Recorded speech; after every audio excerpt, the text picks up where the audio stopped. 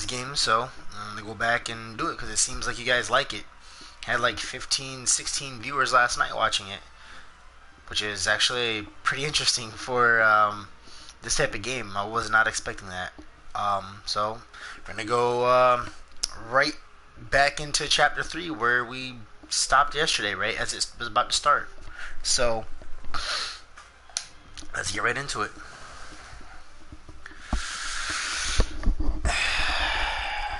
And I hope you guys will please like and subscribe. And we're gonna have some fun figuring these puzzles out. But if I get too stuck, I have a way to figure things out. Alright, let's go back into the house real quick.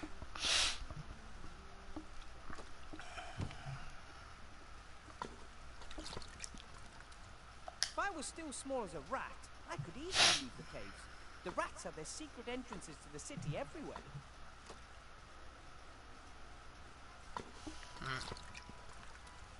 The little guy seems to be doing well.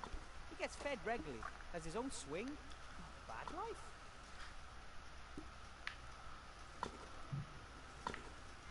The sink is full of soup bowls.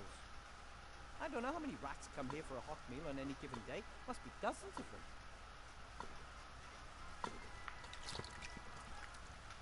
The cook brought me the water skin on the second day. It was high time too. I was dying of thirst.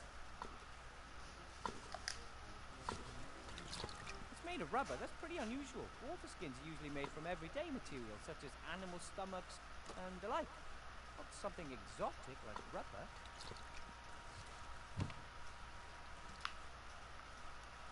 When the candle is lit, it doesn't just provide light, it also warms your feet when you're rat-sized and lying in Timmy's bed. I think the cook will be pretty upset if I just take the candle. The sink is full of soup bowls. I don't know how many rats come. Yeah, I was trying to see if there was something else I The could cook grab. hasn't left my side for a moment. Remy probably told her to watch me. I think she's Gonna grab her coffee. She mumbles to herself all the time.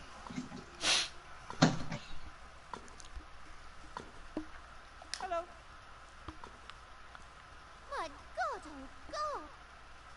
My, how you've grown! I'm, Wilbur. Stu, You're the cook, and your name is Stu. Isn't that kind of metaphysical? In a cosmos composed of names, billions upon billions of names, you, a cook, are named Stu. Destiny? Fate? Blind chance? Mere coincidence? A fine kettle of fish, indeed. no such thing as coincidence. Cause, effect, that's all. Ethel's my name, and so Stu.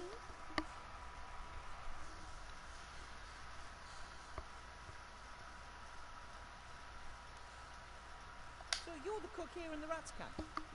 Yes, I am good at fixing things. Was a lab rat for years. You worked in a lab?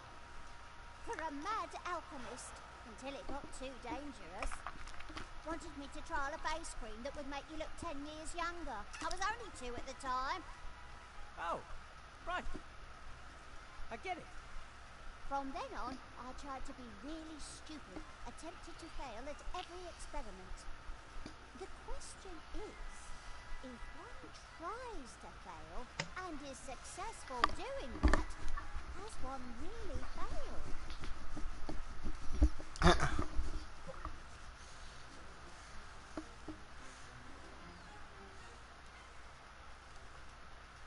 Can I ask what happened to your leg? An alchemistical accident? No, I gnawed it off myself. What? Down there in the cave. You'd have done the same. Ooh. Somehow I just really doubt that. There are monsters there, I'm telling you. And they've got it in for us. If you have to choose between your leg and your life, then you nibble. If you know a lot about alchemy, then you can brew potions, right? Like shrinking potions, for example. Oh, don't hold much store by magic potions. People start craving them. Start with weak potions from itsy bitsy little vials, then at some point they aren't enough anymore. Suddenly it's got to be small potions, then medium, then large. large, then epic. A single vial that would shrink me back to the size of a rat would be enough for me. Oh, no, much too dangerous. What are you cooking? Stew, it's always stew. Tasty. What kind? It's always the same, has been for years, but new things are added every day, whatever happens to appear. If you want stew, come back later, it isn't ready yet. I couldn't help but notice that you, sometimes mumble to yourself. I'm thinking. Well, most people do that silently. Oh, because they aren't thinking properly. You aren't asking the pertinent questions. For example? If glue sticks to anything, then why doesn't it stick to the inside of the glue tube? Why do noses run, but feet smell? Why is abbreviation such a long word? I, don't know. You see, you take these things for granted, but it's completely mad.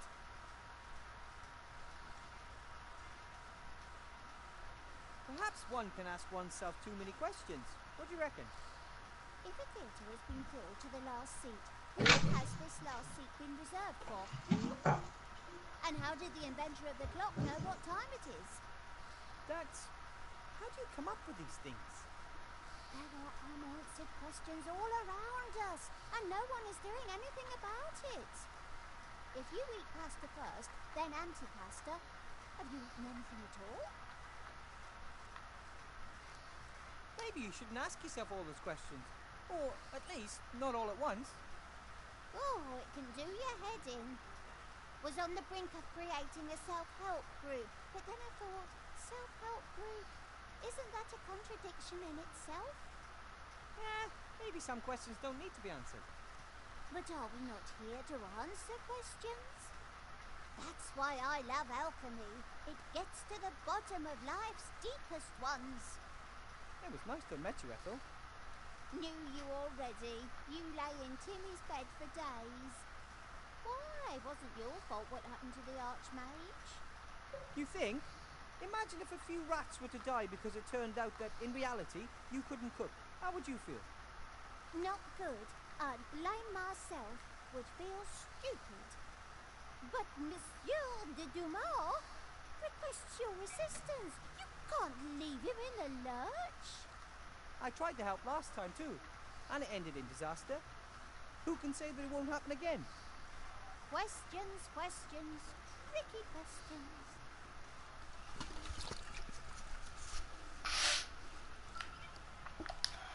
A more or less white tea towel. What up? I'm back.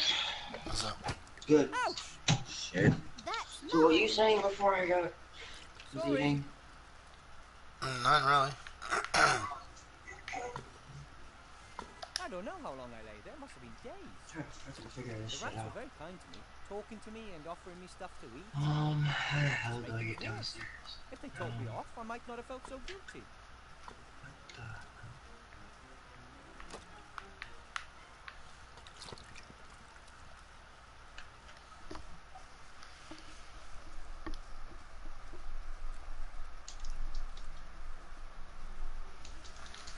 This must be garbage from the upper town. The tableware might not be the latest word in fashion, but it's perfectly fine, apart from the leftovers.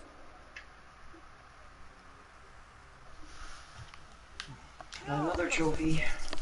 The plates are covered in greasy leftover sauce, and I'm not a fan of washing up. Especially It was when I called didn't even poop. dirty them myself. What the hell? The bit of sewer pipe is so heavy that it's sunk halfway into the ground over the years. Not surprising, really. The ground here isn't stone, it's firmly dear trodden God. waste.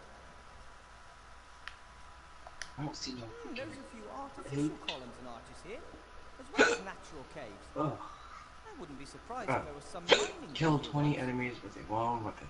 Oh, okay. Maybe I can get a better view from up there. Yep, definitely better. Not decisively, though.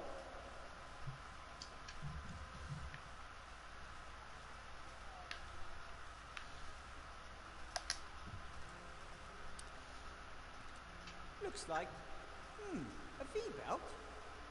I wonder how it got up there. What the hell? Clearly out of my reach. The moon is shining through the hole. I'm trying to figure That could be my way out of here. this out.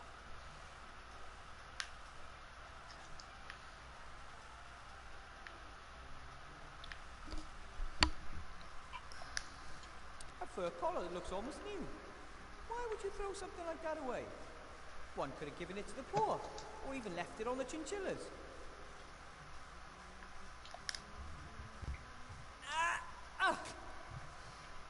That's all I wanted.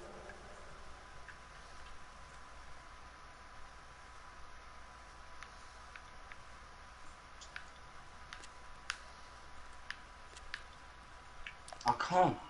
If the situation in Seastone really is as dismal as Remy says it is, I'll have to be very careful once I leave the hole. That said, first I gotta get up there. No, for the ladder.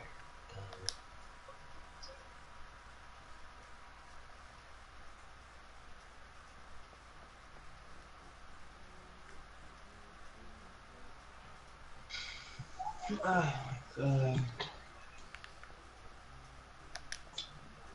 Hey, that's a night that says need. A huge mountain of rubbish, tons of it. And I just happened to find a carved figurine of my very favourite hero. It's a sign. I've read all your stories. He was brave and proud, and he never gave up. Because of you, I wanted to experience adventure and left the White Bridge Mountains. Oh shit. And you were only a story.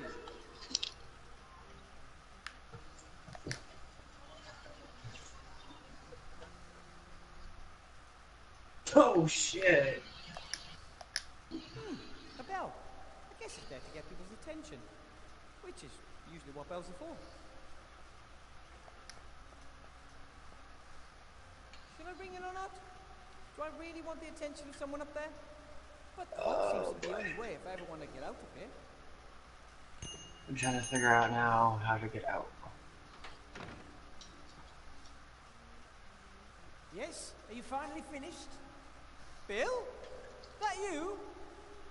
Weathervane, a black cat must have crossed my path. Yes? It's me. Could you maybe loan me a rope? No way, you're a wanted criminal. There are posters of you up all over. Oh shit. No matter what they say, I didn't kill the Archmage. Anyone with any brains knows that.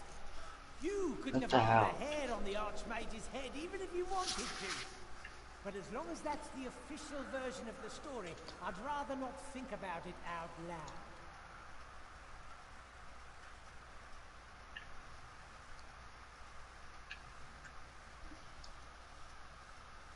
How's it look up there? How are things in town? Dreadful. Not a customer in sight. It's almost as bad as during the war. I should have known. Politicians are bad for business. Every last one of them.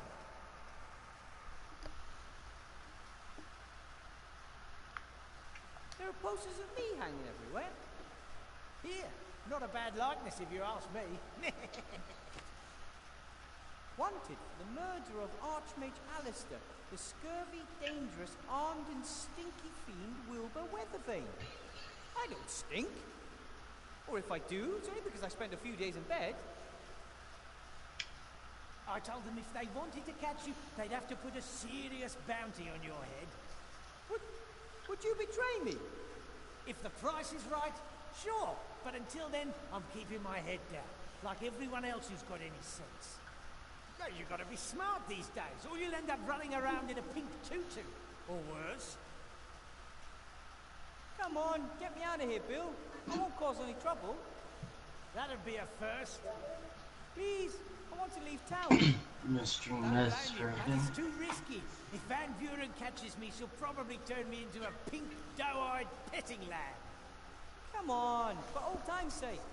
I'm not putting my neck on the line for you. Ask your friends, those darn rats.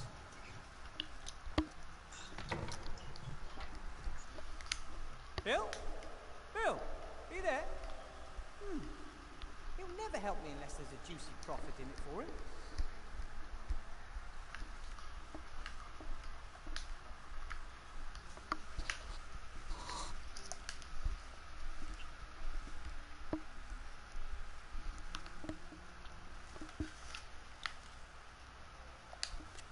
No, I think I'll just leave it there. The plates are covered in especially. I wonder where the pipe comes from. Seastone is known, or shall we say, infamous, for not having any sewers to speak of. Maybe someone wanted to change that, and this is both the beginning and the end of their efforts.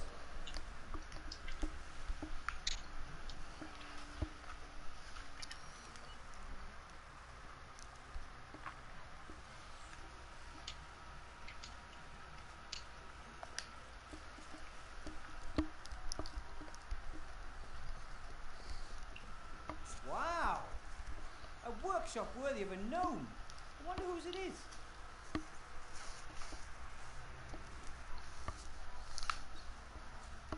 Oh, this is a clock cuckoo's nest. They are so rare. They What you build about their to do? nests in human houses and disguise them as clocks. I'm When the streaming. homeowners aren't I looking, forgot to. they fly around and steal cookies and other treats. No, I'm just streaming.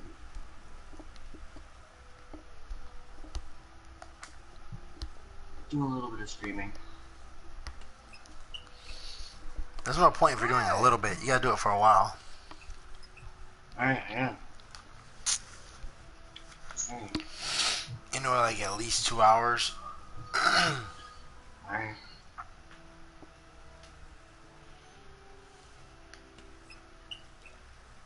What, do I have to talk, or...? Can if you want. No, what I mean until, like, unless I get, like, viewers or something. This is the strangest one. Like, Talk whenever you want. Glitters and it glows a little. Two power cables have been connected here. Not very professionally, I'd say. I'd better leave it alone.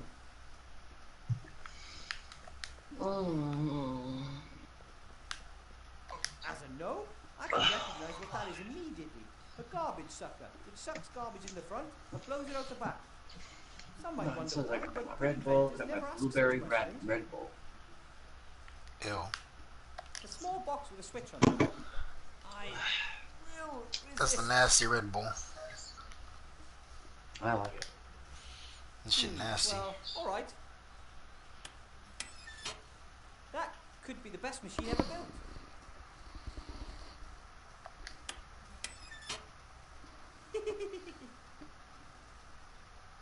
Just one more time.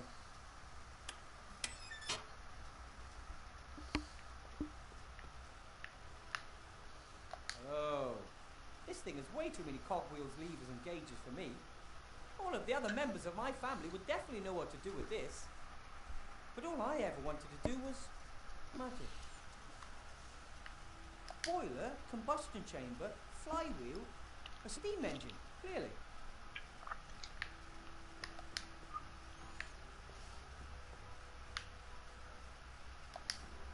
Why build something out of wood when you can build it out of iron?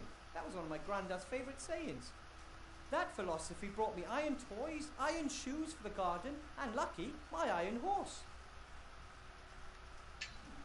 Someone took the trouble to cut the boards and I don't need them at the moment. Electrical cable. This workshop is amazingly well equipped, considering it was built from scrap.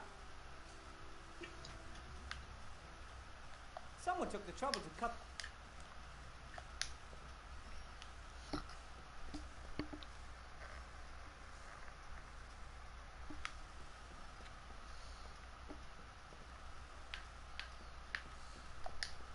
Everything down here is old and used.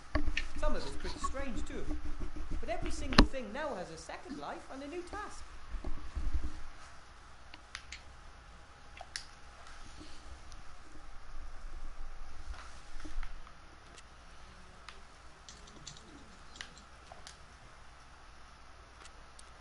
A couple of power lines. They lead through the ceiling somewhere up there.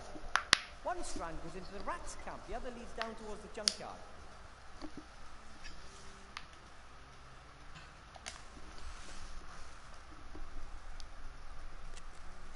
Ah, Wilbur, there you are. Have you changed your mind? No. I just want to get out of here. Highly regret. What do you want down there in that dark hole? I found your wand down there years ago. My grandfather, a true rat adventurer of lore, climbed into that hole just to find out what was down there. When he didn't return, everyone thought he was dead. But from me. You followed him? Despite all the warnings, but I didn't find him. Instead, I found a wand. Just as I began examining it, a terrifying ghost set upon me and I fled. I don't know why I took the wand with me. Perhaps it wanted to be taken. When a little gnome came down to our town some years later, with big ideas of becoming a mage, I was Gotta very be proud of my very wand, and- sneaky people. Oh.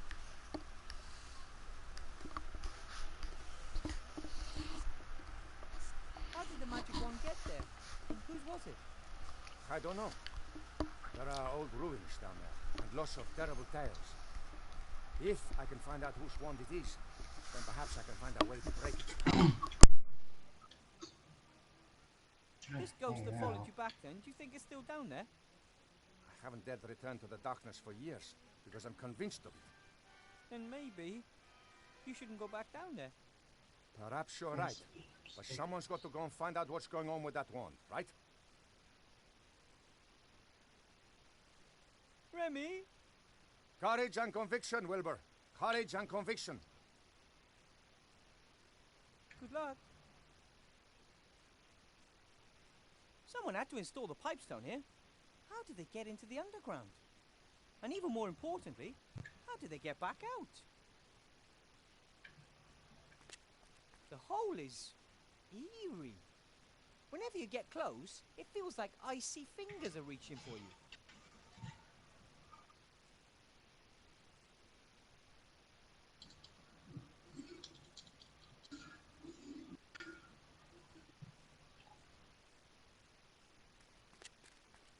There isn't much you won't find down here. Hamster wheels, for example.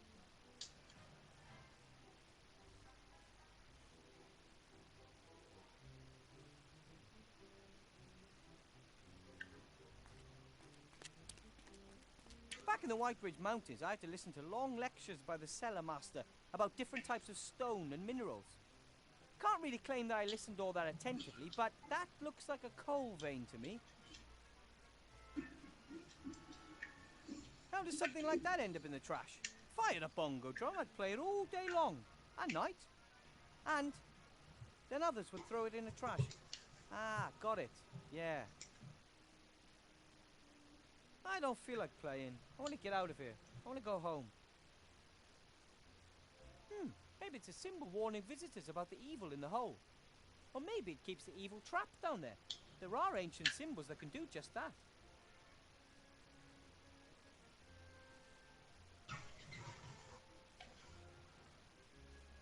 A massive pipe, perhaps iron or lead.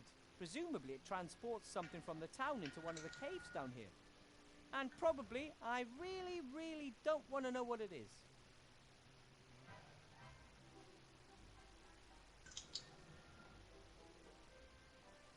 Remy will be fine. He's tough, he's smart, brave, everything a hero should be. And nothing ever happens to heroes. Hopefully.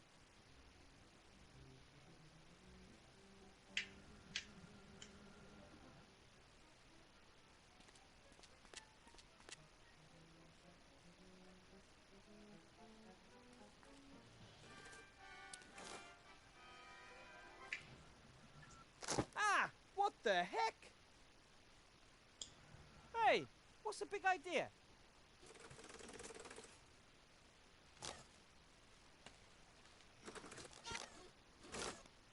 Did you build this trap? I'd love to, but I'm stuck. Hey! Stop that! Stop that! Are you nuts? Oh, hello, people. Welcome to my stream. Playing Assassin's Creed in Unity, and I hope you guys like my stream. That was horrible, bro. Okay, now they left. Fuck you. Oh my god.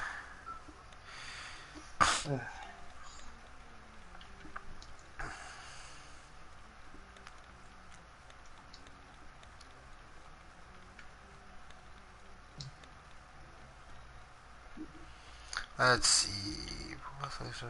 Beat him with the stick.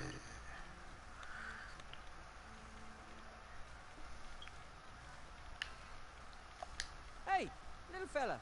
I could use some help here. Hello? I think it's trying to hide from me. I probably scared it. An old rope, still in pretty good shape. I can't quite reach. Got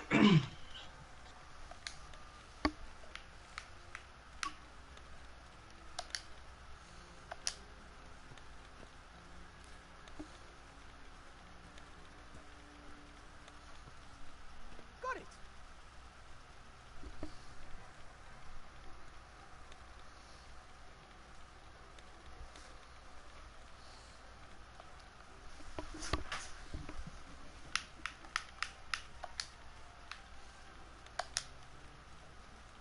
Yep. That didn't work.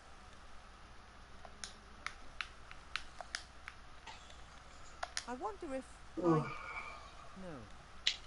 Even if I could catch it with a lasso, it doesn't look strong enough to pull me out of here.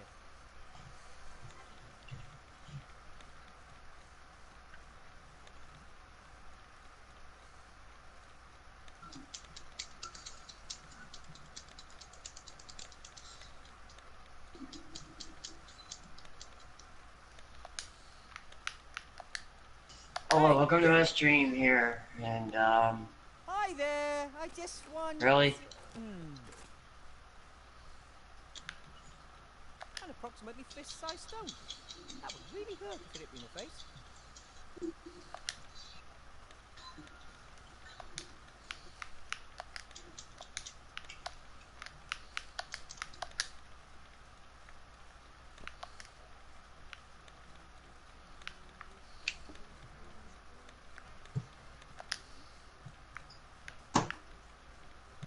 I could throw the stone at its head really hard, but then that would either knock the robot out or make it run off.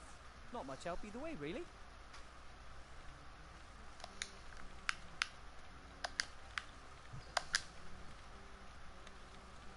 Yep. There we go. Great. And now, the old heave-ho.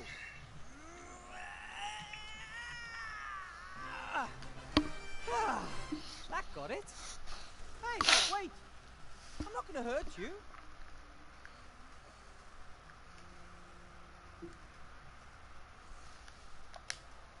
The rope helped me once. Maybe it can again.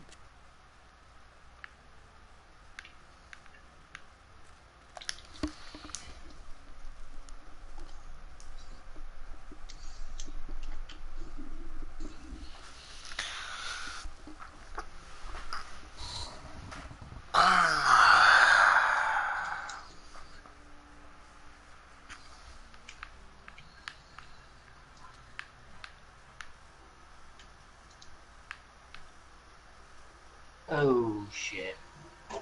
Damn, motherfucker. Yes. Clearly out of my reach. I could easily reach the V-belt with the rope, but I couldn't get it down. It's hanging over some kind of rock. Who the good doctor is when your mama say.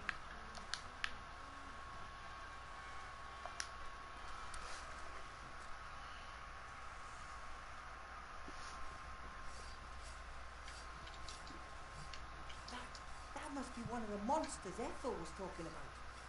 Better if I have a plan on how to overpower it before it notices me.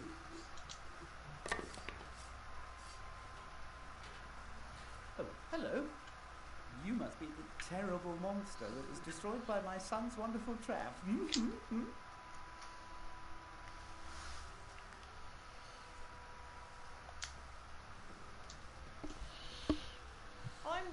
Wilbur Weathervane, you're not gonna eat me or anything, right?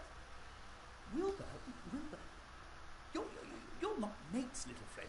The one that was caught by the orcs in the wildlands? You know Captain Nate? Know him?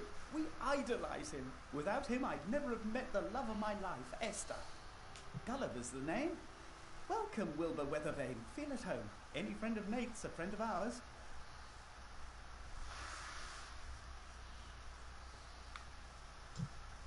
I remember Captain Nate talking about zombies who helped him in the wildlands.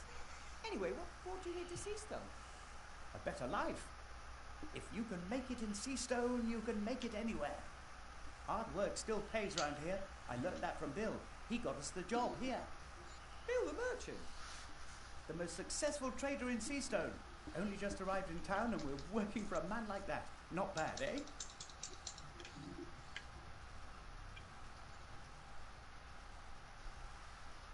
I'm not so sure if Bill is really such a great guy. How can you say a thing like that? It was him that smuggled us into town, even though zombies aren't exactly popular here. Sure, it wasn't cheap, but Bill has his costs, and he created a possibility for us to work off our debts.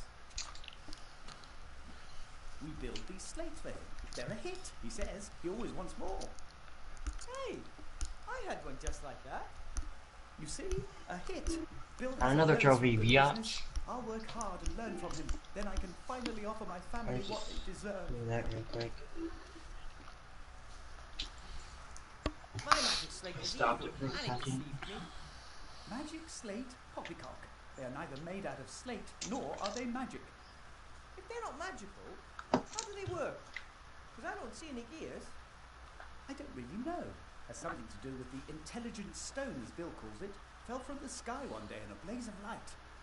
I cut off a thin slab, set it in a wooden frame, and then give it an almighty electric shock. That's all. That's an assassination. You pump electricity into the rock and that wakes it up. Ooh.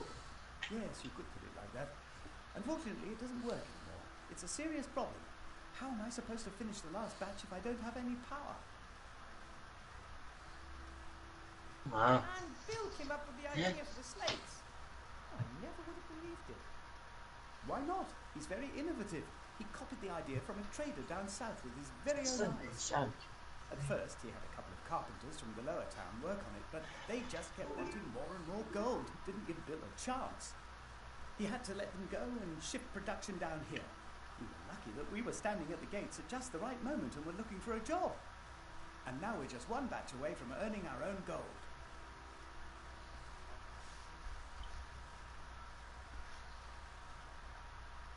How do you deliver the slates to the upper town? Have you seen the hole above the pile of rubbish? Bill lowered us down through it, and every time we finish a batch of slates, we ring the bell and he sends down the basket. So the hole in the ceiling's the only way out of the underworld. The only one I know about. And we don't need any more. The current batch is our last. Esther, Nate and I will be pulled out of this stinking place and can finally begin our undead lives in earnest up there.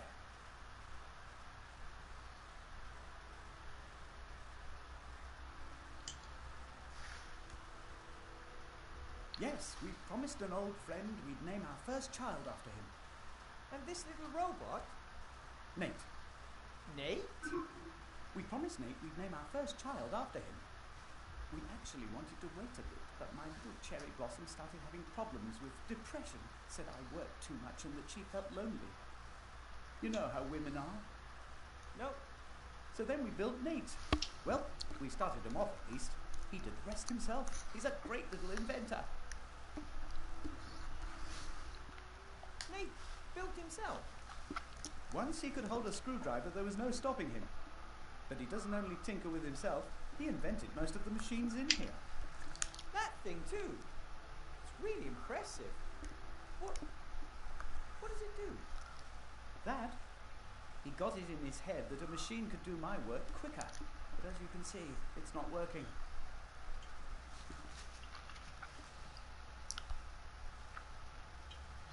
When will the next delivery be ready? Never by the look of things. No electricity. If I help you, will you take me with you when you leave? Why not? If you help us, we'll help you too. Of course we will. Right. Then, so why don't you have electricity? That's what I would like to know. I guess it's got something to do with those darn rats. They use the same cables as us. They probably wanted to sabotage production. I can't believe that. The rats are very nice. Nice? They attacked my wife, wanted to eat her. And now I'm sure they want to prevent us from working our way out of poverty. Don't talk to me about nice.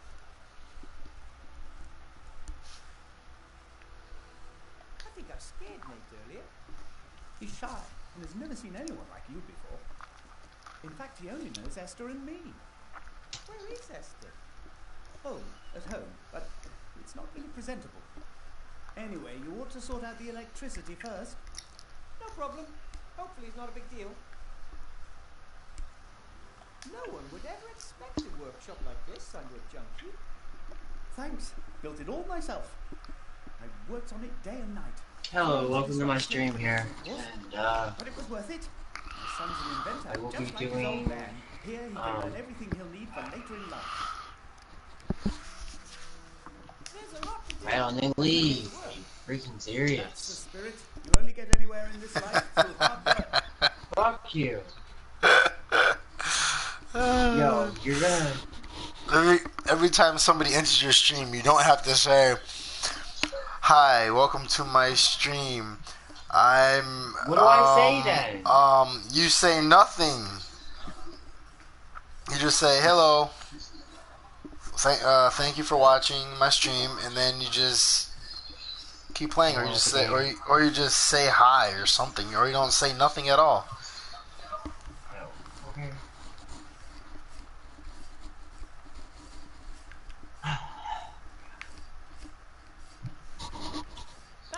How come I don't have notifications that when somebody says like somebody's that subscribed? I don't know.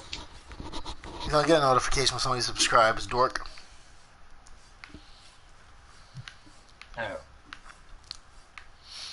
How do I make my, or if I wanted to hear my, like, if somebody said, you know, I can, like, you caught your comments, like, when I type to you, No problem. it says the comment. To complete the order.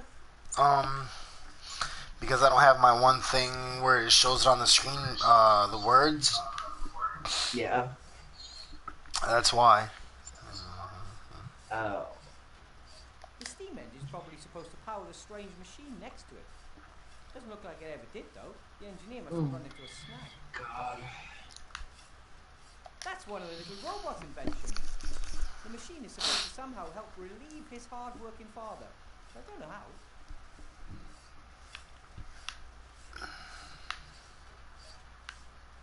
So far, I've been streaming for 23 minutes.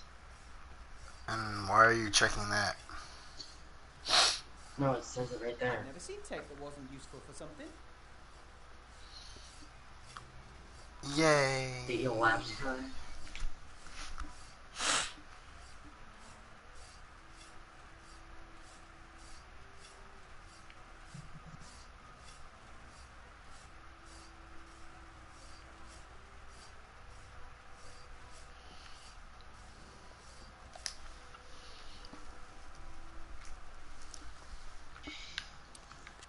Well, I'll be right back, guys. I gotta go do something.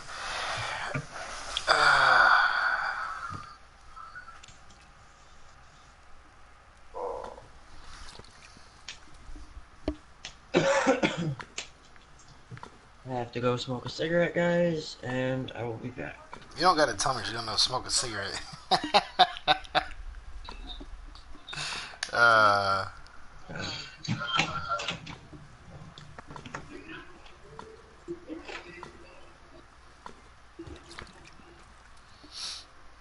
Ethel believes there's monsters down there, but they're only zombies and robots as far as I can see. They seem to be very nice. He still throws things at us when he sees us. Hello, how are you today? Runs away if we get too close. Maybe I can get them to be more friendly towards you.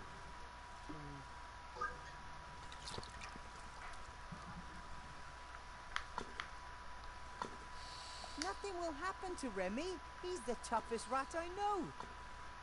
He's all alone down there in that terrible hole. Maybe. It's not all that terrible.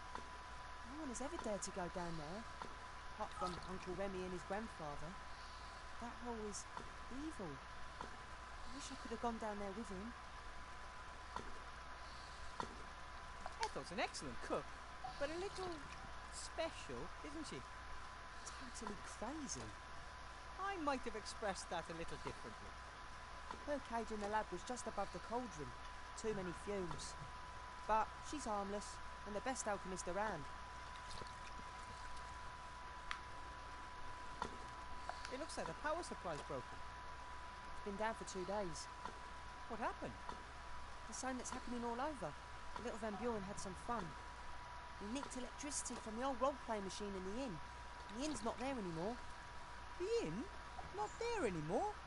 What about Sloth and Blount? They're fine, for now. They play along nicely and keep their heads down. They might have a chance. Oh, bother.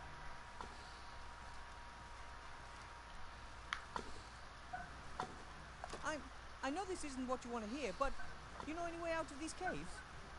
Dozens? Even one in my size? No.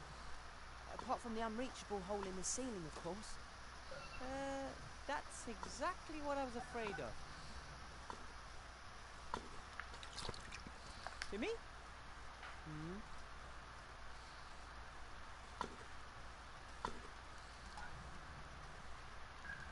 Would it be inappropriate under current circumstances to ask you to go for a run in a hamster wheel? I'd say. That's why you'd never ask me, right? Of course not. And would it also be inappropriate to ask Ethel to do it? Yep, of course. I know you're mad at me, but how about a little more understanding?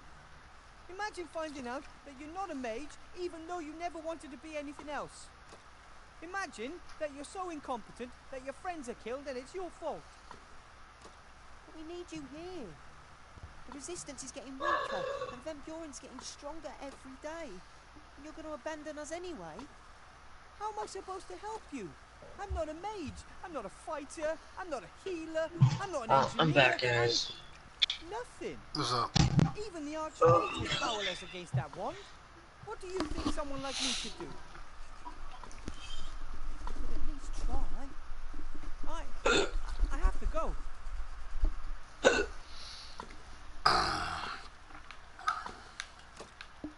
Hi, Ethel.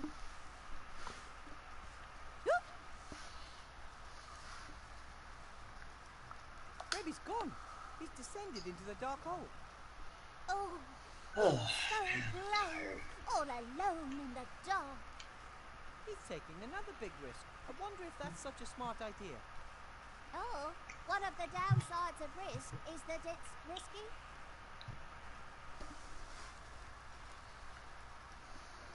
Do you know if there's a way out of here? A gnome-sized one, I mean. That big? No. However, Monsieur de Dumas has a shrinking ring. He took it with him. Then he probably wanted you to stay here. He can't understand that I... Maybe I'll feel better after a few weeks at home. Maybe yes, maybe no. He needs a friend by his side. Not maybe, not in a few weeks. Now. Thinks the world of you. All rats do. Then I'm afraid you've picked the wrong guy.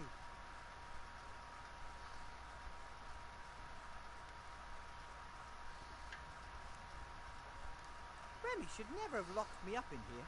He should have just let me go. Had his reasons, always has. He should know that no matter how complicated it is, sooner or later, I'll find a way out of here. I'm pretty good at this kind of thing. Perhaps that is why.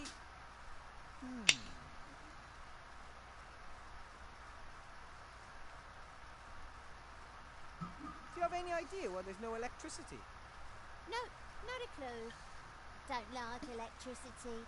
Like fire. It's warm and gives light.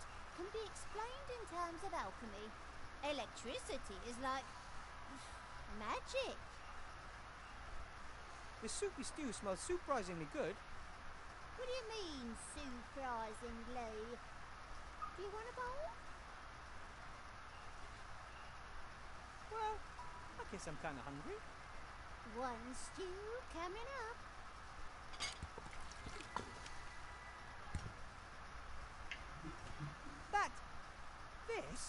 tastes fantastic.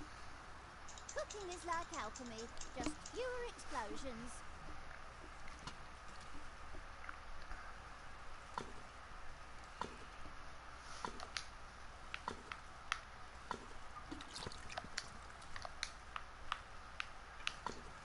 No, that would just ruin the fur and it wouldn't be fluffy and soft anymore.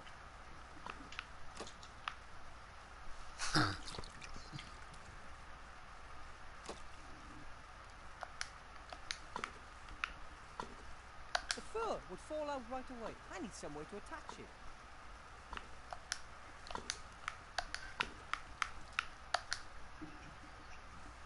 I attached some double-sided tape to both the outside and the inside. Two are better than one.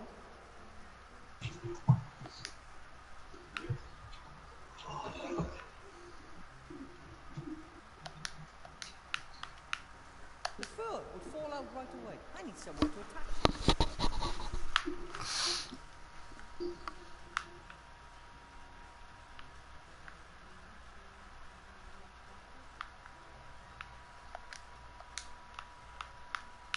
I attached some double-sided tape to both the outside and the inside. Two are better than one. I'm not quite sure why, but I glued the fur onto the inside of the wheel.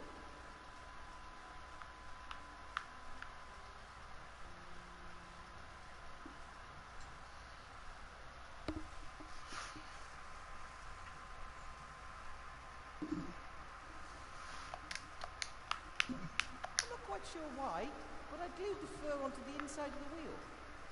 Huh.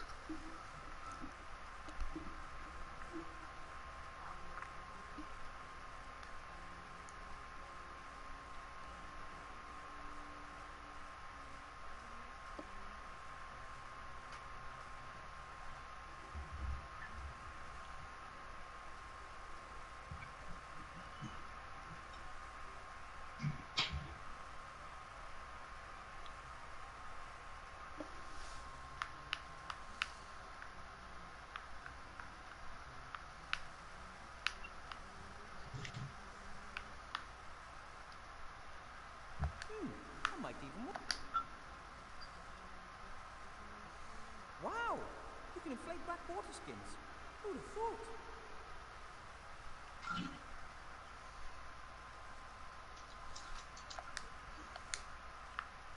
No idea what that's supposed to be good for.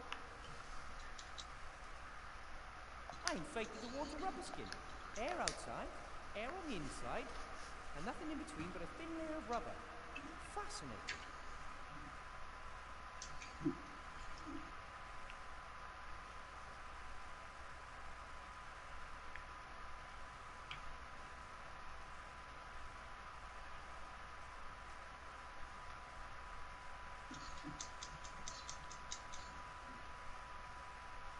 Hello.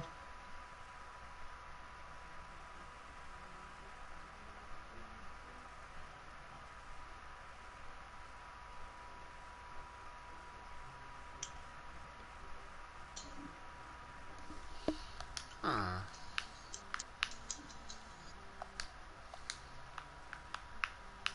Hey, a water wheel. Not bad. But it still needs a few blades. I'll just ask Ethel for a few more potions of stew. Thanks. If I eat another thing, I'll explode. 8 bowls on the hamster wheel. That should do.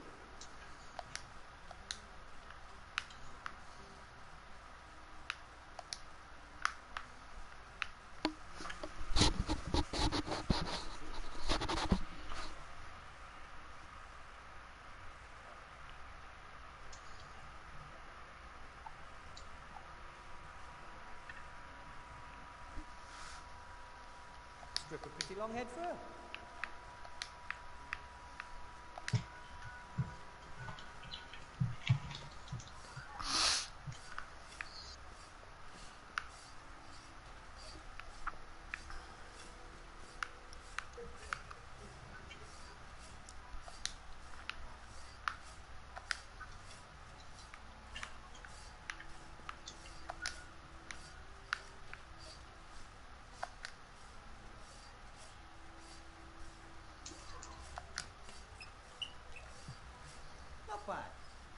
so far, it's not much more than a toy.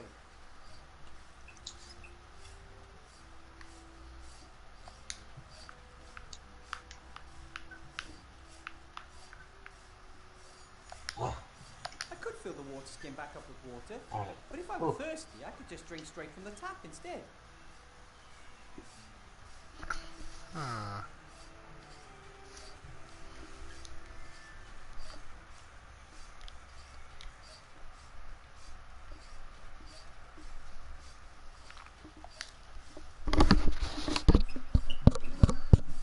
Not bad. But so far, it's not much more than a toy.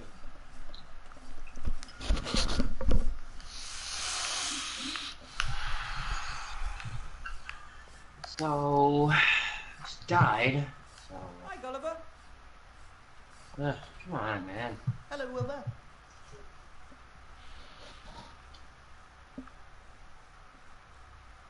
I talked to the rats. They've lost their electricity as well. Oh, really?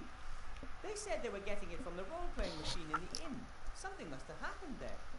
What nonsense. What could have happened to it?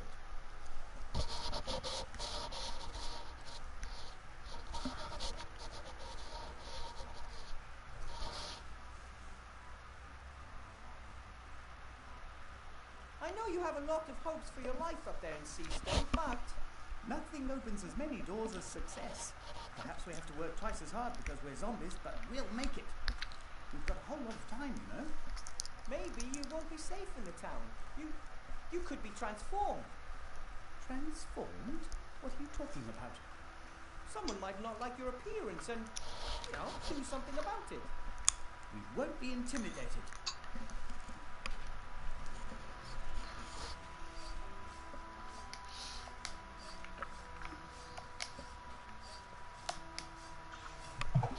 What? Hi, Gulliver. Hello, Wilbur. Are you watching? Watching what? Me? No, I'm doing my own stream, bro. Why would I be watching yours? I've already beat that game. I don't care about that. Don't be silly. Converting kinetic energy into electrical energy, you know that kind of thing in the cradle. Yes, it's been a while since the cradle, See you later, Gulliver. Bye for now, Wilbur.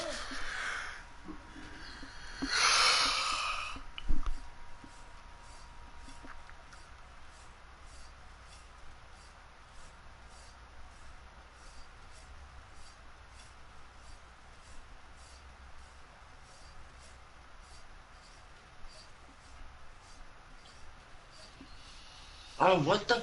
Oh, come on! I didn't even... Oh, God. What did I do wrong?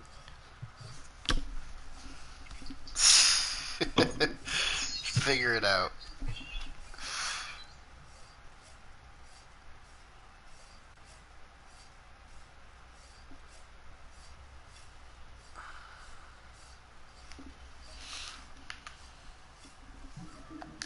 According to Timmy, the rats didn't cut off the electricity. The role-playing game machine in the inn was transformed. I'll have to arrange an alternative power source.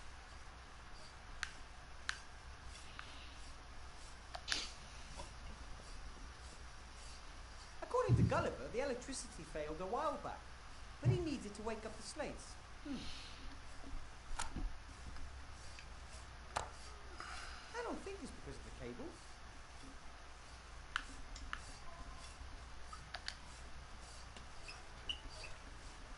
Not bad. But so far, it's not much more than a toy.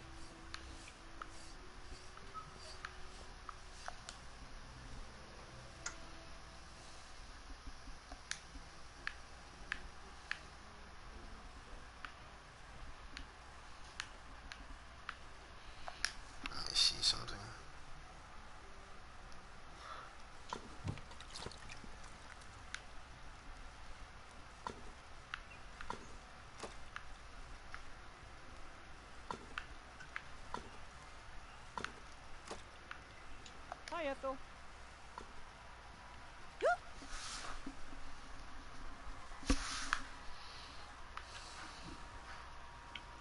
Can I have some more stew?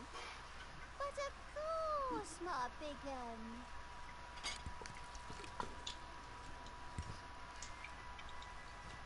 And how's it taste?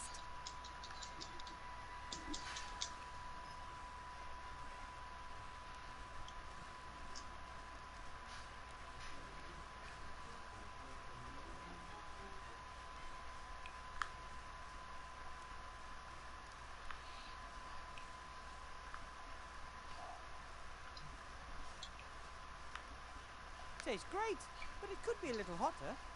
Ah, understood.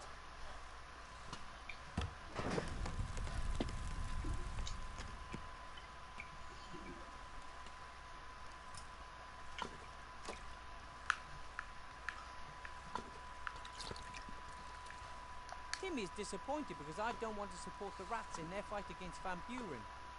But better a disappointed friend than another corpse.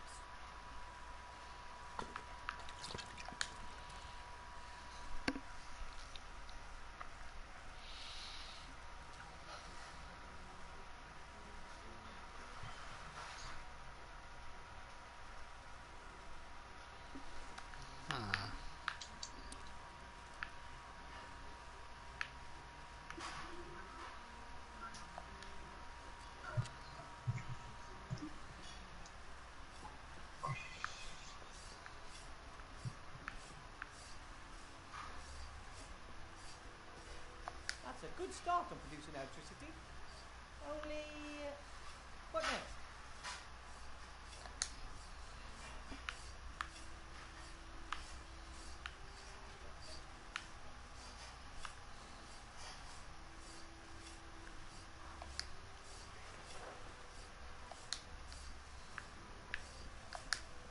If I disturb him for no reason, he'll make even less progress. Best if I just let... According to Timmy, the rats didn't cut off. I'll have to... That thing looks magical to me. I don't want anything to do with it.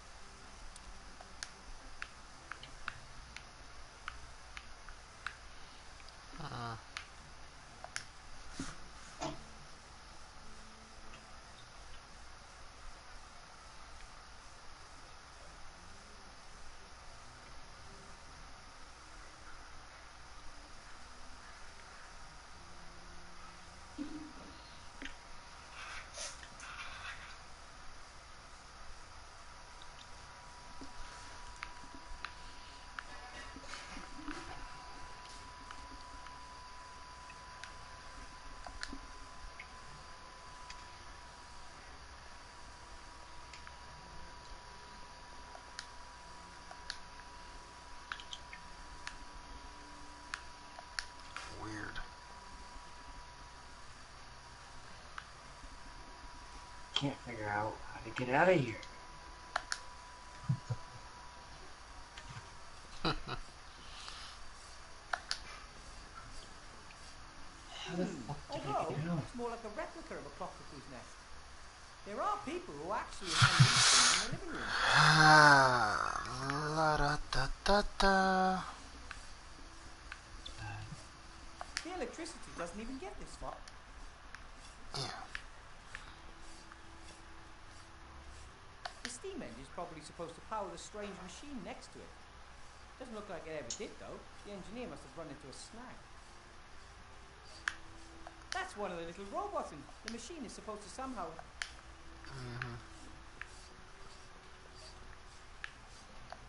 According to Timmy, the rats didn't cut off the electricity. The role-playing game machine in the inn would... half undead, half machine. My family would just love this. Well, the machine part.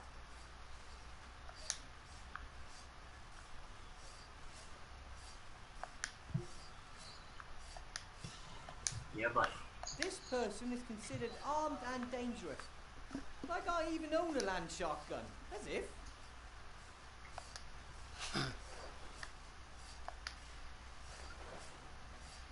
Ugh. Well, hello, people. No idea what that's supposed to be good for.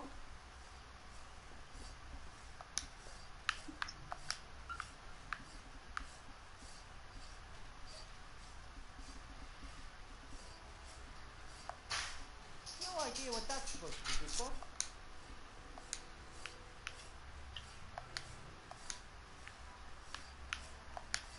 Hey! The hairs on the fur are all standing on end. There must be some kind of electrical current. I am getting off, and I'm stop streaming for right now. I'll stream later. Why? But I glued the fur. Really? Hasn't even been 2 hours, bro. Stop. I got tired. Oh, yeah, you got frustrated with the game. Quit lying. No, just getting bored. And this is the moment of truth. I will probably stream later. No problem. If you know your way around those physics. There we go.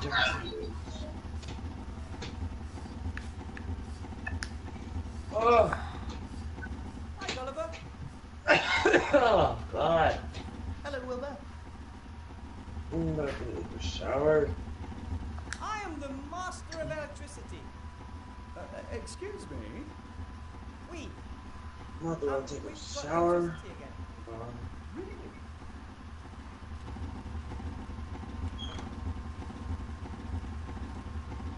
Alright, I'll have to look more, but Alright. we'll have to put my shit on rest mode so I can finish downloading. As soon as we've solved the other problem, we can finish off the batch. There's another problem. Bill changed his order 2 days ago. New slates have to be fluffy and pink instead of black. Fluffy and... So what now? According to Bill, it's the law. Esther is already looking for a solution. Please go and ask her how she's getting on. Okay, but once we've solved the problem, can we get out of here? Of course. As soon as we have a solution, the batch will be ready in 2 or 3 weeks.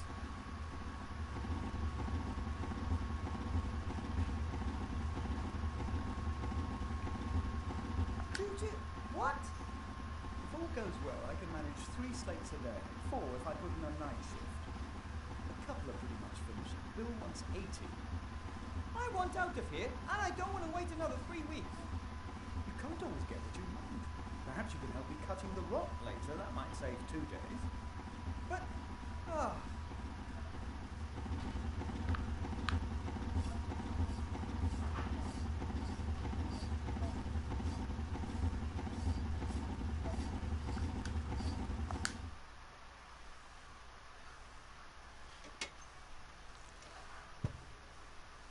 Hi, you must be Esther. Yoo-hoo! Hi, Nate. I'm sorry if I scared you earlier.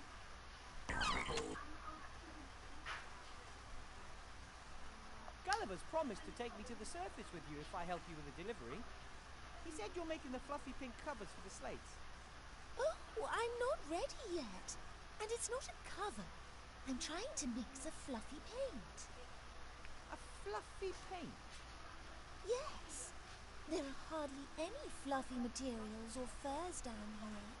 But old paint and chemicals are here in abundance. I've never heard of fluffy paint.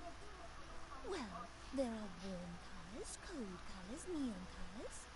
Why shouldn't there also be fluffy colours?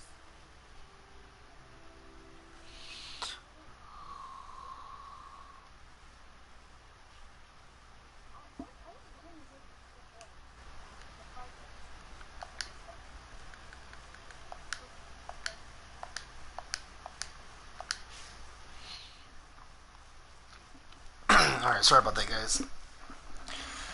They were just over talking during the cutscenes and stuff, so it's like it's making the video all bleh.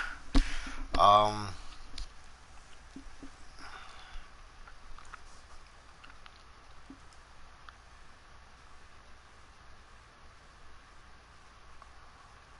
Even if you find the right paint, Gulliver thinks it would still take weeks to complete the delivery. It's hard work, and Gulliver is working as quickly as he can. There must be a faster way to build the slates.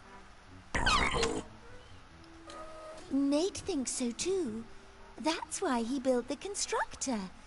Unfortunately, it doesn't work. It would make things go faster.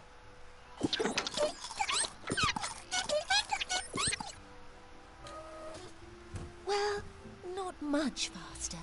It would still take a few hours.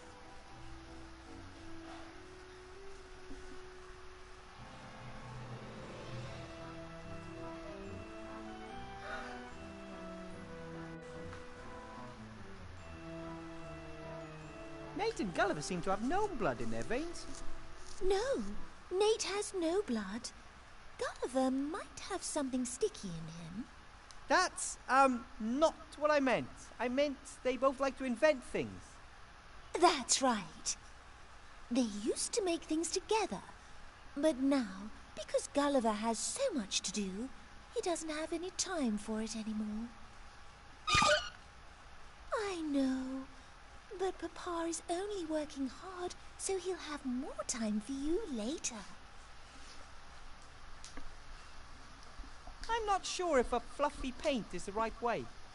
It's the only way. We have to work with what we've got.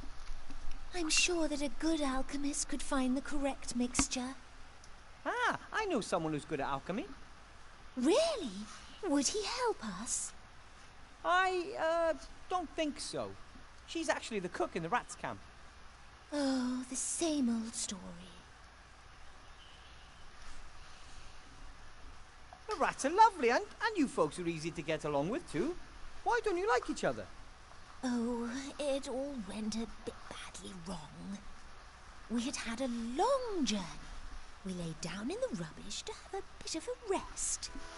At some point, I woke up and saw a rat nibbling at one of my fingers. She must have mistook me for a discarded tidbit. I only realized this much later. I was very surprised and shouted very loudly. Ew! And then? Gulliver jumped up to defend me. In doing so, he pushed over a heap of junk that buried him as well as the leg of the fleeing rat. Gulliver was shouting wild threats out and trying to free himself from the rubbish. I went over to the little rat to try and help her. She must have took fright. She gnawed off her leg and limped away. That's truly a tragic story. Since then, Gulliver believes all rats have it in for us. He wants to protect me. He won't let any rat into the vicinity of our home and has forbidden Nate and myself to talk to them. But if Ethel the cook wanted to help, would you let her? Of course. Why not? We just mustn't tell Gulliver about it. He would never allow a rat into our house. That's the smaller of the two problems. The larger is Ethel. I think it's great what you've done for yourselves here. The workshop, this cave. We have tried really hard, and it will do for us. A little home for a little family. I think Gulliver sees that differently. Seems to me he's already planning for life in a palace. He's very optimistic. I think we should be content with what we have. If you're always dreaming about the future, you miss the here and now.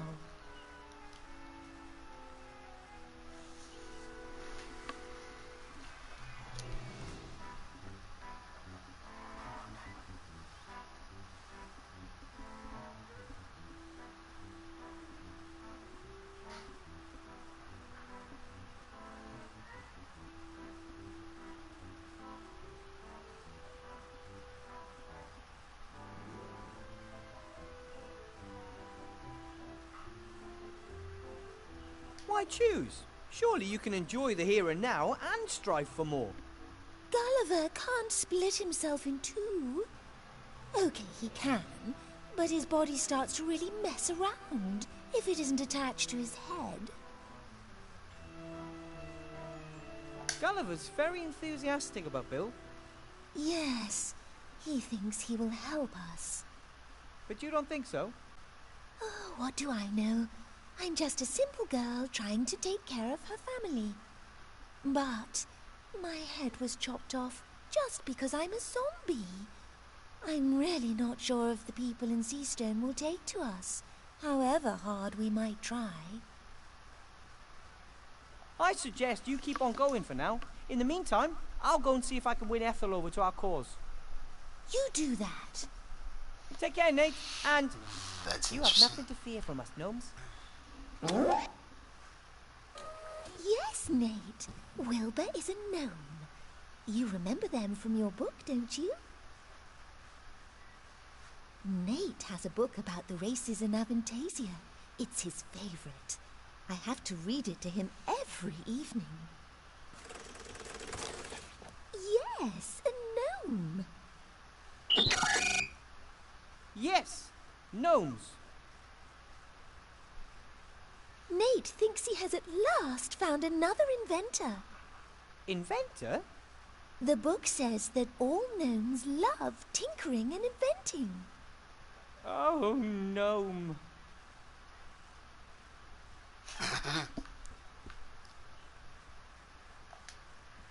Esther's equipment isn't all that bad. Her main problem seems to be a lack of experience. Do you need this stand, Esther? I don't know. Do I need it? No idea, but I think I need it. How do you know?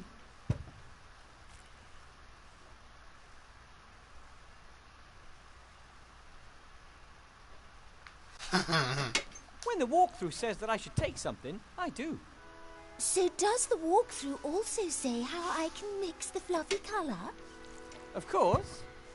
Why don't we take a look? Where would the challenge be in that? I think you might just be taking me for a ride.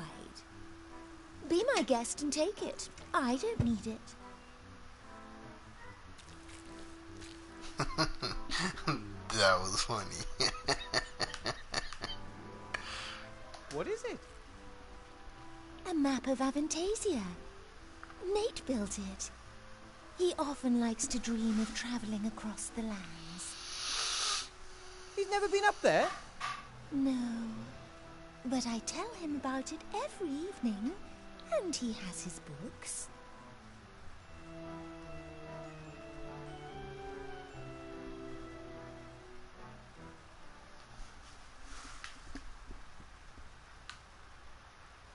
An empty bottle of cognac with a little musketeer hat for a cap. It says, another one for all on the bottle. I don't like alcohol, but the cap's funny.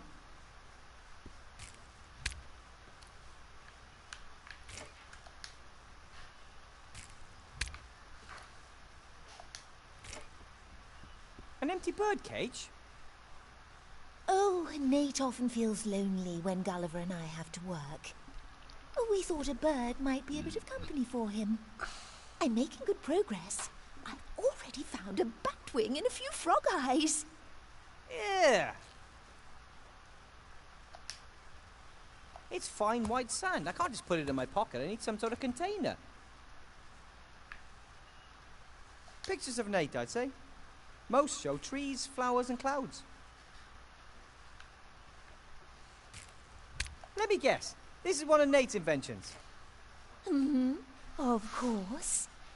It makes us breakfast every morning. It works? Let's just say the next thing on my wish list is a machine that will clean the kitchen up after breakfast.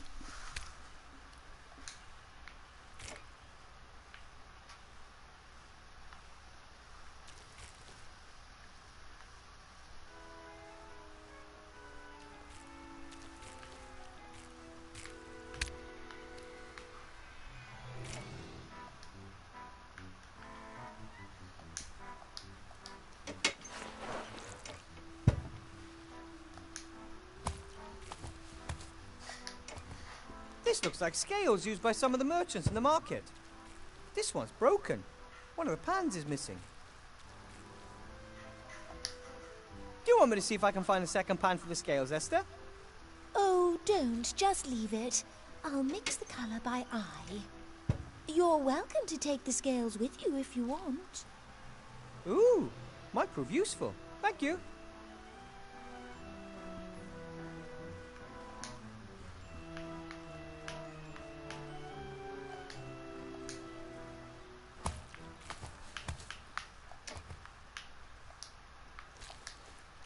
Okay. It's fine white sand. I can't just put it in my pocket. I need some sort of container.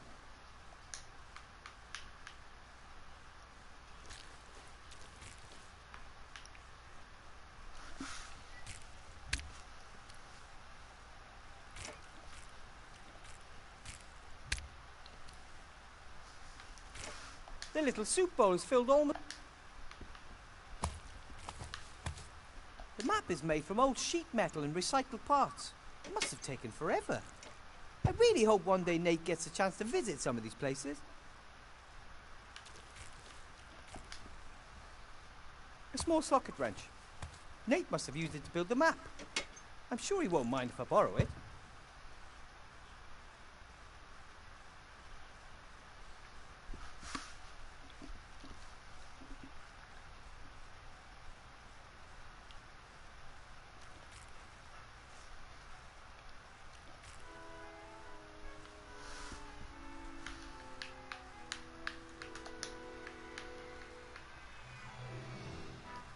The former resident left fine sand behind with some white crumbs in it. There's nothing more to discover. It's fine white sand. I can't just put it...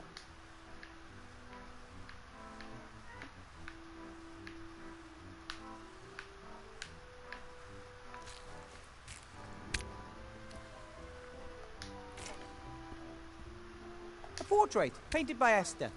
Could be a relation of Gulliver.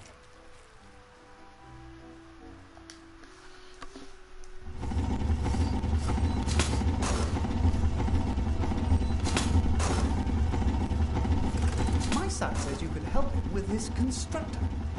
I told him you said you weren't an inventor, but you did sort out the electricity, and Nate says all gnomes are inventors. In theory, yes. Practically seen, I'm practically not practical at all. But the constructor could save us a lot of time once it's up and running, and you are in a hurry, aren't you? I could have a look. Where's the problem? We need a strong fan belt. All the ones Nate tried so far have torn. And we need coal for the steam machine. Wood and garbage don't burn hot enough. I still can't say for sure whether the machine will actually work. Not all of Nate's inventions work at the first go. Hey! V-belt and coal. Sounds doable. But don't forget we still need the fluffy paint as well. How could I? Work never stops.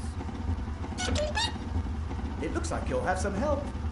Don't cause any mischief, boys.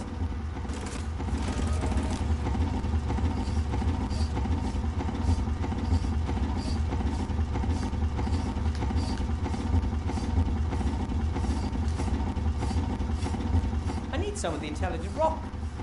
For the constructor? Of course. Help yourself.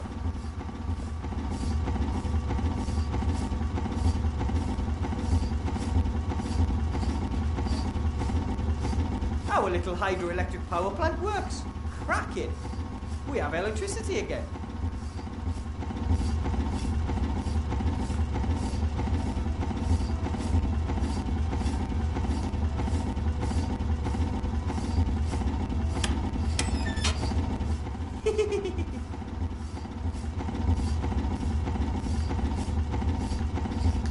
Hey, Nate.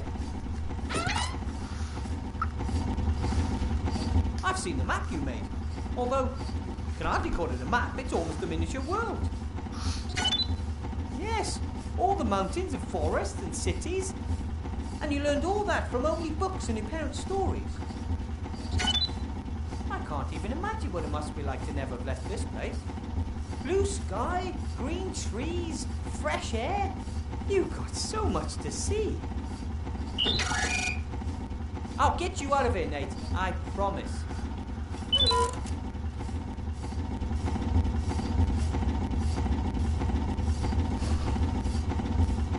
I know what a little ingenuity and ambition can accomplish. I come from a gnome family.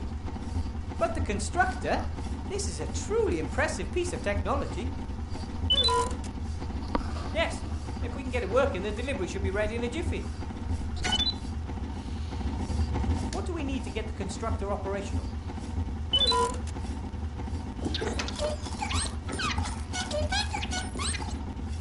Right. Call for the steam engine and a strong V-belt. That's what Gulliver said too.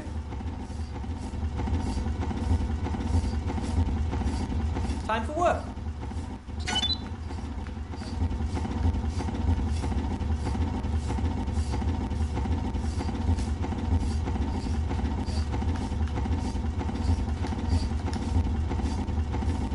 The wrench could actually fit.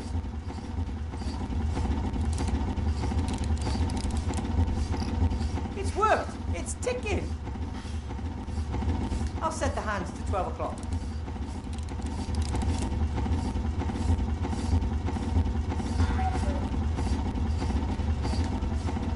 The bird really has seen better days since losing its feathers.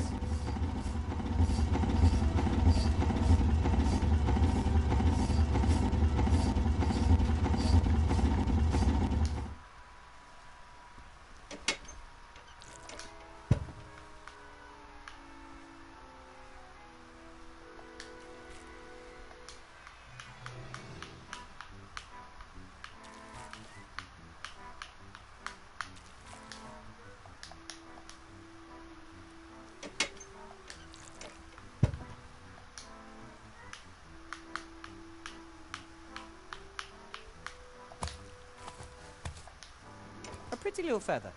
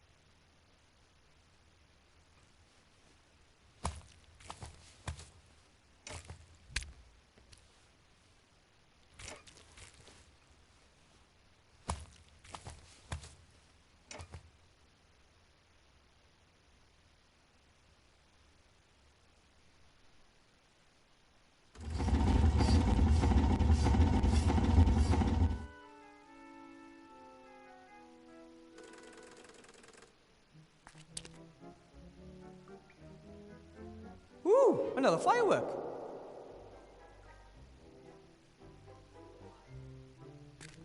What's this? Some kind of little bag. I'll take it with me.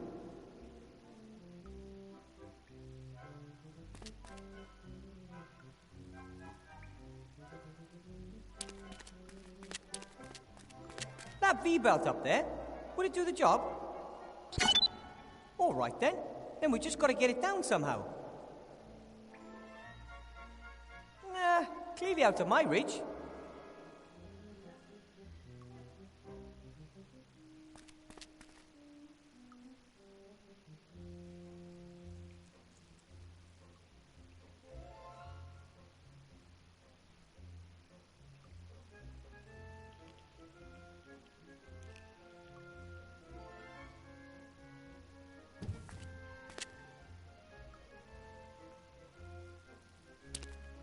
I could easily reach the V-belt with the rope, but I couldn't. It's hanging.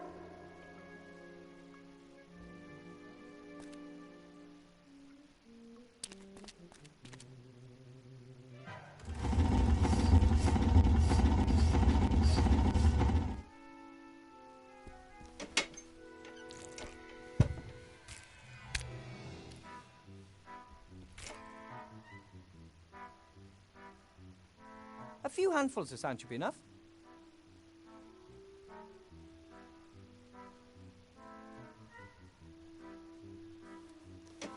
I brought Nate a little bird.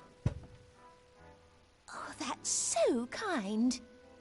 Now we just need a thunderstorm to bring it to life. You can do that? You don't? At any rate, I'm glad I could help.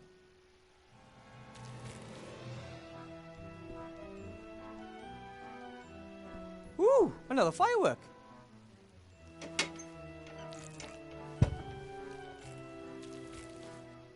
Esther has a collection of different paints and lacquers, but whether or not they can be used to produce the desired paint, I have absolutely no idea.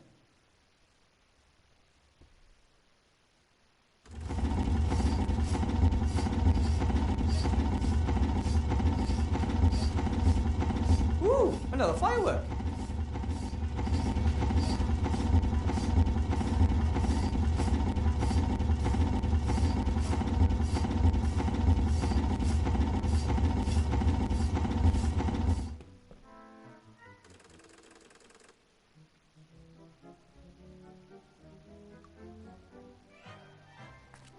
No, I think I'll just... The play is better.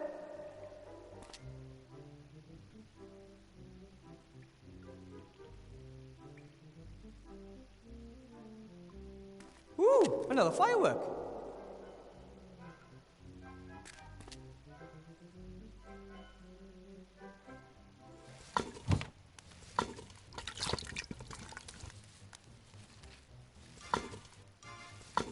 I don't think Ethel would be...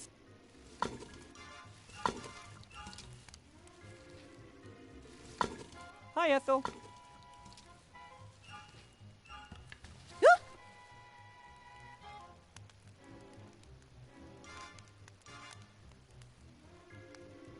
I met someone who needs help. Your help, to be exact. Some kind of burning question he needs to ask? I don't have any answers. Only more questions. He is a she, and it's about an alchemy problem. She wants to mix up a, fluffy pink paint. Understood. That's doable. Doable? Then can you show her how to do it? Yes. Monsieur de Demar always said we should help others. Where is she? There might be a little problem. A little problem? What? She's just an itsy-bitsy teeny-weeny little problem. Tinsy tiny little problem? Who is she?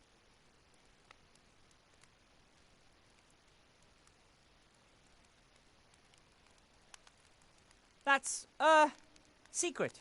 You know, mum's the word. All secretive and that.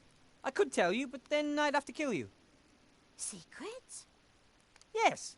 You have to wear a blindfold and a clothes peg on your nose. Then how am I meant to mix the chemicals? I have to see how they react and smell, whether the correct concentration has been obtained. No, No blindfold, no clothes pegs. She's, vivicationally challenged? Well, you know, I mean, how should I put this? She's, a zombie. You wanted to take me into the monster's cave? They're not monsters. Their names are Gulliver and Esther, and they don't want to hurt you. Well, we should probably stay away from Gulliver at the moment. I'm not doing that. No chance.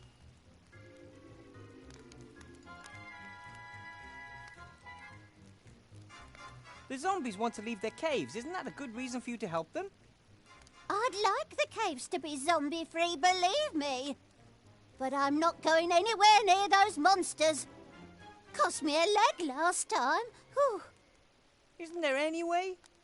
Well, maybe, when pigs can fly. Monsieur de Moore asks me, of course. Oh, I'll do anything for Monsieur de Dumas. He would ask you to help them, for sure. But he hasn't, and he isn't here.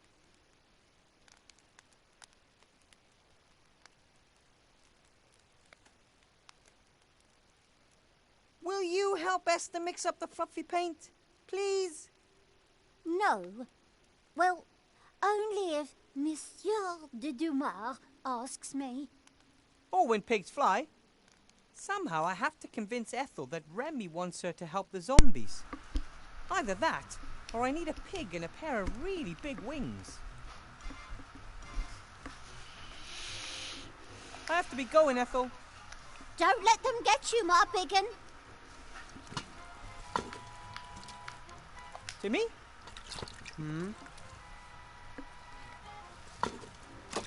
I could use your help, Timmy. And? It's about the zombies. I can't manage it alone.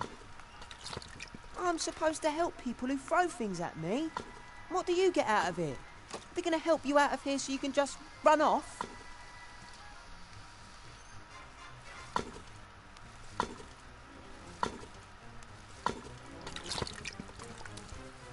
So, Timmy, man or mouse? Rat. One of those rats trying to save what can still be saved. The others are all out there in the streets fighting. Really? If all the rats are out there risking their tails, so why aren't you with them then? I'd be out there in a flash. But Uncle Remy asked me to stay here. And I listen to what my uncle says.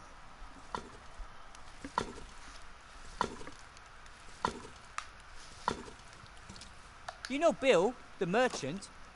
He smuggled them into the city and lowered them into this hole. Now they have to slave away for him down here to pay off their debt. He's exploiting them. They should just stop working for him.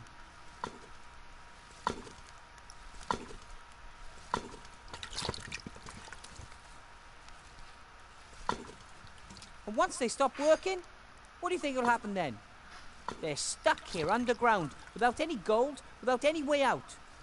What are they supposed to do? Live off society's waste, like you? It's not a bad life. At least, it wasn't until we started being turned into hamsters. Some of us have even been forced to wear dresses and hats. Can you imagine?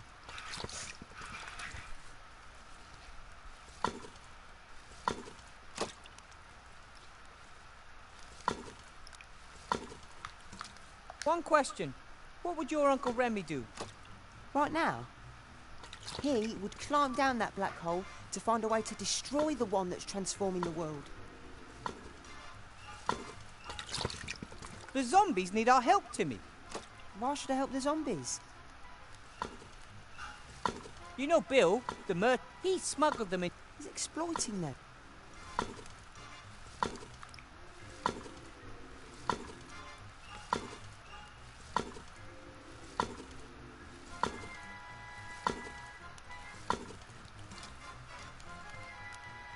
The zombies haven't done anything to anyone. All they want is a better life for themselves and their son. I'm not saying that I think it's right what Bill is doing to them. But you won't do anything about it. Aren't you the one who said you should help others whenever you can? Here's your chance. Right here, right now. And coincidentally, we create a way for you to get out of here, right? But at least you want to help the zombies. That's a step in the right direction. Don't count on me taking any more steps in any direction. That remains to be seen. Friends? Friends. Okay, I'll help you in the zombies. And then we'll see.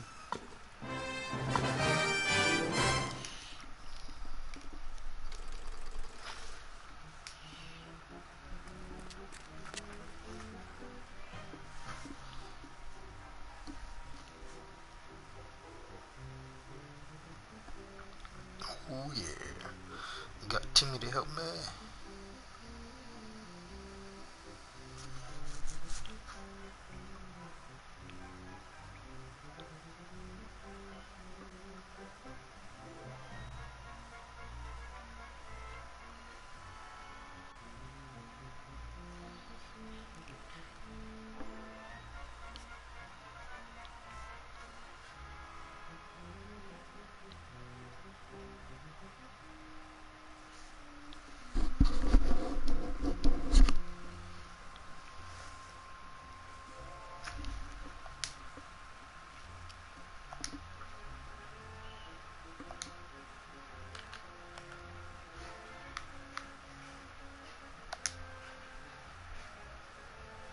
I have a little hat here, Timmy. And what are you going to do with it?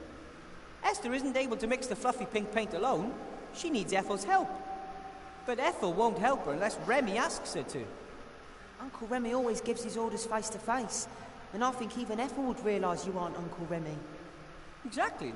That's why I thought of you. A disguise.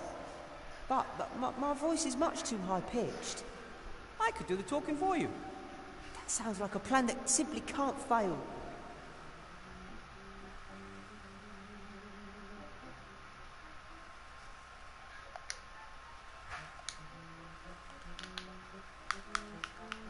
Put the disguise on, Timmy.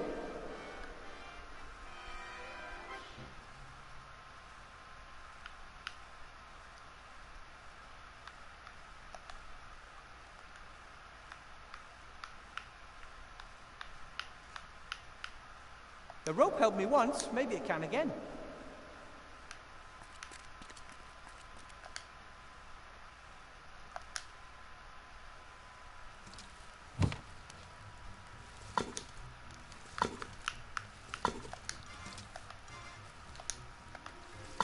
Let's see how good the disguise is. Yeah, sure. Try your luck. Look who's back, Ethel. It's me, Remy. Monsieur de Damas.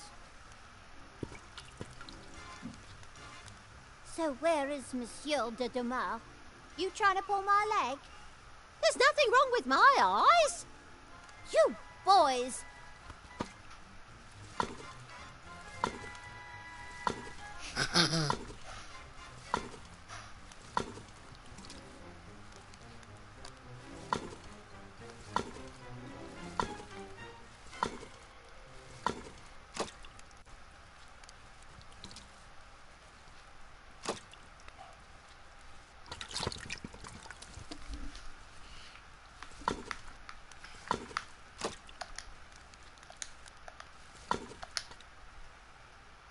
I'll attach the feather to the cap, then it'll be perfect.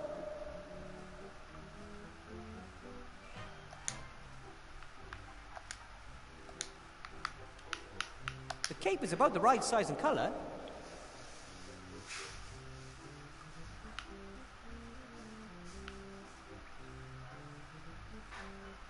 Cape looks perfect. The hat, almost.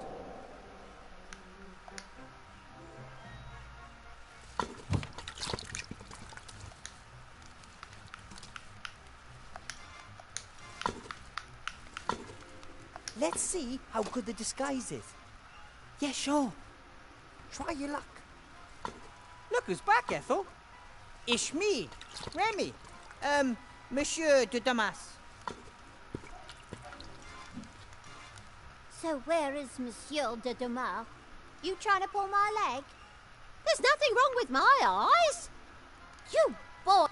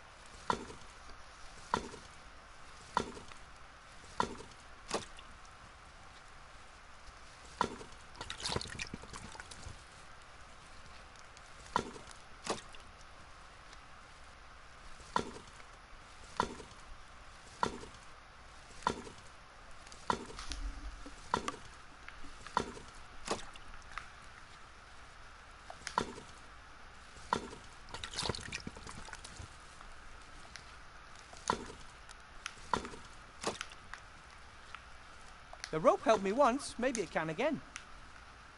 Hi, Ethel.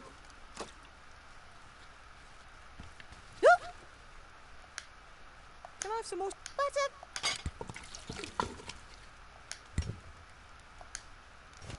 And? Tastes great, but it could be a little hotter. Ah, understood.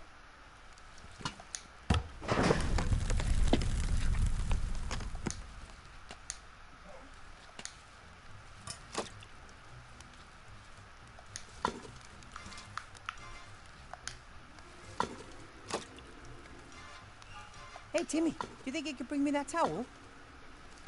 Can you distract her so I can try? Hi, Ethel. Stu? Good grief, what do you look like? Oh,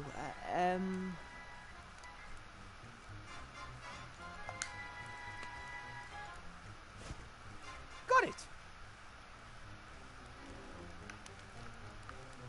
it was nice talking to you. Hi, Ethel.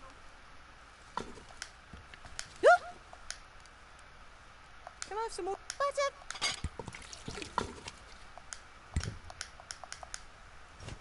And? Tastes great. Ah,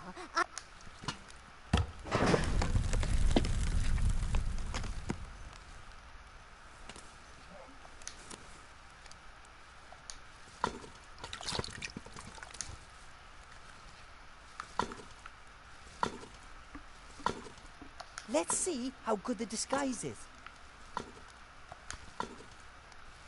Look who's back, Ethel. Ish.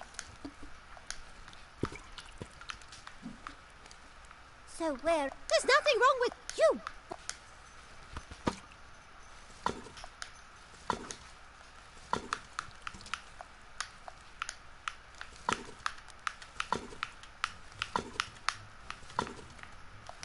This wrench looks like new. This wrench looks like new. Wonder why it was thrown.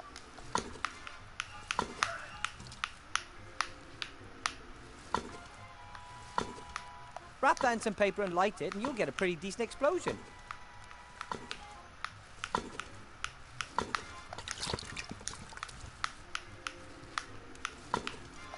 Ooh, the rock is lighter than I thought. And it's warm. I should get rid of it as quickly as possible. Gives me the creeps.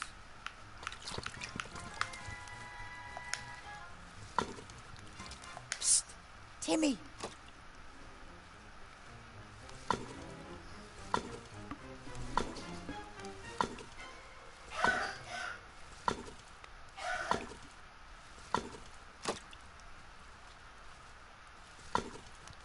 Let's see how good the disguise is. Try your luck. Look who's back, Ethel. Ish me. So where is... There's nothing... You! Hi, Ethel.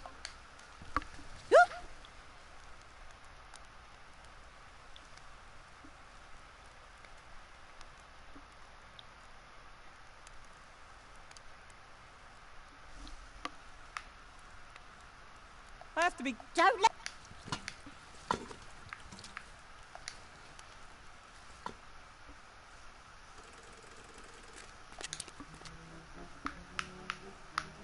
The bowls are made for rats. That means they can't hold... No, I think I'll just leave it there. The plates are covered in grease, especially... No, I think the plate... Especially...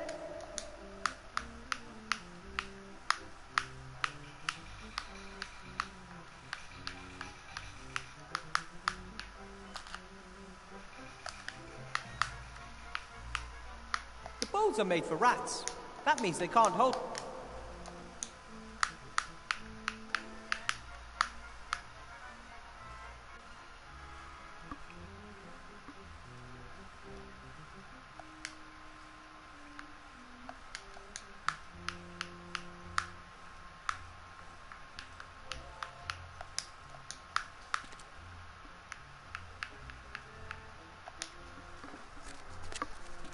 Ooh, another firework.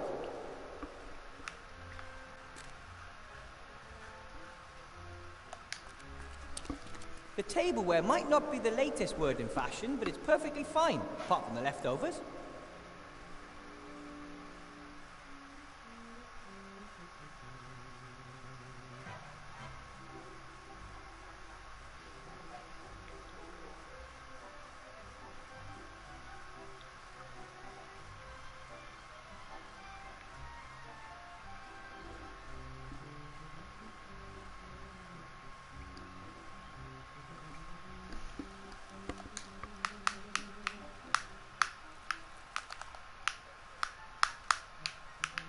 The bowls are made for rats. That means they can't hold much more than...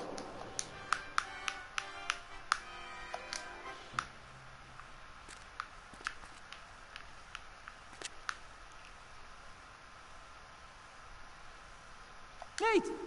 This is Timmy. Hello. Together, we'll make sure that you can get the final delivery ready for Bill, okay? Nice to meet you, Nate. He said, I'm honoured. At least, I think that's what he said.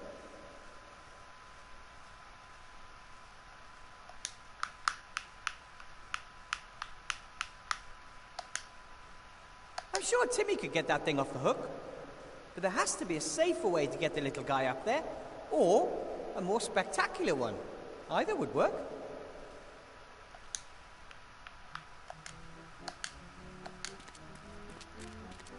I could easily reach the V-belt with the rope, but it's hanging up.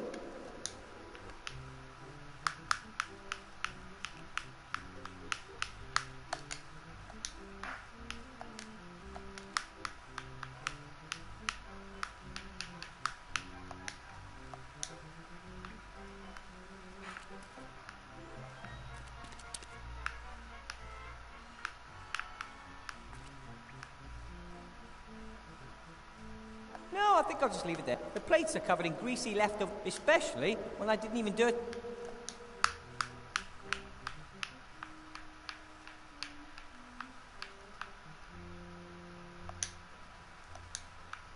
This person is like I even know. Gulliver uses the boards to build the frames for the slates. Of course, he still has to cut them to size, sand them and glue them. A lot of work.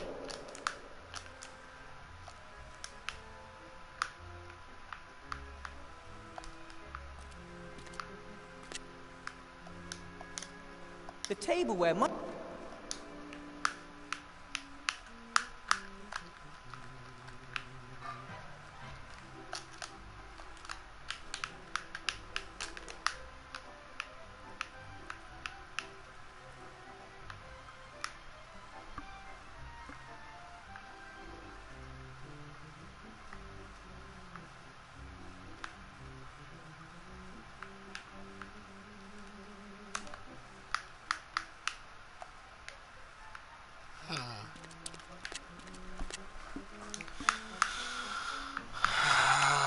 The bowls are made for rats.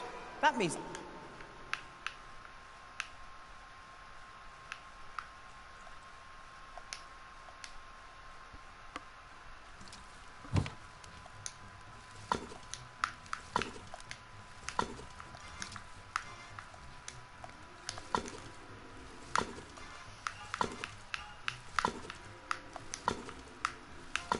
Why can't I click on this stupid rag?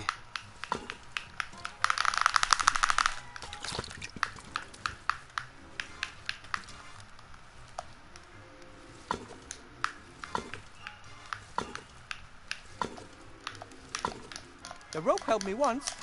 The rope held me... The cook hasn't left my side for a moment. I think she's in...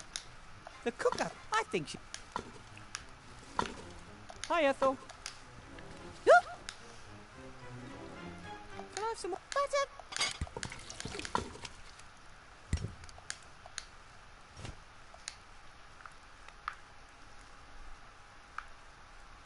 Tastes great, but it could be a little hotter.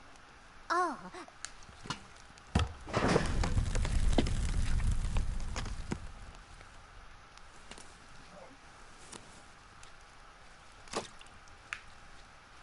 Ethel hasn't noticed that the tea towel's gone missing.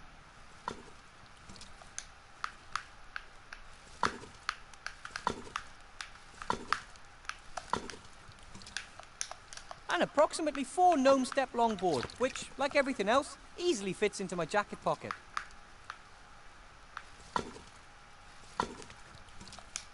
An approximately 4 gnome step longboard, which, like everything else, easily fits into my jacket pocket.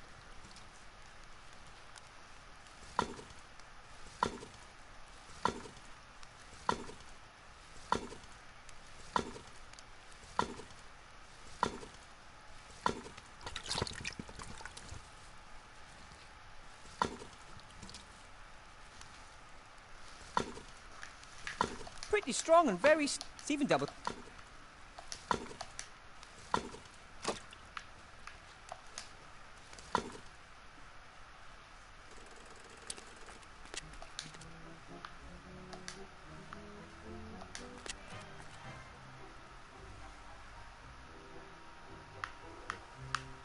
Hey, Nate!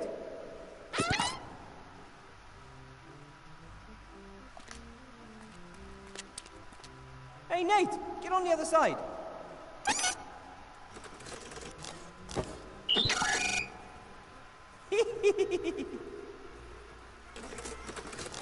I always loved to seesaw when I was a little kid. You never... I see. You always has too much to do. No problem. We can seesaw anytime as long as I'm here. Time for work.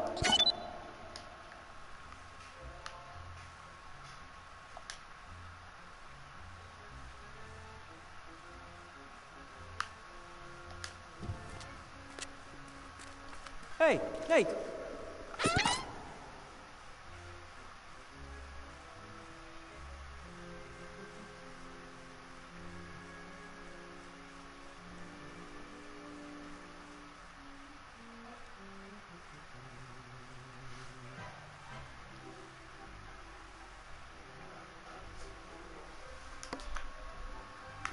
Time.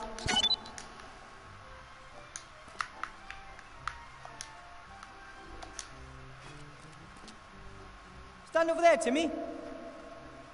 What are you doing? I am working on something.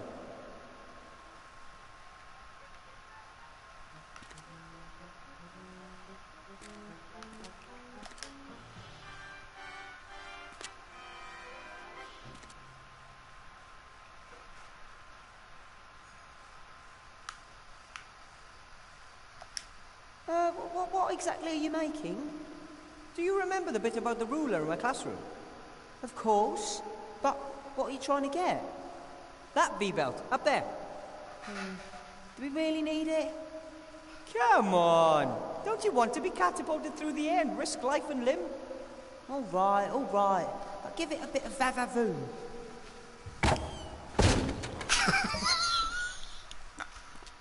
Everything okay, buddy? Wow, that was awesome! And an ogre's hand width too low.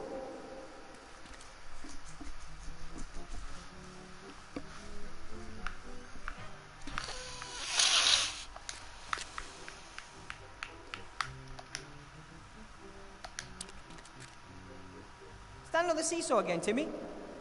Sure. Hey, Nate!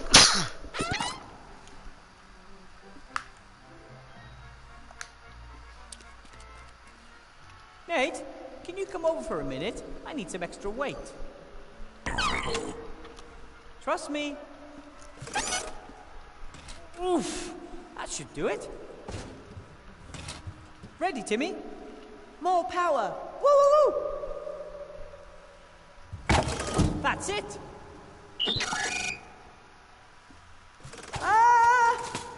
Thanks. Ha! We make a good team. Yippee!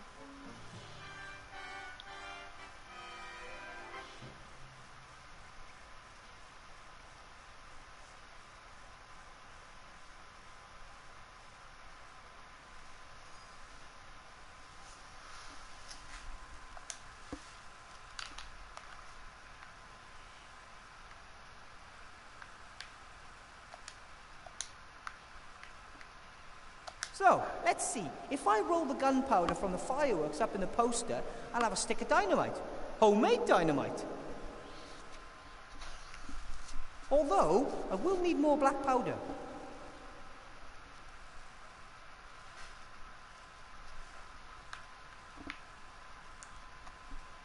I still need a few loads of black powder. Once I have enough...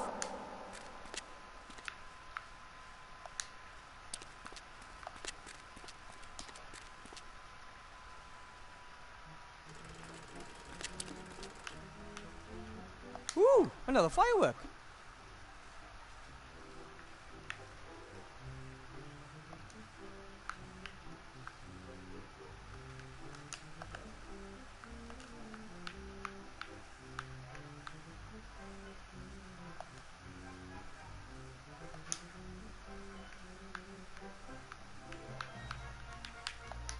The rope helped me once, maybe it can again.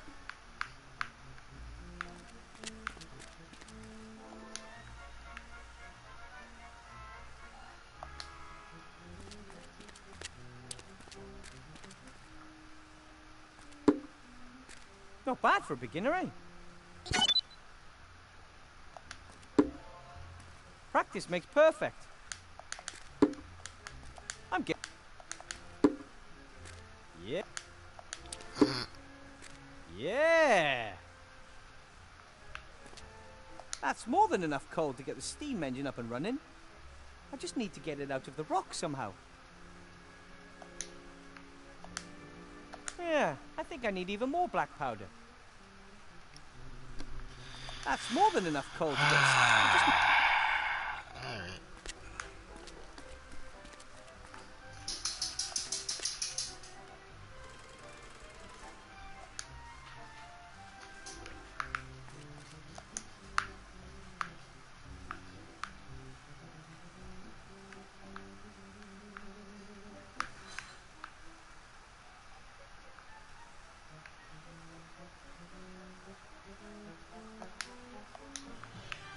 Good idea. I'll put the sand in there.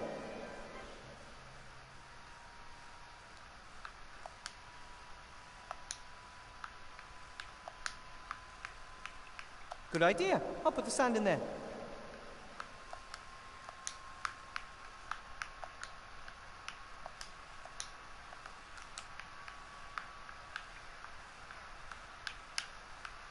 Ooh, the rock is lighter than I thought. And it's warm. I should get...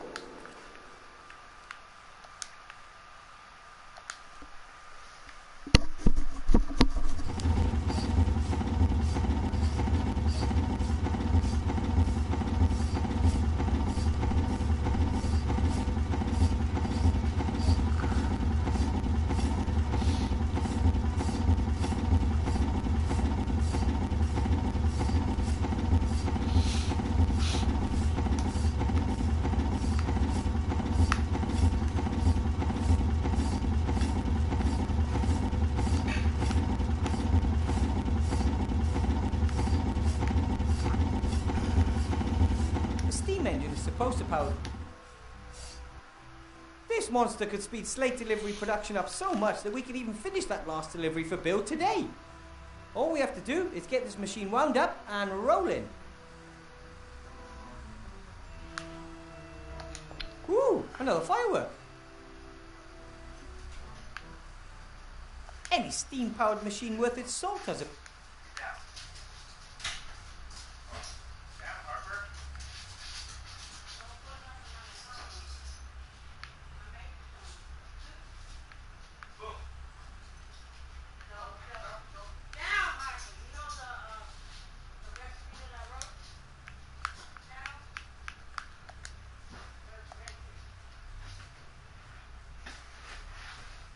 That looks good.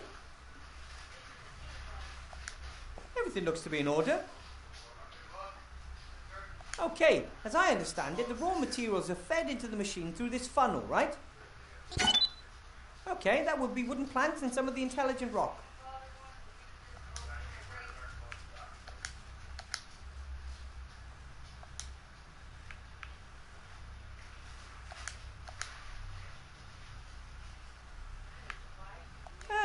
Does this indicator show how effectively the machine's running?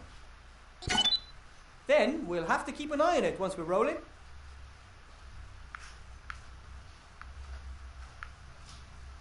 We might have to oil it once the machine is up and running. It's not necessary at the moment because the machine is well oiled. Good job, Nate.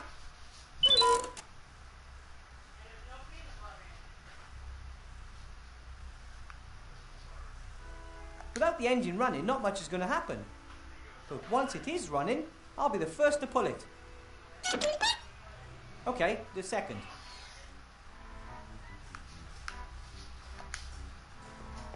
The fire in the furnace heats the kettle above it, turning the water to steam, making the pressure rise. The hotter the fire, the better. We need coal.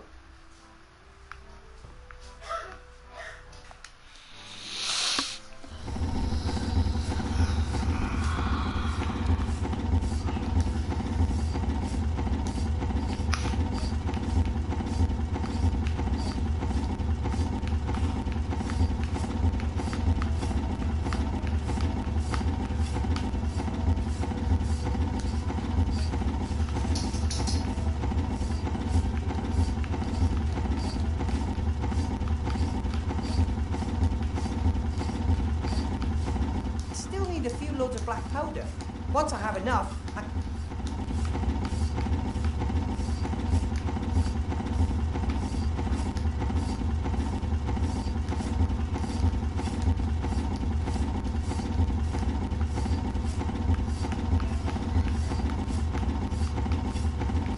the scales are useless for weighing anything. One of the pans is missing.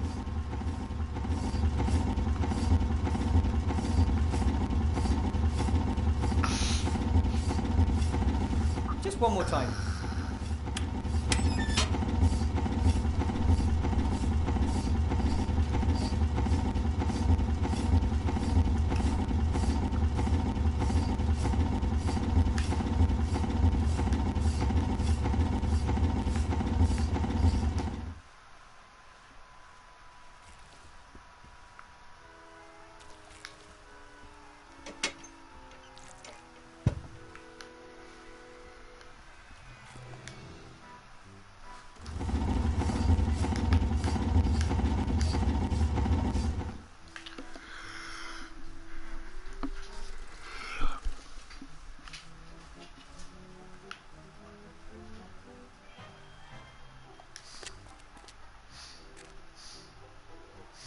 Another round?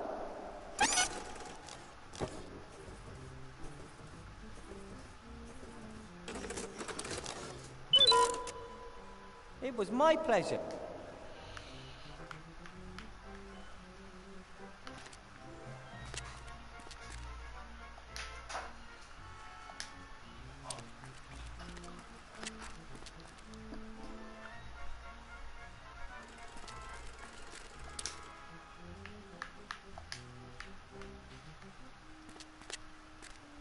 Yeah, I think I need even more black powder. Really?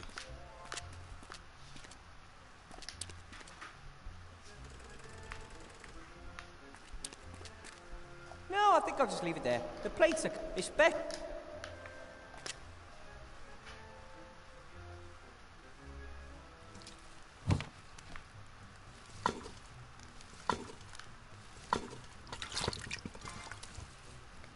I don't get to say this often, but I'm too big for that.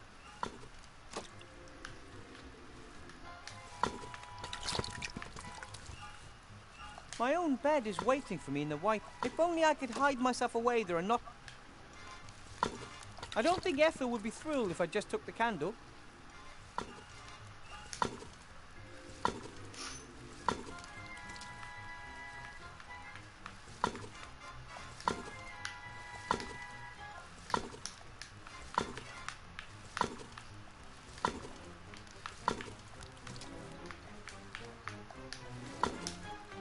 When the candle is lit, it doesn't just provide the world's smallest sandbag. Too small for even me to train on. Not that I planned on it. The scales are useless for...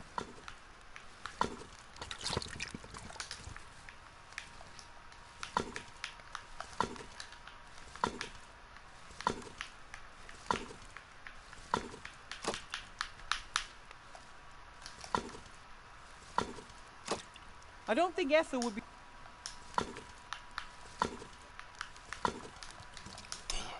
The world's smallest...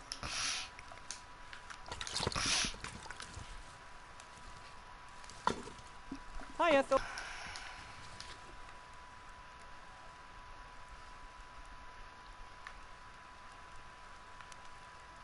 Can I have some butter?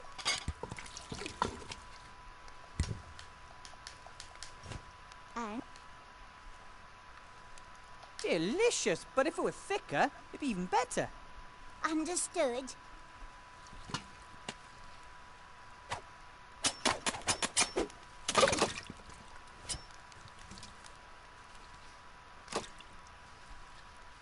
Hi, Ethel. Can I have Butter.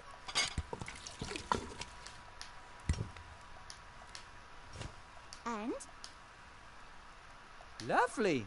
But it could use a tad more salt to give it to that little... yeah. good, good, good.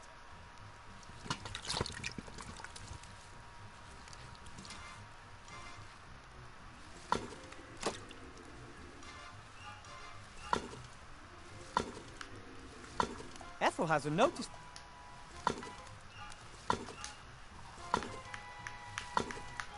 The bowls are made for rats. That...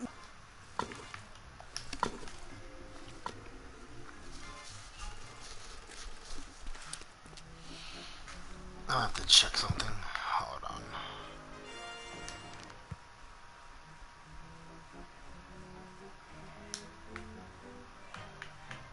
The little soup bowl is filled...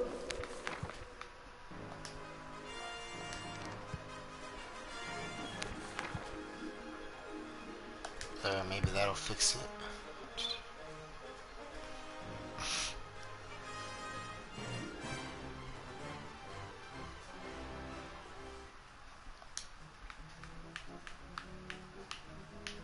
There we go.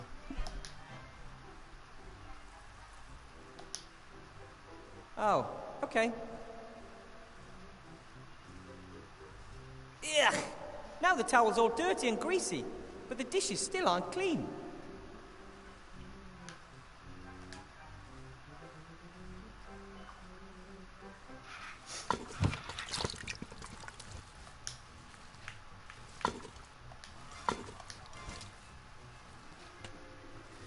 Seems Ethel only has eyes in the back of her head when things go missing, not when they're brought back.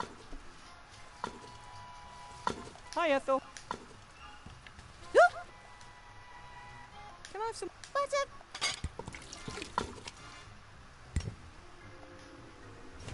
And Tastes great, but it could be a little hotter. oh, understood.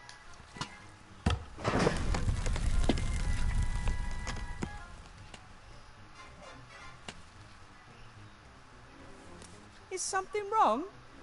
Sight is getting weaker and weaker. Everything is blurry and unfocused. Oh, we'll have to have a go at some youth potions again.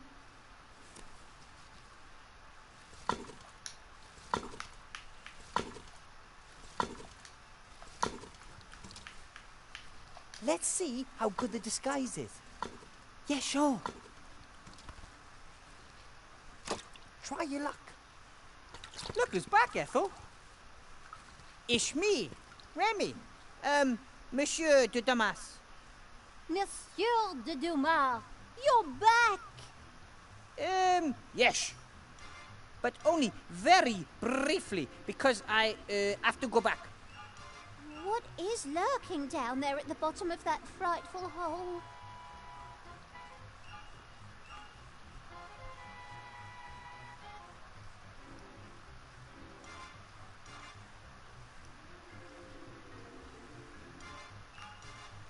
I'll tell you everything, but for now, please, yes, something you have to do for me. Oh, of course. Anything. I want you to help the zombies under the mountain of rubbish. Oh. Well, is that really necessary?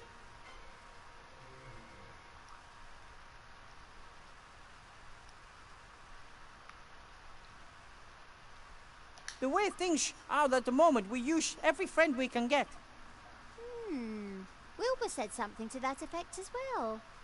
What do you reckon? Remy's probably right. Exactly. Listen to Wilbur. Okay then, what should I do? Help the zombie woman Esther mix this fluffy paint the zombies need. That shouldn't be a problem, as long as they don't eat me. I can guarantee they won't.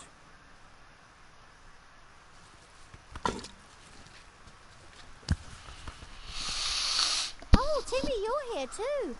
Where is Monsieur de Dumas? He's gone back down the shaft again. Shame.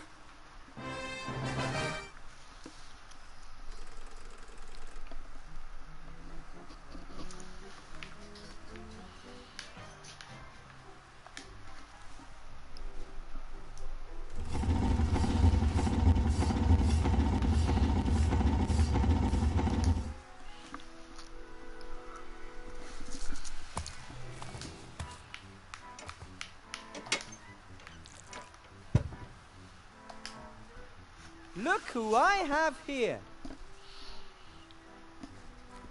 Oh, hello. This is Ethel. Ethel, this is Esther. Oh, hello. I think you've already met. I'm very sorry that my husband and I scared you so much before.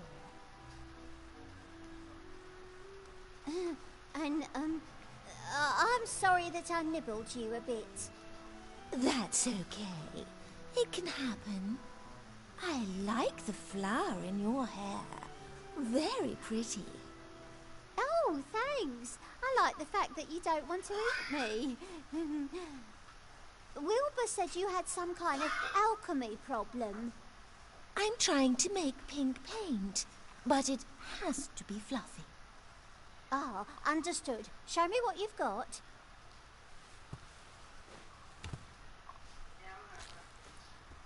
Peace between rats and zombies. That feels pretty good.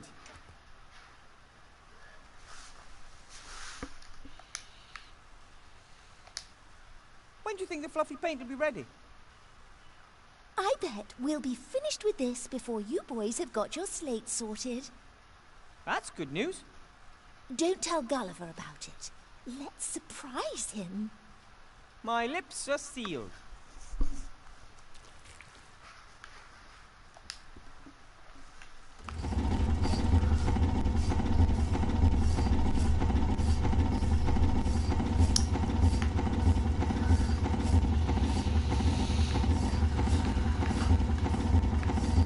Why disturb him for no reason?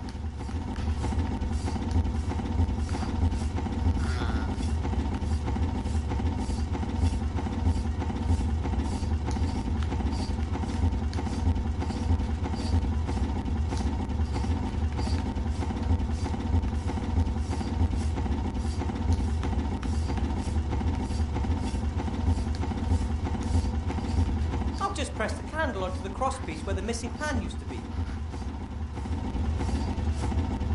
So, that should hold.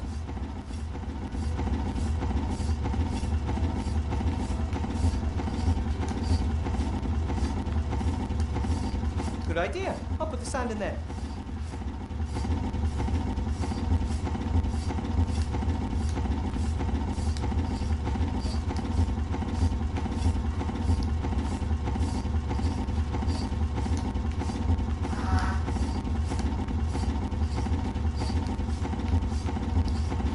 The rope helped me once, maybe it can again.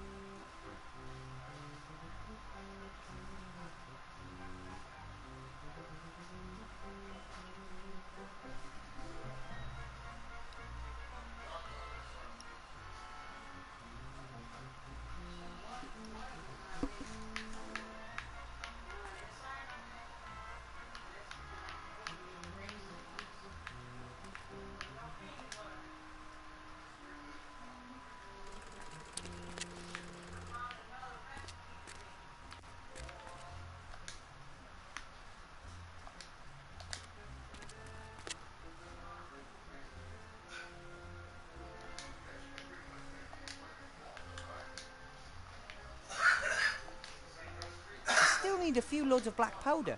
Once I have enough, I can use it to make a proper stick of dynamite.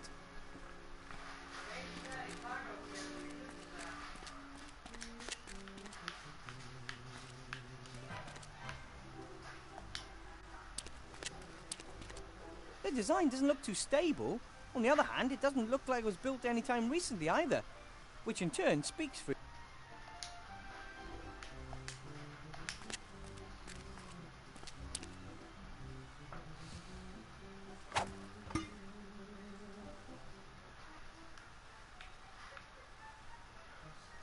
The scales are suspended from the stand.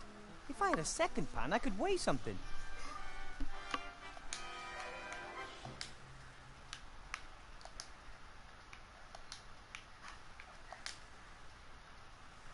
I'll tie the other end off here so it doesn't fall.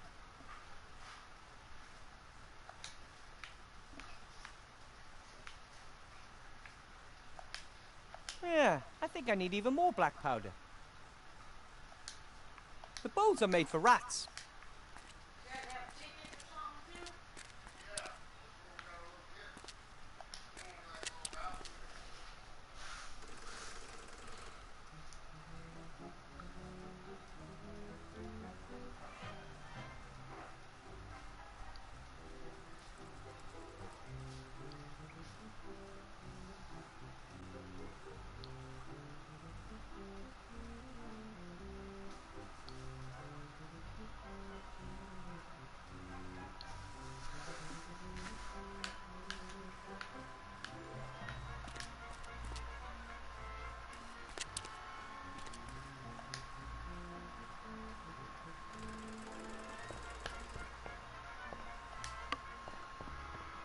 Ooh, another firework.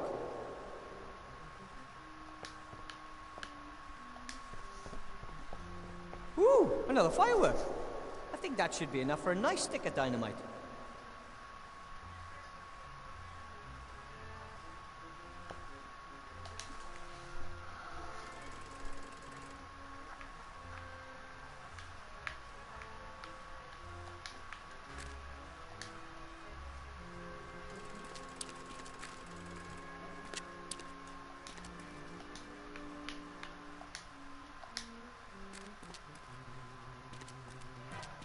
Good, that should work.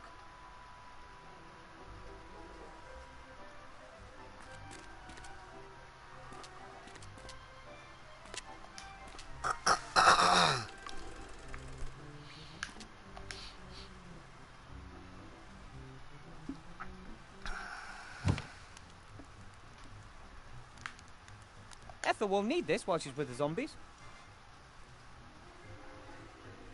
I'll light it from the fireplace. So, that's done.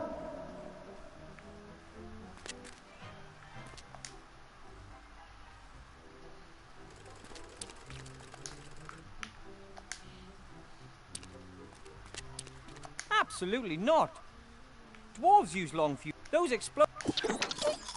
Yes, the main thing is that we're far enough away and under cover while the thing goes off. Boom.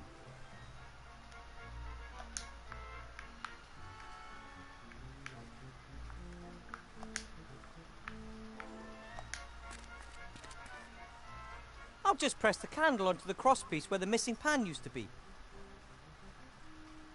So, that should hold.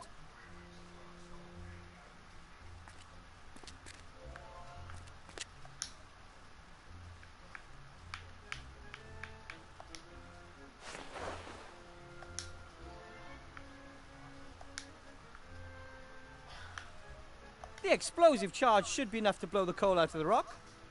I hope that the caves are as stable as they look and I don't end up accidentally collapsing half a sea stone. The scales are suspended from the stand and the candle is on one side. I have the feeling I'm on to something.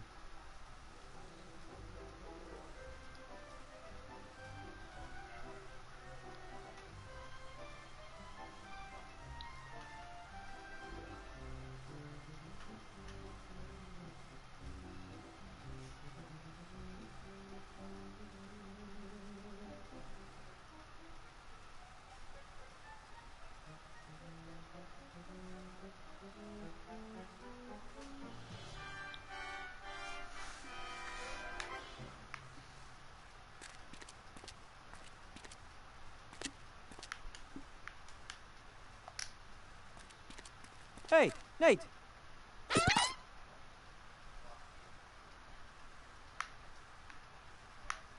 Time for...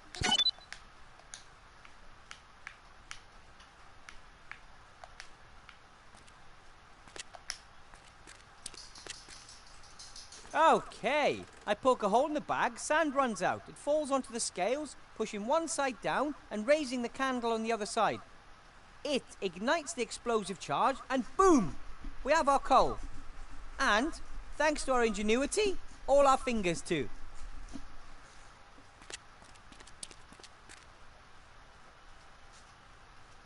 Everyone take cover! Right then, heads down, ready to fire. Ah! Now! Right now! Now! Now! Any moment now!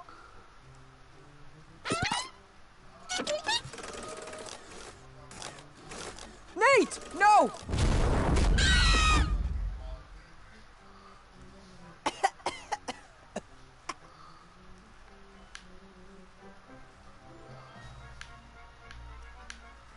No!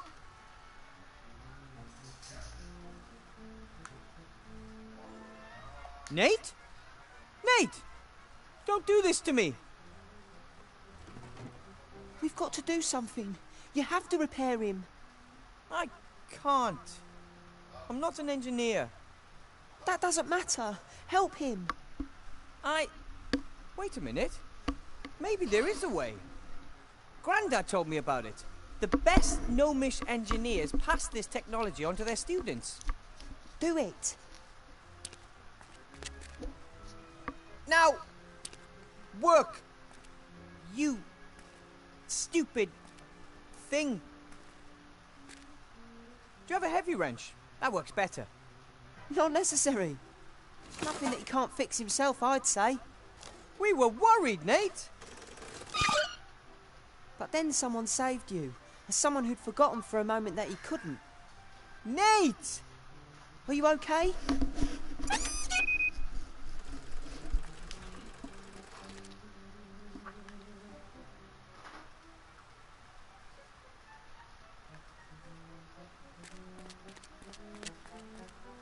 Dwarves believe coal brings happiness. I think it mostly makes for dirty fingers. Okay, guys, let's get the pile to the workshop. No, you're just fine. You can help.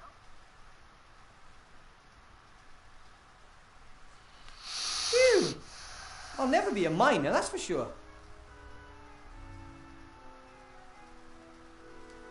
That's that. Now everything should work.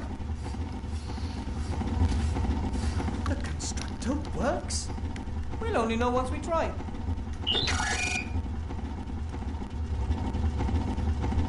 Come on then. All hands on board. Let's get this thing up to speed.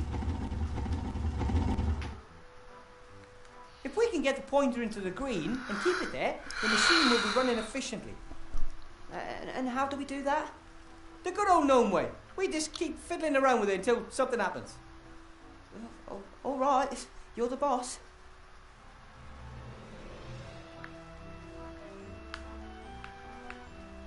Jimmy! First we have to get the machine up and running.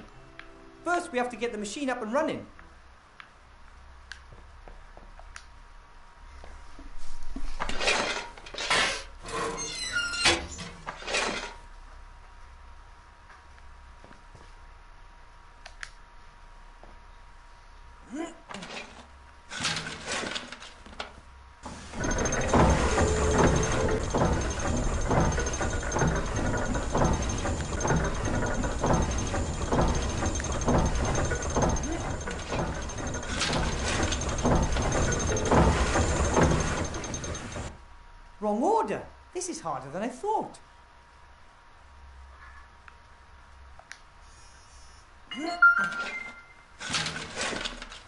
That's going to be important later.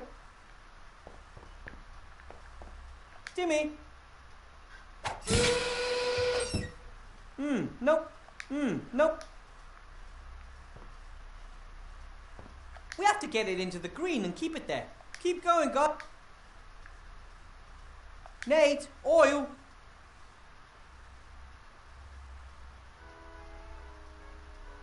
Nope, that wasn't it.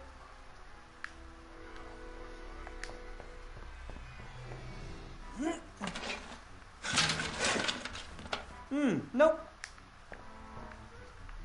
Timmy! First we have to get the machine. First we have...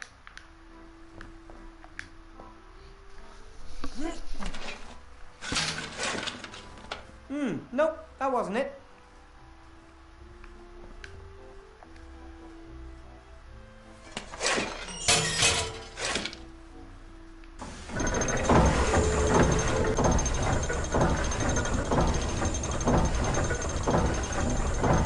Hey, the levers.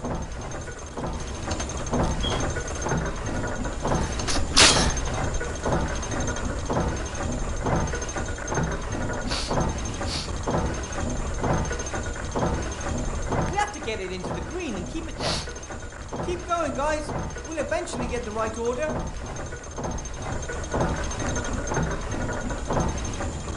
Nate, oil.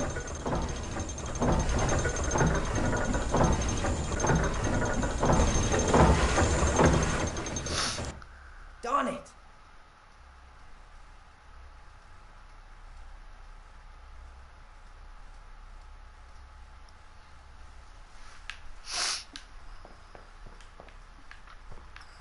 Jimmy! That's going to be important later.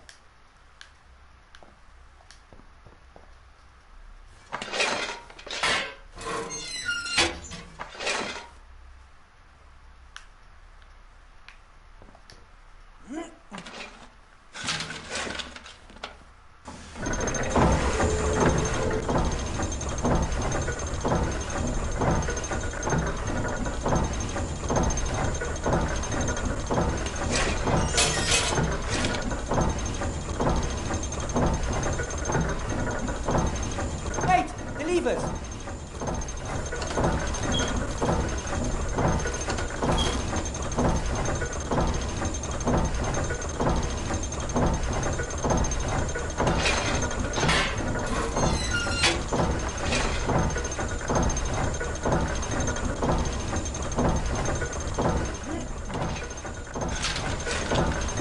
We're at 50% efficiency. Keep going.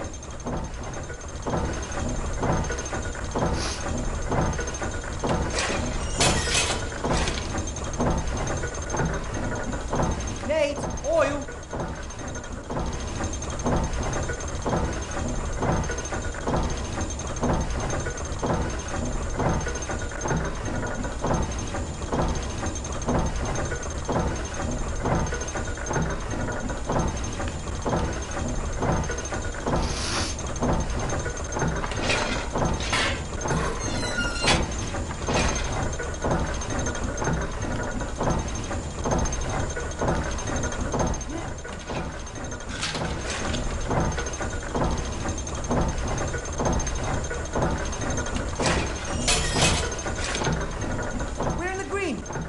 Keep it up.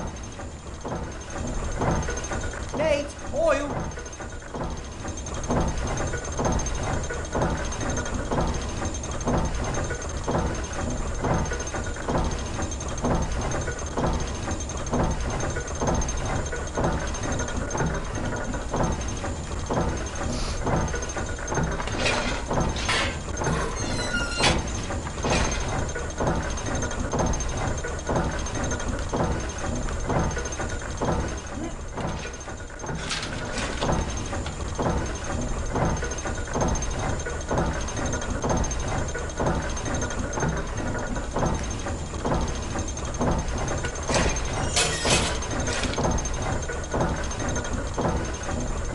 Nate, oil.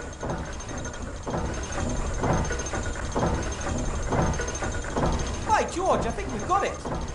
Keep it up.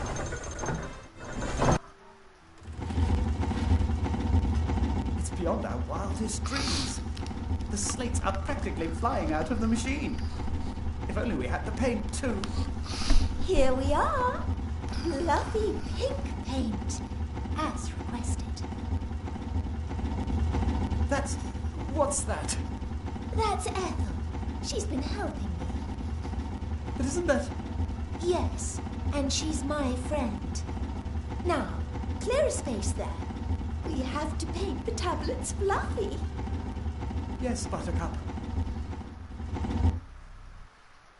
That's the last of them. And that means the way to the town is open for business. Clean air, the wide sky, and Timmy's already gone ahead to organise a few chocolates as a welcome gift. We wouldn't have managed without you, Wilbur. The slates look fantastic. How did you manage to make them so quickly? We all worked together, and we had the constructor. 50 slates an hour, rather than 4 a day. 50 slates?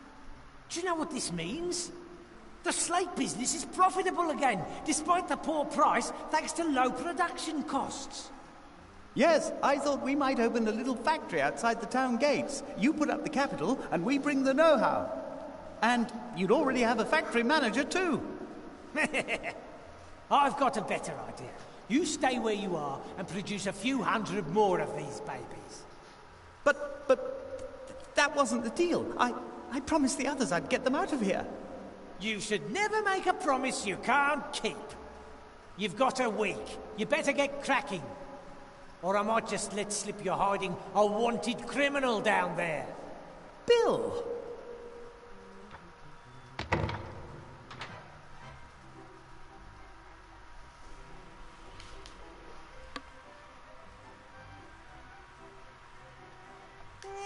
It would have been better not to have mentioned the constructor until we're all up top.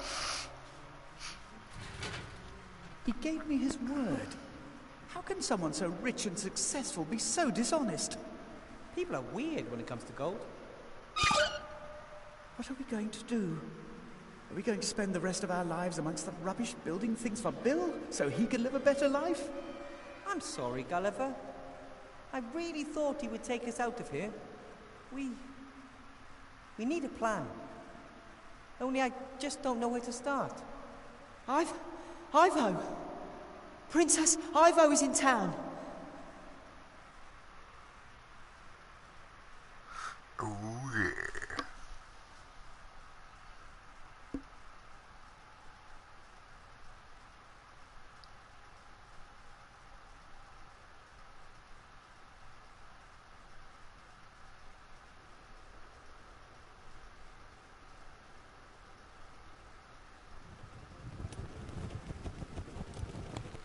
What the hell are you? Whatever you are, you'd better make like a tree and get out of here. I'm an elf and demand to know what's going on here. Too fat to be an elf. Well, really, I am. You're not allowed in the upper town without permission. Get on your thing and take a hike.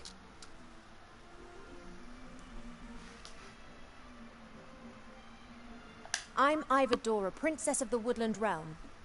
And I am not fat. It would appear that elf pregnancies progress a little differently outside of the Woodland Realm. Don't you get fat at home? Elf pregnancies take years, but here? Oh, it seems that years turn into days. You should be glad. You'll get it over and done with quicker. I'm really not into... Oh boy. Take me to the Archmage now. The Archmage is dead, murdered by that Weathervane fella. That's idiotic. That's the official version, the only one you should mention in this town. Weathervane is a wanted gnome. Him and the other terrorists have fled into the underground.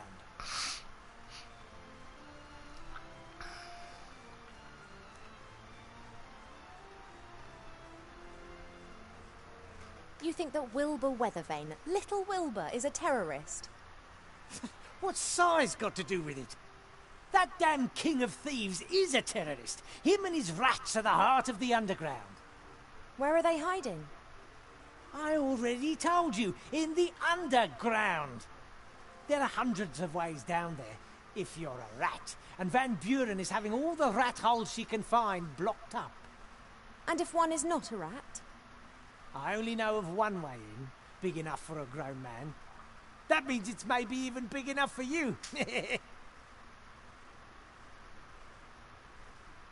This grand entrance to the underground, where exactly is it? Are you planning to make common cause with the terrorists? Perhaps I want to arrest them. Van Buren isn't interested in making arrests. She wants Weathervane and the King of Thieves well and truly out of her way. They both mean trouble, always have done.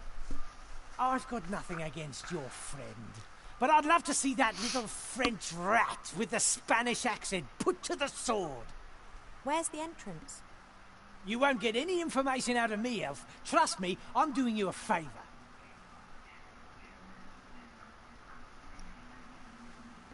If Alistair is currently indisposed, who's in charge? Merchant Council leader Van Buren. Then take me to her. Ha! Believe me, you don't want to go anywhere near that woman, not to mention her daughter. I'm sure I'll find out exactly what I need to know. You shouldn't be here. You should save your skin and get out of here while you can. You've got to think for two now. Don't forget that. Bye. Come on, Buttercup. Perhaps we'll find out more elsewhere.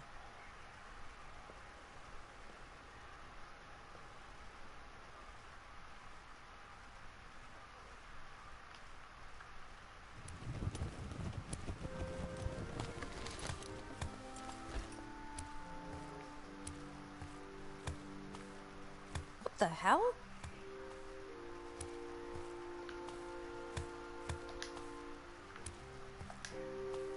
That's unusual. We have pretty much every known plant species in the Elf Burrow. But this... what is it? Smiling flowers? That's magic, not nature.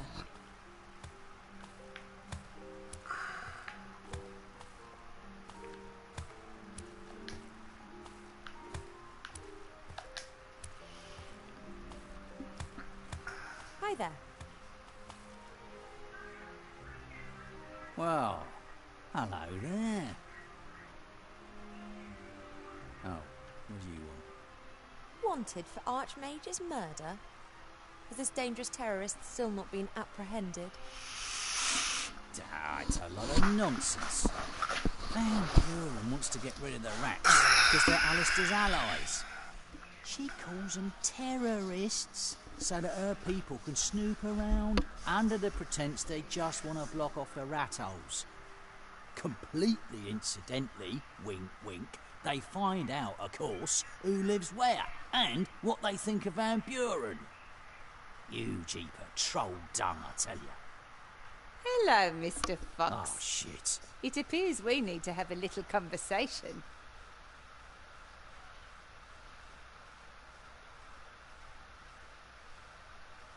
You must be Council Leader Van Buren.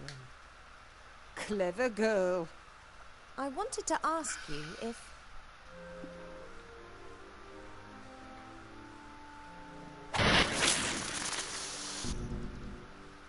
What's all this? Oh. You should take care of what you say, Mr. Fox. Think of the children. Come along, sweetie. Mama, look! I made him! Isn't he sweet? Oh, well done, darling. That old Jenkins will have learnt his lesson good and proper now. I want him!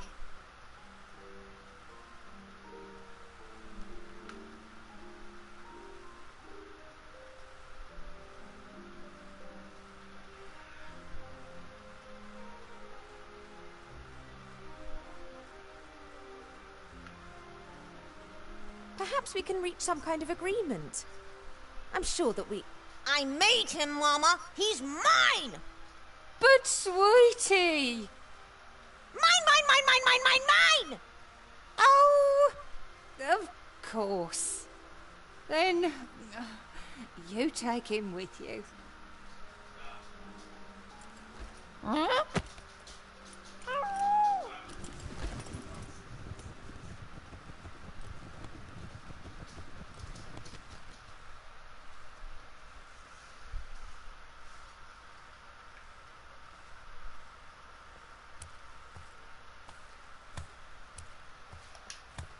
dolls, toy animals.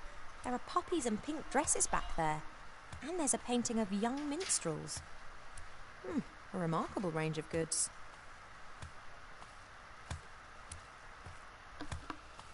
Seastone's a harbour town. It's pretty rough here. That shop's asking for trouble with that range of goods, even if some of the seafarers are a bit soft in the head.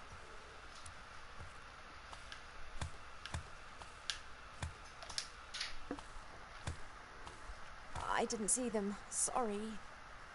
It wasn't your fault. It was my carelessness. Ow. The daughter of the council leader. She's responsible for all these transformations, right? Oh! How is that possible? Normally magic fades after a while. Where's she getting her power from? Can you tell me anything about the murder of the Archmage? Yeah. Was there actually any murder at all? I mean, is he really dead?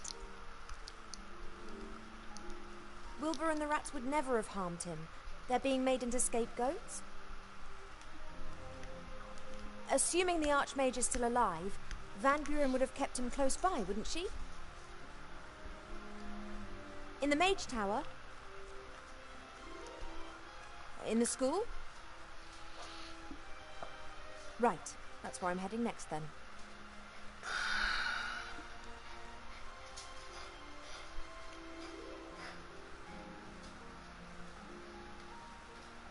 What are you going to do about those things around your head? What can I do? I'm a journalist, not a mage. There aren't any mages left in this town. Van Buren has them all.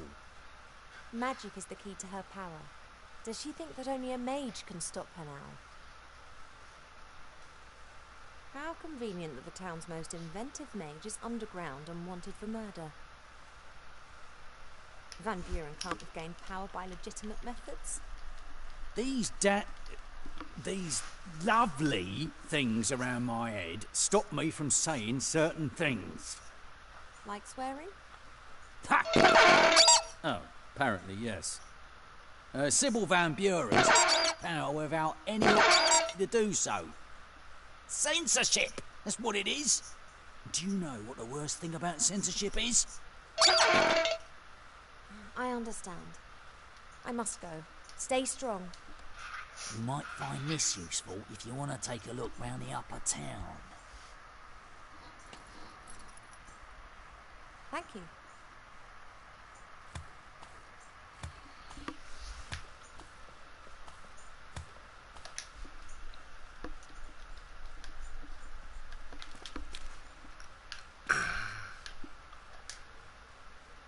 A merchant stall. Maybe it belongs to one of those delightful fellows up there on the wall.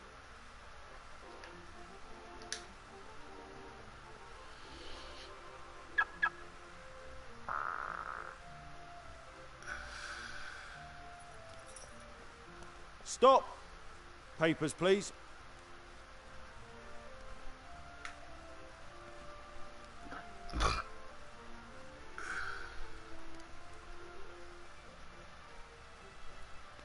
You do not need to see my papers. I am not one of the terrorists that you're looking for.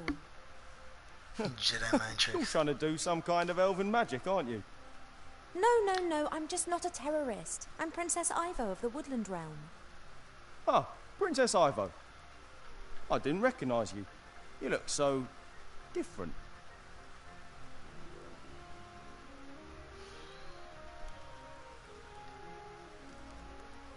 I don't seem to recall you being quite so svelte before, Mr. Shield Hand. You're right. A lot has happened. Tell me, the artifact of divine fate, could it turn me back to normal? Possibly. Only no one knows where it's hidden, me included. Archmage Alistair erased our memories after we hid it. Oh, of course he did.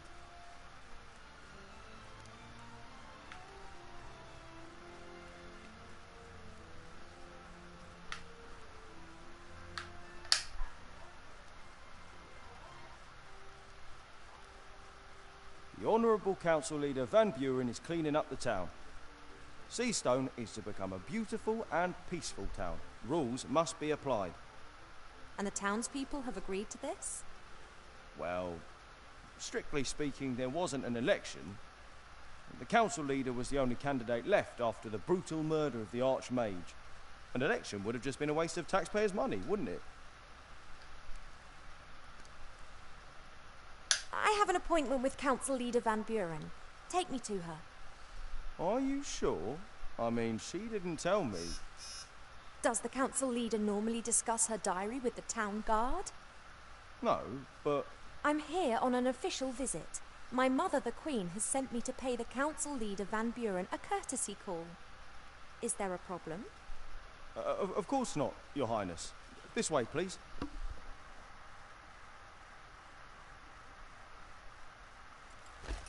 Thank you. That'll be all. But... Council Leader Van Buren. What now? Oh, you. Why are you bringing the elf in here, Shieldhand? The elf is Princess Ivo of the Woodland Realm. I'm here on official business by order of my mother, the Queen. Princess Ivo? What an honour! How can I be of service to you?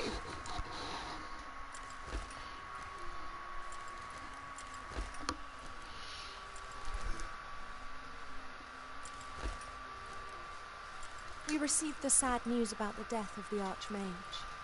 Yes, terrible business. Almost unbelievable. A powerful mage like Alistair simply murdered, just like that. The rats and that Weathervane. They tricked him, my dear. But don't you worry. We're hunting them down. We're having every rat hole in the town sealed up.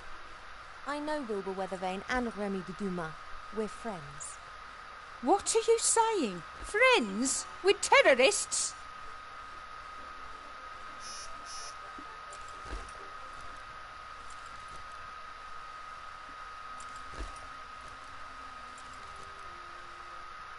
I don't believe this terrorist nonsense for 1 second. If there are 2 sides to this story and Wilbur and Remy are on one side, well, I'm pretty sure that Alistair would have stood with them, and that side is the right one for me too. So, you are a terrorist, and you admit that quite openly. I'm the Queen's daughter on a diplomatic mission, and I'm trying to make an assessment of the situation.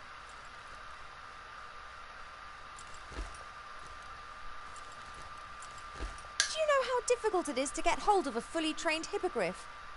It cost me a pot of gold. I will happily supply you with an IOU. Is that all? The last time I was here, the town was full of people. Yes, we have cleaned up. That encampment in front of the gates was unworthy of the town. I agree, but where are the refugees? Gone. And that's why the citizens of this town can live a decent, orderly life now.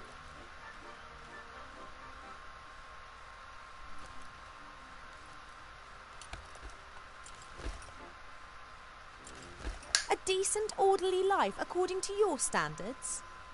According to the right standards.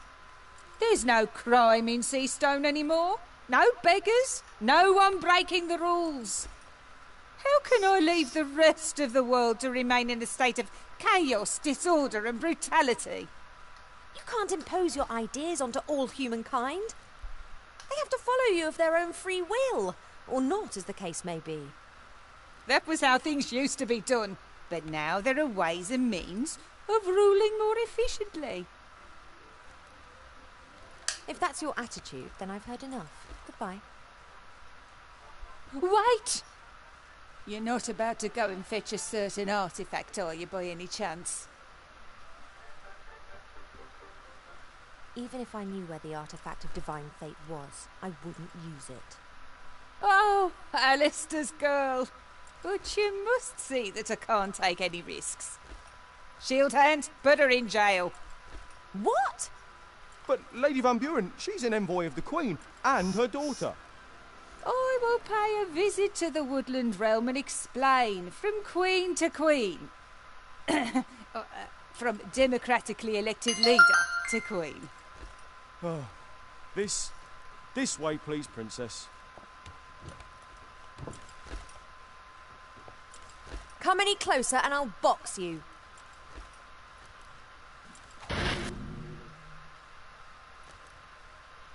What a lovely dice. Did you make it? Yes, I can make anything. Really? And you think of all these lovely things by yourself? Uh-huh, a few are in my book too. Oh, the Frog King. Oh, that story was always a favourite of mine. Mine too. Here, have a nice play with your dice. The Frog King, eh? Get her out of here! Please, come with me. At least you'll be safe in jail.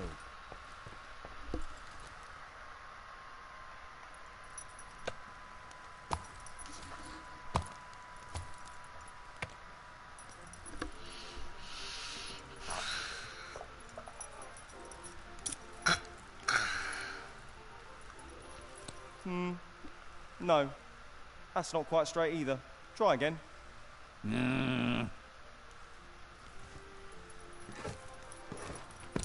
The pregnant princess of the woodland realm, in jail. Luckily, the reporter's got problems of his own to deal with right now.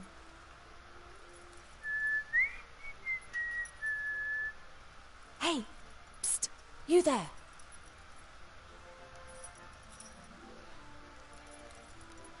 Do you know a rat called Remy de Dumas? You're Ivo, aren't you? Do we know one another? I followed Uncle Remy and hid while you were having all those banquets and receptions. You were there, and Wilbur, Captain Nate, and the Critter, and Archmage Alistair. It was all very festive. Can you fetch Wilbur or Remy so they can rescue me? I can rescue you. I'm in the Resistance. Yeah, of course, but perhaps your uncle... He's on a mission. But fortunately, there's a rat here who can help a princess in need.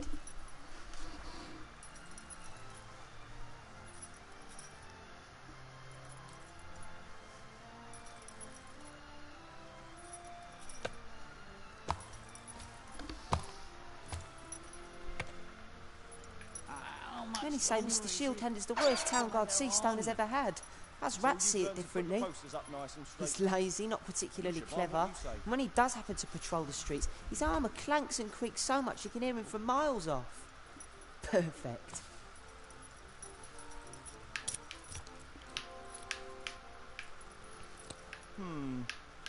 No, that's not quite straight either. Try again.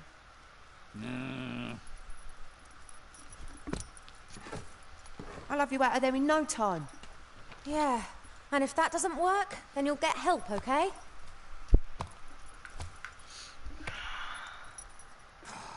It's not my fault you can't comfort yourself with your food anymore. Oh, I'm not blaming you. And I've already found something else to pass the time. Spit spot.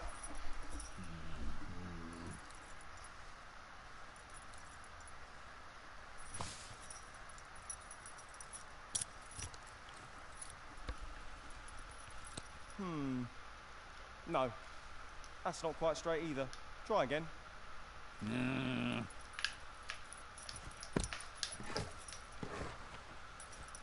You all right? Have you got a plan? I'm with... I know we've had our differences, but this is just... And It's not this paste. Actually, it's Troll mainly spit just or some entertaining. other kind of glue in the Quick bucket. shot now. Council leader's orders. Not possible right now. Not possible right now.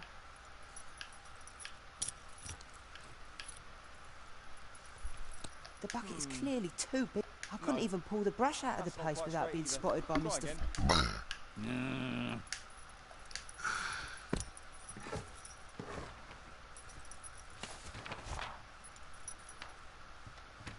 All right.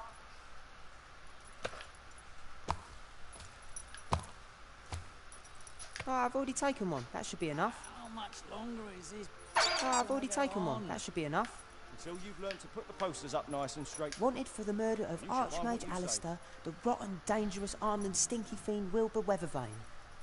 The wanted gnome is armed and dangerous. There was a poster like that about me. I'd hang it up in my room. This fire is lit every night. Mr. Shieldhand used to enjoy grilling sausages on it. Oh, all that stopped since he lost one of his dimensions. I wonder what he does when it rains.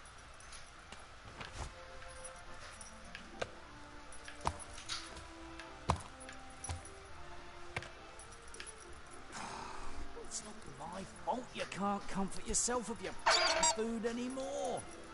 Oh, I'm not blaming you. And I've already found something else to pass the time. Spit spot. Wanted for the murder of... The wanted... There was... A couple of bits of charred wood have fallen through the grill. I'll take one. No. That's not quite straight either. Try again.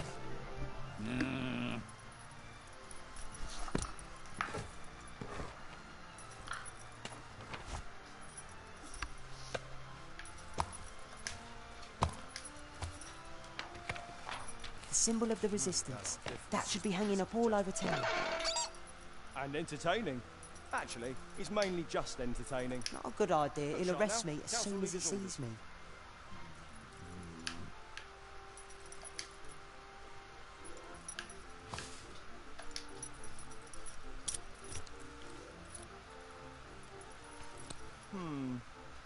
No. That's not quite straight either. Try again.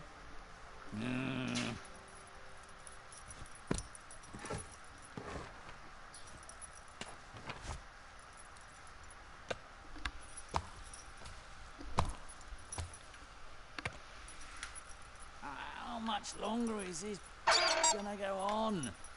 Until you've learned to put the posters up nice and straight. And you should mind what you say.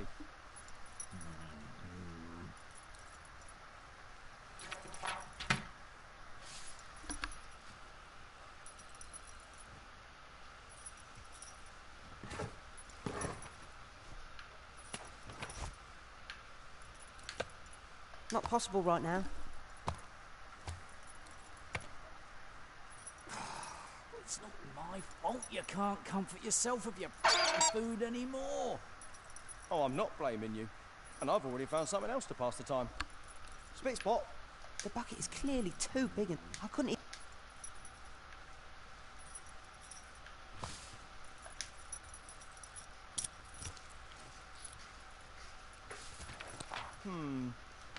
No.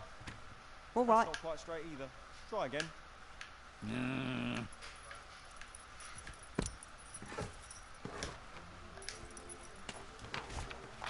The symbol of the resistance. That should be hanging up all over town. Oh, I've already taken one. That should be enough. Differences, but this is just... And entertaining. Actually, it's mainly just entertaining. Not a good idea. He'll arrest Shut me. now. Council leader's orders.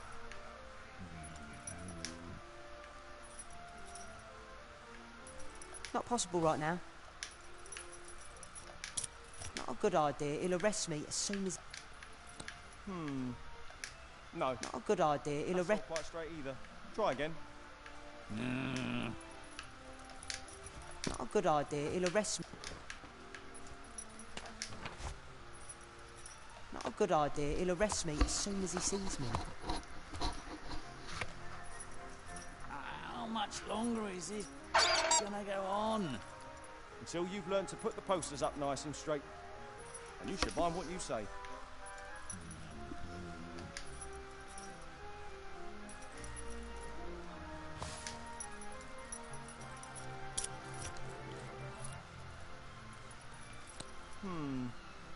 No. That's not quite straight either. Try again.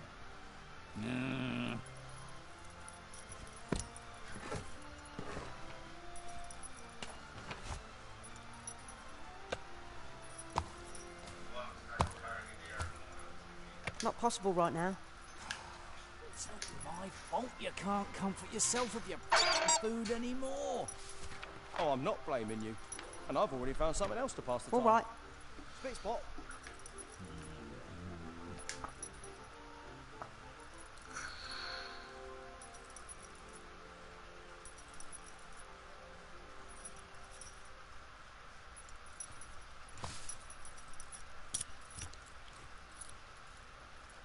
Time to turn Mr. Shield Hand into an advertising figurehead That's for the not quite straight resistance. either. Try again.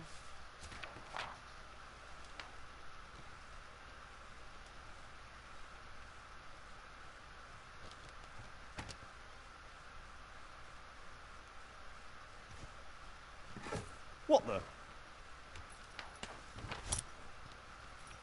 What is it? Hey, Fox, is there something on my back? Can you see anything? Oh, yeah. I can see something, all right. What is it? Is there something stuck to me? Now, what would the council leader say if our very own town guard was making propaganda for the rebels? Propaganda? But I haven't... Don't worry, I'll get it off. It might sting a little bit. But no! Stop that resistance sympathiser!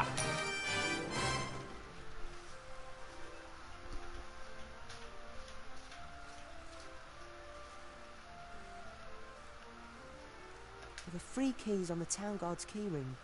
One of them should be for the door to the guardhouse, the others for the cells.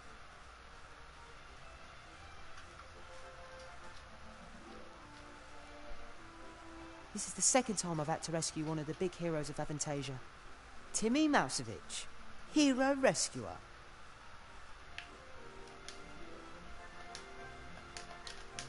Ivo, I've got the key. Really? Well done. Can you reach it? No, but I've got a blanket in here which I can rip into strips.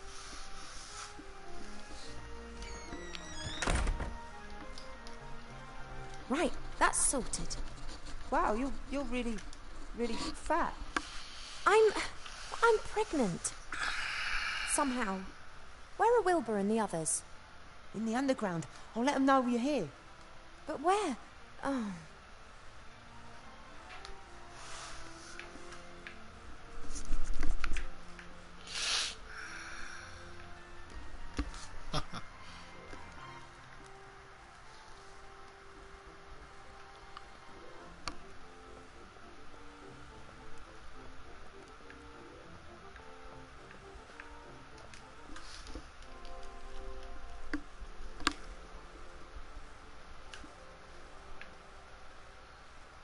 It all seems quiet and peaceful looking into the starlit sky.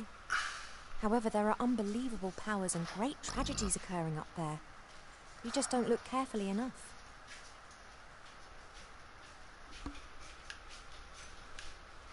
Presumably all these goods were delivered, or at least ordered, before Van Buren assumed power.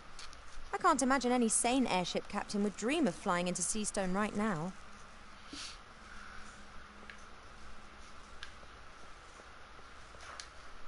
That crane's new. Seastone's merchants have been very creative where business is concerned. Someone once wanted to sell me a license for an apple. They didn't want the apple to belong to me, just the right to eat it. I'm pretty sure that wouldn't have ended well had I agreed to that.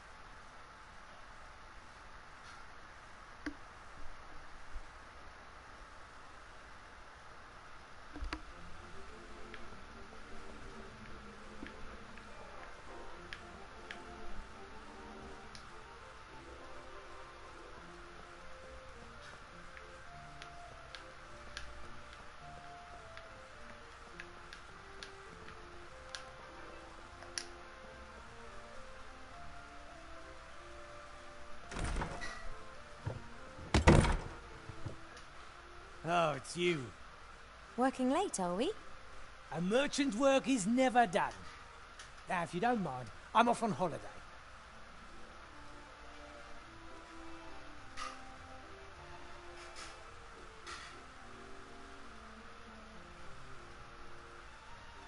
What did you say? Where's the entrance to the underground? I didn't say anything, and you've got no business down there. And where exactly have those fluffy things been manufactured? Not in the underground. And this privy doesn't lead there? No. Then may I use it? Or is the flush not working? I don't know anything about any underground. I just want to earn an honest crust. Why does everyone seem to have a problem with that? I'm taking these ghastly things to the school, then I'm out of here.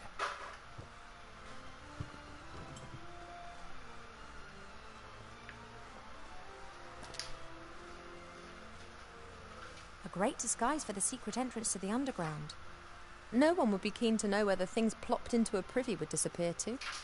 And the merchant was in such a fluster that he forgot the padlock. Hello? Anybody there? Ivo! Is that you? Wilbur? What on earth have you been up to? Well, you see, it's like this.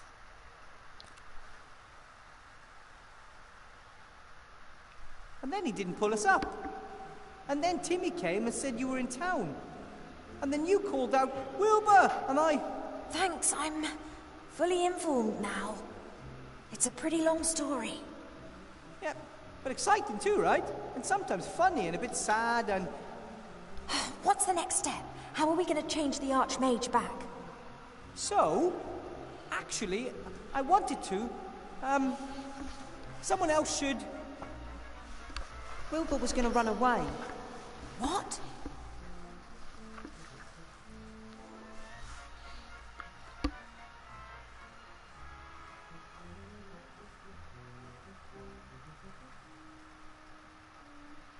Run away? Well, not really. Of course not. We can't simply leave the town to this dreadful Van Buren. And from what we know, it's likely Munkus is sneaking around here as well. So what do we do? First, I'm going to get you up here, I guess. Then we can work out together how to rescue the Archmage. But Remy's right. As long as the wand still exists, there's no way we can defeat Van Buren. Master Alistair will know what to do. Don't rely on me. Rely on yourselves and on your friends. What? You have to speak up. That's what the Archmage always said. Remy believed him. That's why he took the matter into his own hands. What's happened to Remy? He's relying on me. I'll follow him and we'll find a way to destroy the wand. You pull the zombies and Nate up, and then come up with something for the Archmage. Maybe we can also help one another a little. Maybe we can use the basket to exchange items and talk to each other through the hole. Okay, sounds like a plan. Go get Esther, Gulliver. Time for some fresh air. I don't know how to thank you, Wilbur. It's all right. Our second child will definitely be called Wilbur. What do you say, Nate? Want to see the stars?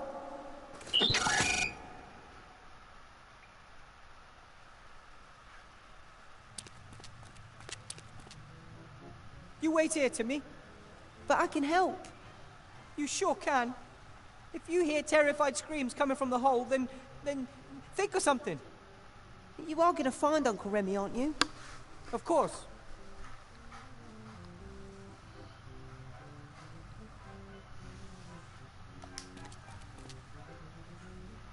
The rope has served me well twice already. Maybe it'll hold up for a third time, too.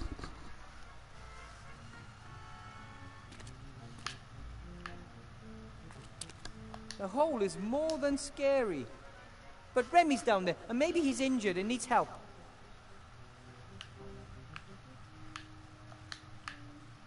I'll find Remy. Timmy's been through enough already.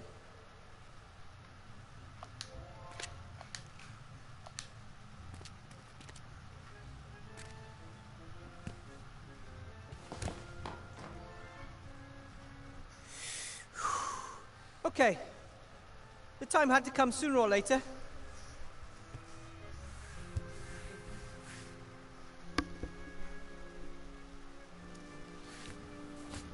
Ah!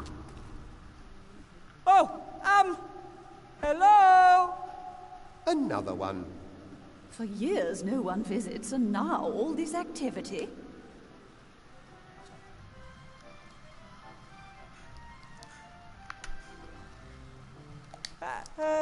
Hello? Who's there? I'm Wilbur.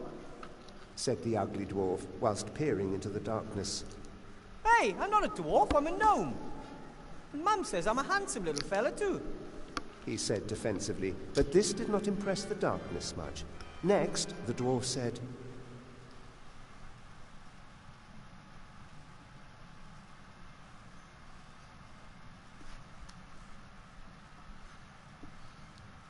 Who are you? And why don't you come into the light so I can see you? We can't. Well, we could, but we just don't want to. We are gods, We can do anything. You're gods? He froze, as if struck by a bolt of lightning, whilst the implications of this danced wildly around his head. Actually, no, not really. But you must.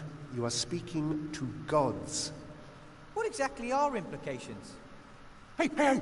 Two cannibals are eating a clown, and one says to the other, "He tastes a bit funny."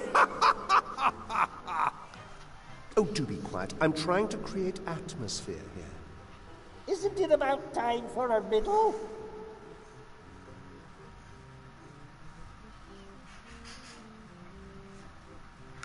Did a rat in a hat pass through here?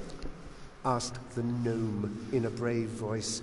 He, however, didn't know at this point that he would be leaving the caves without his friend. You know something about Remy? That's what one calls foreshadowing. It's a device used to keep the audience entertained. Showing something other than complete darkness might also be helpful. He's got to solve the riddle first. So what's with Remy? Was he here? Where did he go? Oh, I've got another one. One politician says to the other, "I don't know why no one likes us.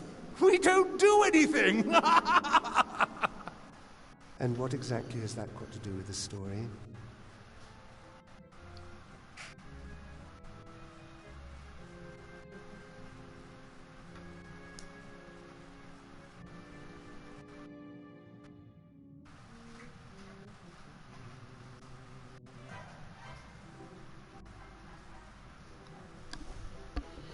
Not that I have anything against creepy voices from the dark, but maybe we could have a little light here?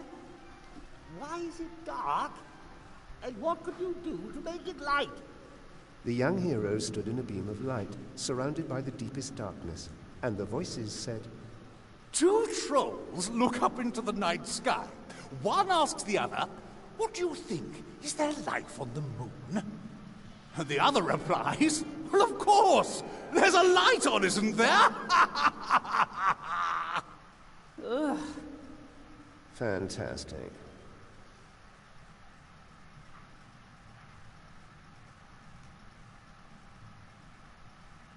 If you're gods, then can't you just say something like, "Let there be light," and it gets all bright in here? Two trolls are looking up into the night sky, and one says to the other, "What do you think? Is there life on the moon?" Not again. Of course we could create some light. Or it could simply just be light in this cave. But where's the challenge in that? But said the little dwarf, why does everything always have to be so complicated? and stamped his foot on the ground. Say what? You have to stamp your foot on the ground. What kind of gods are you? Well, we are... Wait! He has to create light first. Thank you for the conversation. I'll look around a bit. Not without any light. Hey, hey! Two cannibals are eating a clown, and one says to the other, "He tastes a bit funny."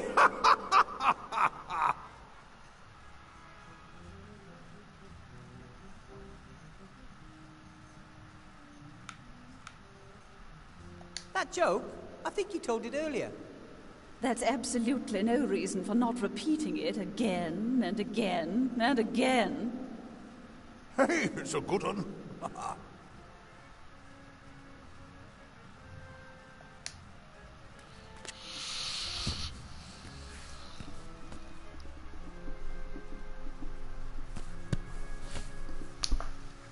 Up's even worse than down. Wilbur, have you found Uncle Remy? Not yet, but I'm working on it. Timmy? Yeah?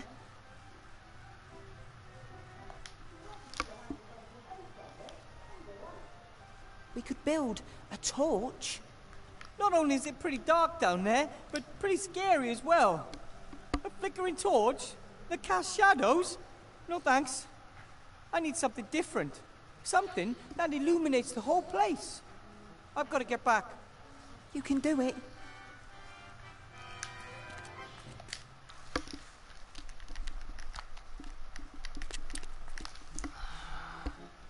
Looks like the Van Buren's girls' abominations have even found their way down here. Someone with taste couldn't bear to have this stuff around any longer and threw it away.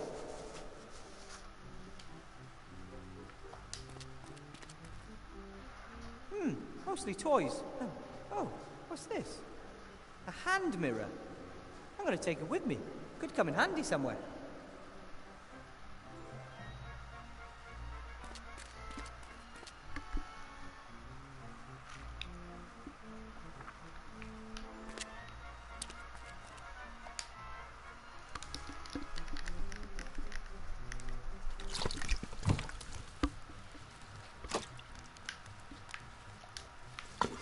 Hi, Ethel.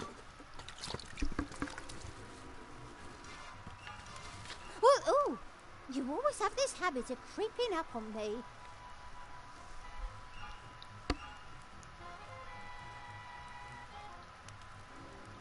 You and Esther did a great job with that fluffy paint. Although, I'm still not sure I understand it all. What's so difficult to understand?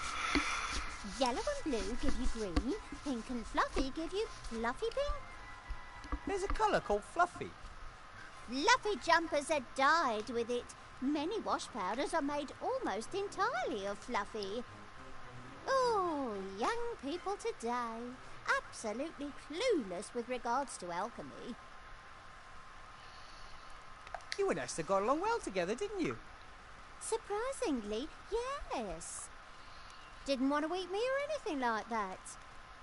Nice person. Gone now. I'll miss her. You could visit her sometime. Lots to do. But, yes, maybe. I followed Remy down into the dark hole. Ooh, what's it like? Dark. Then you need to sort out some light. Chop chop. I have to be going, Ethel. If you need stew, you know where to find me.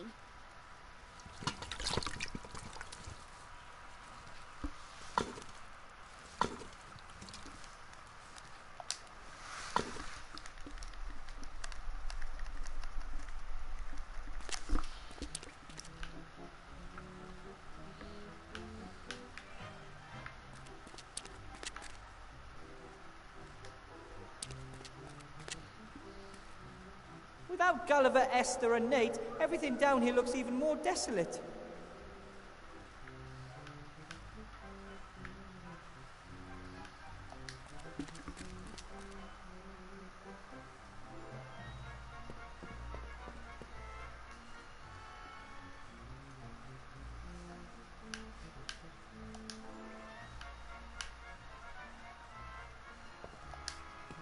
The basket will let Ivo and I exchange stuff.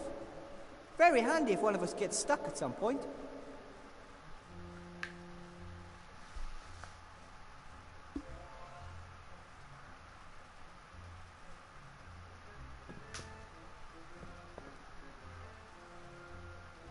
Ivo? What? Not that I'm not overjoyed to see you, but what are you doing in Seastone?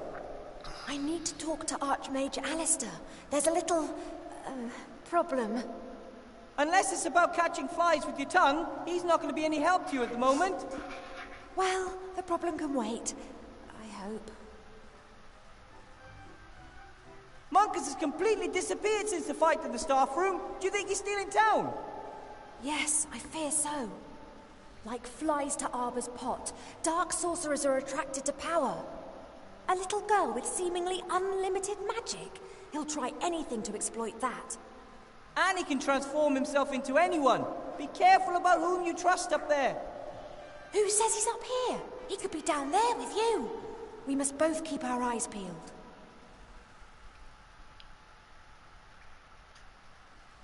Remy said that much of the city's been transformed. Is it really that bad?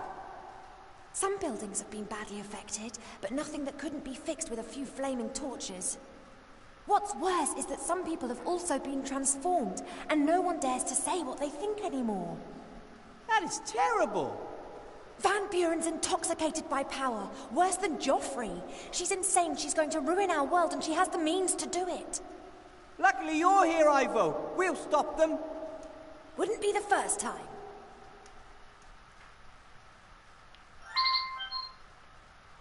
Where's the council leader? Whatever you do, don't let her catch you. It's okay. She's on her way to the Elf Burrow. She wants to pay my mother a visit. Doesn't that worry you? Nah, she'll get nowhere in the Elf Burrow. Elf protective magic is powerful. So it's just a question of how long it takes Van Buren to figure that out. She'll be furious. It's best we're no longer here by the time she gets back. For my search for Remy, I need something I can use to light an entire cave. I'll keep my eyes peeled. Thanks. I have to get going. Don't get caught. Good luck. Keep your ears stiff. Sweet.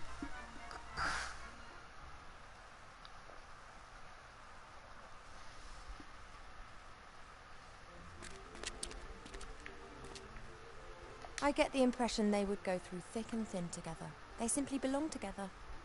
I'm really envious of that.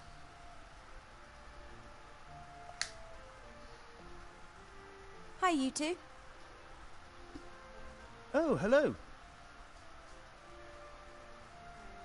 I've not had the pleasure of making your acquaintance yet. My name's Ivo. Welcome to Seastone. My name is Gulliver. This is my enchanting lotus blossom, Esther. Our son down there with the ogre is called Nate. Nate? Nate, yes. Named after a true hero and good friend. It was down to him that Esther and I got together back then in the wildlands.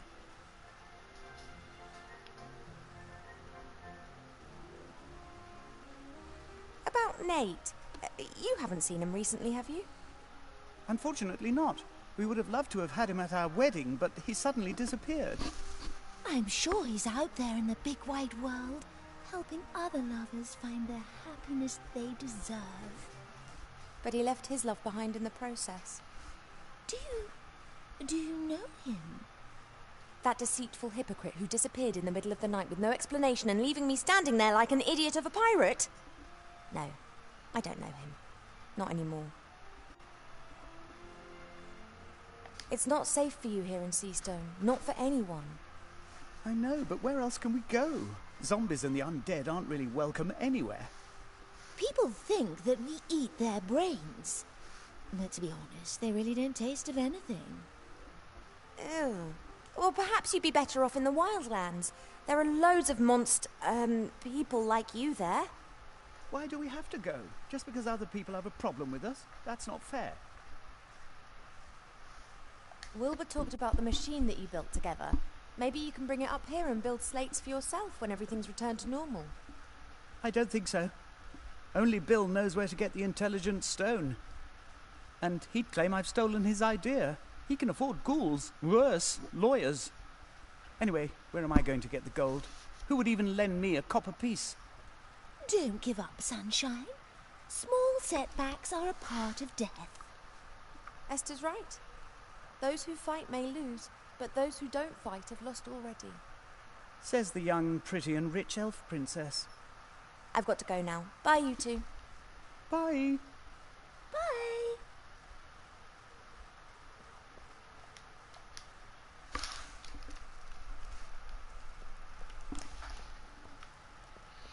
Dun dun dun dun dun dun dun dun.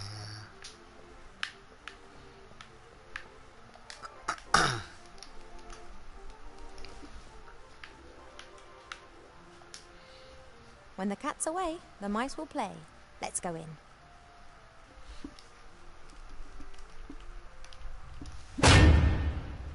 What the? You could have hit me. Yeah, whatever. No one's allowed to enter the school as long as the council leader's away.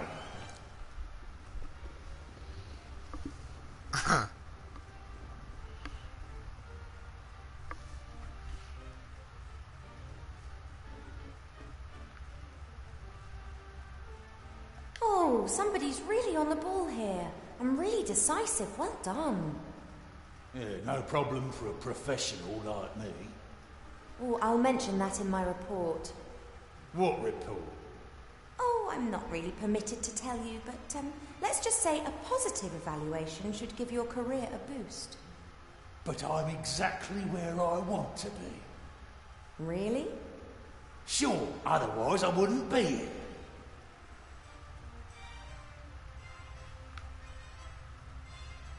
You really must have a ball every day harassing people. A smart guy like me can really make good in this world. But you're destined for greater things. Go out there and prove it. I could, but I don't want to. Let everyone else bumble around if they want to. They always come crawling back asking for help at some point. And I just say, deal with your own shit, you bumblers. Ah! Council Leader Van Buren has asked me to get something from her office for her. She didn't tell me. She only told me to knock the head off anyone who tries to get in here while she's away. Oh, presumably she forgot to mention it. She'll be very angry if I don't bring her what she requested. Angry with you, not with me. Oh, what a delightful conversation. Well, it's no surprise you liked it. Conversations with the one and only Grum de Climpus are always a laugh.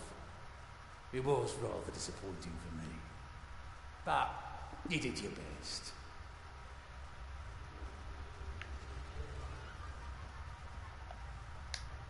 I've got to get into the staff room, so that's where I'm going.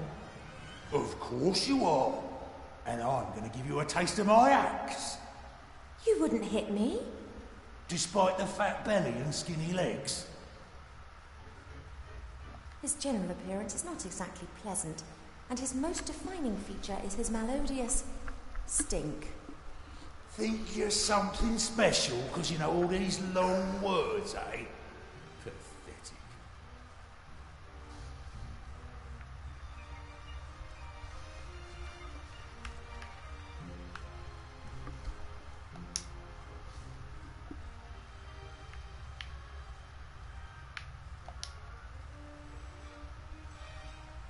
There are many magical clothes in this world which strengthen the powers of their wearers.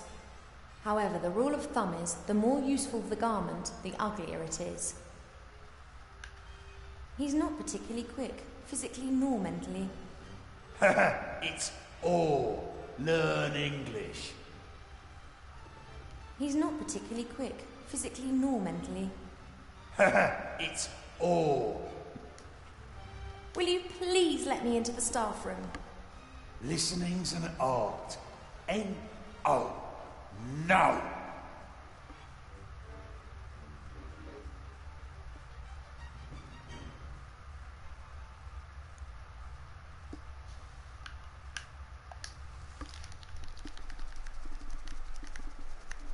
I can't risk starting a fight with the troll. Yeah, I could get past him, but he might follow me and wake up half the town in the process. Annoyingly, I can't trick him either. He's just too stupid for that.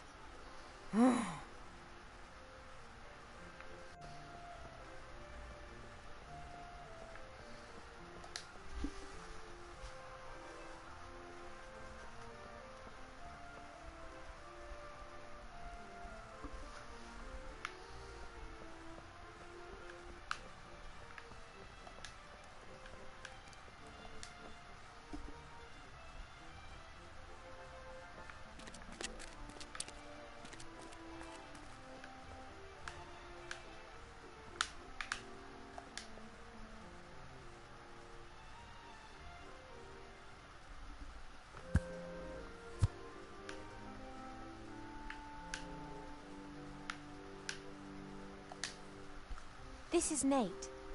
His name isn't his fault. I'll try to be nice to him.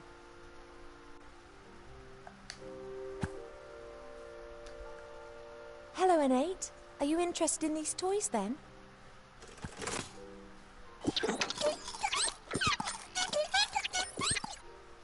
He says, finally I know where all the rubbish comes from. You can understand him. It's quite obvious what he thinks of this junk. I think he says one could also build something useful out of all this. He's an inventor.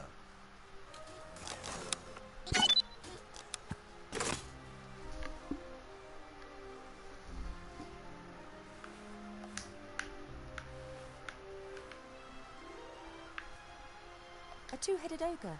Rather rare and pretty complicated, anatomically speaking.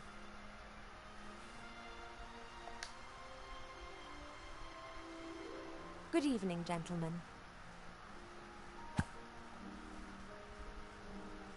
Mademoiselle. Fat elf!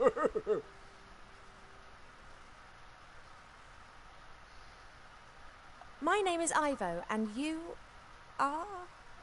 Not Princess Ivo from the Woodland Realm? Yep, that's me. It's an honor, Your Highness. Although, considering the current situation, perhaps you shouldn't tell everyone who you are. I still don't know your name, kind sir.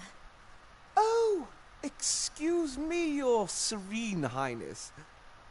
Please, call me Ivo. My name is Zloff. That's my brother, Blout. Blout?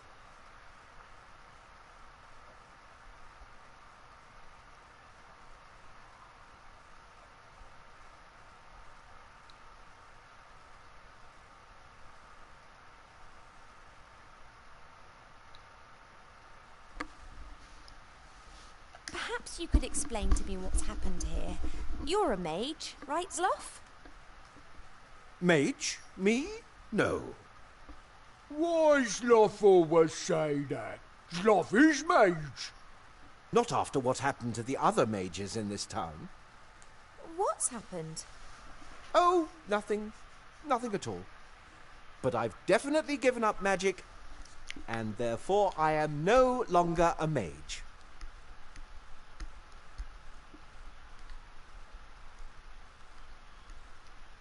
Nice shop, but a bit unusual. Candy floss, puppies, chocolate, baby dolls. It's dreadful. We had such a lovely inn. Subdued lighting, smoky air, and lots of alcohol. And now... Lollies! You in! Lollies! A whole building has been transformed permanently. A little girl shouldn't have the power to do that. How does she do it? I, don't know what you mean. Are you expiring? You what? Blout should tell council leader if people expire. You're spying for the council leader? Blout's afraid the merchant council leader's daughter might turn him into a little girl with pigtails if he doesn't cooperate with her mother. We shouldn't give away that daughter does magic. You're expiring. No, Blout, we're not. Then that's okay. Zloff? Yes, Blout.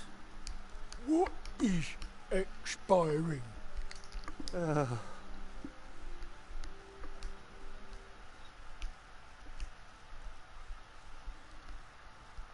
A friend of mine who's active in the non-existent resistance has to somehow illuminate a big cave. I'm no longer a mage and have nothing to do with the resistance. And because I'm no longer a mage, I don't need my magical equipment anymore. Like, for example, this clicker, which can capture starlight.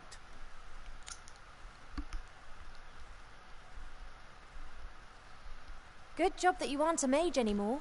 Now I can give this thing to my friend, who's not on a wanted list and who's also not in the resistance, which also doesn't even exist. Why talk so strange? Something not right here. You're much too suspicious, dear Blout. Blout, I don't think you should spy for Van Buren. She's bad news. Surely you can see that? Blout not want to spy, but Blout not want to be changed into bunny rabbit. I was all for fleeing, but Blout wanted to stay and hide. Quite difficult, given your size. Blout bought disguise. No one recognised Blout. Maybe not, but what about me? Have you still got the disguise you were going to use to hide from the council leader? Still got. Would you give it to me? You want hide from council lady? You conceiving? No, I just want to secure the disguise and hand it in at the school. Otherwise, the rebels could get hold of the disguise blount. Do you want to be responsible for a rebel disguising themselves with your outfit? No! Blount, good little boy. Here, take. Thanks for the chat. You were like a beacon of light in the darkness of night, Princess.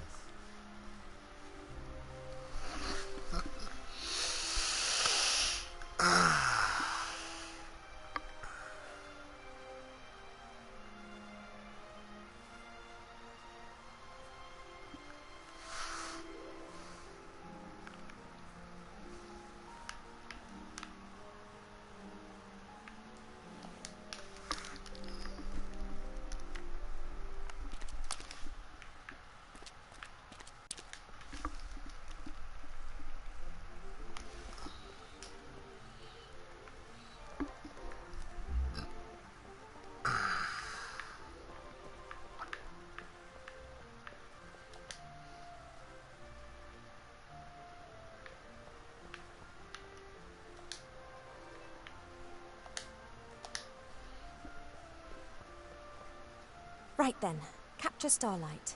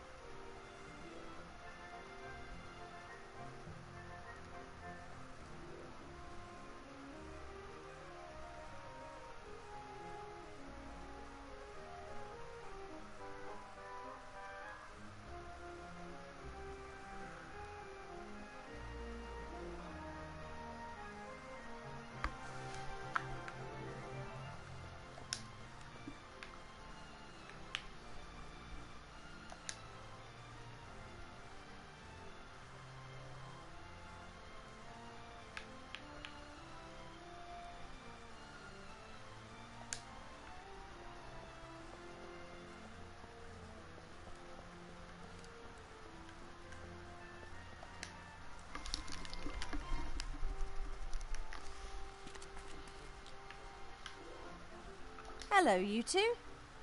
Have we been introduced, sir? It's me. Probably just a friendly townsman, Gulliver.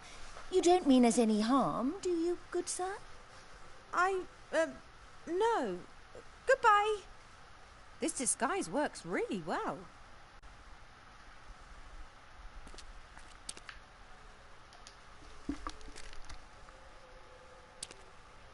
Wilbur? Yes?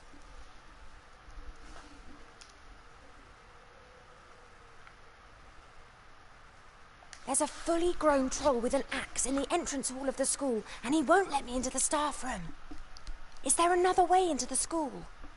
If we had some fireplace travel powder, you could get into the staff room through the fireplace. Fireplace? I'm sure there isn't a fireplace in there. Presumably it's now a doll's house or something. Maybe the fireplace in the library's still okay. Worth a try. Just missing the powder now. It's on the headmaster's desk. Which brings us back to the start of our problem. Yep, that's about the size of it. I've captured a bit of starlight for you. That should make your light problems a thing of the past. Really? Wow. I'm going to send the clicker down in the basket. You must wait until you're in the dark cave before you set the starlight free. Got it. That's all for now. See you later.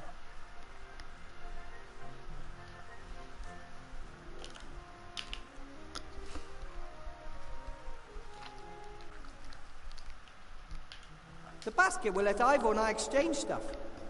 Very handy if one of us gets stuck at some point.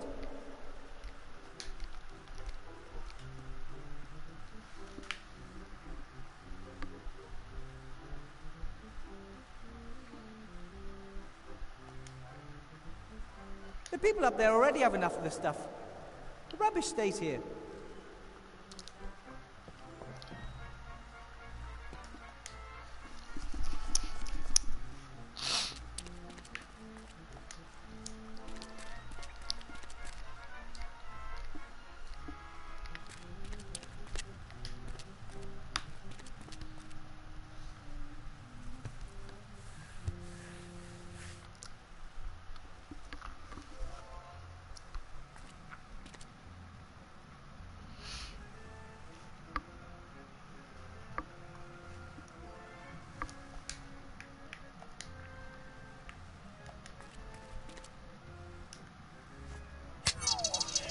Wow! Oh, that's bright. I can see. By God, you've got old. You're only statues. We are gods trapped in statues. That, by the way, is a very exciting story. Could someone help me up?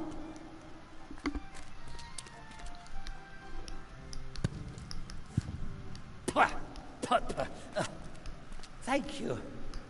Hey, all this light reminds me of a joke. Two trolls look up into the night sky. One asks the other, "What do you think? Is there life on the moon?" And the other replies, "Well, of course! There's a light on, isn't there?"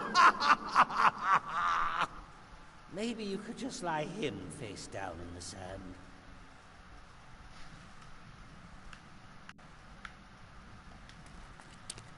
So you're gods in statues? Did someone imprison you?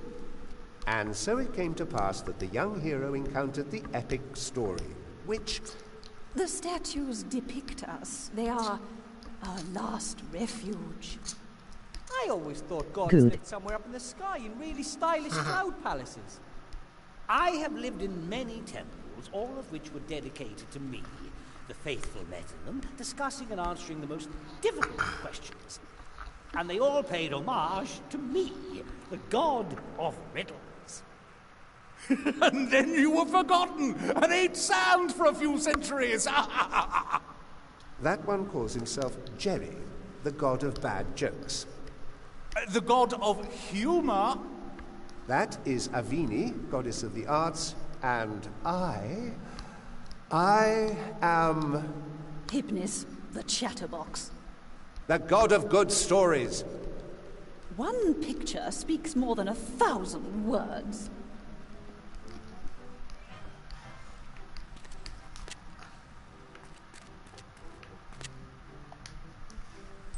That's Remy's shrinking ring. That means he was here. Remy!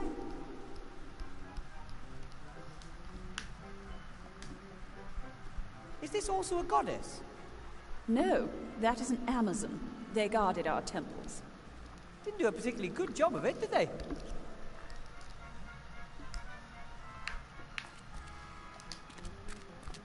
An island in the lake with the ruins of the creepiest temple I've ever seen.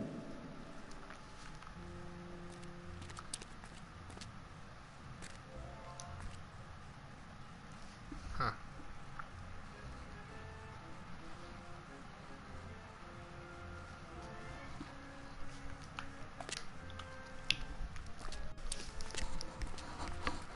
An island in the lake with the ruins of the creepiest temple I've ever seen.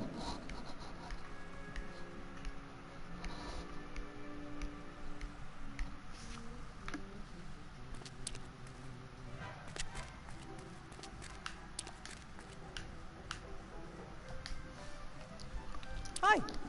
Hello, my young friend.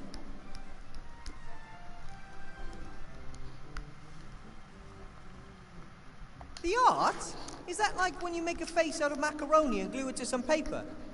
Art is everywhere. There is nothing in this world that isn't art. That's why I'm the most important goddess here. The world consists of stories. Now, you both know the world would be terribly dull without a good laugh. Every time a painter picks up his brush, a sculptor his chisel, or a bard his lute, they are singing my praises. The painters and sculptors sing too. Leave it, gnome. She's not so good with words. I still don't understand why you're here and not somewhere beautiful instead. I mean, you're gods. Can't you do whatever you want? Of course we can. Well, theoretically. In reality, though, no one has believed in us for a long while. Do you know how gods are created, young man?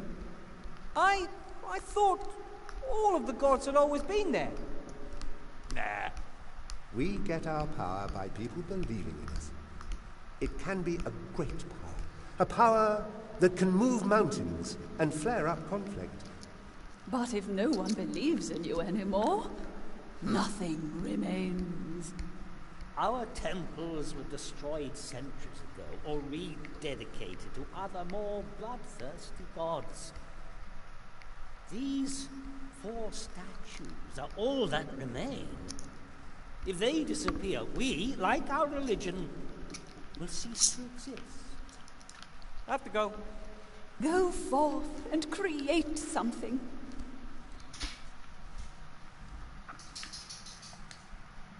Yoo-hoo! Oh, young friend, would you like to hear a joke?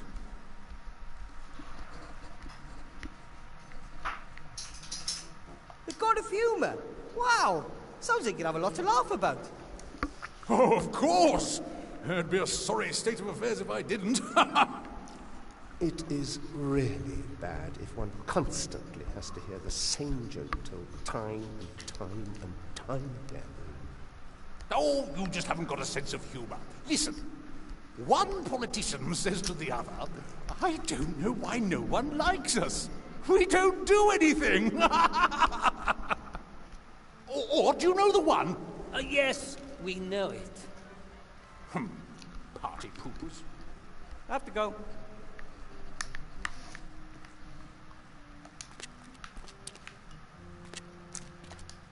Good day. Do you wish me a good day? Or mean that it is a good day whether I want it or not? Or that you feel good this day? Or that it is a day to be good on? If you're the god of puzzles, I have a serious bone to pick with you. Why? Why does everything have to be so complicated? An unlocked chest? Someone who just helps? For free? Is that too much to ask for? Nothing worth having in this world simply falls into your lap. Yes, but chess puzzles to open doors? Complicated machines in submerged temples, machines that must have been completely pointless when the temples were still in operation. I agree. This is all just a distraction from the story. I don't know what the problem is. Doing a little dance to create a flash of lightning? That's brilliant. I have to go. Go out into the world with open eyes. It is full of riddles. Hello, said the young hero, and then asked the decisive question. I've always liked stories, especially the story of the knight Ni as he rode out to slay the evil dragon. Yes, one of my finest. You wrote the knight Ni story? I wrote all stories, so to speak. Boy falls in love with girl, hooker with a heart, happy ending, all my inventions. Everything since is just variations on a theme, really. Wow. I also invented the words and, wide, and jam, as well as the letters E, Q, and L. Oh, and the Oxford comma. The last has, however, not been accepted by the majority. I have to go, he said, and went out into the world. A short while later, he said, I'm sure he could tell a great many stories. Long ones, too. But I'm worried about Remy.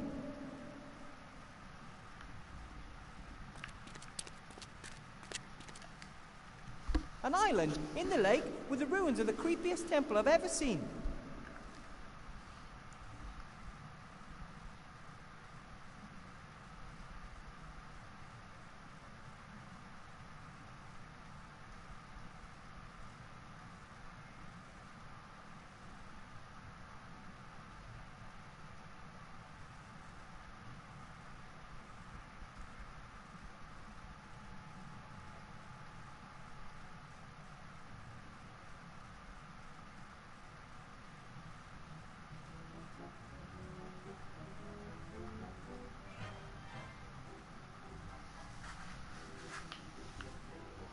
This lake looks weird. The water is so dark and somehow wrong. Oh, it's real water. That I could just swim to the island? Oh, I wouldn't try that if I were you.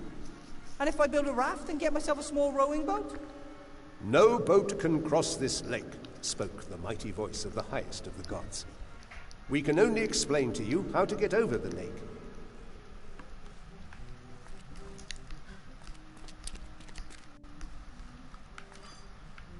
Hello, said the young hero, and then asked the decisive question. I think my friend Remy's on the island over there. How can I cross to it? Now, it's quite simple. No, it isn't. First he's got to answer some riddles. Oh, we've already done with the light. Can't we simply get on with the story now? Previously, people honored us, gave us offerings, erected temples. I can't build you a temple. No, but you can honor us, so that we will bestow our favor upon you.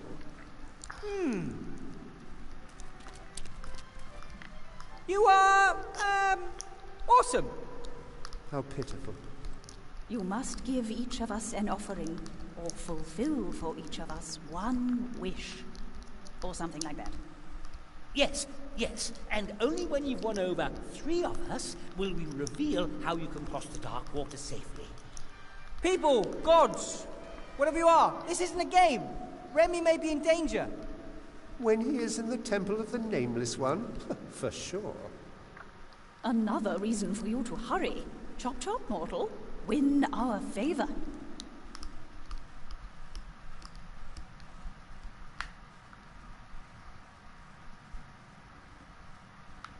You said that the temple on the island was for the Nameless One? That's right. Hundreds of years ago, the Nameless One grew ever more mighty, winning over an increasing amount of followers. Of course, the priests of the other gods were very unhappy about this, so they forbade the name of this god to be spoken, his symbols to be worn, or for prayers to be said to him. Those who were versed in the dark arts and wanted to use the god's power for their own purposes built this temple deep under the town. They performed forbidden rituals there and increased the might of the god. In return, he gave them untold power. That doesn't sound good. It wasn't. At some point or other, they were discovered and the temple destroyed. Shortly thereafter, the Nameless One was banished, and for centuries, all was peaceful on the island. And then what happened to the temple? What happened next? A few years ago, men appeared. They visited the temple and held rituals there, rituals we had not witnessed for centuries. Dark mages who had delved too deeply into old books and found the whereabouts of the temple. They built a machine, the purpose of which we can only speculate over. Maybe they wanted to bring the Nameless One back to this world. If that was their aim, they didn't succeed. The island lapsed back into peaceful darkness. I suspect the mages had been killed. Ah, then my wand might have belonged to one of the dark mages.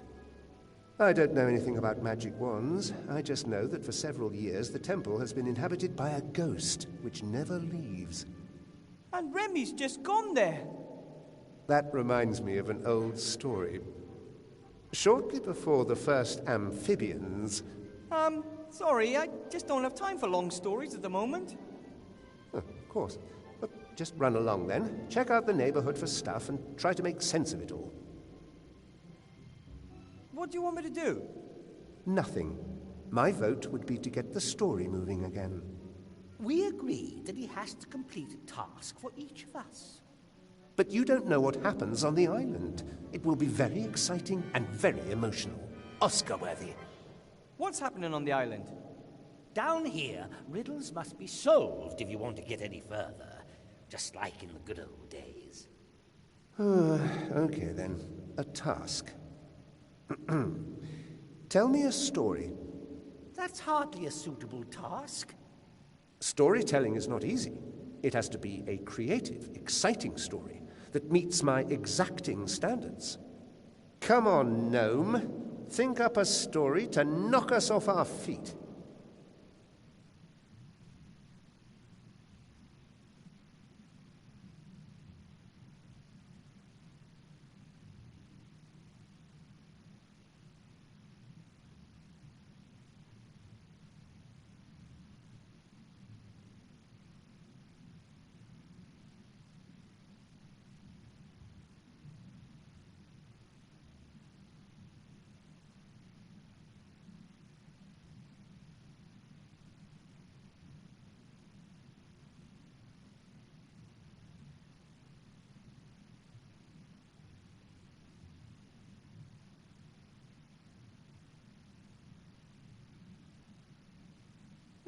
There's this young farmer on a planet with 2 sons.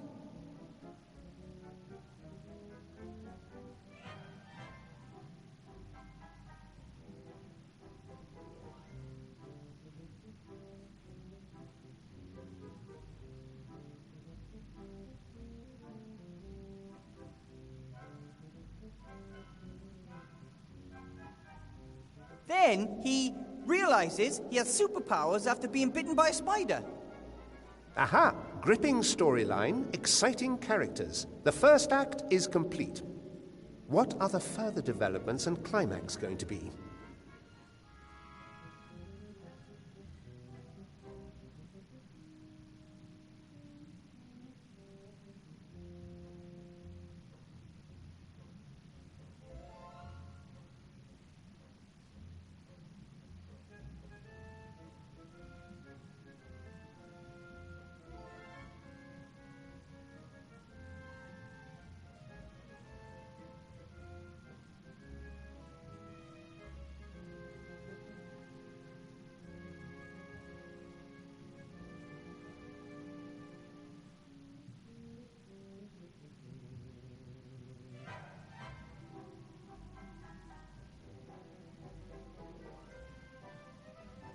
Yes! Well then, next, his father dies. He becomes head of the family and takes bloody revenge. Later...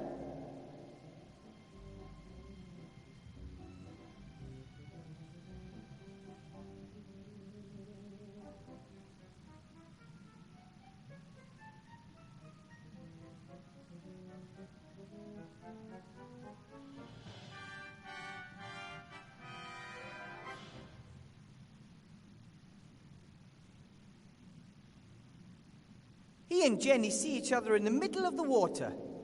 And then, the twist.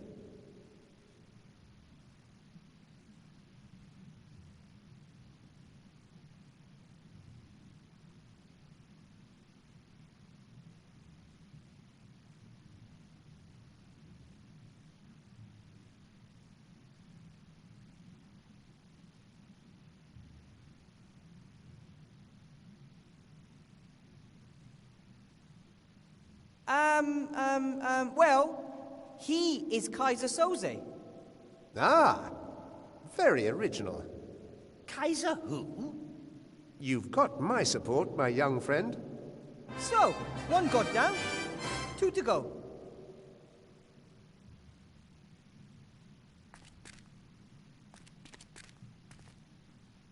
Good day.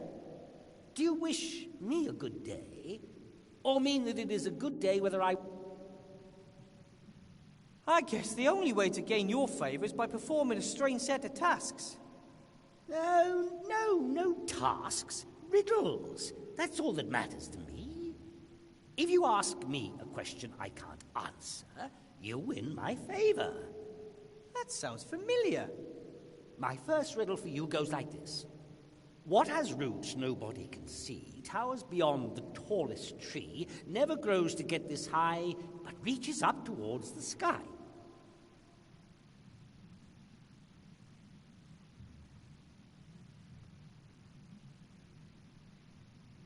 Roots that nobody sees, higher than a tree, but never growing.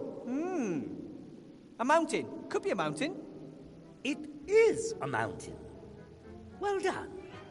Now, it's your turn. Ask me a question. If I can't answer it, you have won my favor.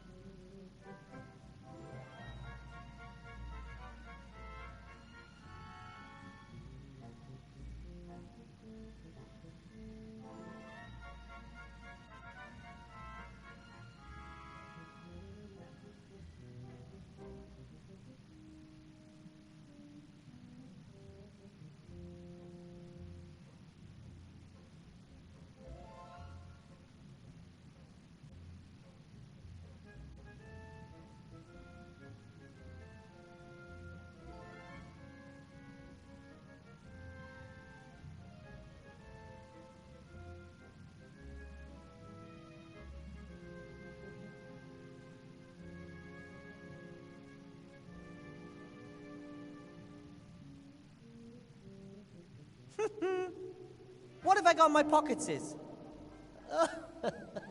Some bits of fluff and a ring, a shrinking ring to be precise, a mirror, a magical device that some people call a clicker, and no, that's all. Wow, impressive. Yep. Yes, God of riddles, all-knowing and almighty. Nice to meet you. My turn. 30 white horses on a red hill. First they champ, then they stamp, then they stand still.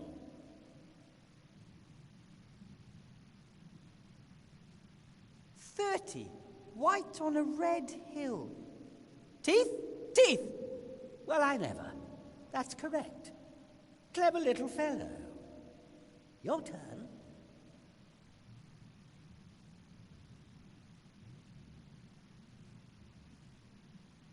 What is the sound of a falling tree felled with a herring while no one was listening? Spalakaka. I don't think that's correct. Of course, I am the god of riddles. I'm absolutely all-knowing. But... My turn. Voiceless it cries, wingless flutters, toothless bites, mouthless mutters. Screaming, flying, biting, muttering and whistling? That's obvious. The wind. Oh, all right, yes. But that was easy. Your turn. Do your worst.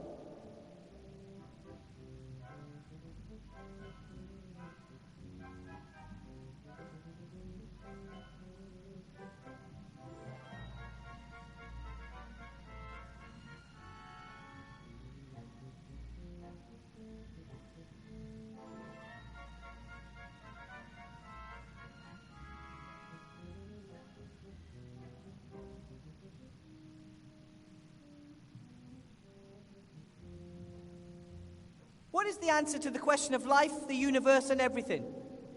41.5. Are you absolutely sure?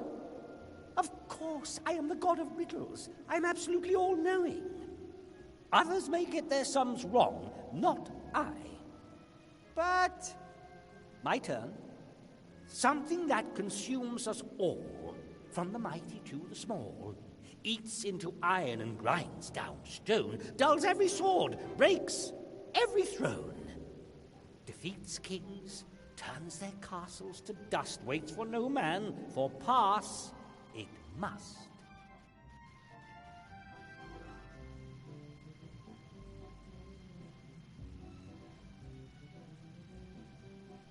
You mean time, right? Nothing can hide from it, neither trees, nor birds, nor kings. Not even the gods. Everything has its time, and all things must pass. Correct answer. Your turn. If you're all-knowing and all-powerful, can you think of a question that is so difficult that even you can't answer it? Of course. I can do anything. But if you're all-knowing, you would know the answer to every question. Of course I know. Here's the deal. You give me your favor, and we'll just drop the troublesome topic of omniscience completely. With that, the actual task which I set, without your knowledge, has been mastered. You have won my favor, pedantic mortal. And that's 2 gods in the bag.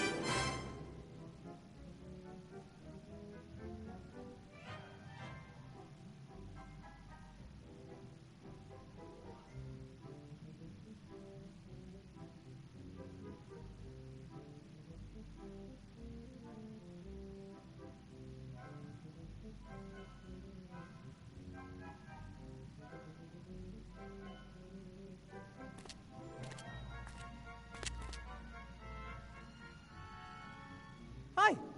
Hello, my young friend.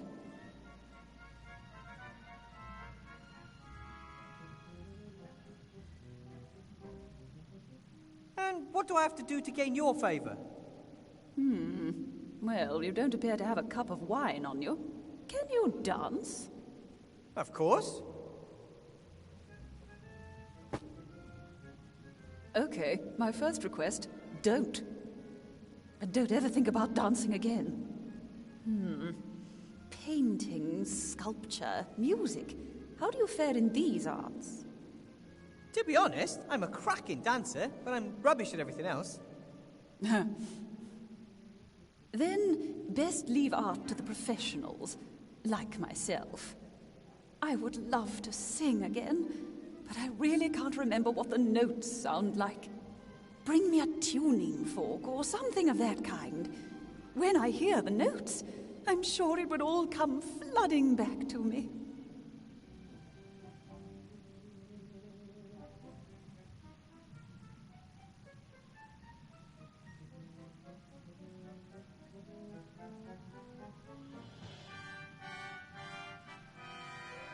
I have to go.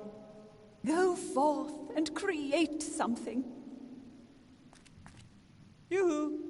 Oh, young friend, would you like to hear a joke? As you're in such a good mood, you'll help me get to the island, right? Oh, comedians always have a dark side.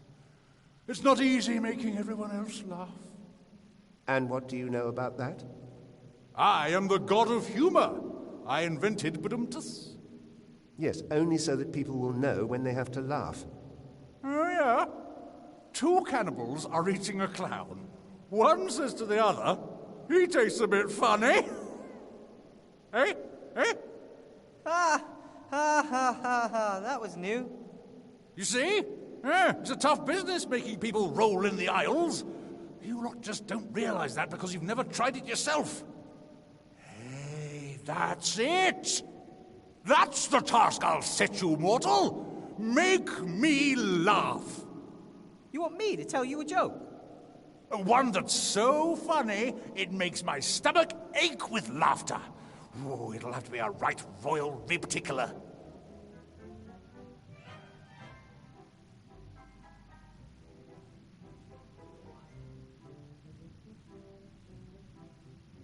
I have to go.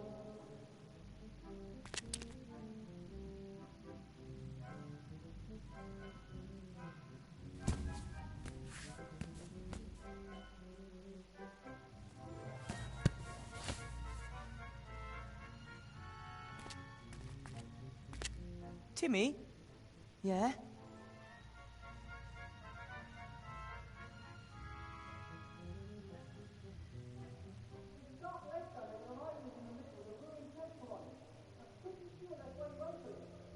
Haven't you had a look yet? I don't know how to get across the lake. That water looks suspicious, and the statues of the gods say no boat or raft can cross the lake. How did Uncle Remy get to the island then? I guess he knows the secret of how to cross the lake safely. So don't worry, I'll figure it out. Listen, Timmy, I found your uncle's shrinking ring. He never puts that down. It was on the edge of a suspicious-looking lake. Perhaps he wanted you to have it. I don't think so. He couldn't have known that I would follow him. Of course he knew that. You wouldn't leave a friend in need. Everyone knows that except you. Is this really an appropriate time for jokes? I need a good joke to get your uncle out of the temple. It's a long story. I've kinda got one. What do us rats like playing most? Hide and squeak. Not bad. It's not funny, because it's true. I've got to get back. You can do it.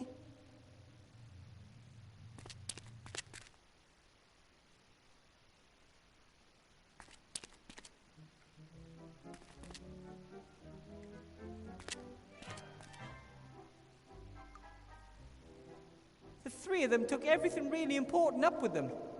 And Ethel still has a watchful eye on the rest. Probably best if I leave everything as it is.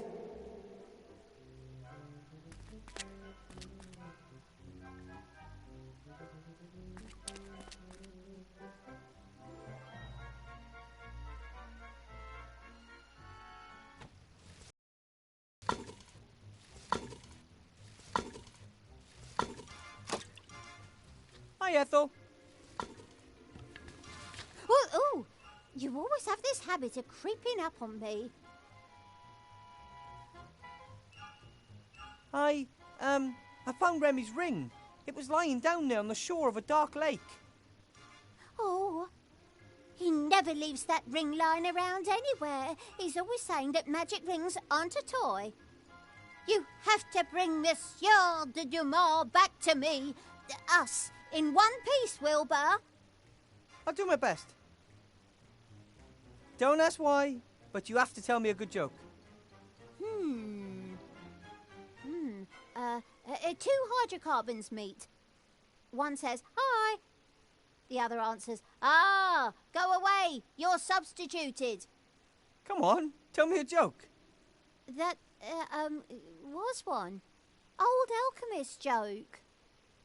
I don't get it. If you're not part of the solution, then you're part of the condensate. No need to insult me. I'm dead serious. I need a joke.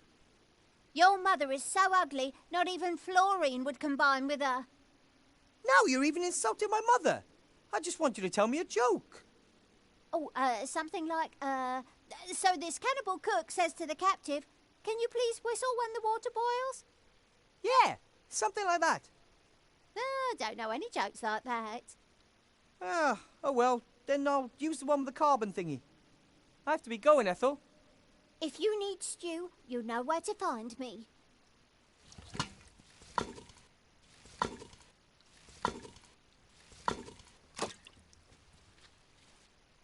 But with Remy's shrinking ring I could fit.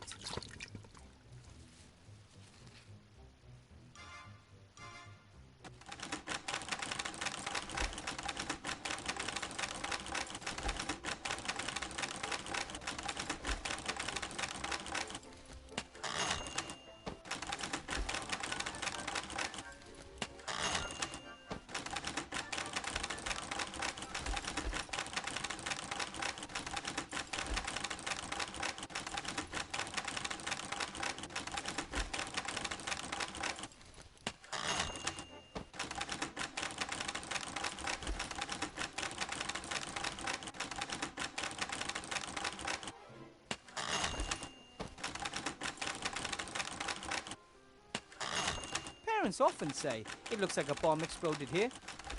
Usually it's just an exaggeration, but here it might actually be the case.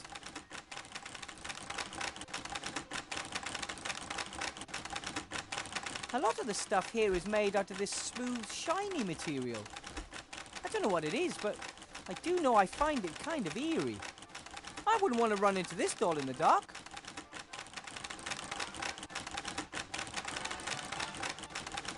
That thing's huge. I can't take it with me. The doll has a ring on its back. I wonder if you... Love me. Not again. I've done a poo-poo. Shall we sing a song?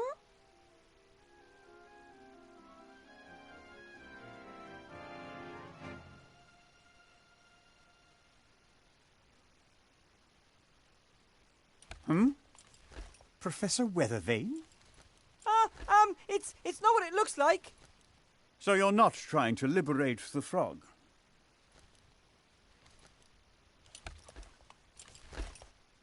So, well, maybe there is something to it. You're not calling for help. It is my duty.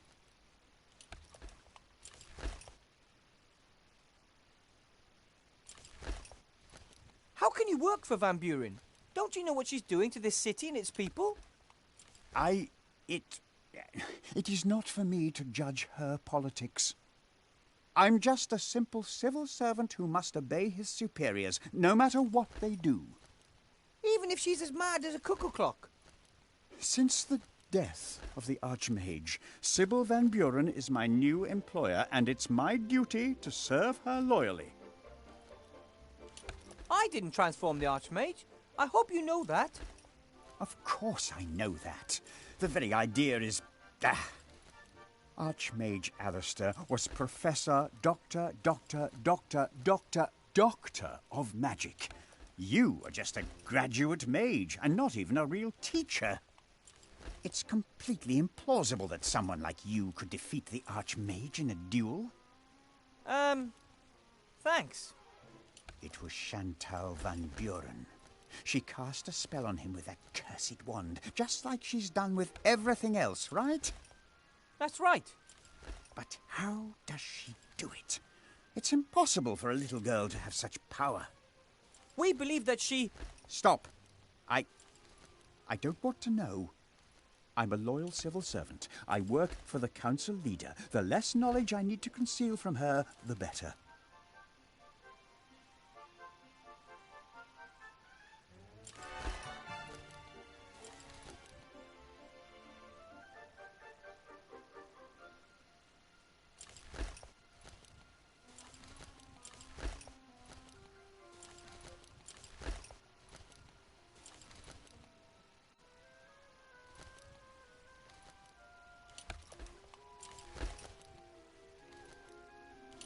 Please, Headmaster. You could do so much good.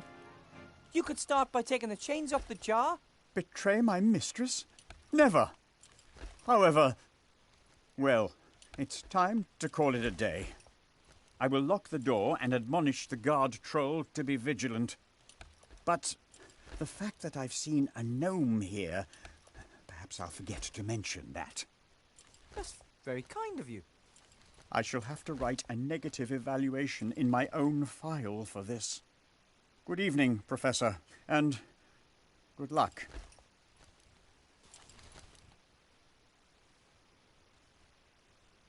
Lock yourself. No one is to get into the office, you hear? Whew, that could have backfired badly. Being rat-sized isn't all it's cracked up to be.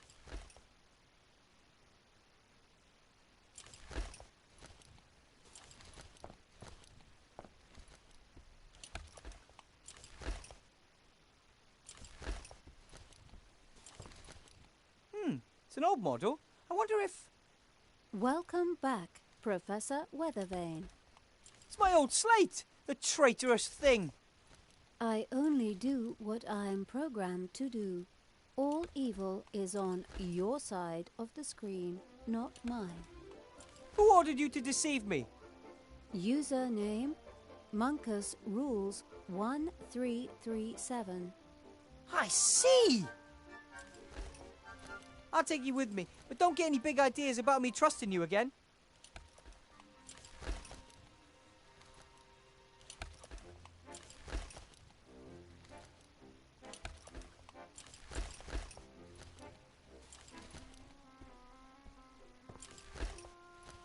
If I have to. What a hideous creature! Better not get too close to the monster. It might have a taste for gnomes.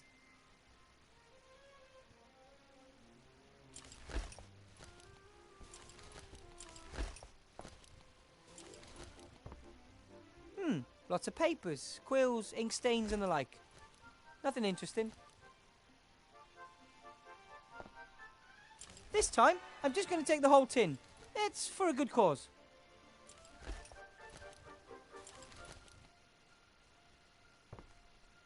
Pretty thick chains, and I suspect Van Buren enchanted them to protect them against an open spell. We'll get you out of there, Archmage Alistair. We just have to find a way to get rid of the chains.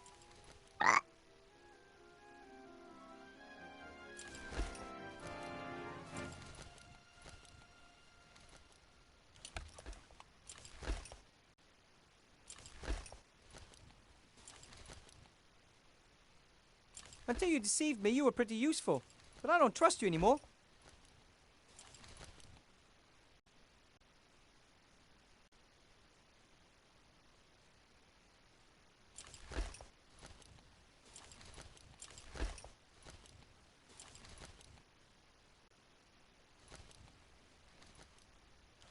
Pretty cheap thing. Oh well, should be good enough for a scale though.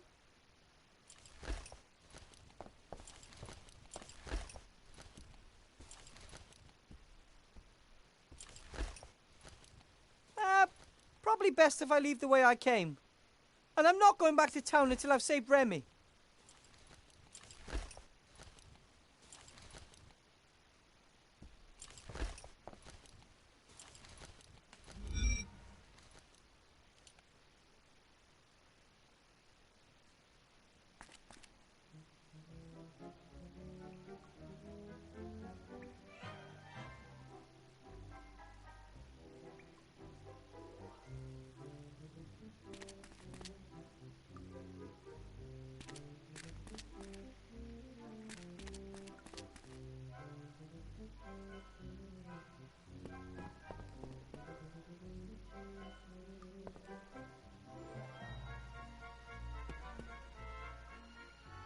Ivo? What?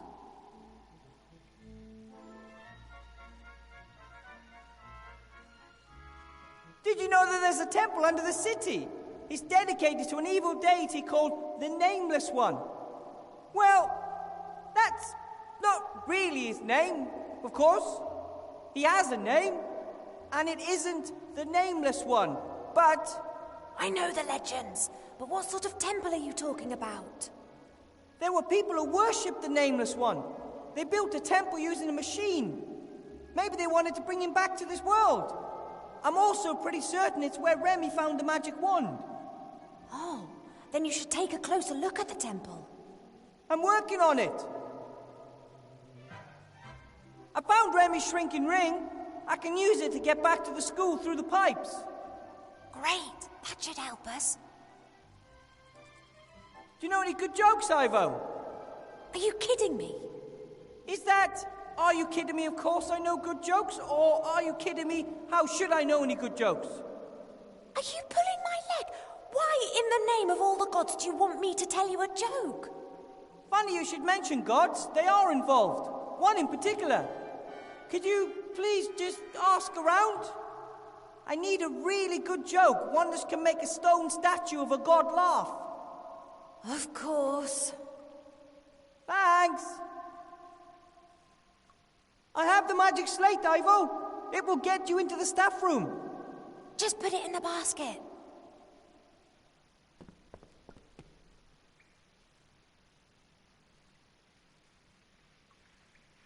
Don't trust the slate, though. It should only say the code, and that's it. Got it.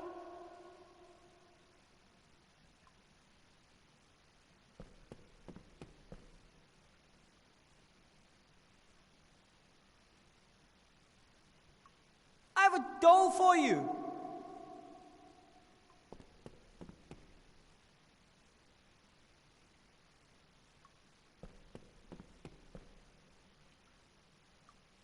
What do I want with a doll? What am I supposed to do with it?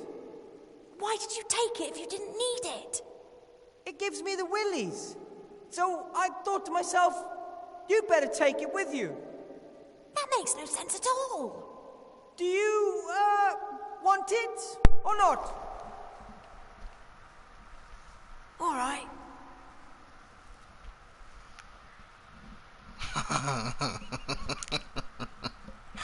Oh my god. I borrowed a box of fireplace travel powder from the headmaster's desk. That was funny. Brilliant. I can really do with that.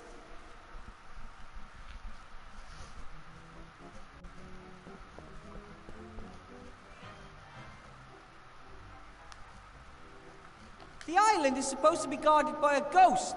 I find that disturbing. Can't you cast a spell over it? You must know that. I never looked into that. I always thought that was too scary. Oh, I'll see what I can do. Yeah, do that. I have to get going. Don't get caught. Good luck. Keep your ears stiff.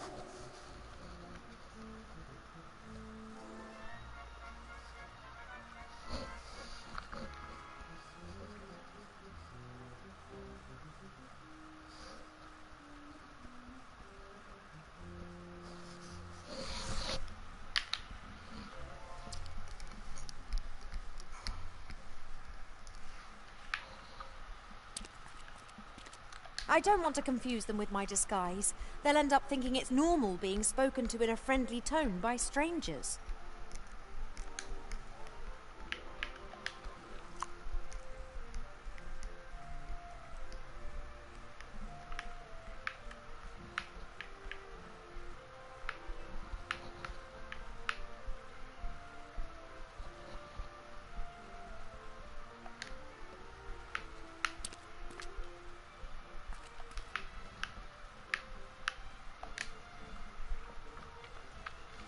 Hi, you two. Oh, hello.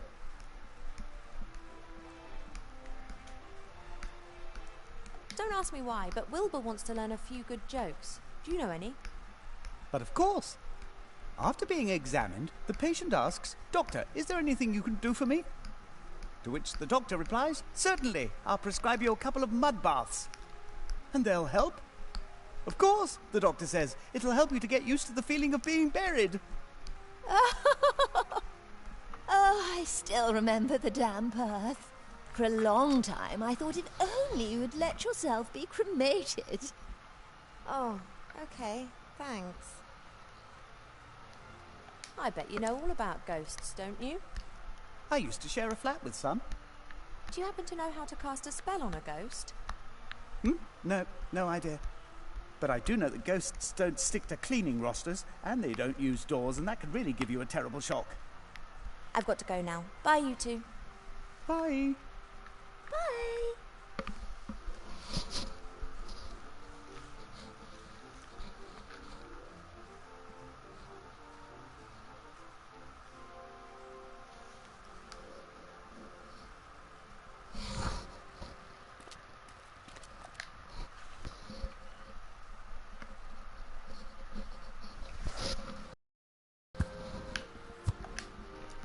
Candy floss, ice cream, chocolate, sweets. Maybe dentists are behind all this. Hello, Zloff, Blout. Ah, Princess Ivo.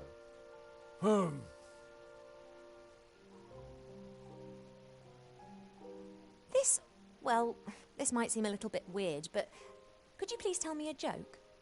Why weird? A joke can lift the spirits in times of great adversity. No joke, no joke.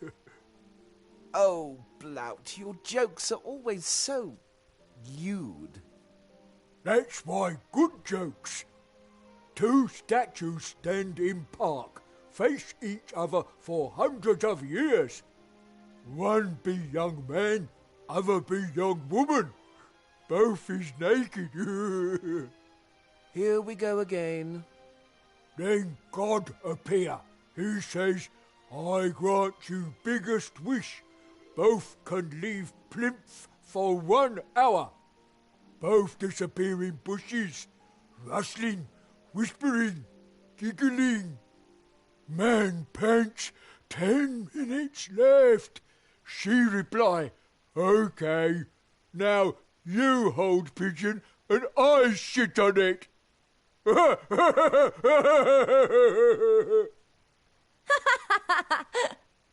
Princess? Really?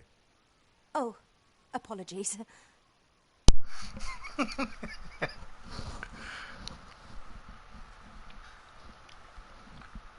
don't happen to have another joke for me, do you? No, lots more jokes with naked people. The princess doesn't want to hear them. Anyway, you've already had your turn. Now I will tell a real joke. Ahem. The town guard asks the mage head of a two-headed ogre, so you deny breaking a fence post in two on your brother's head? To which the ogre replies, I can't deny that, but I didn't do it on purpose. So you didn't intend to hit him? Oh, I did, but I didn't intend to break the fence post in the process. Not find very funny. Of course it's funny. Thanks very much for the joke, Sloth. I will endeavour to remember it. You see? I could do with knowing how to cast a spell on a ghost. Do you know anything about that? I know. Very scared of ghosts. As you know, one fears nothing more than the unknown. And if one knows nothing, one fears everything. Ghosts evil, steal Blout's socks, but always just left one. Of course, it's always just our left socks that are missing. That's your side. I look after my socks. So, what about ghost spells then? I know you can keep ghosts at bay with certain symbols. Blout has protector amulet with symbols on.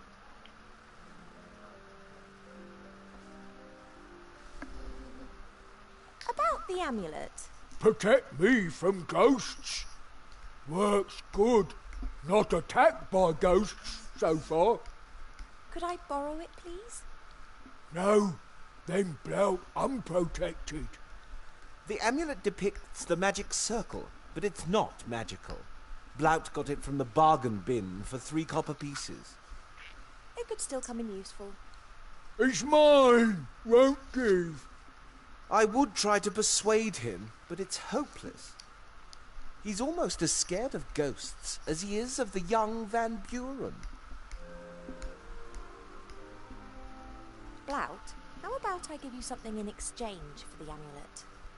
I've got a stone which protects you from the evil eye. Ever since I've had it, I've not been hit by any curses. Give you 5 gold pieces for it. I don't want to sell the stone. I want to swap it for your amulet. But Blout want to be protected from ghosts and evil eye.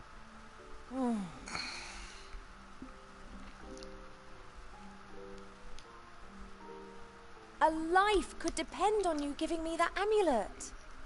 Blout's life depend on keeping it. Perhaps ghosts come tonight. This isn't going to work.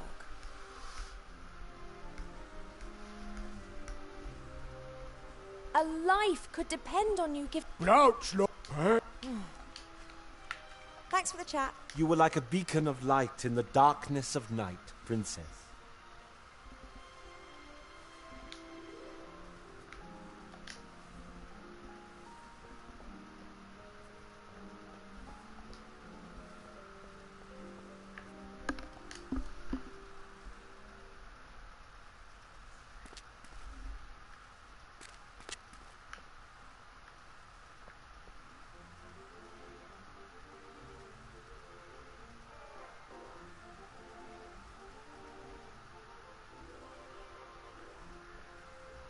This guys will work on the 2 ogres.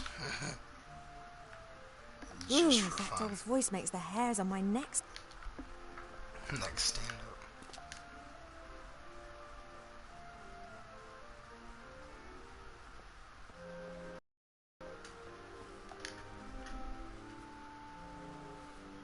Hello, Zloff. Blout. Good evening, sir. With whom do we have the pleasure? You're having a laugh, aren't you? It's me, Ivo. Princess Ivo?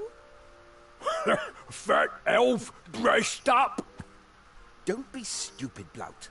Only a shapeshifter could disguise themselves so perfectly. Surely you recognise me?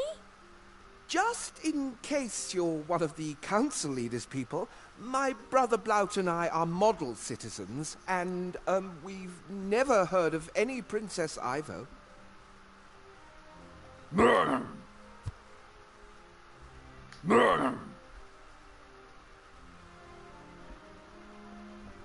Interesting.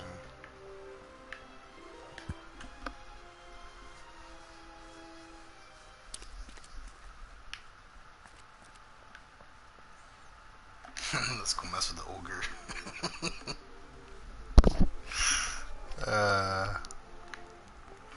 Go mess with the ogre with this and see how stupid he is. And see if he says it's a guy or a girl. Wow, I'm glad I'm out of there. Seastone's a dangerous place these days, but at least I can do something about it out here.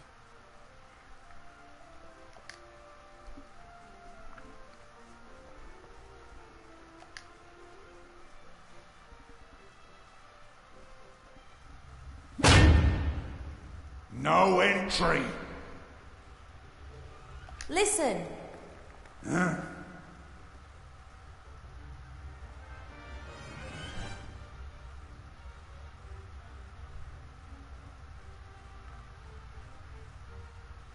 The council leader Van Buren ordered a magical slate. So? I meant to deliver it. So? I need to get into her office. Van Buren isn't there. I know, I just have to leave it on her desk. How are you going to do that without her head? Oh, forget it. I have to drop this off. What is it? A present for Chantal Van Buren. She requested it. Take it away! I would have taken it into the staff room, but as you don't want to let me in there... Are you my mummy? No. I love you. Make it stop!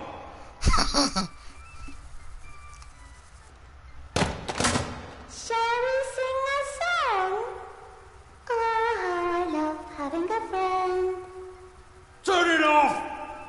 Oh, she'll stop of her own accord in a few days' time. I need Patty.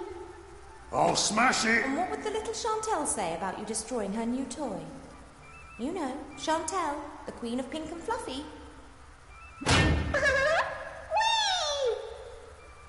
Blackmail, eh? Ain't gonna work with me. Ha! I can't hear anything.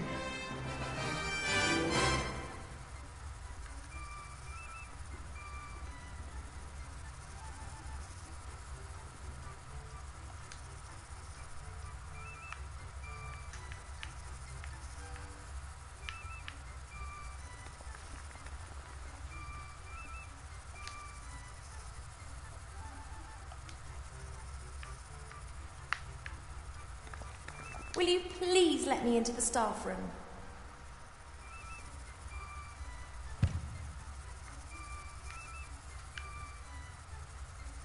Grumda, you are the worst guard in the world. He can't hear anything anymore. Will you please...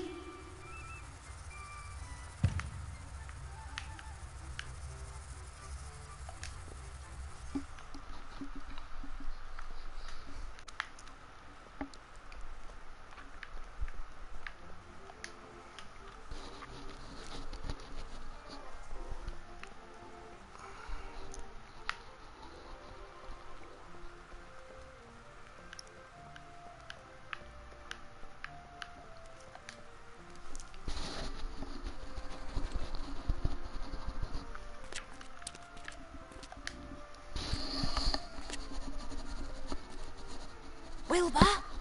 Yes?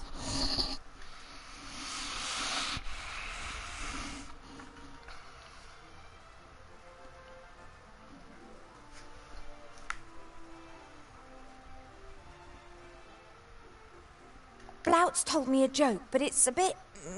coarse. Perhaps a god of humour likes that sort of thing. Tell me. Okay.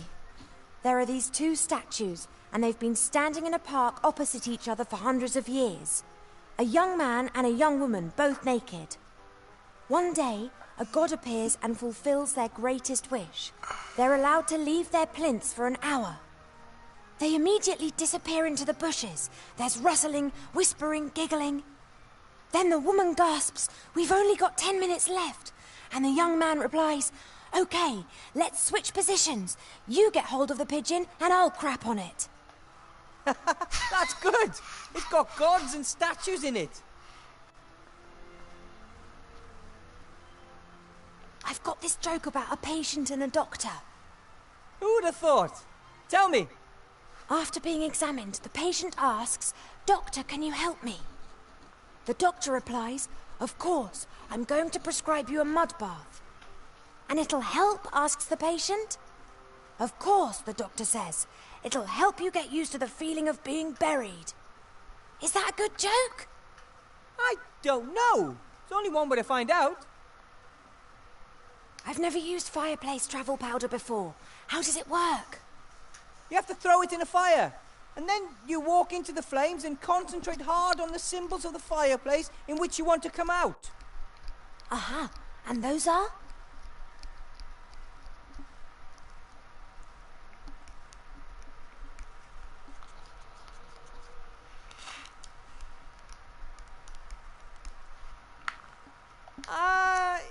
think I remember. They were... owl, worm, and rat, I think. You think? I'm pretty sure. Unless it was a lion, polar bear, and caterpillar. Or at least it wasn't eagle, mole, and penguin. Or was it? All right, I'll give it a go. That's all for now. See you later. That was funny.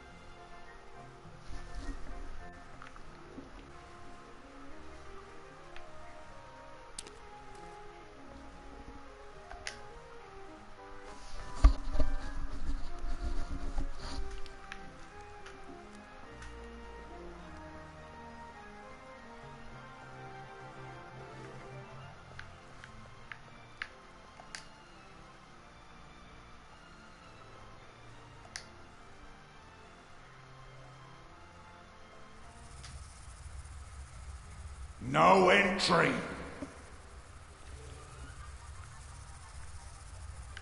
Grumda, you are the worst guard in the world. He can't hear anything anymore. Will you please let me into the staff room?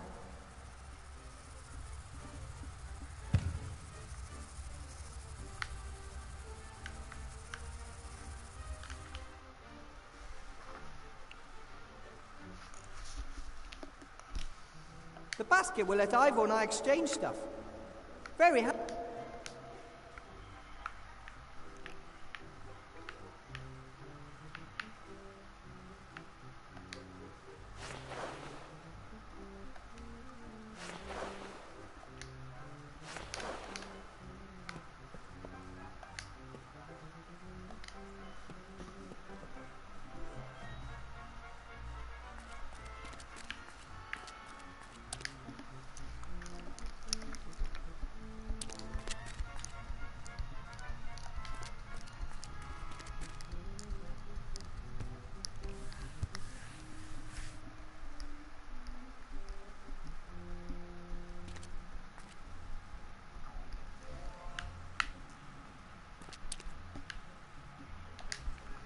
Hi. Hello, my young friend. Listen to this.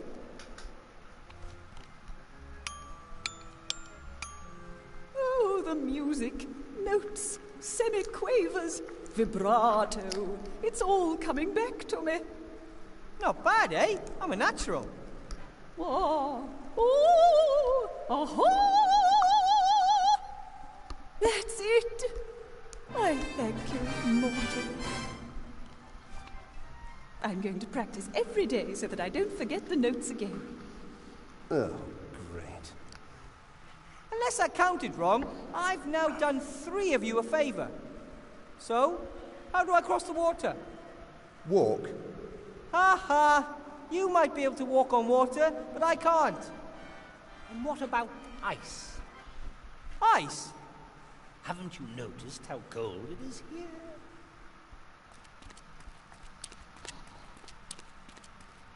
That doesn't look like ice. So? And you couldn't have just told me that? Would it have been as satisfying that way? Probably not. But you'd better hope nothing happened to Remy just because you delayed me. Alright, let's do the other one. Yoo-hoo. Oh, young friend, would you like to hear a joke?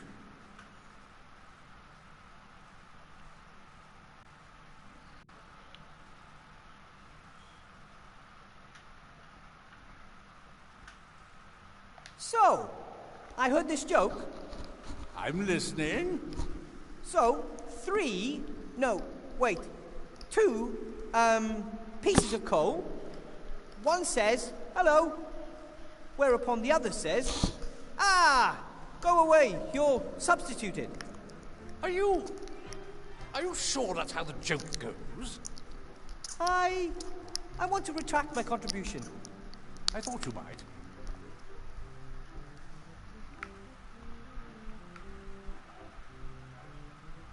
I know a joke with statues and gods. I'm sure you like it.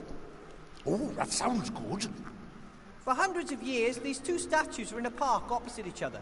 One is a young man, the other a young woman. Both are naked. So one day a god appears and grants them their greatest wish. They are permitted to leave their respective plinths for an hour. Both immediately disappear into the undergrowth. There's rustling, whispers, giggles. We've still got 10 minutes, the young man gasps. And she replies, great, let's switch places. You hold the pigeon and I'll crap on it. That was terrible.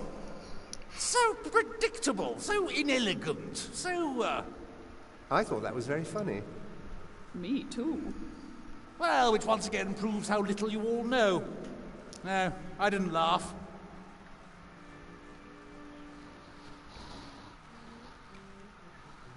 I have a joke. Hit me. I have another joke. Right. Let's see if this one's any better. I know a joke. What do rats like playing most? Hide and squeak. That was even worse than the first one. Come on, that was good. Oh, sure. What does the god of humour know about jokes? Did you see me laughing? No. I have another joke. Right. Let's see if this one's any better. This is a joke about a doctor and his patient. I think it's the only one of its kind. After being examined, the patient asks, Doctor, can you help me? The doctor replies, of course, I'm going to prescribe you a mud bath. And it'll help? Asks the patient. Of course, the doctor says. It'll help you get used to the feeling of being buried. That wouldn't even bring a tired smile to the faces of your audience. But... Well, to an audience with a sense of humour. There's only one of them here, and he didn't laugh.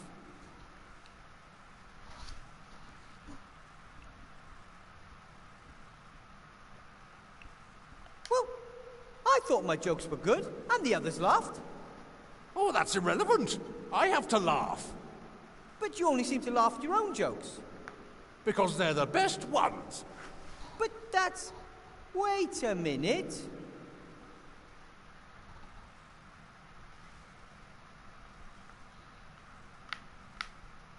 Two trolls are looking up into the night sky, and one says to the other, what do you think? Is there life on the moon? And what does the other one say? Of course. There's a light on. There's a light on! Oh, the moon is shining and the troll thinks. Oh, that was a good joke, my friend. You made me laugh. Oh, so now I'll aid you, mortal. Now, I've even done all four of you a favour, even though you weren't very helpful. The mark of a true hero is always to do more than he needs to, and to help everyone that he is able to help. We should reward him. Could you bring Remy here? Or transform the Archmage back? It wouldn't make for a particularly good story if a god suddenly intervenes and solves all the problems. But it would be funny. Bang! Story over! We want to present you with a laurel wreath of Hybnis. Hey, we don't want to do that. Well, I think that's a good idea. Me too. Take it, Wilbur, and wear it with pride. It is a sign you are a friend of the gods. Thanks. Very well. But look after it.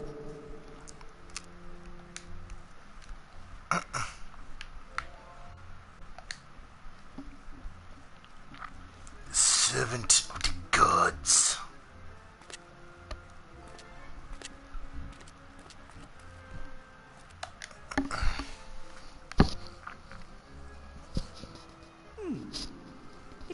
water, but it's actually ice. Child's play. Ah, whoa, ah, whoa. No problem at all.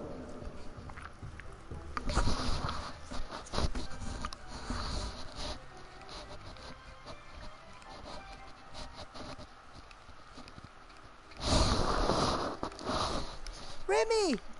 No, Wilbur. It's a trap.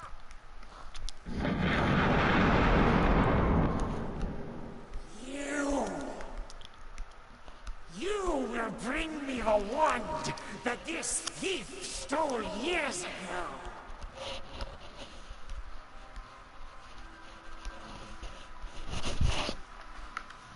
Let Remy go free. He's badly injured.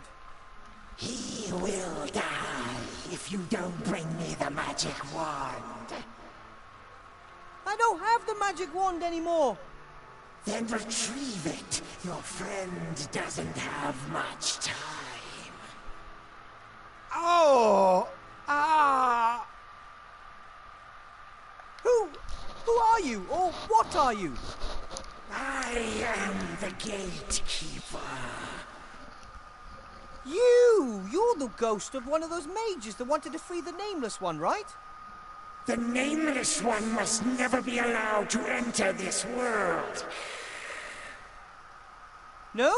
I mean, you're so right. Neither I nor Remy want that, so why are you fighting us? He stole the wand. The wand is the key. Bring me the key!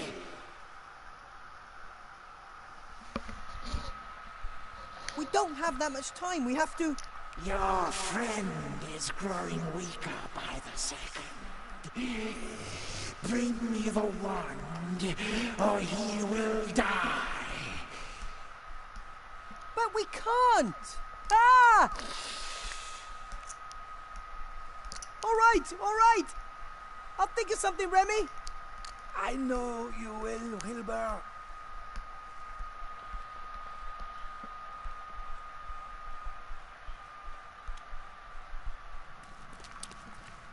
I have to get Remy out of there as quickly as possible. He seemed so weak. Maybe I can somehow sneak past the ghost. Or,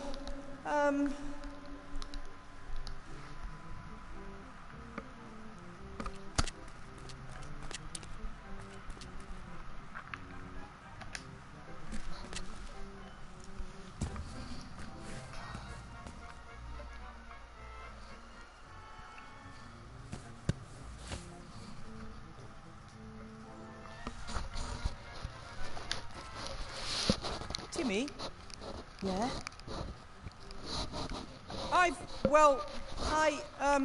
I'm still looking for your uncle. Don't worry. I'm sure you'll find him soon. Yeah, sure. If he knew his uncle was caught in a trap and badly injured, he'd be sick with worry. Or worse, he could march straight to the temple himself. I've got to get back. You can do it.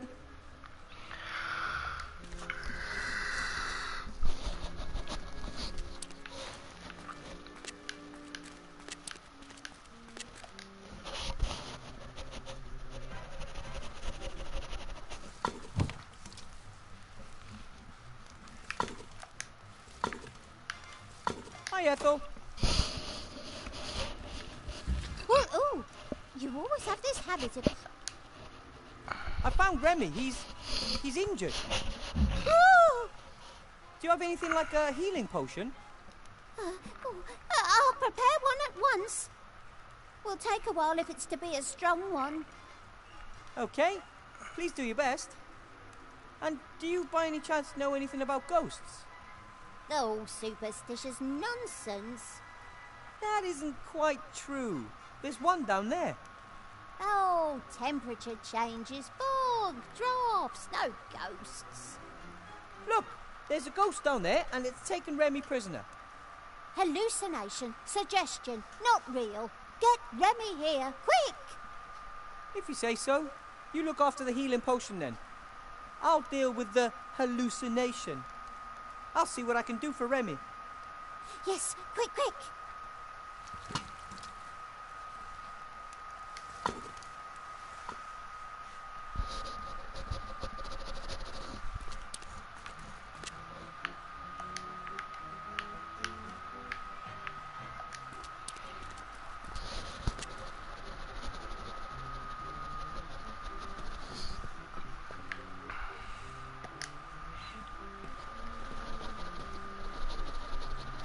Ivo?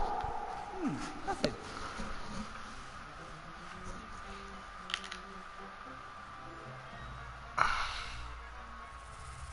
Gramda, you are the worst.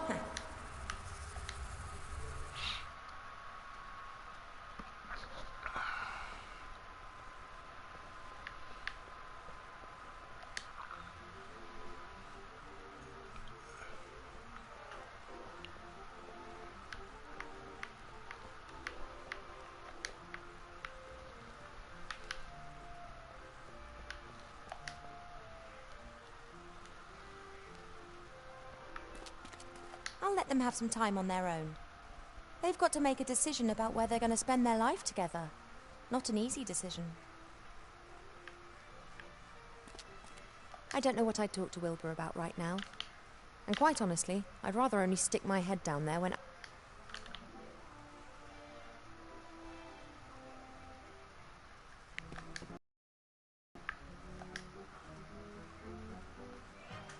Ivo? What? I found Remy in the temple. He's caught in a trap. Is he okay? I couldn't get through. A terrifying ghost is guarding him. He really doesn't look good, Ivo. We have to get him up here. Then I can take a look at his wounds. But we have to get past the ghost. I have to get going. Don't get caught. Good luck. Keep your ears stiff.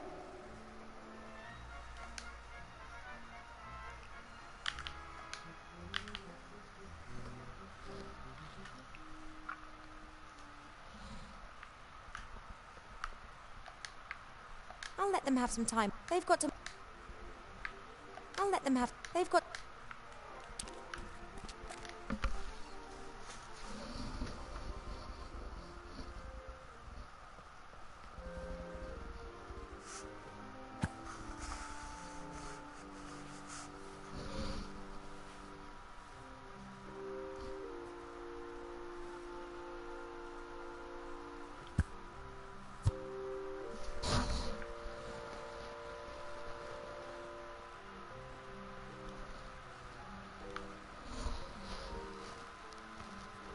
As far as I know, you just need to throw a bit of this powder into the fireplace and then get in it.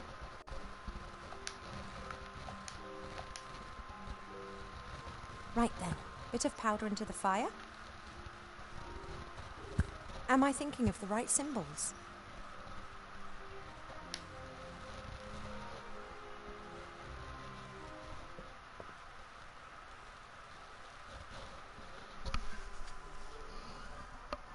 Those appear to have been the right symbols. I think we've been discovered. Shh. Hello? I'm not going to harm you. Wilbur told me of this library. Wilbur? Is he well? He disappeared suddenly. He had to go underground. Supernatural forces now have the say in the school. Ach, we know that. We looked through a crack in the door and saw that terrible woman and her daughter. They didn't exactly look like intellectuals. If the Van Burens discover this library, then you'll have to prepare yourself for a future of being coloured in with crayons. Don't worry, we won't let it come to that. However, to prevent it, I have to get into the staff room. Then go. Courage stands at the beginning of a task and luck at the end.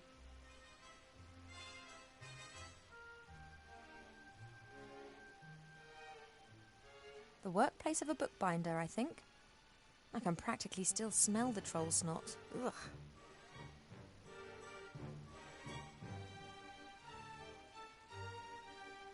I've never been a big fan of hanging dead animals on the wall or laying them out on the floor. I'd much prefer them running around in a wood.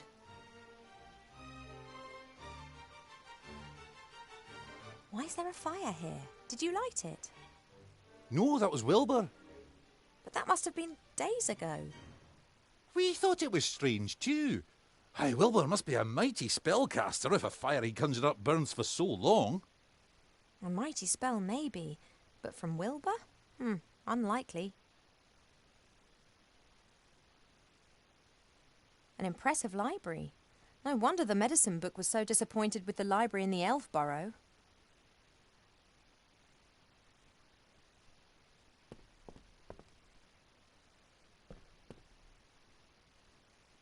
It's a good thing the library can disguise itself. Riots and revolutions are all too often accompanied by burning books. Excuse me? How can we help you, O friend of the friend of books? Can I cast a spell on a ghost? I don't know. Are you some kind of ghost whisperer? No. So why ask me when you know you can't? No, can you tell me how to cast a spell on a ghost? Ah, well that's completely different. We have several good books on grammar here. Look, thank you, but I'm really just interested in casting a spell at the moment. I know all about that. Excellent. So how do I do it? To be precise, I need to trap or render the ghost incapable of movement. I think what you need is a magic circle. That's a symbol that you draw onto the ground. Ghosts are incapable of leaving this kind of circle, at least not for a while. Sounds good. Do these symbols get drawn with blood or salt or something of that sort? Actually, most people use chalk. But I'm sure you could use blood as well if that's what you're really into. It's not really important how the symbols get onto the ground. It's a square with a circle over it that has to have exactly the same surface area, and a right-angled triangle must be placed into the circle. Sounds like something out of a mathematics book. Ha! Mathematics. This is about science, not some kind of hocus-pocus. Oi! I heard that!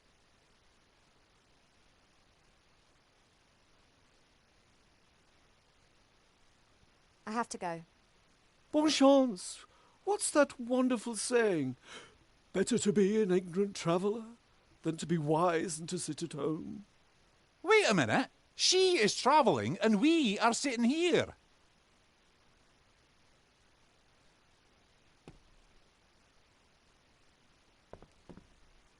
Right then, very carefully.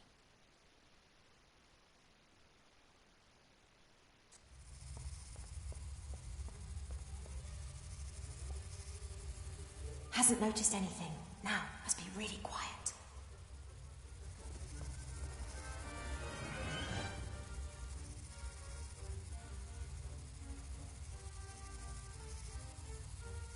Our idiot guard can't hear anything anymore. I better get the Archmage out of the staff room as quickly as possible. According to Wilbur, the door's locked, and it'll only open when the headmaster says the code. After you, headmaster. 469. 41. Have a good evening, headmaster, madam.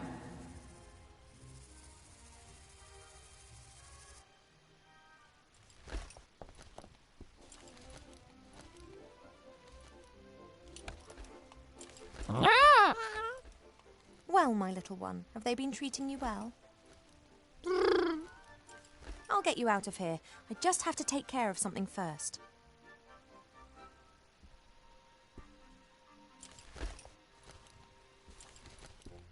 Lucky the council leader hasn't noticed that I've cleared the entrance to the rat hole. She wouldn't appreciate the rats having access to her headquarters.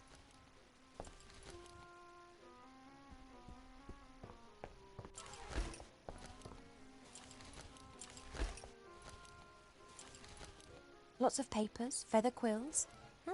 This is interesting. A signet ring with the seal of the council leader. It's used to make laws and decrees official and identifiable.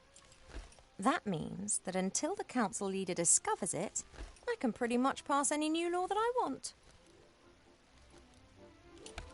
Right then, a new law.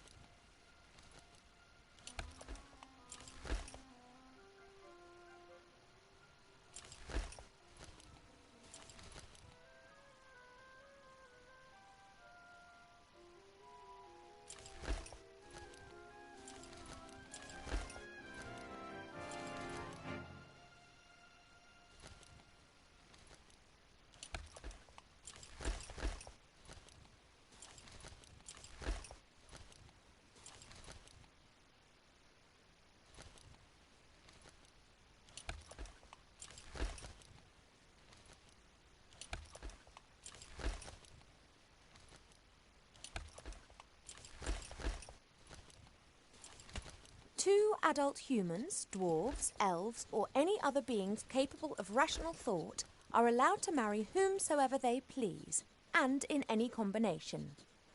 Only prerequisite, love. No one will be forced to marry a pompous ass just because he's a rich prince and mother thinks that I'm getting a bit long in the tooth. Perhaps not the best phrased law of all time, but what the heck. Right then, a new law.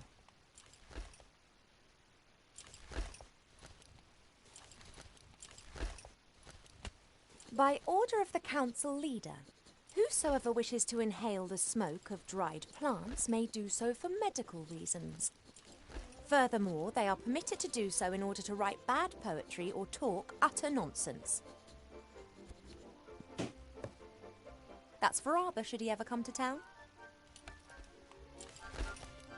Right then, a new law.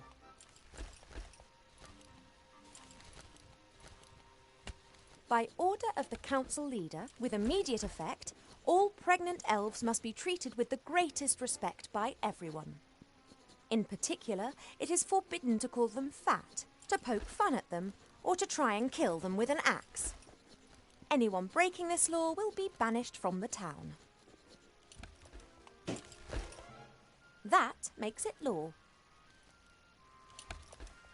Right then, a new law. By order of the council leader, with immediate effect, the wearing of magic protective amulets is forbidden. Well, I don't actually need a reason, just because. Whoever is caught with such an amulet will be punished with severe cuteness for at least 6 months. Right, with seal and everything.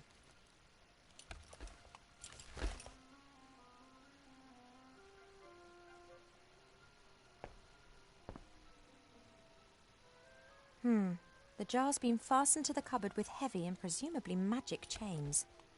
I wonder if... Aha! Archmage Alistair, are you well? I can't understand you. Blink once for yes and twice for no. Ooh, what does no blinks mean? Hang on, can frogs even blink? I think we'll need to sort this out later. I'm getting you out of here.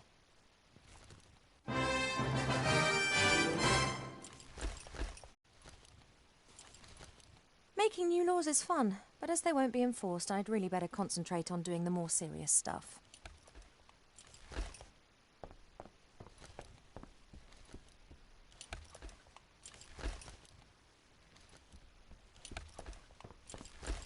Very unlikely that a fire will be burning in that fireplace anytime soon. I wonder if all these transformations can be reversed when Wilbur finds a way of destroying the magic wand. I must admit, there was probably a time when I would have thought these sort of toys very exciting. But I was probably only 80 or 90 years old then.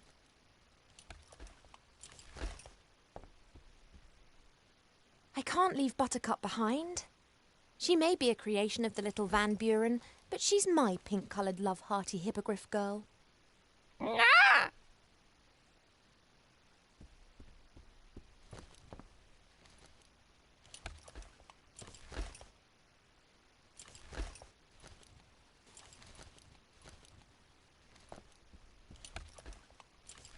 Okay, Buttercup, you have to be really quiet now.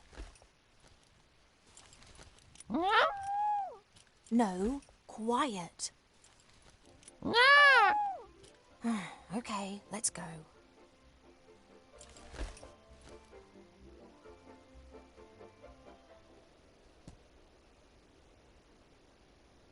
I said quietly, Buttercup. No, the troll was not your friend. He was trying to kill us. No, I'm pretty sure that he didn't just want to play when he started hacking at us. Be that as it may, Archmage Alistair is safe now. As soon as Wilbur has rescued Remy and knows how we can destroy the wand, we'll need to leave as quickly as possible. Morning's approaching, and in all probability this'll be the day that we see the return of a very, very frustrated council leader.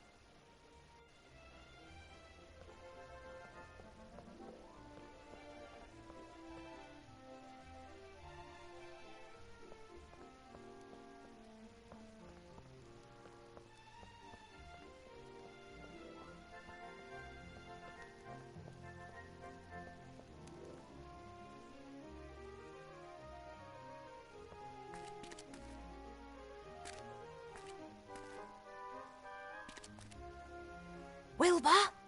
Yes? I've saved Archmage Alistair! Or the frog that we think is Archmage Alistair. Cracking! Is he alright? Yeah, he's okay. Got a few bumps and bruises. But it wasn't because I dropped him a couple of times fighting the troll together with a hippogriff or anything like that. Ivo? Hmm? Did you just say you rode a hippogriff into battle against a troll? The Archmage is safe, okay? That's all for now. See you later.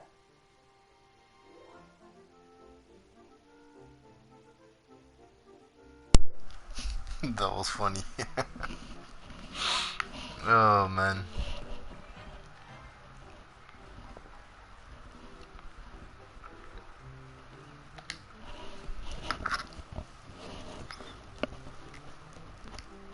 Ivo? Yes? Nothing. I just wanted to know if you were there. Right, I'm here. Ivo's there. Everything's fine.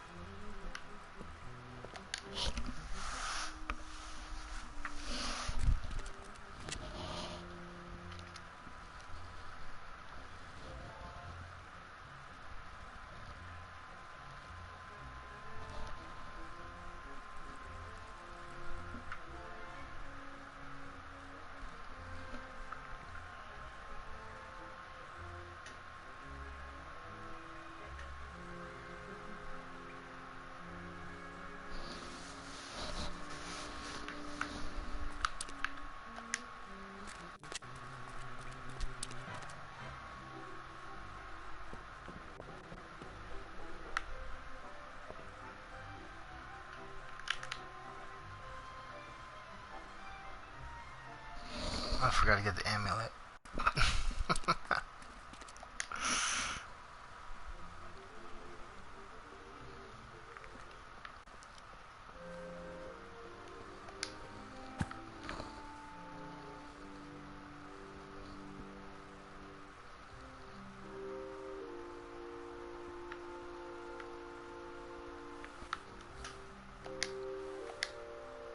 Hey, Blout. There's a law against calling pregnant elves fat.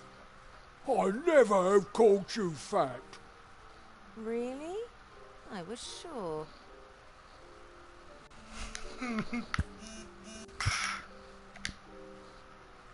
I'm sorry to have to say this, but you are a criminal, Blout. Blout not criminal. Blout stands here like good little ogre and sells strange things. You're wearing an amulet, and that's against the law. What it say? By order of the Merchant Council leader, and with immediate effect, the wearing of magical protection is forbidden because... Well, I don't need any reason just because. Whoever is caught with such an item is to be punished with severe cutification for a minimum of 6 months. Huh? No! Blout don't want to be little girl with pigtails. Got to escape, love. Well, perhaps you can ask the friendly law enforcement officer to turn a blind eye. Who's eye blind? What he means, Bert, is if you are really sorry about this and you can see you've made a mistake, then maybe the daughter of the council leader doesn't need to hear about it. Sorry, very wrong. I will, however, need to confiscate the amulet so that you won't be tempted to wear it in secret. Confiscate. Take away. Oh, sure. You don't tell little girl, right? Blout want to stay Blout. I'll keep it for myself.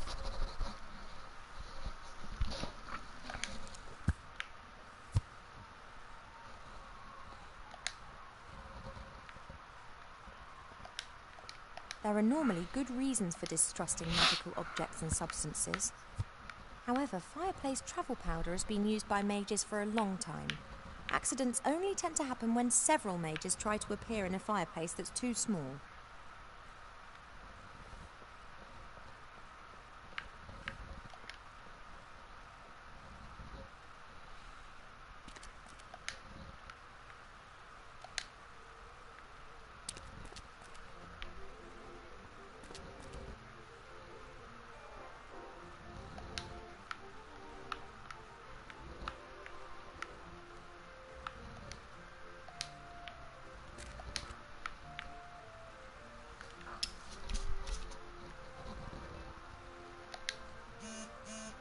I don't think that Wilbur will marry in the near future, or be forced into marriage by his mother.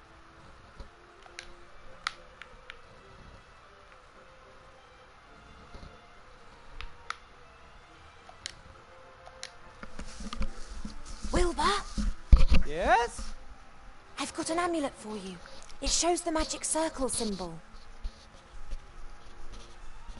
Is it magic? Not in the slightest. But it shows the symbol you have to draw on the ground underneath the ghost to trap him. Okay, got it. Thanks.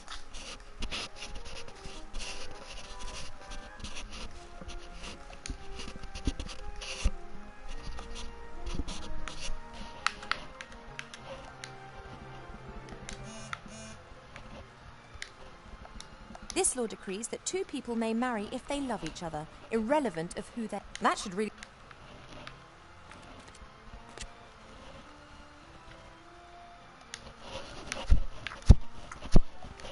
I'll go mess with that troll again.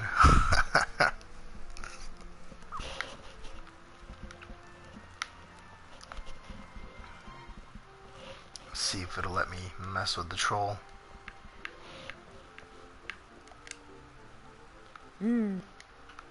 Donuts, yes. Nope, the troll would kick up a real stink if he saw me. I better go in via the back entrance through the library.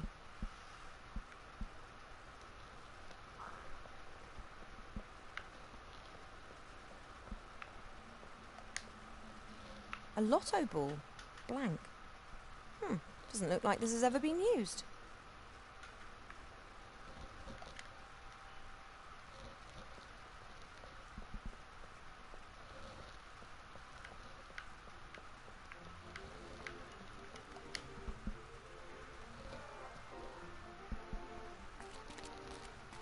I'll let them have some time on that. They've got to make...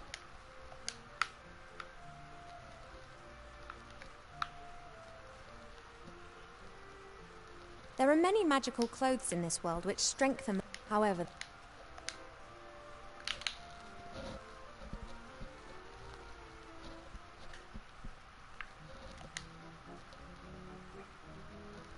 Ivo? Yes. Nothing. Right. Ivo's...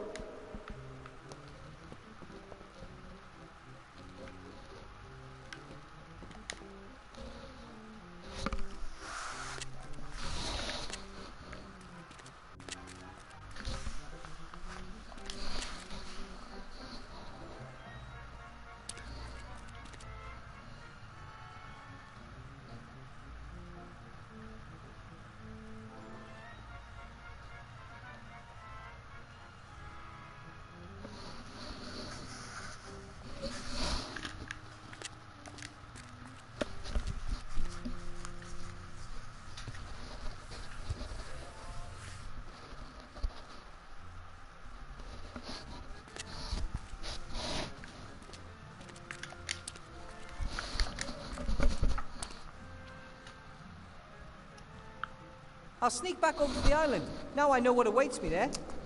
Maybe I can find a place to hide while I suss out the situation. Or maybe I can even go to get Remy without being noticed.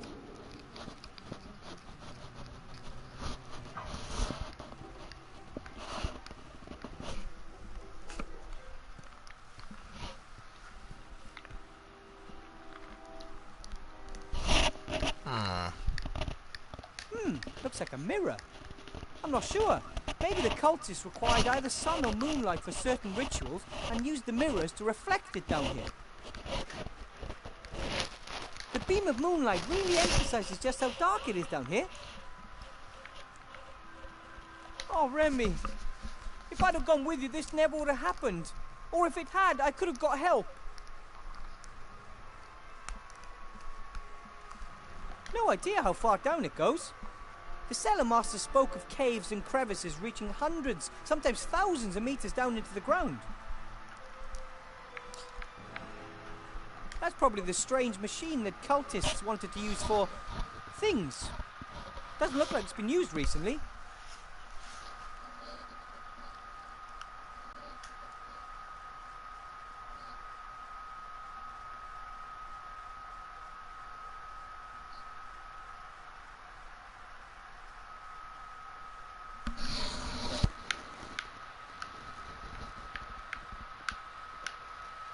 This mirror is broken. No trace of the shards.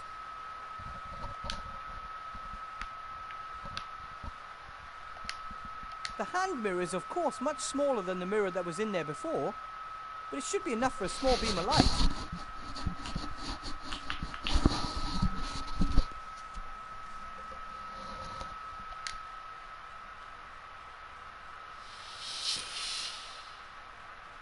The light doesn't seem to bother him. He hasn't moved from the spot.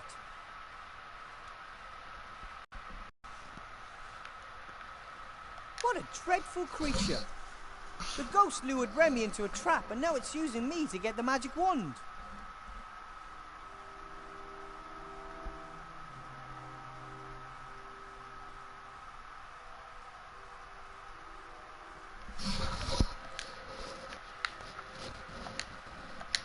If I put the medallion on the mirror, then the shadow might...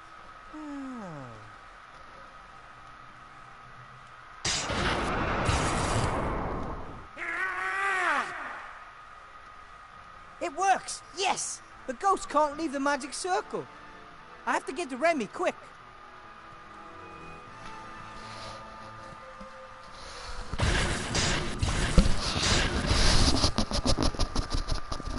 Remy! Good idea, using the magic circle, Wilbur. But it won't hold him off for long. Okay, but we've got to get out of here, quick. No. No? It's too late, Wilbur. The trap is probably the only thing holding me together.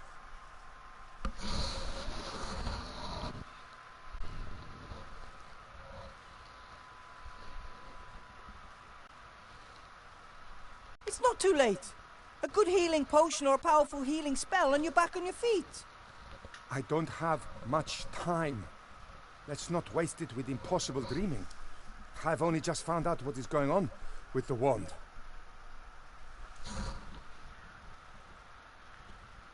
If only I'd got here earlier. If only I'd got to the island more quickly. You're here. That's what counts. My death won't be in vain. And I have a friend by my side. In my final hour, I thank you for that.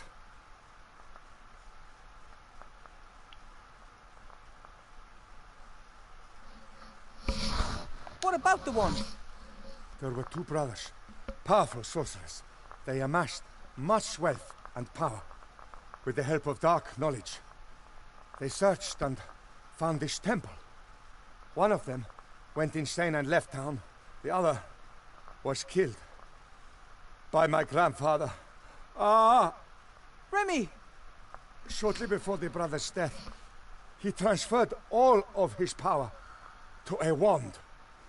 That power would only be unleashed if a blood descendant held the wand in their hands.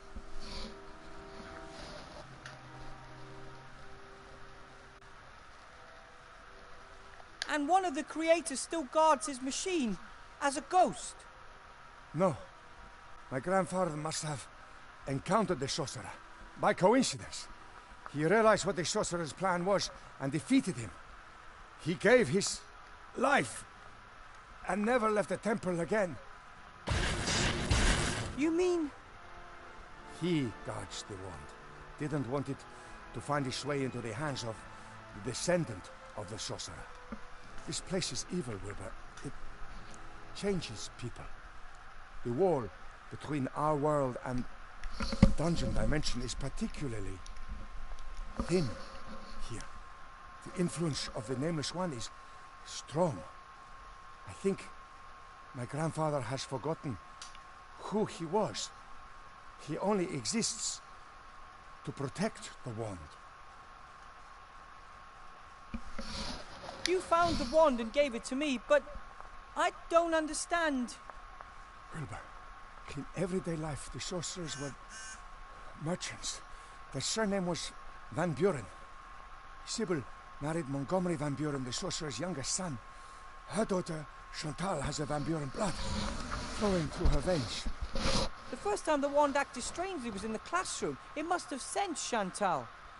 And when Chantal got her hands on it, she received all her grandfather's secret powers, but not his knowledge. How can we destroy the wand? It's explained in the second brother's book of spells. He spent his final years mentally deranged in the dark woods. And the one brother came up with a way to break the other's power if it ever became necessary. Yes. You must find the book and destroy the wand, Wilbur. Go now, my friend. Remy! The Resistance needs a leader, and I know of no greater fighter for good than you.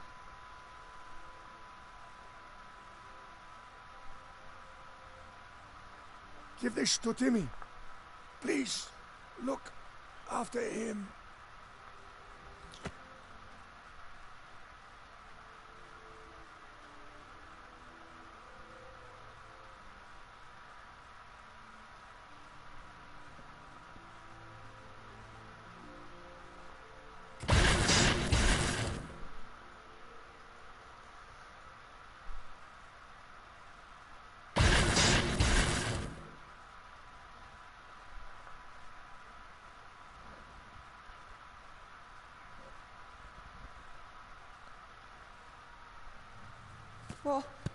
What happened?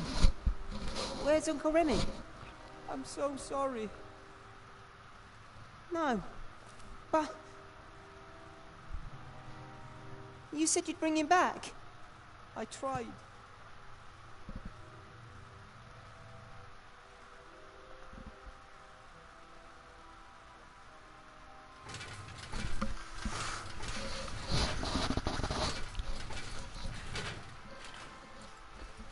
All set to go? They're waiting down by the gate? All right. And Timmy? Esther and Nate are taking care of him. Okay. You really are quite sure? Yes. Remy said the key to the wand's destruction lies in the dark woods. And his death shall not be in vain. No, it shan't be. I just don't know if we should split up. We're a good team together.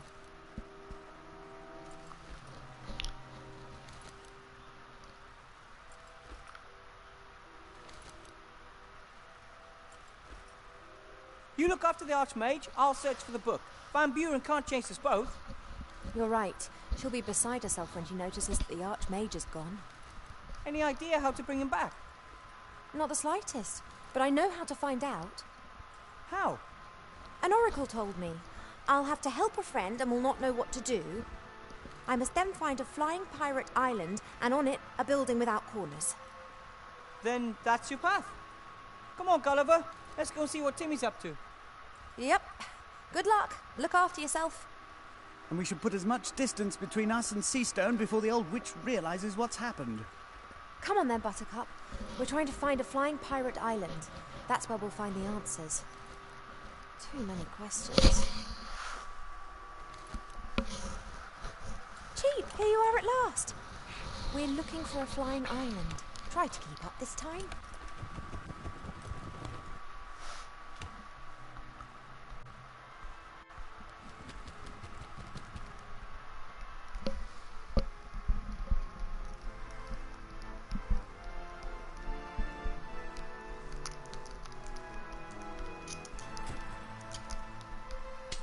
It's quite fascinating how you can get other people to work for you if you know the right buttons to press.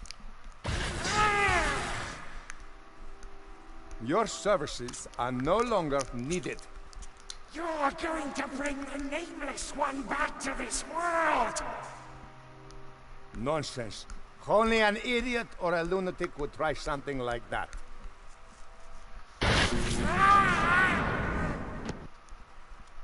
And I am neither.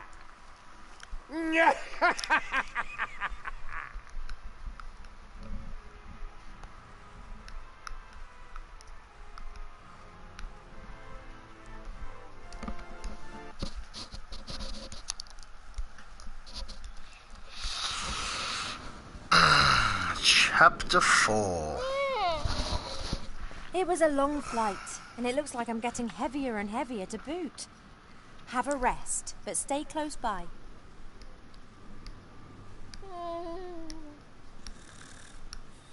The Oracle said that it was to be found in a building without corners on a flying island. And Tugator's the only flying island that I know. Let's hope we find a few answers here.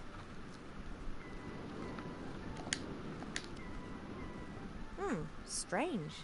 Why are water snails stuck to the jetty here? Perhaps they thought it's a jetty, and every jetty must have snails, whether it's standing in water or hanging in midair.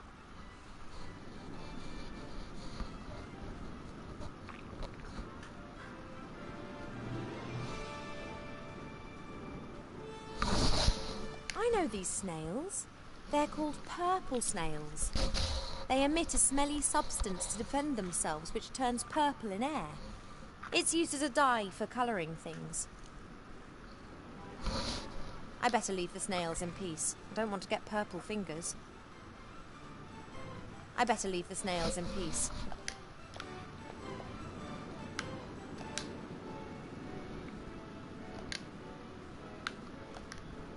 I better leave the snails in...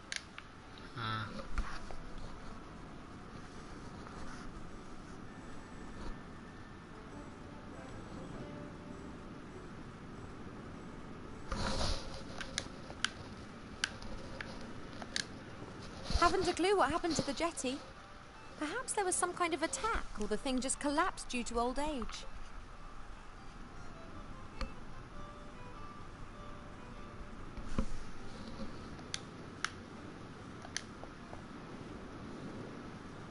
Oh, that's deep.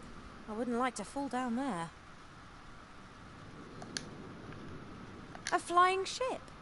Just as one would expect on a flying pirate island. I could swear... Oh no, is that the Mary? That means... Oh no. If the Mary's here, then he can't be far away. Seeing him is the last thing I need right now.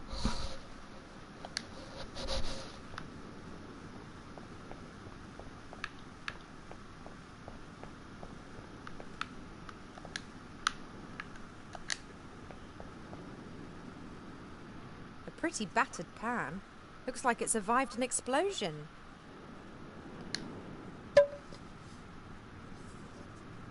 There are crusty bits of salt left inside there.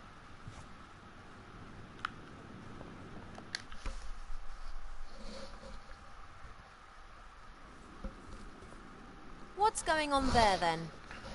Furthermore, you stole the prosecutor's fez, beat him unconscious, and damaged part of the island with magic. We didn't beat that stupid monkey unconscious. He knocked himself out. Silence in court. The defendant may only speak when asked to do so. And don't call the prosecutor a monkey.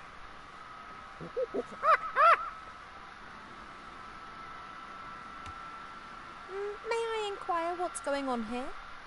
Ivo?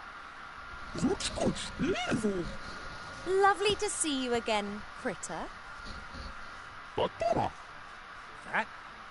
Who's fat? Oh, shut the grog up. This is a trial, not a bloody circus.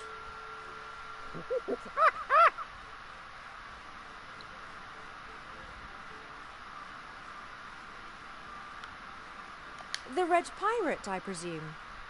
You've heard of me. Nate's mentioned you several times. Only bad things, I hope. Mainly that you sent the bounty hunter after him because you wanted your ship back.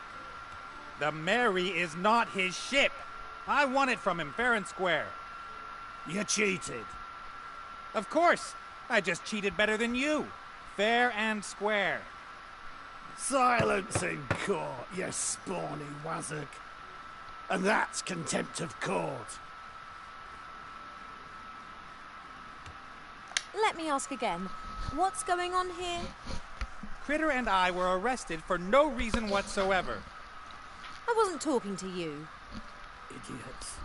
Those two tried to steal the magic lamp and they damaged the island. They also abused my friendship and wanted to leave me here on my own, like everyone else.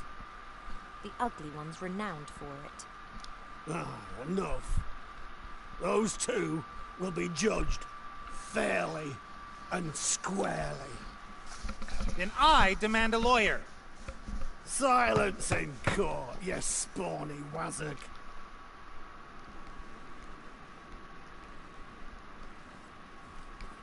Apparently there's a near omniscient oracle on this island. That's right. The people who aren't from here usually talk to him through mirrors. Just guessing, but is it in that round building over there? That's right and all.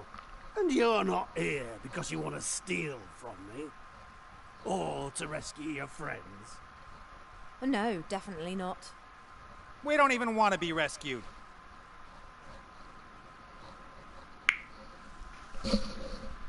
You boys just carry on playing on your own. Now listen here, young lady. This is a matter of death. Or a more painful, slower death. Come on, Ivo. I can barely feel my hands anymore. Don't you dare! You left without so much as a word, you human! Perhaps you'd like to be the prosecutor instead, me dear? What is that? Oh, that! It's not what it looks like. Not what it... Have you swallowed a watermelon? All right, I'm pregnant. But I have not... No sooner am I gone than you're all over the next guy that comes along. I haven't been all over anyone. And you just scarpered off. But just because... I'm not pregnant! Just leave me alone, Nate Bonnet. I don't want anything to do with you anymore.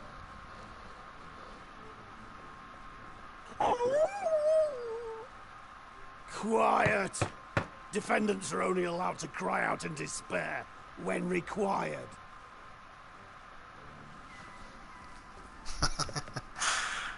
Alright guys, I will be right back in about a few minutes. I'm gonna take a quick break, get something to drink, snack. You know the routine. Give me about 5-10 minutes, guys.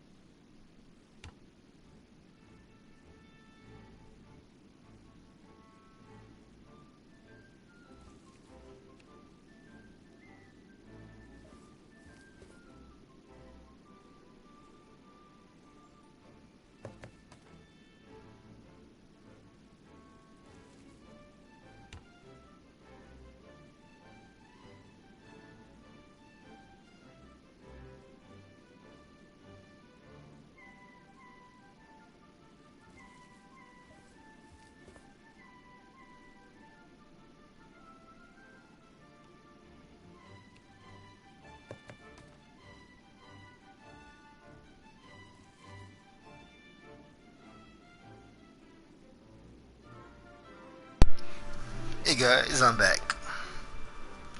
Just had to change laundry and stuff like that, you know, basic routine.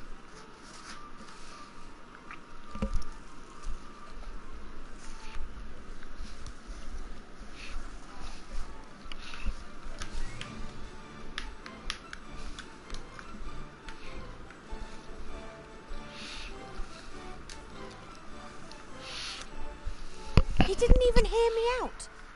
He simply disappears, he gets involved with some dodgy deal or other, and then he tries to make me feel guilty.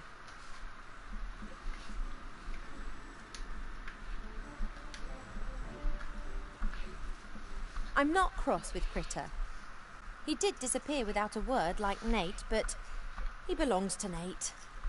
Where Nate is where you'll find Critter. For example, in the stocks in a trial.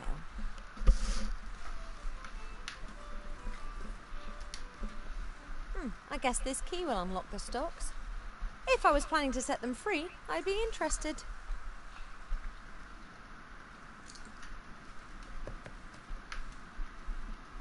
Something round under a cloth. It's moving.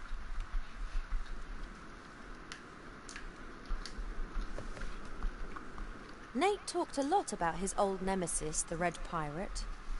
One of Old Red's bounty hunters must have got hold of him. I mean, not even Nate would be stupid enough to come here of his own free will.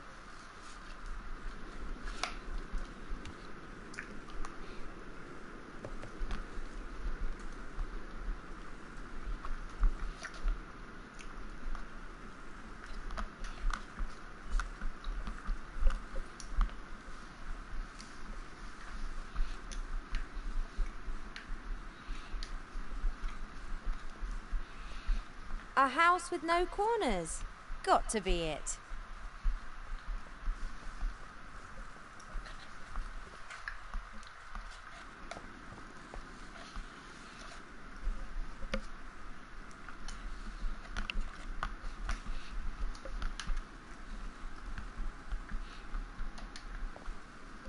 A hatch in the wall.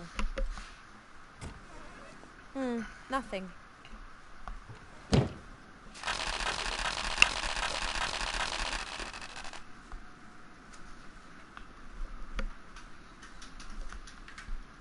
A bottle, something like potato crisps and toilet paper?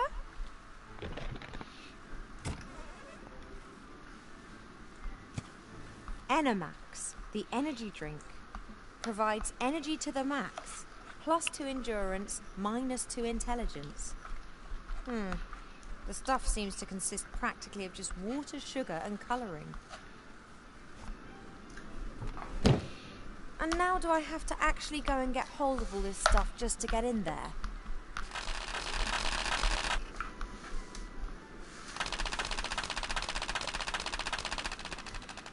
Oh, my feet hurt. It's too hot in here, and I've just had a row with my ex.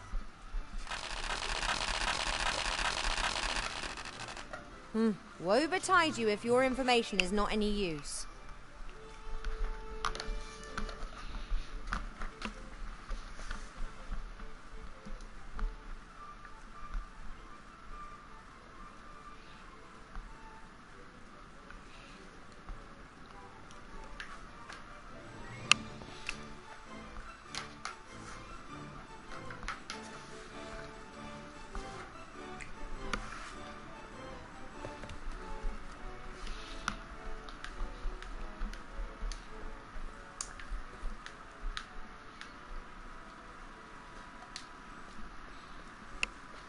Medusa turns every living soul who looks upon her to stone. That's ancient magic, thousands of years old. I'd love to help those poor people, but this magic's very powerful. Back in those days, magic was still wild and untamed.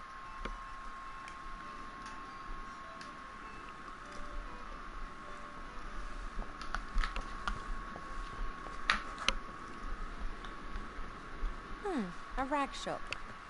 I really don't like fussy clothes like the ones Mother always tried to make me wear, but I couldn't go this far. There must be some kind of middle ground, surely.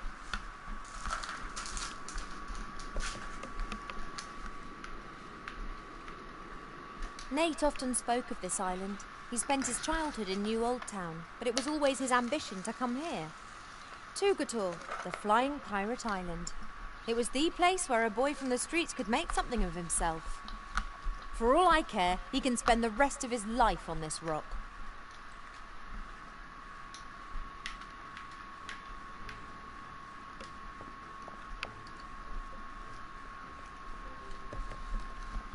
A rope. I bet it's good quality. Pirates know about that sort of thing.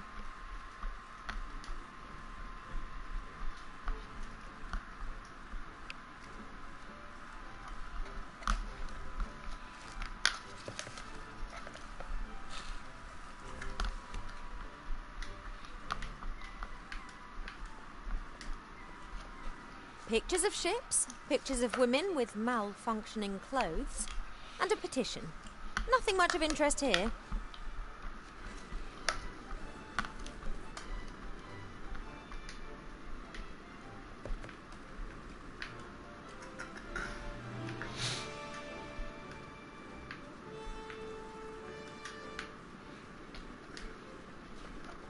The prosecutor would appear to be a bit out of his depth with the trial.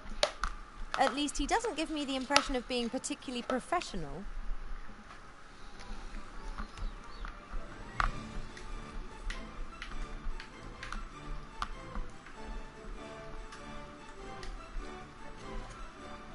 The water's pretty dirty.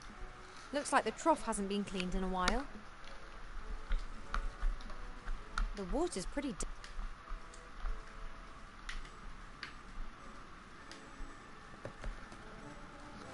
Pirates don't have much of an eye for beauty. They are, however, very practical. Everything that pirates might want is growing here, from potatoes to hemp plants. Potatoes for potato crisps. Well, it's a start. That should do.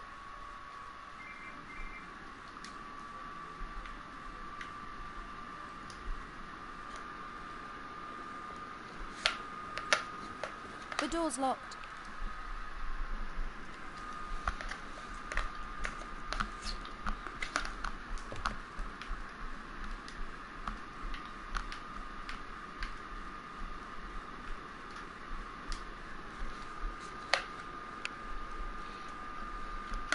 Excuse me, Your Honour, Judge.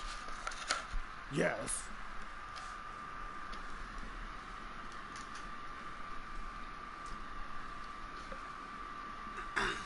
Those three signs above the hatch on the observatory.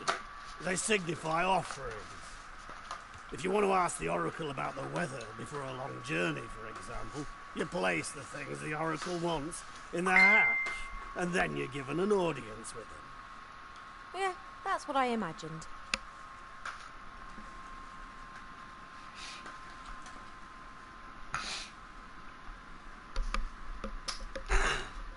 I'll be right back, guys. Hold on.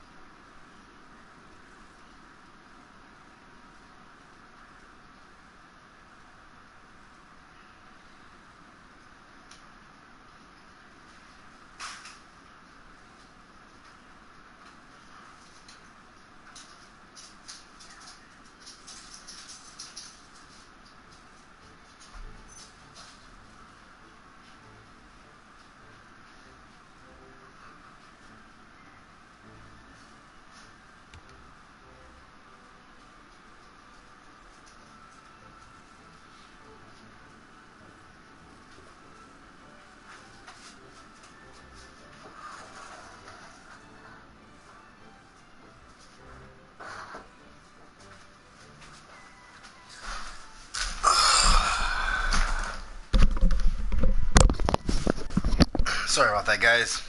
Somebody's at the door.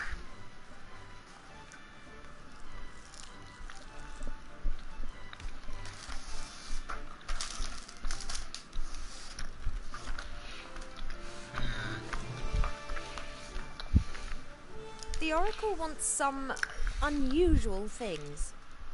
Oh, that's often the case. It's a strange being, and quite unabashed. We wanted to ban it from the island, but every time we tried, it prophesied what dreadful consequences that would have, and so we left it be. Where do I get the things from? All the shops are closed. There was a kind of accident, and the inhabitants of the island are temporarily out of town. I keep an eye on their things, as their trustworthy and reliable leader. So don't even think about stealing anything, will you? Wouldn't dream of it.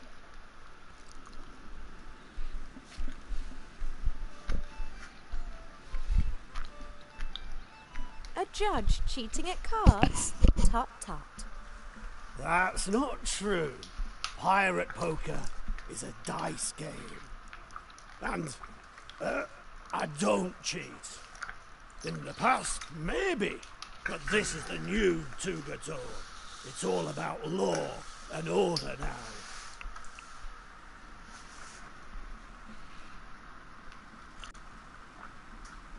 In pirate poker, you play for high stakes, right?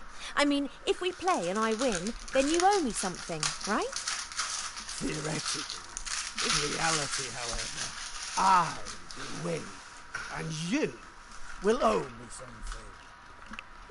What, for example? If I win, then you have to stay on Tugator for a year and keep me company. Ugh. And what if I win? How about... Your best friend's life? No. I'd prefer something real I can hold on to. an elegant pirate outfit? Clothes and a hat and all the trimmings. That sounds good. Agreed.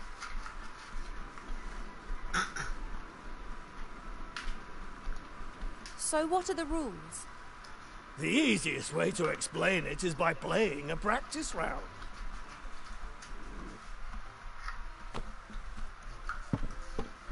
We each have got a cup with 5 dice. The dice have the numbers 1 to 5 on them.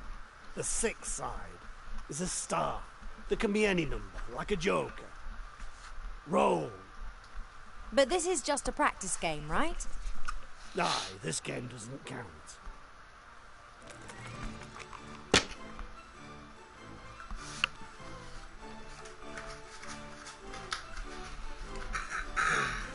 Like in normal poker dice, you can throw a pair, 2 pairs, 3 of a kind, a full house, a straight and so on. Okay, got it. I've got a full house. Do you believe me? Of course not. You're a pirate.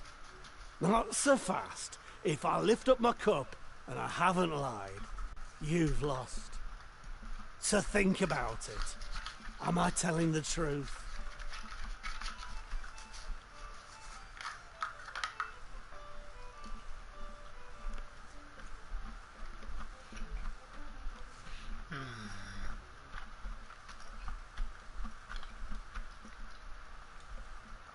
Is he being tricky?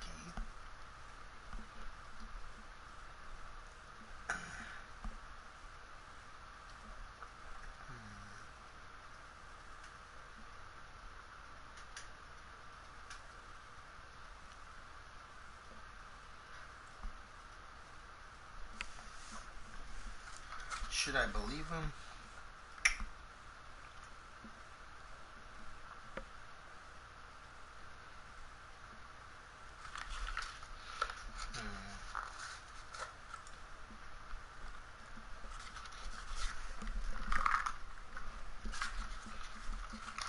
It's a practice run, but I think he's gonna trick me.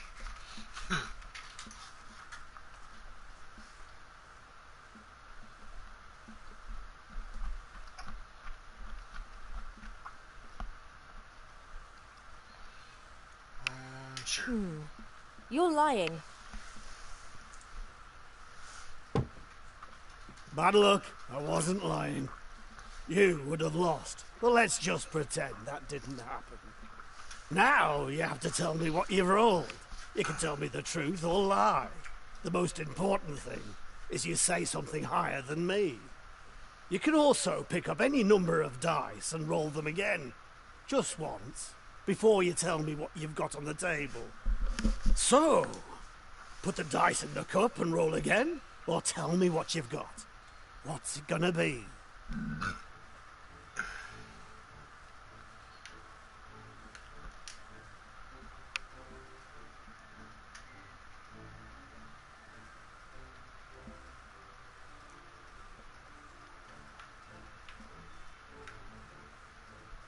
I've got 5 of a kind. You're lying.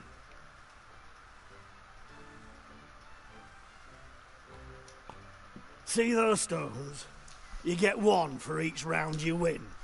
The first to have 3 is the winner. Ready to roll? Fancy a game of pirate poker? Always.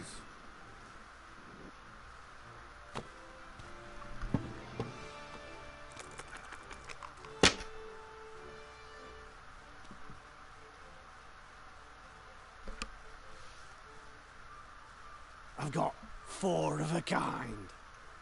Do you believe me?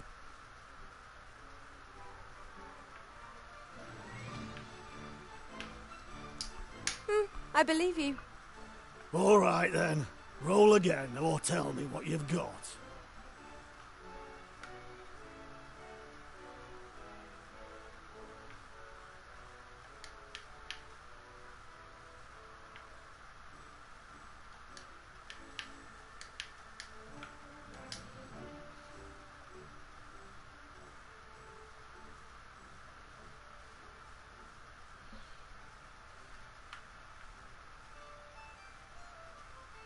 I've got 5 of a kind. You're lying.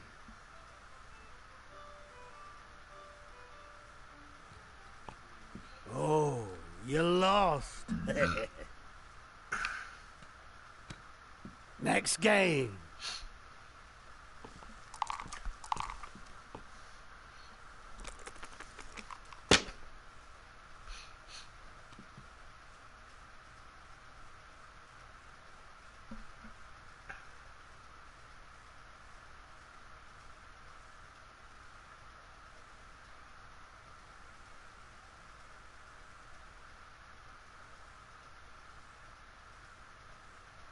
Three of a kind. Nah, I believe you.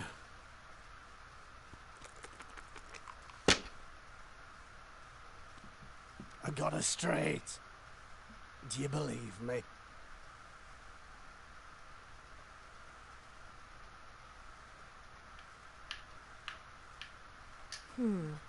You're lying. That makes me the winner, I'd say.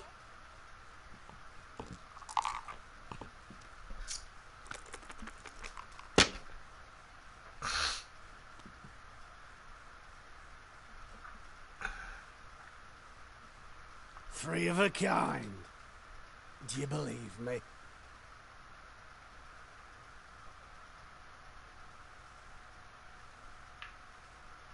I believe you.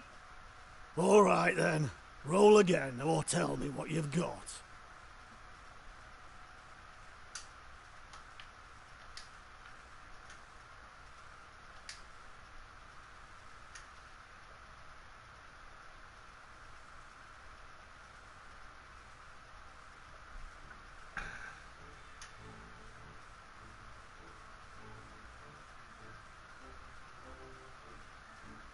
I've a straight.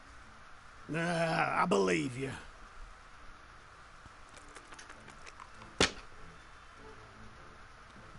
I've got a full house. Do you believe me?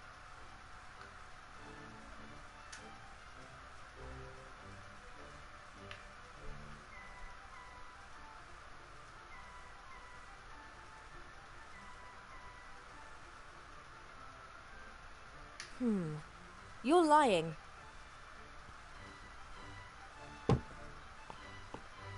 Now I just need one more win. Next game.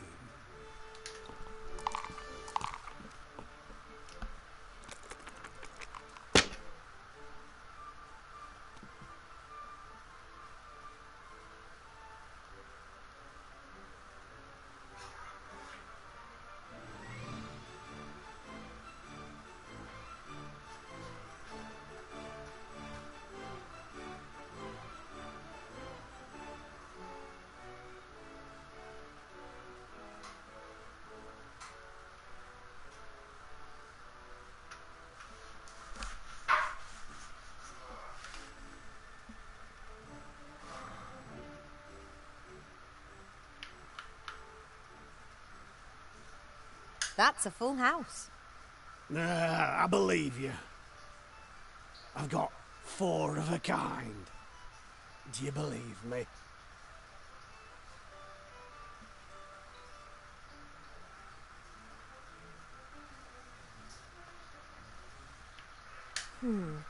You're lying.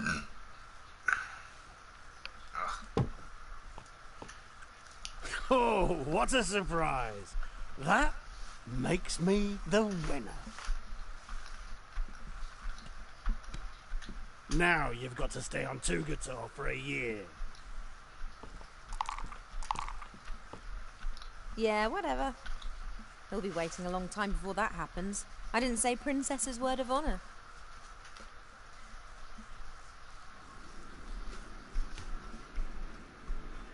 Excuse me, Your Honor, Judge?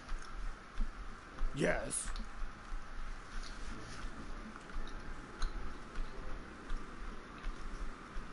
About pirate poker? Yes. Fancy a game of pirate poker? Always.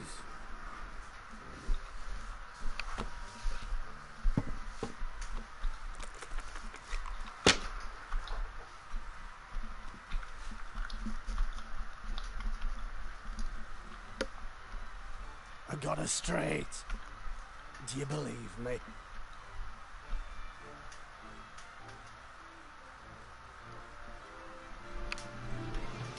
I believe you. All right then. Roll again or tell me what you've got.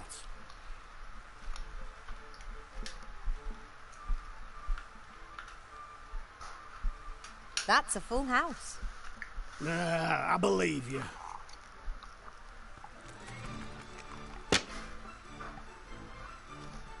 Got 5 of a kind. Do you believe me? You're lying.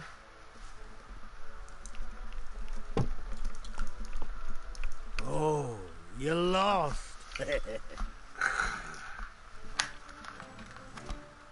Next game.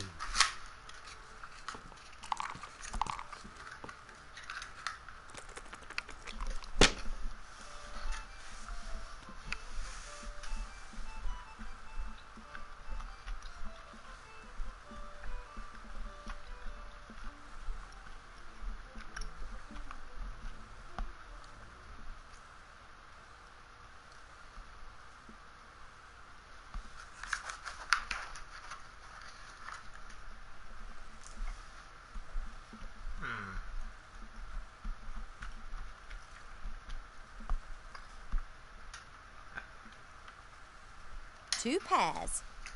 I believe you. I've got 4 of a kind.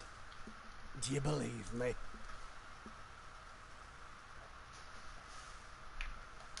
I believe you. All right then. Roll again or tell me what you've got.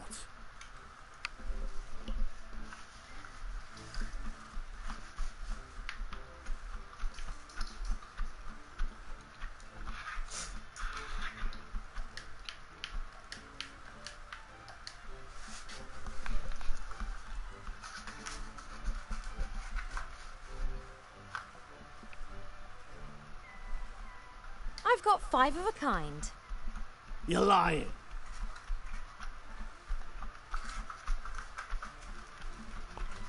Now I just need one more win. Next game.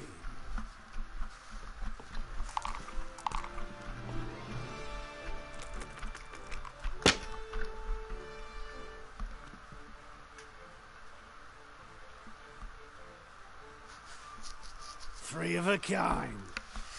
Do you believe me?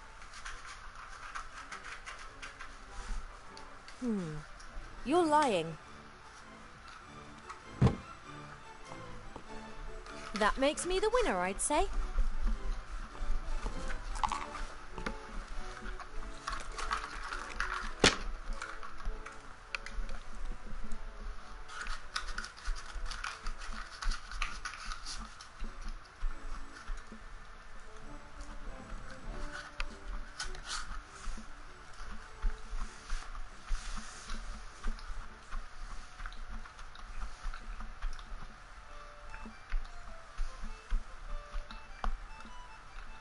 Three of a kind.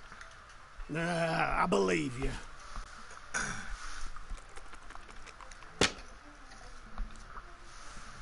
I've got a full house. Do you believe me? You're lying. Hey, I win again, right?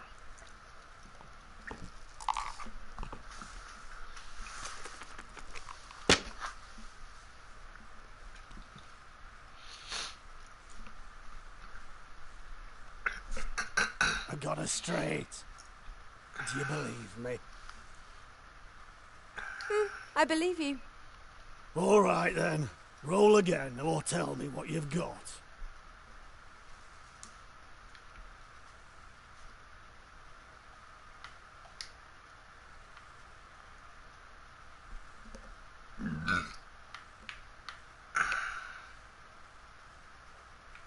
Four of a kind.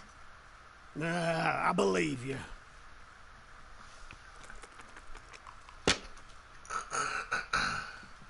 Got five of a kind.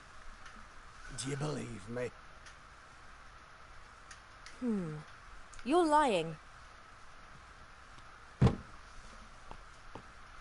Tell me, if I've got 3 stones and you've got none, what does that mean again? You've cheated. I didn't. And if you don't want anyone finding out about our little game, I wouldn't make a big fuss about it. But, oh. My winnings? Thanks. It was a pleasure.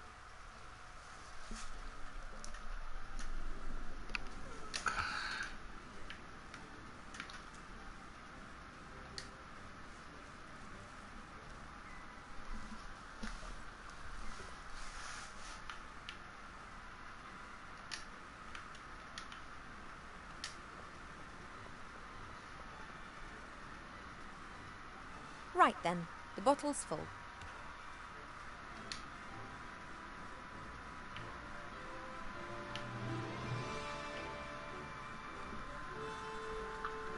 Sea salt, enough for 10 tasty elf dishes, or 1 pirate dish.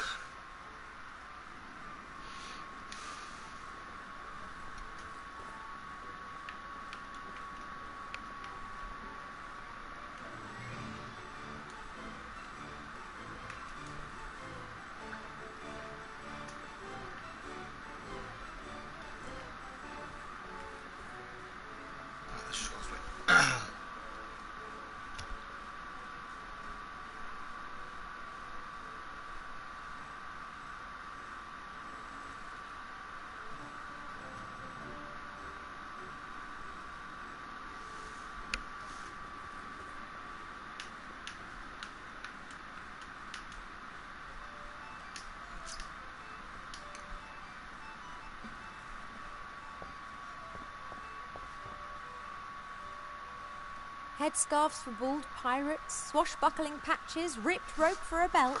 No, I can't be doing with any of this. Wait a minute, what's this? A hook will come in handy.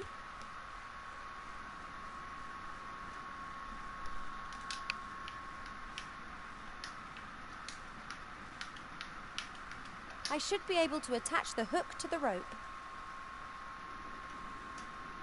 Right, that'll hold.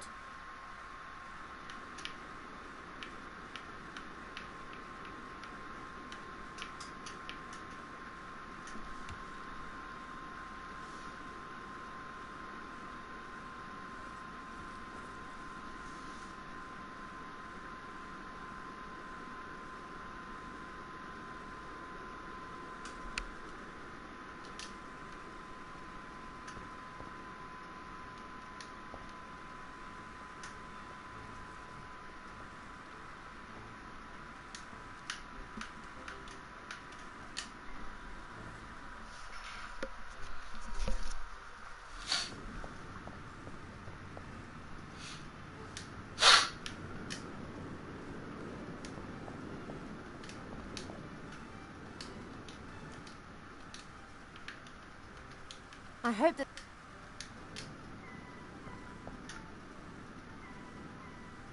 I'm not sure what sort of colouring should go into one of these energy drinks, but what's to say that purple wouldn't do the trick? Your defence strategy doesn't work too well now, does it?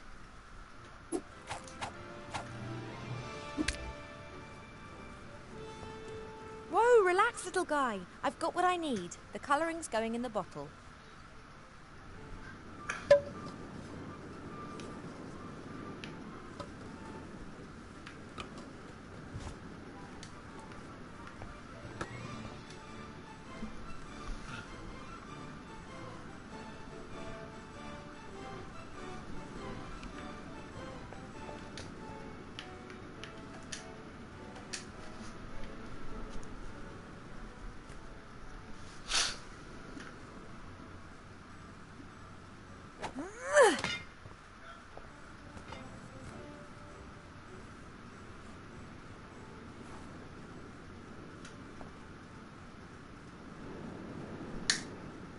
It'd be simpler if I could still see my feet.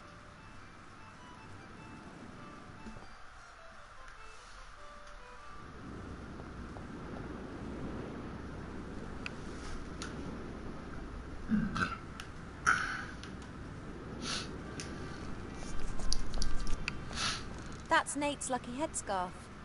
He put it on during stormy weather. Critter and I used to poke fun at the fact that it was always a matter of luck every time he stepped behind the wheel.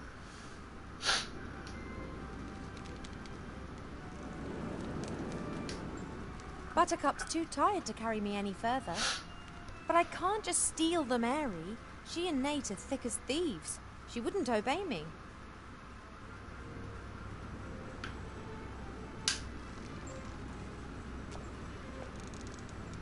Nate and Critter aren't great believers in order. Ship shapes not to be found here. During my first days on the Mary, I tidied up after them. I soon gave up on that.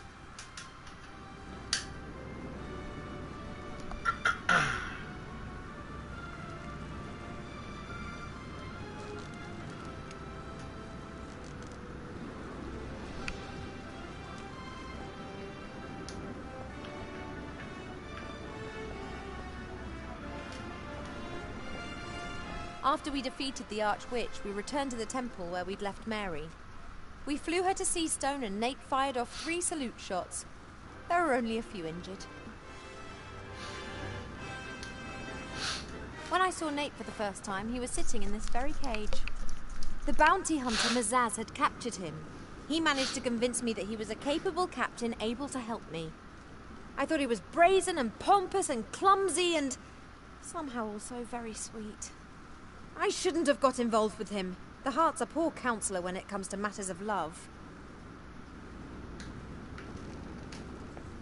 A sticky-looking pot with, some sort of slime. We don't have any machines in the Elf Burrow, but Wilbur told me about how he was responsible for oiling and greasing all the machinery in the gnome hole. I imagine the stuff in this pot is the same sort of thing.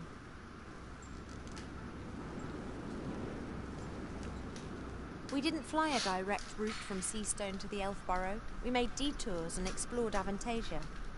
Once we spent 3 days and nights drifting over the ocean because Nate and Wilbur tried to give the engine a bit more power.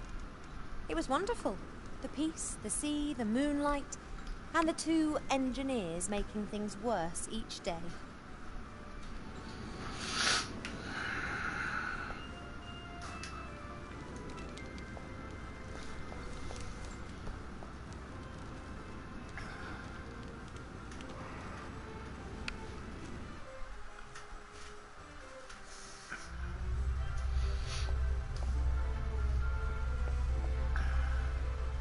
Princess Ivo, what are you doing here?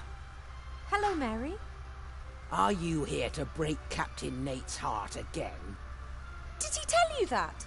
He left me, just like that.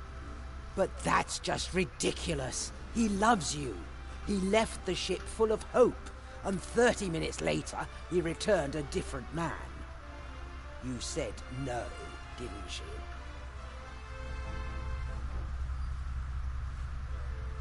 He was going to propose to me that night? He had a ring and got himself a fine suit from the wardrobe. Yes, a proposal with all the bells and whistles. He was so nervous. He'd practiced the whole day, asked me what I thought at least 100 times. He didn't ask me once. He didn't? I was convinced that our sudden departure was down to your refusing him. I said some horrible things about you. But Captain Nate wouldn't stand for it. When he left the cabin carrying the ring, that was the last time I saw him truly happy. He just disappeared without a word. And I never got a marriage proposal. But something must have happened. Otherwise, why would he have just left like that? I woke up and wanted to go to him, but Mother told me that Nate had disappeared in the middle of the night with no explanation. I was sure that it was just a misunderstanding and that he'd come back, but he didn't. Oh, sweetie, that is simply dreadful. I was distraught, then angry, and after a while I started blaming myself. I'm a modern elf princess. Why am I acting like some silly little girl just because a bloke's left me?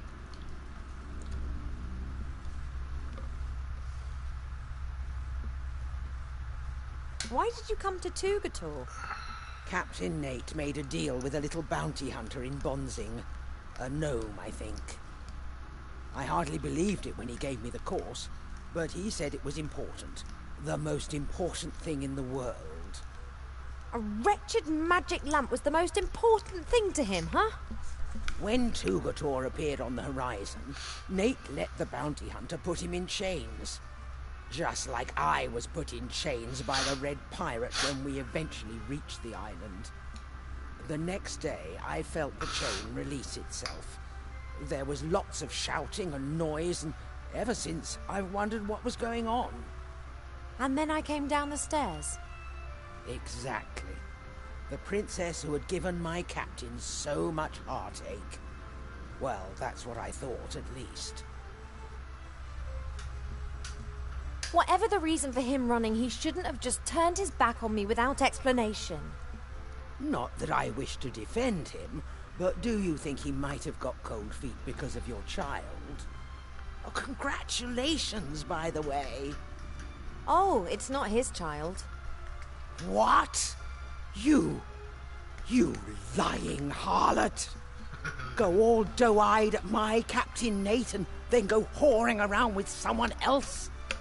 And here's me, gullible Gertie, almost falling for your lies. Well, just you wait.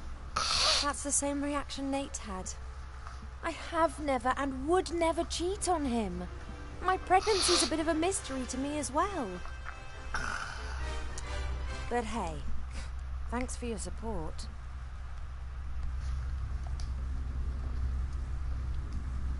Critter puts huge quantities of sugar in his tea. He gets that from Nate. Neither of them understand the rationale behind drinking tea. One heats water, puts tea into it, and then pretends that it tastes of something. Sugar and milk are just an interference. A good handful. That should do. We had a lot of fun with this wardrobe. Or more precisely, with the costumes in it. We had fashion shows every evening. Wilbur and Critter looked hilarious. Ah, happy times. Chaos wherever you look. Nate is and always will be a pirate. Nothing's gonna change that. Mary's just like Nate. She jumps to the wrong conclusion and doesn't even give me a chance to explain myself. It's so unfair.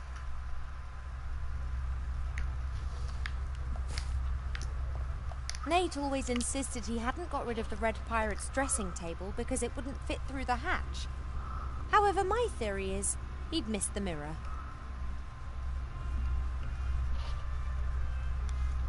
Nate always insisted he hadn't got rid of the red... However, my...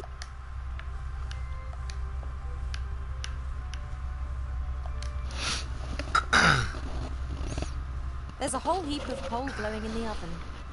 Perhaps not enough to give Mary some steam, but certainly enough to grill half a pig with strawberry jam and pickled gherkins. Did I really just say that?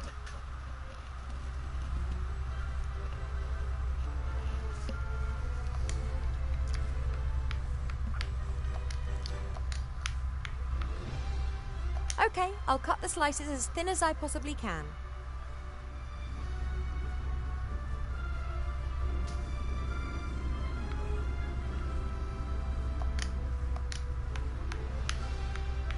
Fat is used for cooking, but this? Whatever.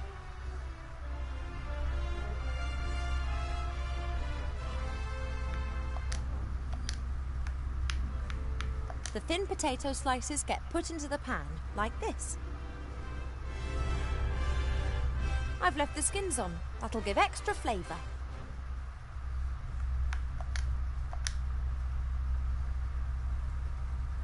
Right. High heat, boiling fat and thin potato slices. Should work. Oh yes, I can smell it already.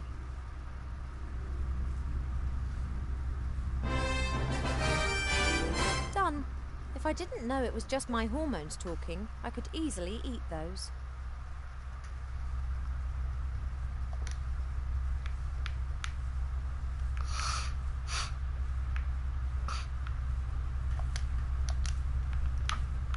A ridiculous amount of sugar. Basis of many drinks.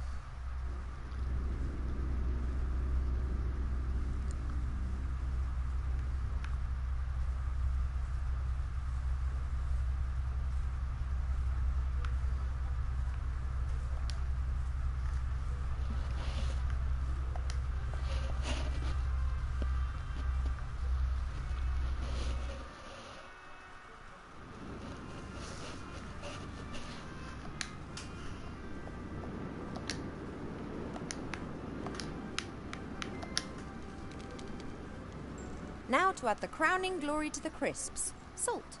Ready.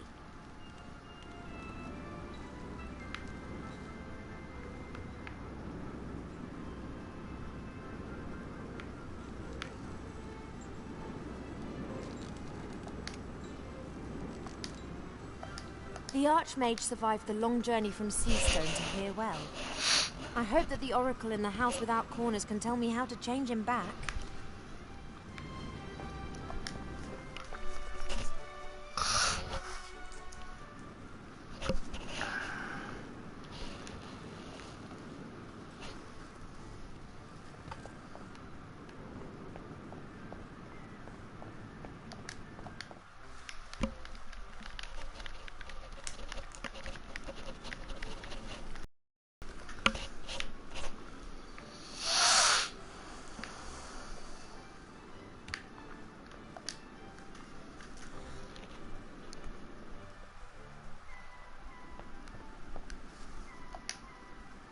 It appears that I have to get hold of a bottle of this strange energy drink, a few potato crisps, and toilet roll.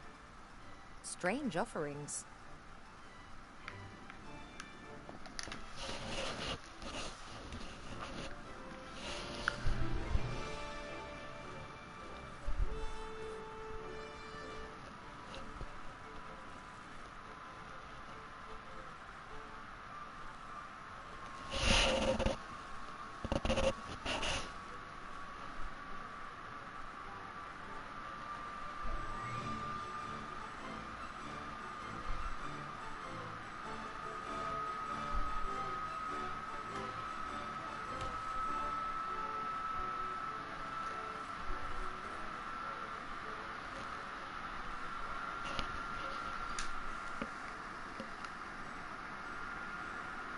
That's Nate's favourite headscarf. Also, I believe he wore it a lot.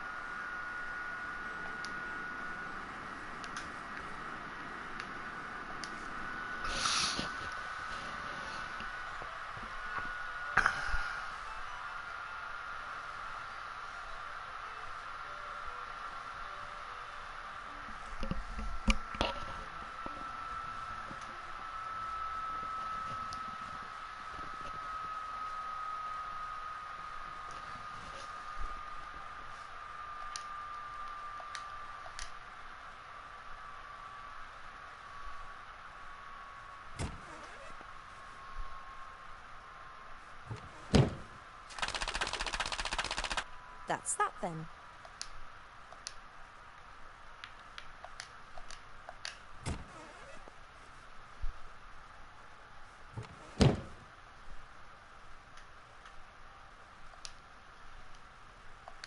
That's Nate's favourite headscarf. I couldn't, could I? Have fun with it.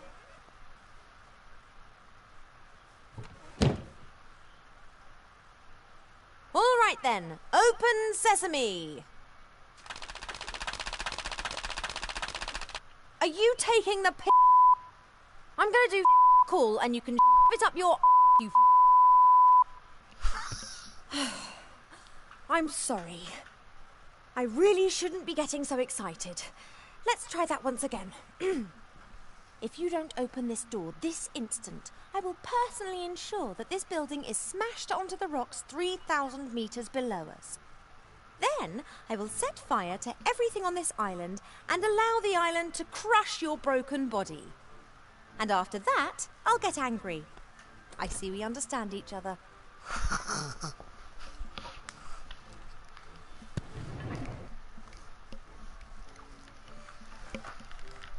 Don't go into the attic, you stupid cow! Oh, yes, strawberry tart. Don't go there, honey. He's only gonna cheat on you. So you are this oracle? Good guess, Princess Ivo. You're much shorter in real life.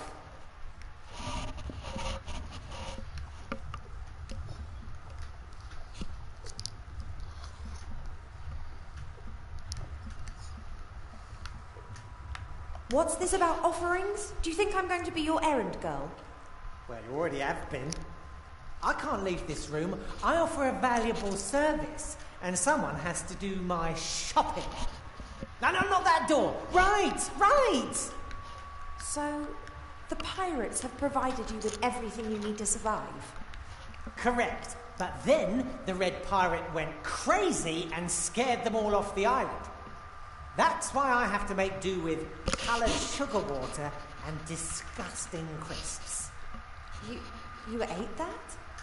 I had to. I have needs, you know. Oh, yes, marry her without a prenup. That's a great idea. You told me in the elf burrow that I would come here, so you can see into the future. What's your game?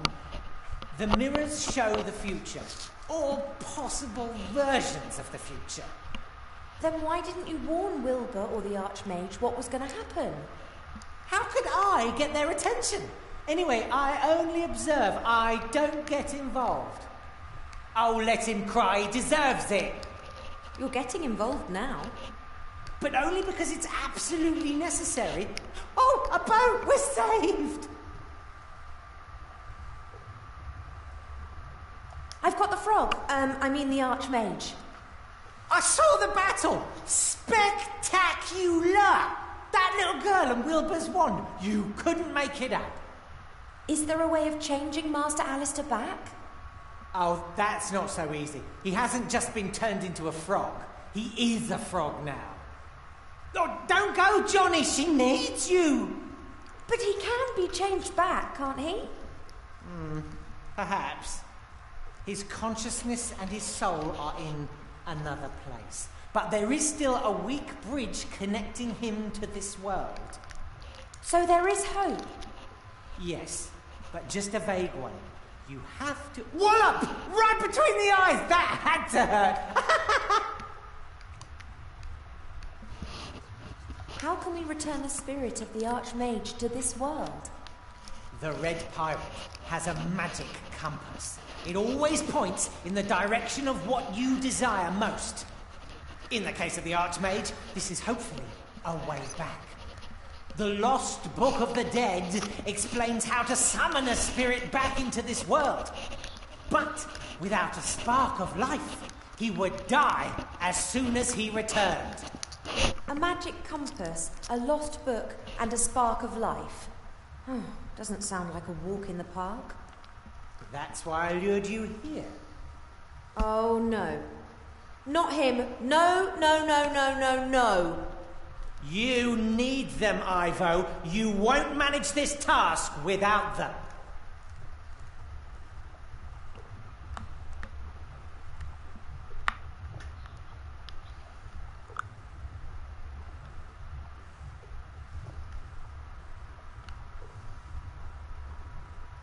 I will get these 3 things and change the Archmage back. On my own. No, you won't. I have seen a future in which you fail, Ivo. A future that you won't live to see. Oh, but that's only one possible future. True, but are you prepared to risk its occurrence just because Nate gets on your nerves? Ha! He doesn't just get on my nerves. I know, it's... What? That's never a valuable antique. You said that the Book of the Dead had disappeared. Are there any clues to where it is? Well, it's in a place without mirrors. That much is clear. It was kept in the legendary desert city of Lorem Ipsum in the Umzu Desert. No more is known. Lorem Ipsum? Now, where have I heard of that? An ancient city that finally lost the battle against the sand. I'll find it, and the Book of the Dead. The 2 of you will find the town.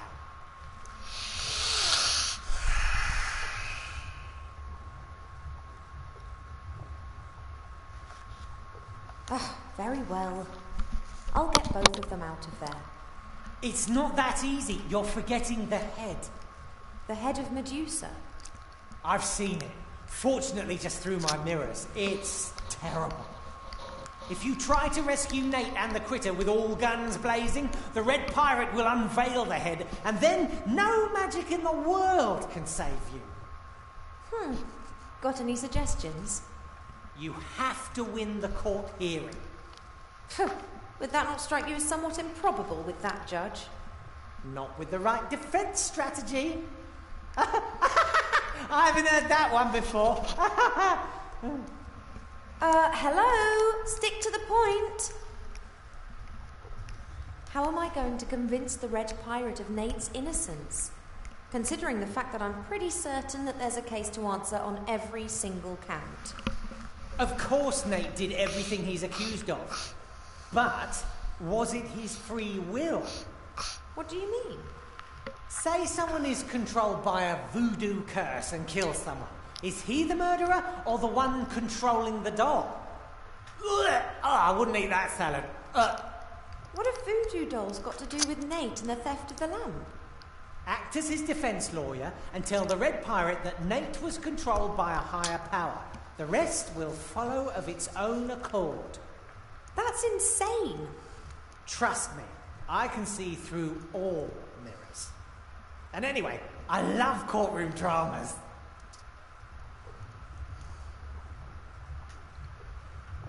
Oh, that's all well and good. The question is, can I trust you? What kind of a question is that? No matter what I say, you still won't know. Maybe you're just telling me these things because you're bored and want to create a bit of chaos. There are always exciting things happening in this world. I just want it to stay that way. What do you mean? Turn the Archmage back to normal. He can tell you. Okay, I'm just going to go now. Shh! He's proposing to her. Well, thanks for your help.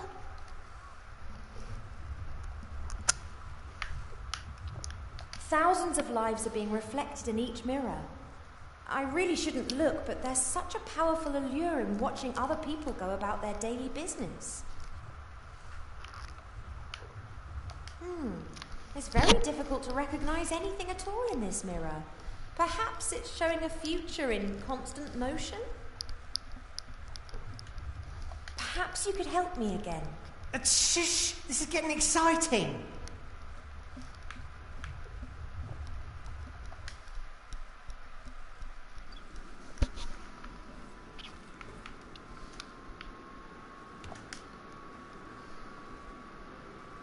I wonder what's under that cloth there.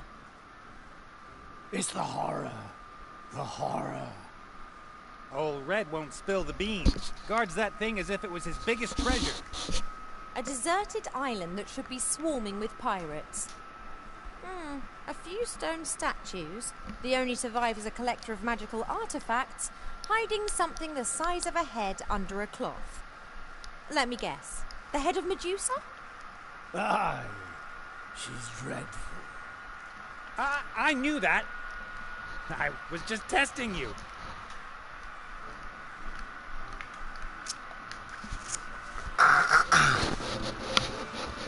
Excuse me, Your Honor, Judge? Yes.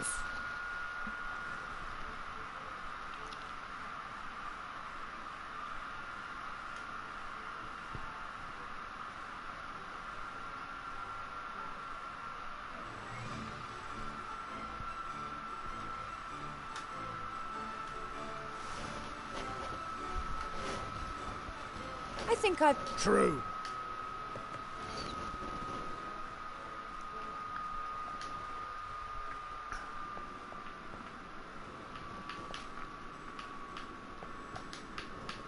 The building's got no windows at all.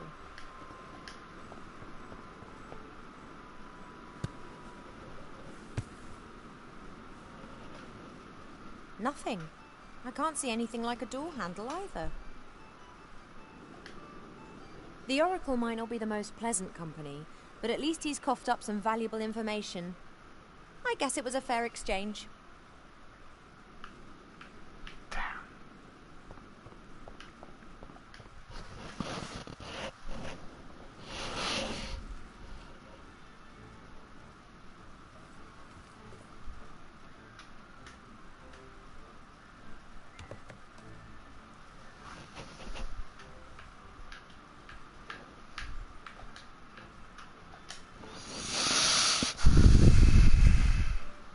Excuse me, Your Honor, Judge? Yes. All defendants are entitled to a lawyer, are they not? I will be their lawyer. Oh, really? Why not? Being the judge, I'm all for a fair trial. No one should be able to say, I sentenced them to death unjustly. I don't know if I want to be represented by her. Shut up, Nate. The accused is only allowed to talk when their lawyer tells them to.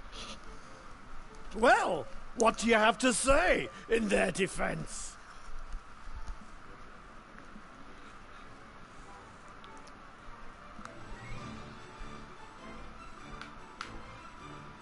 He is not responsible for his actions. He's being controlled by a higher power. Oh, the voodoo doll defense. Not at all. There is a higher power which controls him and all of us, I think. Oh, yes. Indeed. Behold the water jug. Nah, that was the win. No, that was the higher power. If so, then it could get that coconut down from that tree. That is impossible. Indeed. You, turn around. Now go ask your higher power how many fingers I'm holding up.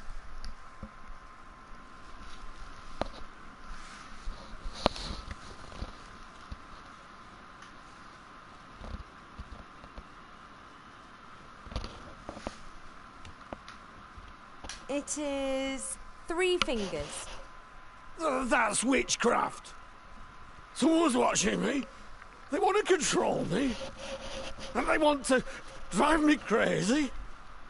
But they won't get me.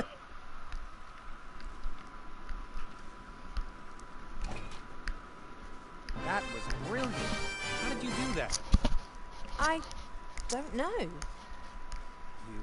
You mean there really is a higher power controlling everything? That can't be. Oh, higher power! If you are really there, make a green unicorn appear. See? Just a figment of imagination. All right then, release me.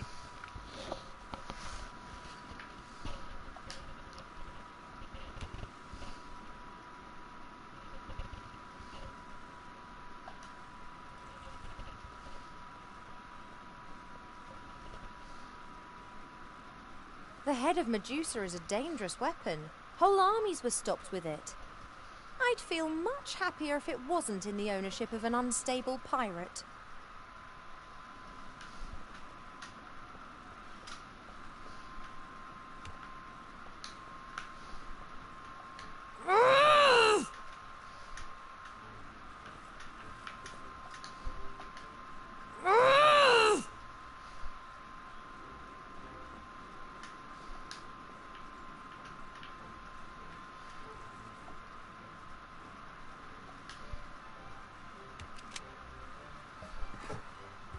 Come on, Critter, we're going. Don't I even get a thank you? I didn't ask for your help, and we would have managed fine on our own. Isn't that right, buddy? You see?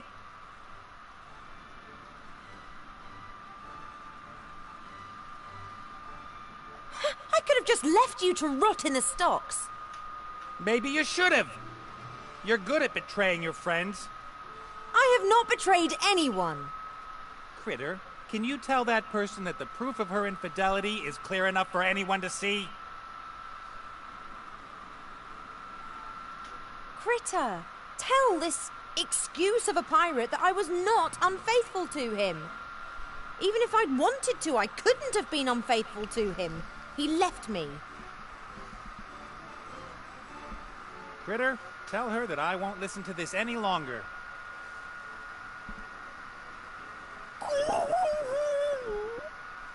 Nate, it's about the Archmage and Wilbur. What? What about them? The Archmage has been cursed and Wilbur's wanted for murder. That's nonsense. That little guy wouldn't hurt a fly. We have to help them. I can't.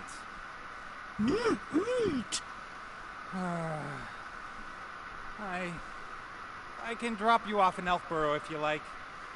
That would be a start. The spark of life is there. My father has it. Yeah. Let's just go. Are you sure you'll be able to find the Elfborough?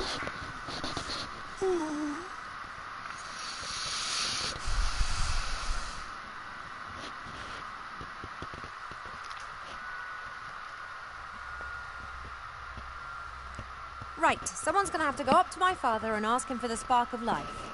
Then we have to head off to find Lorem Ipsum. Hello?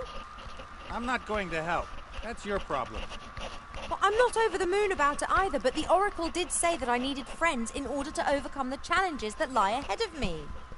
Then I suggest you look for some. Farewell. But you have to help me. I can't possibly meet Mother in this state. The gods only know what she'd do to me. And quite rightly, too. Oh, yeah? Then why don't you tell him yourself that you're going to desert him? The frog? That's Archmage Alistair. Didn't you listen to anything I said? And what about Wilbur? I'm sorry. I can't.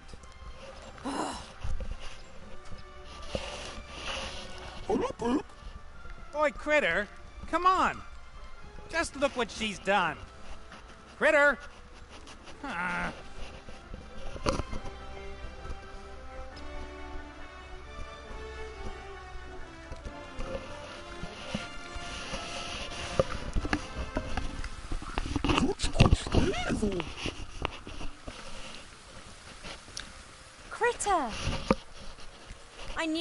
wouldn't desert me.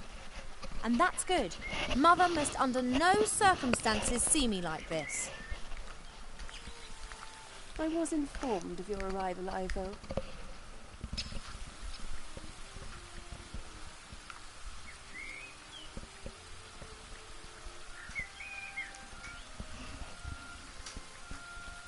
Well, Critter, now you've seen everything again just like you wanted to.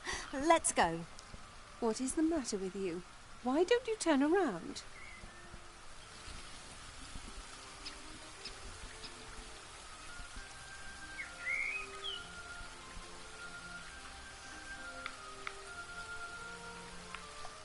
I'm just so happy to be back home. I've missed this view. Why on earth did you go running after that human? I told him that he was to keep away from you. You did what? What have you? Well, I can explain.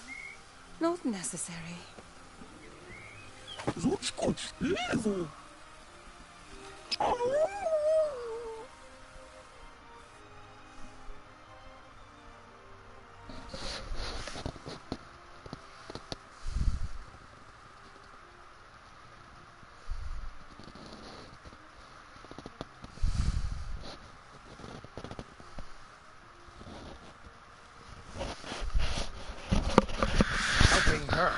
Why should I?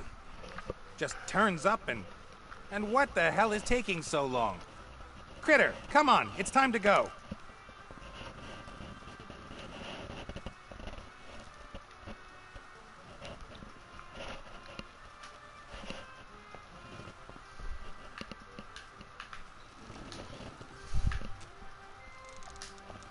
The Elf Burrow is one of the most beautiful spots imaginable, but a golden prison is still a prison.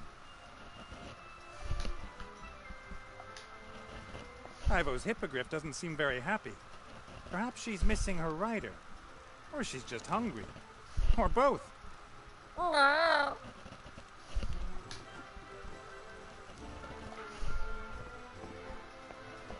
Mary was damaged recently, and I want to repair her.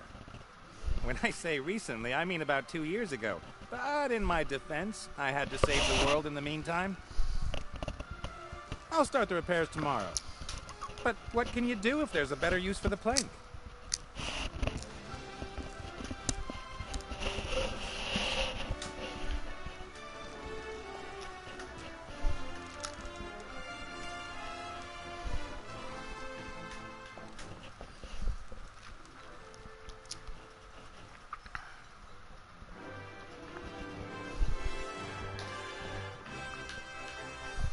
The last time I used this thing, I blew a bounty hunter out of the sky. Nonetheless, Critter and I prefer to avoid a fight if we can and rely on our brains and good looks. Some gnome engineers wanted to fine-tune Mary in appreciation of our victory against Mortroga. But Mary doesn't like gadgets, and I'm happy with her the way she is.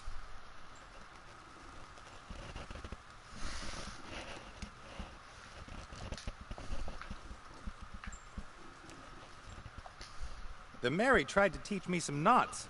I think she likes passing on her knowledge to me.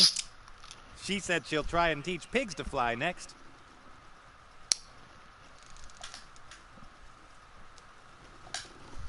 Nope, I don't need to moor the Mary. She holds her position herself.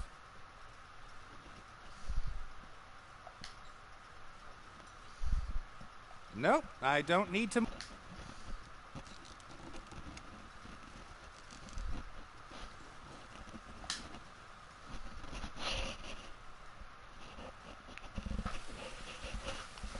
Critter, what have you done now? Evil. Ivo's mother? Oh. Come on, let's get you out of there first.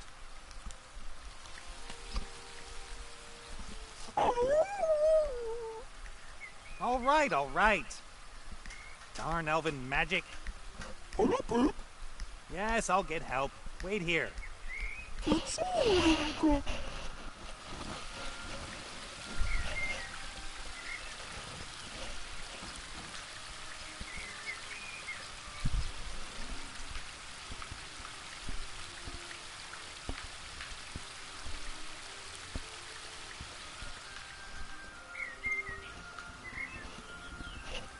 I've never been very interested in plants, but there are things in this garden I've never seen anywhere else. Those two plants there, for example, it looks as though they're strangling one another. No trace of arbor, but he left this ball of string lying here. Perhaps he was going to tie up bushes with it or something. Shorty won't mind, I think. Critter attacked this beehive one night. He claims to this day that it was the sweetest triumph of his life. But it was 3 days before the swelling from the bee stings went down.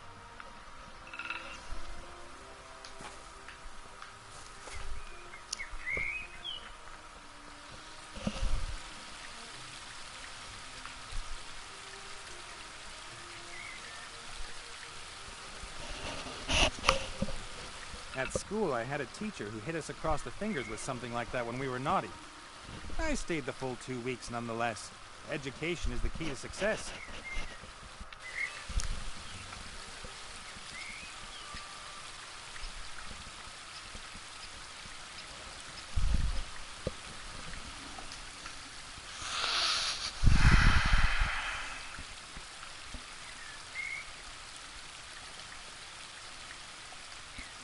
We waited for ages until Ivo's mother finally left the palace.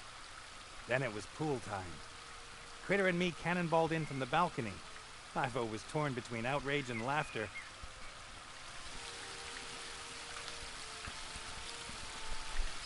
That's strange.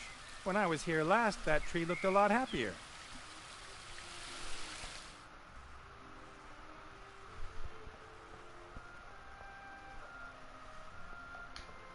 According to Ivo, these are swords belonging to some of those who have tried to conquer the woodland realm.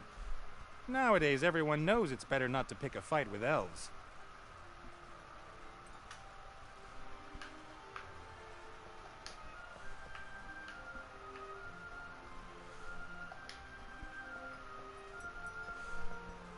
The king and queen keep gifts given to them by delegations from far-off lands in this room. Some of them are rather bizarre. The top hat might have been a present from a kobold delegation, although it's a bit too big for that. The top hat might have been a present from...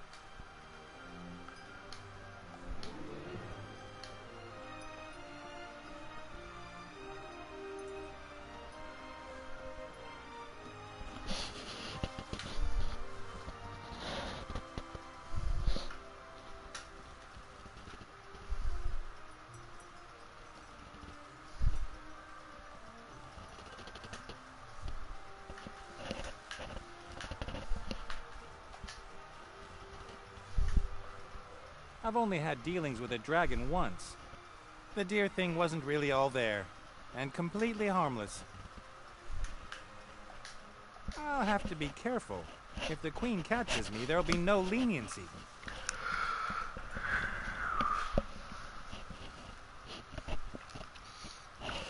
I couldn't allow him to propose to you. What sort of life would you have? You'd have lost him so soon, maybe just 50 years after marrying him. Or were you planning to go into the world with him and get old just like him? That would be terrible, and I told him as much. If one truly loves someone, then it's sometimes better to let them go. You know that I can be very convincing. The human spirit is weak. And perhaps there was a tiny bit of magic involved too. If only I'd known that it was already too late.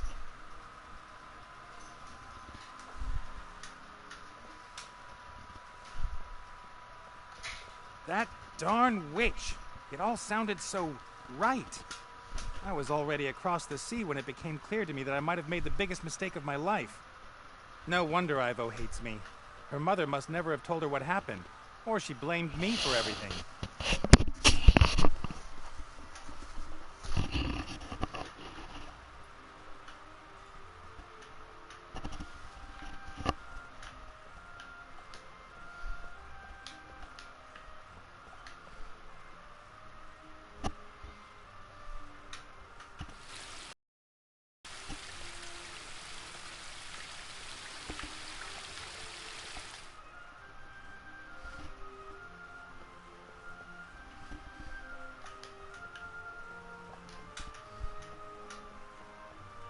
Queen must have ordered the sentries to let the Mary pass.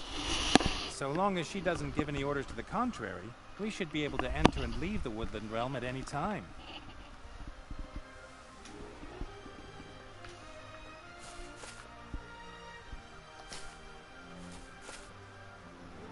Bob is still sitting where I left him months ago.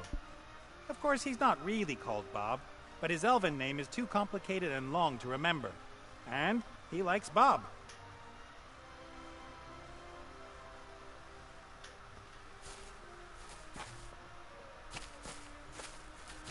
Hey, Bob. Nate, my boy, what are you doing here?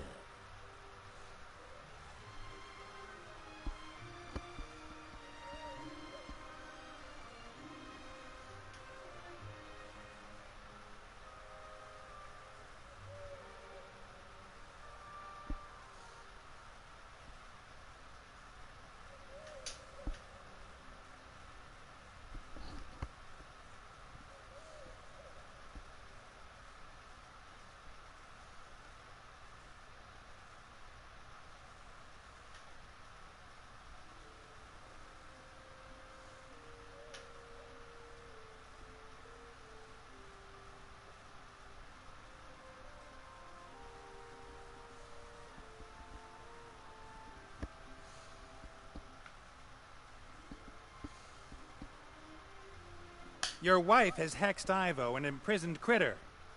I'll free both of them and I would counsel you to patience, my impetuous friend. What has happened? The Queen found Ivo in the garden.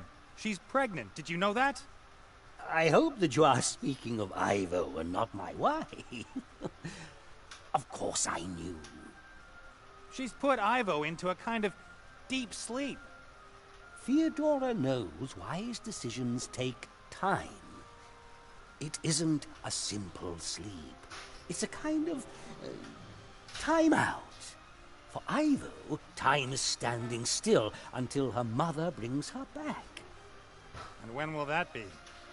As soon as she knows how she's going to deal with the situation. That could take months, or even years. Years? She's got no right to do that. We have to bring Ivo back. Just like the polecat butters the bread of the barn owl.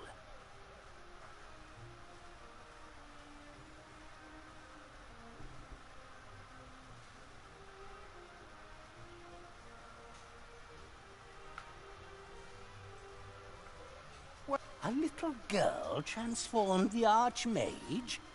Yes. No idea how wand. And he's in the dark woods looking for a book that explains how it can be destroyed. In the meantime, Ivo wanted to organize a few things needed to bring the Archmage back. What sort of things? Some book from Lorem Ipsum. The Book of the Dead? Yep, that was the one. Then we need a compass that belongs to the Red Pirate, and something called the Spark of Life. That's why she came back here. I see. It's crucial we turn Alistair back quickly. He might have answers.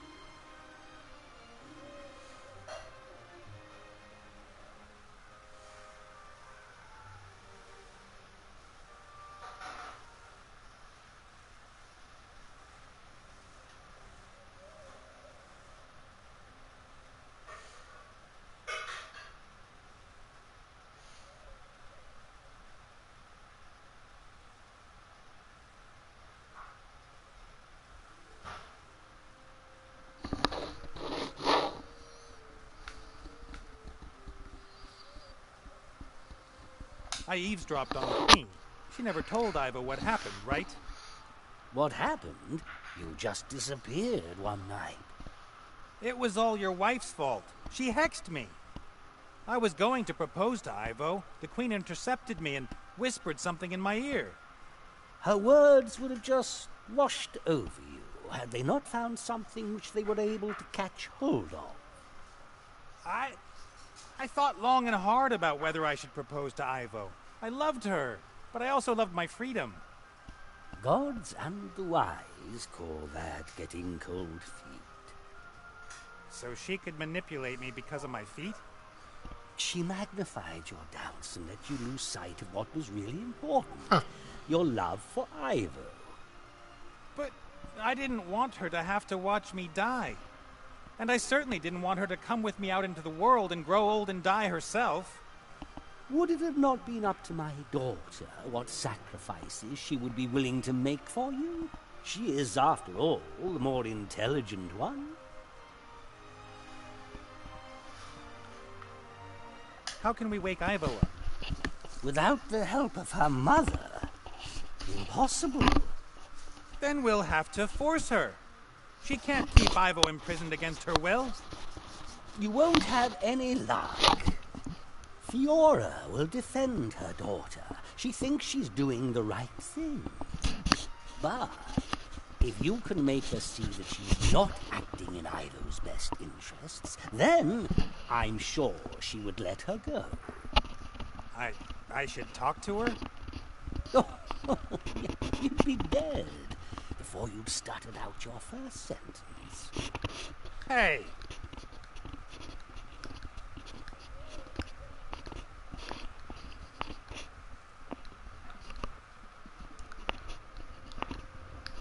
After I left the Elfborough, my head still told me I'd done the right thing.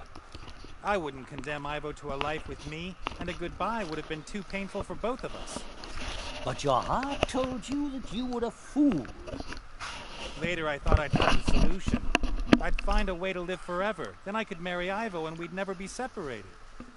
Your heart was right. You are a fool. You said Alistair might have answers. To what?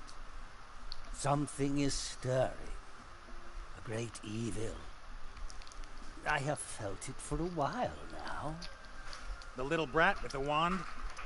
No. Something older, greater, and a great danger for you, for Ivo, for everyone. That doesn't sound good. But I wouldn't even know where to start. Ivo didn't tell me very much. Or perhaps I didn't listen. I have the spark of life here. I will give it to my daughter as soon as she wakes. I can't help you with the compass, though.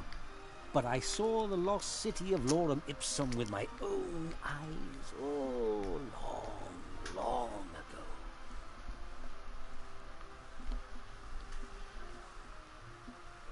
If I were to look for Lorem Ipsum, where would I find the ruins of the city? Under the sands of the Umzu Desert. Oh, really?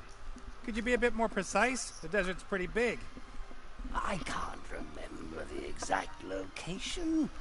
I set out from the Bremen oasis, went into the desert, and just followed my nose. After a few days, I saw the golden roofs of the town glinting in the sun as it set behind them. So Lorem Ipsum is west of Bremen. But how far into the desert? How many days did you walk, and how quickly? It was 3,500 years ago. What did you do last Thursday? West of Bremen. That's a start. Ivo seems to have coped well with me leaving her. Seems to have been in a rush to find herself an elven prince. No, she didn't take it well. She was hurt and disappointed. And no, she didn't throw herself around the neck of any elf prince. I don't even want to know. I'd always loved her, but it seemed to have been quite one-sided. Your wife trapped Critter in the garden. Some thorny tendrils grew out of the ground, imprisoning him. Oh, an old trick that all priests have up their sleeve. So novices couldn't sneak out of rituals early, eh? But the tendrils are very ticklish, especially under the arms. They... all right, then. Take care, Bob. I'll see what I can do to help Ivo and Alistair, or if I can. I see a man with a mission of great importance that he would like to complete. Like? All that work? All that danger? The stress? You've got the same attitudes towards stress as I have. I can see through you, Nate. You made your decision long ago. You just haven't realized it. To do good. Be part of something bigger. Help others. We all need goals in our lives. And the greater the goal, the greater the reward. I don't know what you're talking about, old man.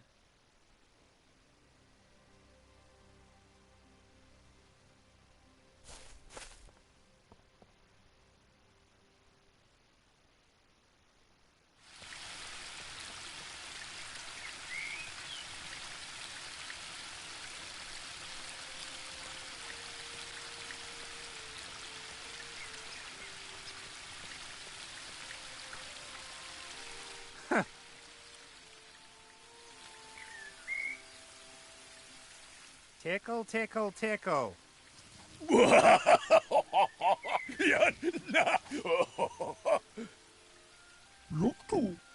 No problem. Now you go and wait on the Mary, okay?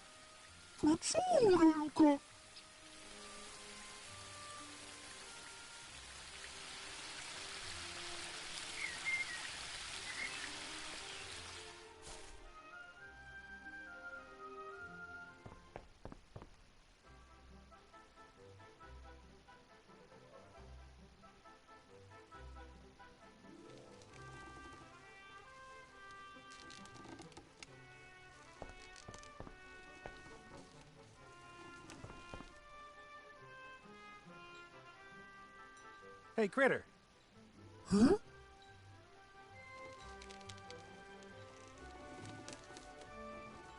Forget it. I've got everything under control. Look.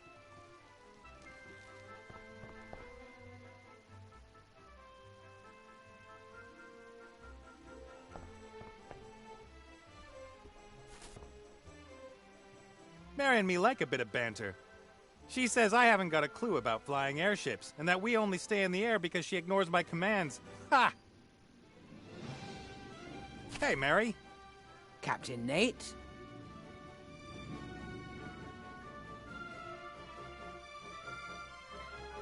Ivo's mother. She's simply switched her off. How dare she? Switched her off? Magic elven stuff. If I could, I'd go up there and... You are not a fighter, Captain Nate. You are... No, wait a moment, you're not really a thinker either. What exactly are you? A doer, Mary. A doer.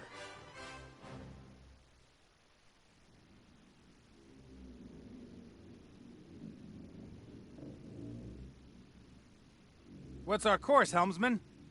Woman? Ship? We are at anchor in the harbour and don't have a course. Oh, play along. You know I like all that nautical stuff. Course set 2456 degrees north-south, Captain. Very good. Keep course. Yes, sir, Captain. It looks as if we'll be off on our next adventure soon, Mary. Lorem Ipsum, the Lost Desert City.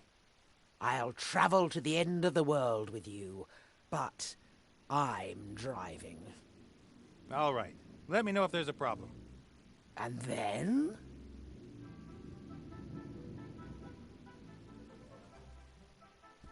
People always think that pirates don't care about their appearance. But that's not true. We're just as sensitive as everyone else when it comes to what we look like. You finally managed to get a good beard going. Then people say you looked better without.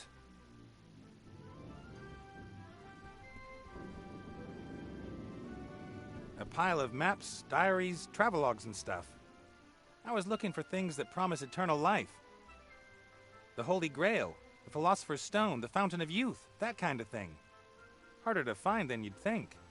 That's why I had the idea with the djinn. At least I knew where to look for him.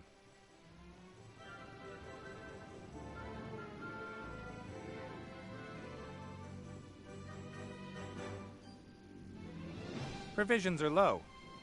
If we sail around much longer, we'll have to get supplies from somewhere, or Critter will have to eat less. Tinned peaches. Oh, empty.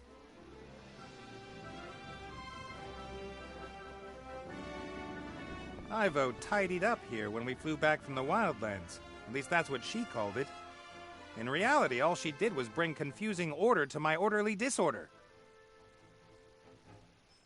Navigation isn't a complicated science. I choose a place on the map I'd like to fly to, then I tell the Mary the name of the place and she flies me there. I don't know why other people find it so difficult.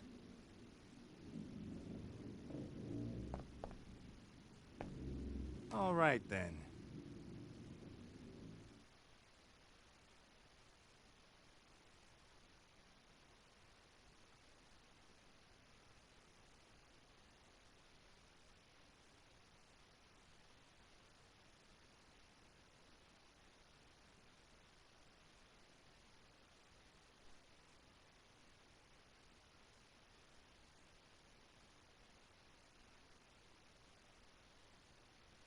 Wilbur comes from around there. Mainly just dwarves and gnomes live there. The White Ridge Mountains are too cold for humans. After everything Ivo told me, Seastone is a no-go at the moment. Better that we're not seen there without the Archmage. His human version, I mean. The Wildlands aren't that wild anymore since the Earth Gnomes took over the Archwitch's tower. But there's still a lot of evil vermin lurking around in the surrounding countries.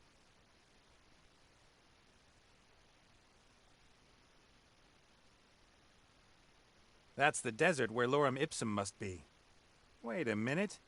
I must have a more detailed map of the area somewhere here.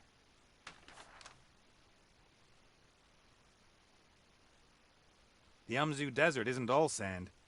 There are stony mountains, gorges, and salt lakes. The one thing they have in common is that it's darn hot.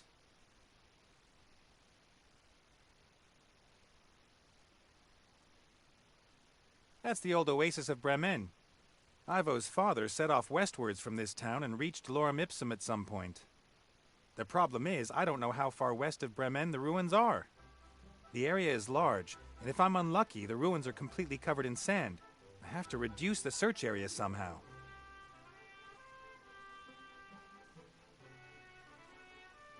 The Umzu Desert isn't all sand. There are stony... That's the old oasis of Bremen. Ivo's farm. The problem is, I don't know how far west of the area...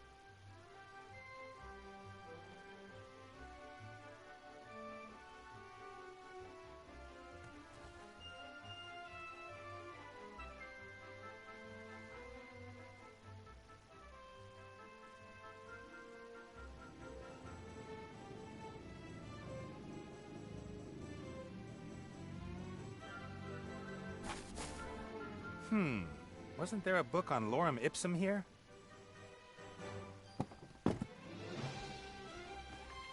That's it. A notebook with some notes on the lost city of Lorem Ipsum.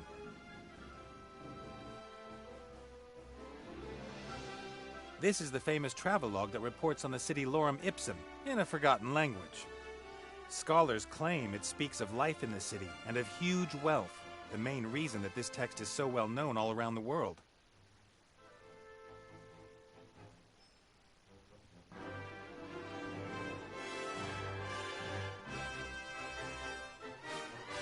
The author of this diary never found the city, so I don't know if this picture of the city is born of his fantasy or if it's based on descriptions. What's this? The author seems to assign great meaning to these hieroglyphs.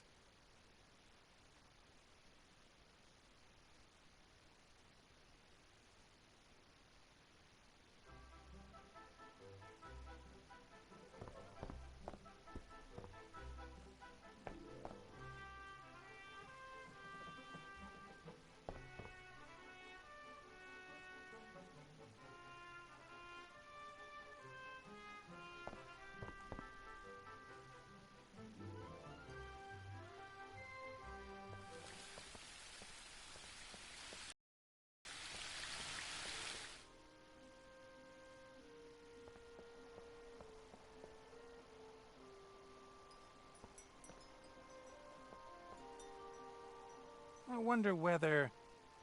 Here. That's what I was looking for.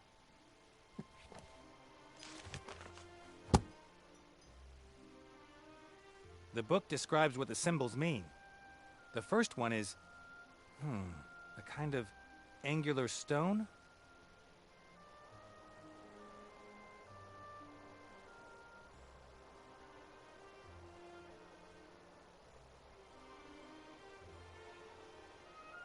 Yes, close, but not quite.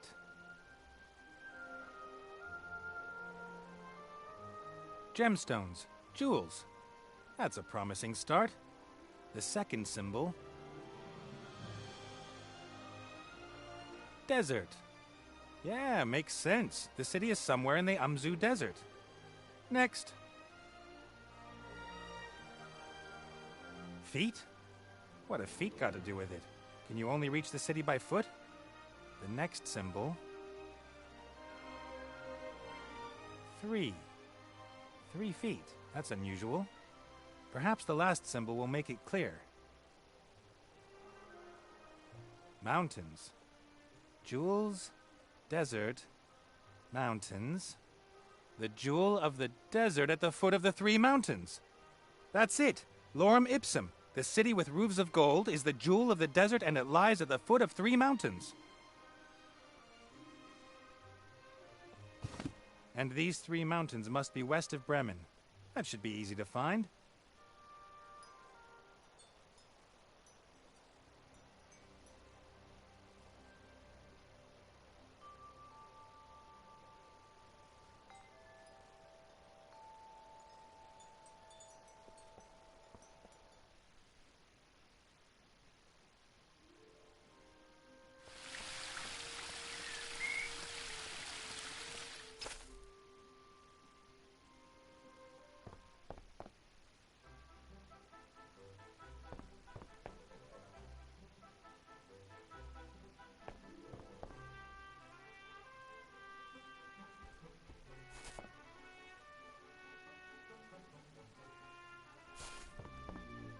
All right, then.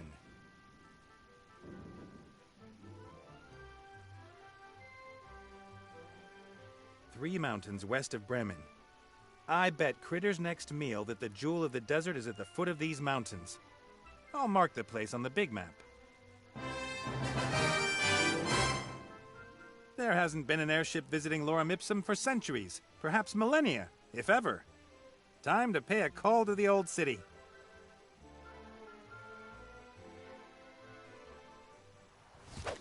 That must be it. Lorem Ipsum. And it looks like someone has already dug it up for us. Put it up. According to legend, Lorem Ipsum had golden roofs. I can only see a pile of old stones.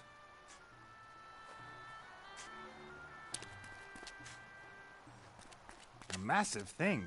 I wonder if the mummy pulled it out here on his own. The little guy doesn't look that strong.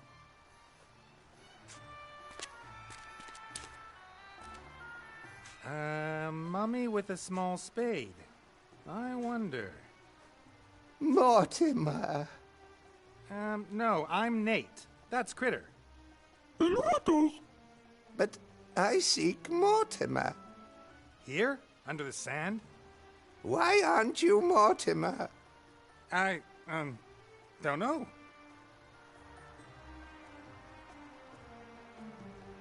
I'm looking for a book.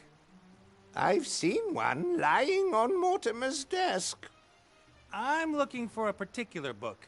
The Book of the Dead. Oh, but that's just a legend.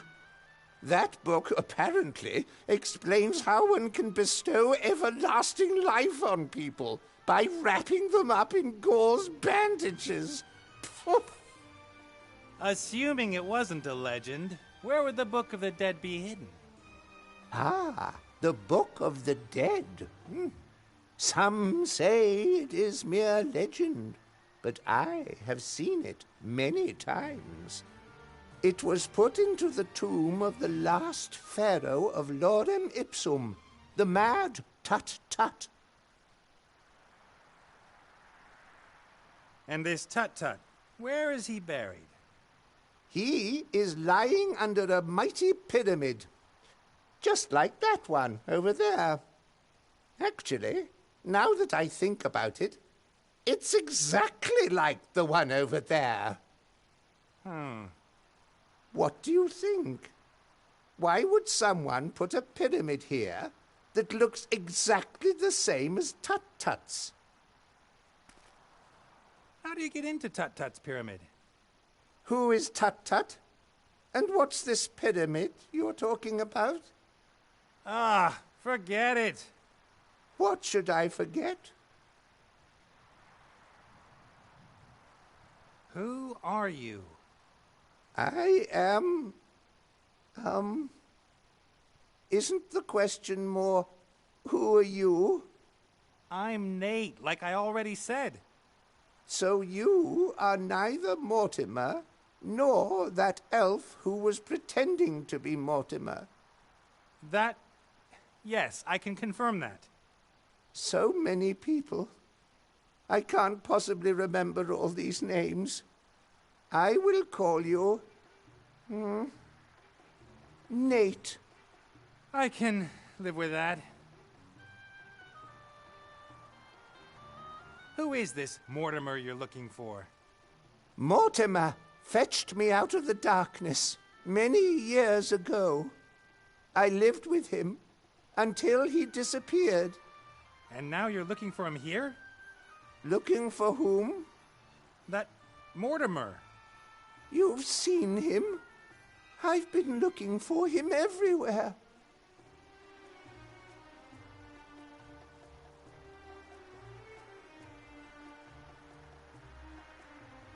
Don't mummies have their brains removed during embalmment? That's funny. I could swear that I've heard that question somewhere before. I bet. Don't tell me you dug this huge hole. All right. I mean, why did you dig it? I'm not meant to say. You can tell me. What's the hole all about? Yes, about that. Why did you dig it? I didn't. You did. Of course. I wanted to go home. So you're from Lorem Ipsum? Yes. It must be here somewhere. Have you had a look around? Ah! Lorem Ipsum! What a coincidence! I was born here, you know. What can you tell me about Lorem Ipsum? What was life here like? Oh, wonderful. We've always had good weather. We built the most beautiful temples with the most fiendish traps. Sold them all around the world and made a lot of money from that. You sold temples with built-in traps? Of course. Walls that suddenly come together and squash any intruder. Invented here in Lorem Ipsum. We had breeding programs for scorpions and tarantulas. And we issued a 3,000-year guarantee for our traps. That means your traps could still work today? Traps? What traps? I've got to go. And you? You might want to get out of this sun for a couple of hours. I've not got time for breaks. I'm looking for a pyramid. It must be here somewhere.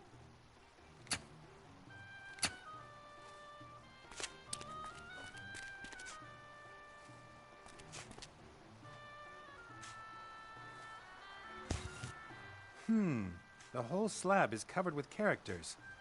Hieroglyphs, something that looks like Old Dwarvish, and normal letters. At viro eos et accusum et justo duo dolores et ea rebum. That's the same forgotten language as in the Lorem Ipsum text. I found a very similar stone head in the Northlands and took it with me. But there's no way it could be from the same stonemasons. We're thousands of miles from the Northlands. The sand has protected the statues over the millennia. If they'd been exposed to the wind, there'd be nothing left of them but sand.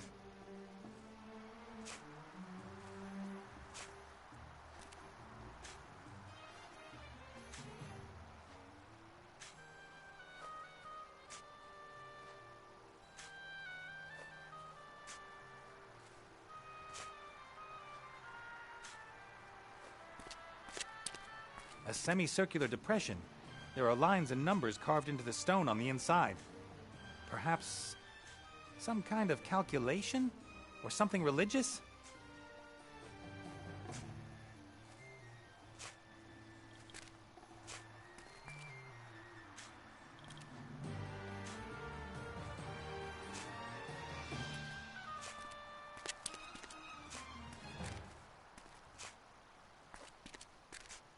No, Critter isn't much of a linguist.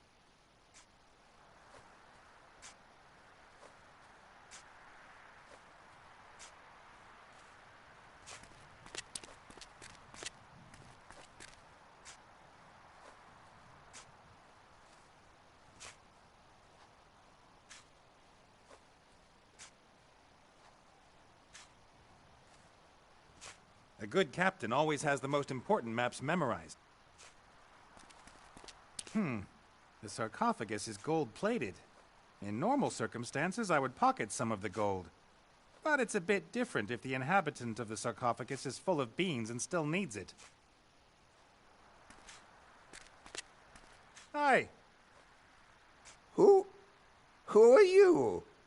And what are you doing here? I found this stone slab. What does it say? It says, "Thank you for your decision to buy this pyramid model world wonder." In 3 languages. It's an operating manual? Our lost temples could get rather complicated. Does it say how to open the pyramid? Terms of use, guarantee, washing instructions. Ah, there. Erect pyramid facing exactly north. Position obelisk A in depression G on stone socket B with the help of wooden peg F. We recommend the use of slaves for erection, not included in this delivery. Every day at 3 o'clock in the afternoon, the shadow of the obelisk will point to the stone which opens the secret entrance. Why doesn't it just say which stone you have to press? Who would write something like this? I've got to go. Bye!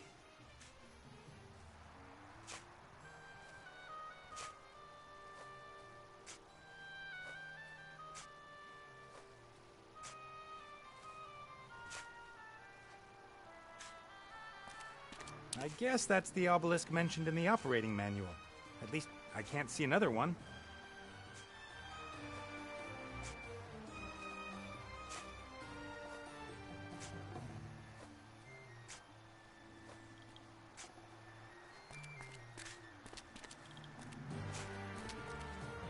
A massive stone plinth with a piece of rotten wood in the middle.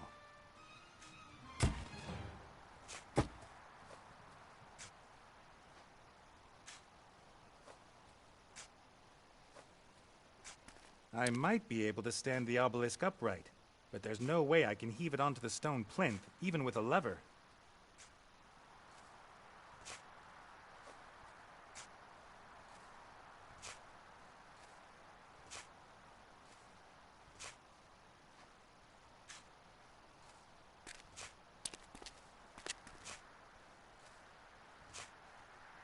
I might be able to stand...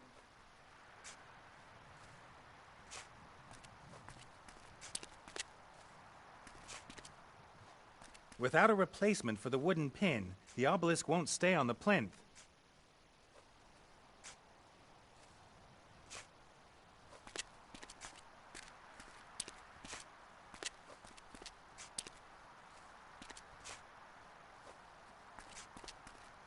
I might be able to stand the... How am I supposed to get the obelisk onto the pedestal? It must weigh at least a ton.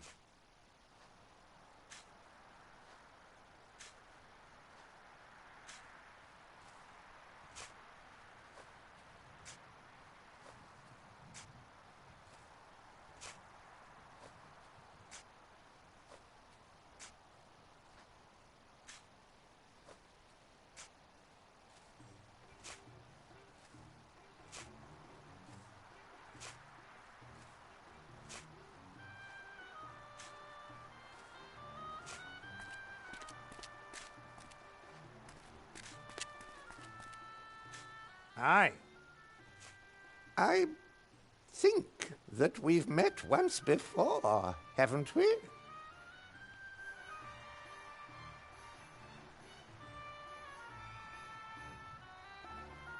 The operating manual mentions something about a wooden pin, and there's some rotten wood still sticking in the hole in the stone plinth.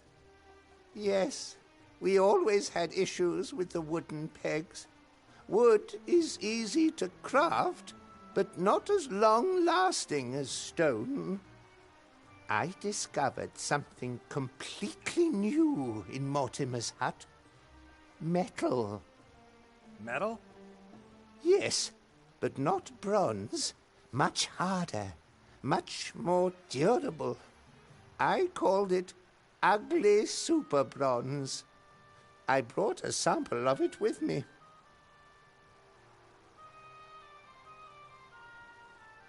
About the ugly super bronze. The what? The metal you found in Mortimer's house. Who told you about that? Ah. One could build completely new types of weapons with this metal. Wood and bronze weapons would be useless. No one must find out until Lorem Ipsum has mastered the secrets of this material.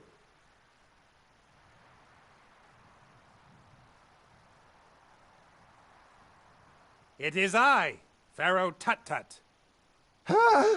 The Pharaoh!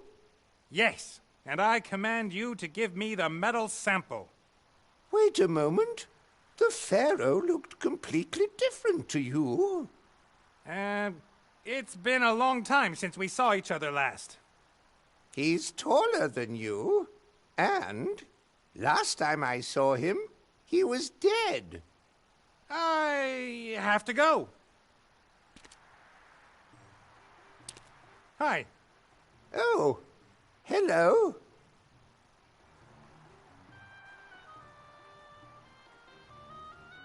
You're right. Let's examine the metal for the good of Lorem Ipsum. Absolutely.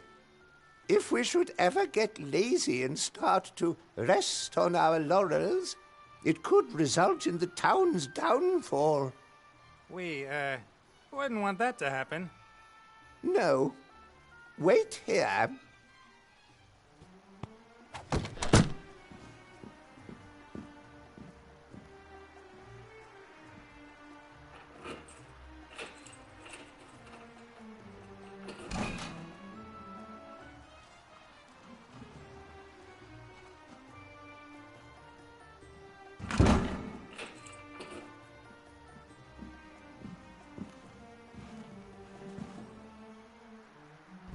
What was I going to fetch again? I was just pulling your leg. I never forget anything. Thank you. What for?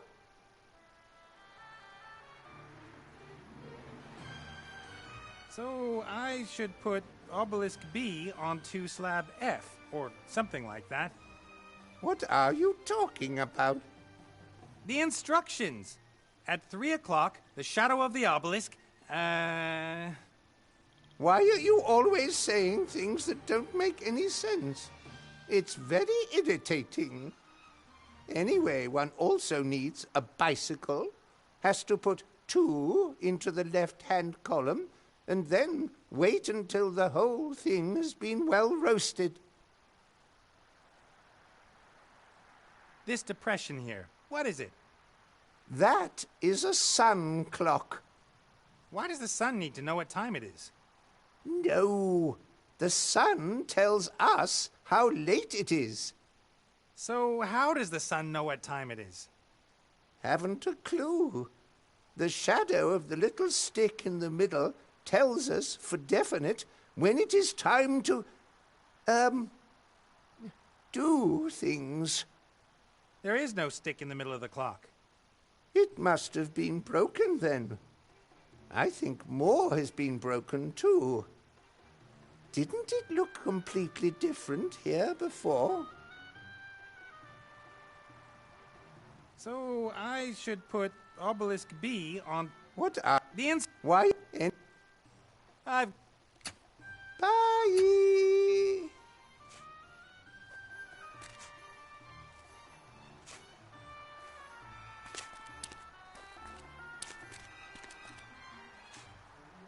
Fits like a glove.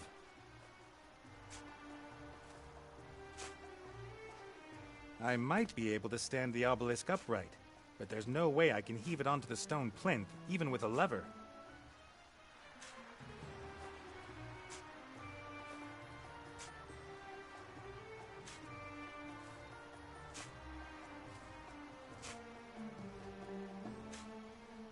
A fishing rod?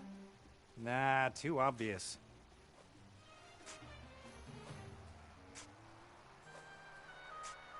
I remember that from my childhood.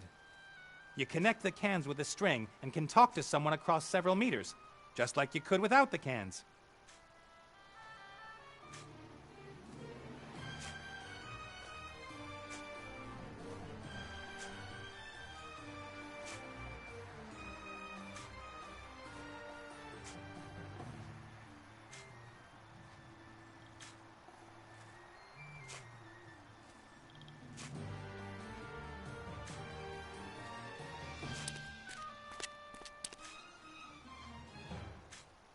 The reed casts a thin shadow on the numbers and lines inside the clock. The sun clock is fixed. Now we just need the obelisk. I guess that's the obelisk mentioned in the operating manual. At least I can't see another one.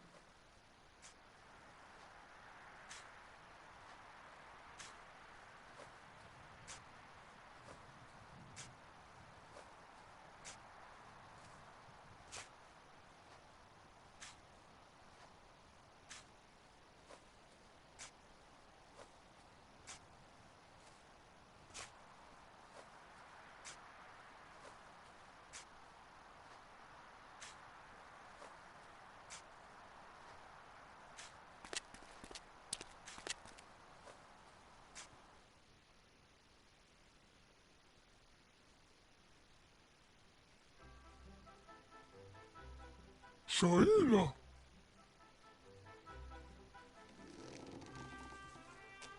Fazzole, Luca.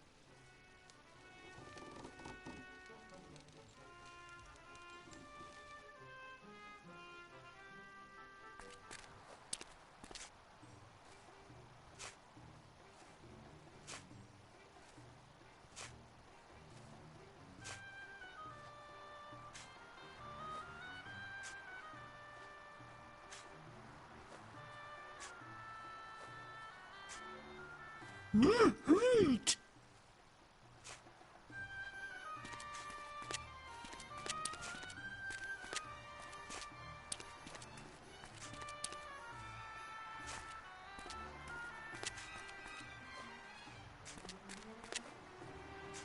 The Mary should have enough power to heave the obelisk onto the plinth. And the pipe serves as the new connection piece K, or whatever it was. Off we go! Pull, my dear old fatty! I'll pretend I didn't hear that. Come on, you can do it!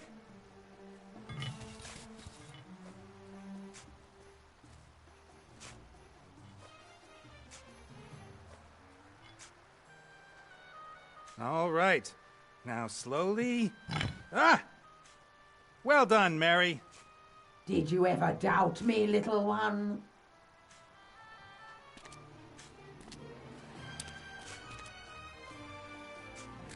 Okay. It's 2:15 3 o'clock. The obelisk is casting its shadow exactly on that stone. That must be it.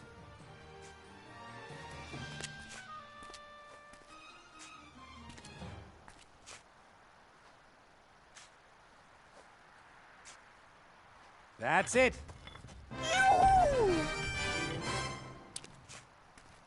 Let's go. If I were you, I wouldn't go in there. Traps. Lots of traps. Mortimer just about managed it, and Mortimer is...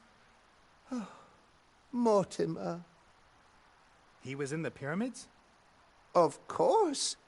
He is an archaeologist.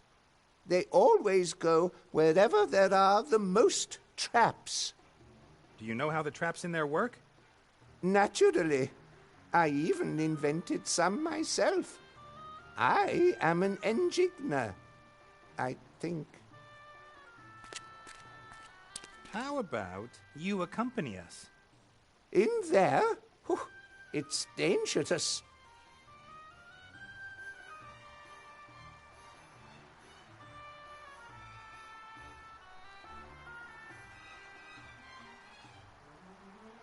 Come on, I thought Danger was your middle name. Really? That would be a strange middle name. Walter or Winifred, those are good names. Mortimer's second name is Alfred. Come on now, get in that pyramid. In there? It's dangerous in there.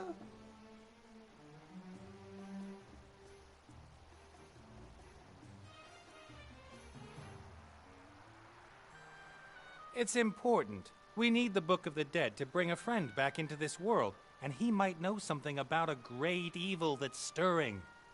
It's like my dear old father used to say.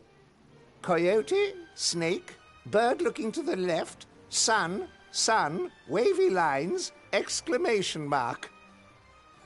What? Yes, he was very erudite. And you wouldn't have caught him simply wandering into a pyramid filled with traps.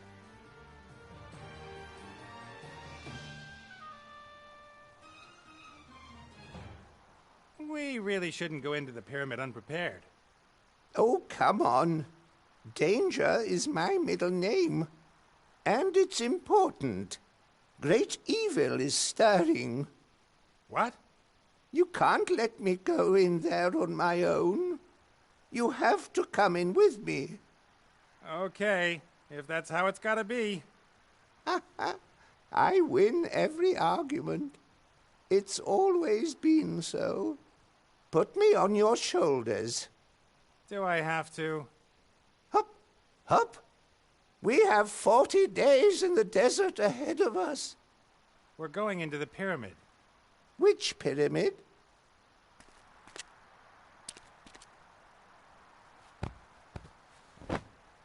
Hey, stop puffing and panting in my ear. I'm not panting. I'm exhaling dramatically. Onwards, my proud camel!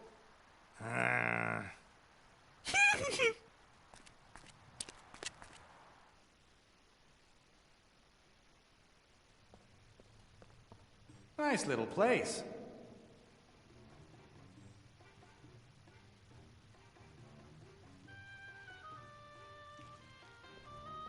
Locked. And like everything here, the door is made of stone. You can't just kick it open. Locked. And like everything here... a conspicuous black hole in the wall. You have to put your arm in there. Sure? Yes.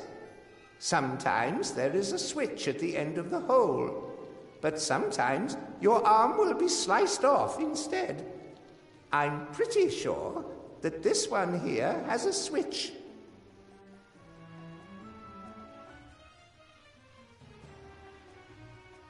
Clean handiwork. No gap in which I could stick the plank.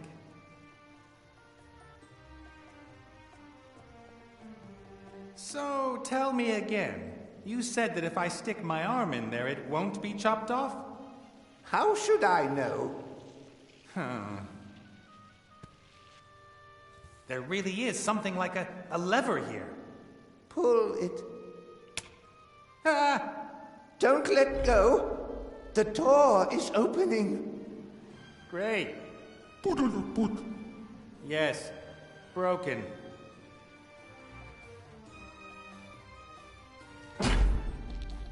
Ah.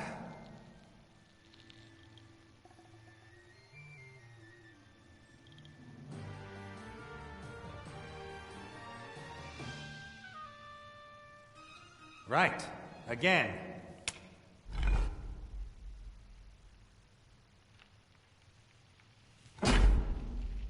Ah. A stone slab with characters in 3 different languages, and I can't read any of them.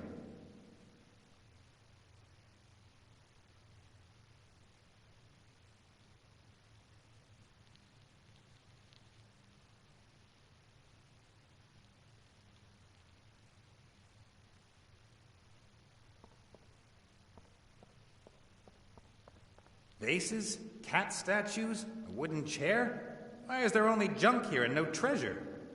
What use are treasures to you on the other side? At least you can sit on a chair. As a real Tomb Raider, I have to at least take something. What about this? An ancient mirror, I'd say. You can't take that. That is the first mirror that was ever made. And? Pharaoh Tut-Tut was very particular about his appearance. He needs the mirror. Not anymore. I'm quite sure of that.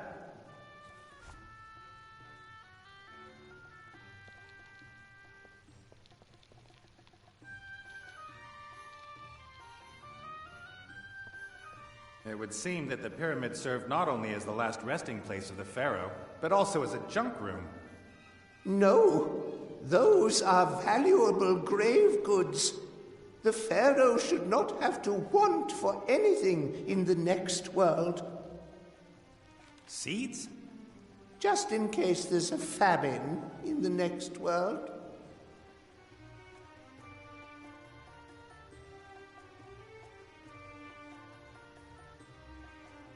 A press for olive oil or something like that. I'd rather relax than work in the afterlife. The pharaoh naturally would never operate the equipment himself. Hundreds of his most loyal slaves were buried with him. I don't see any bones. I guess the slaves had a bit of a rethink about their loyalty after the pharaoh died. A chariot? A boat? Weapons? Food? Almost makes you wish you were dead. Oh, no. The pharaoh longed to live forever. That is why he commissioned the Book of the Dead to be written. This records everything that the wise were able to discover about death. Do you believe the book can grant you eternal life? I'd say it didn't work for old Tut-Tut, though. Ha!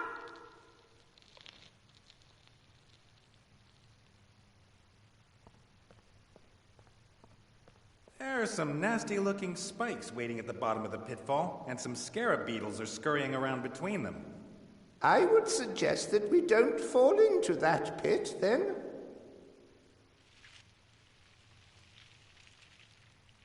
Even if I get over this pitfall, the stone ball is blocking my way.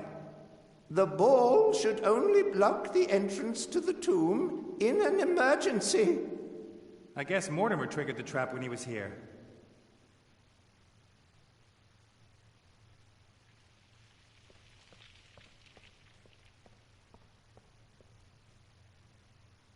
You can't see your hands in front of your face. So what? Get in there. Chop chop. There's no way I'm going into a pitch-black room. I have never had such a stubborn camel, and you're very uncomfortable as well.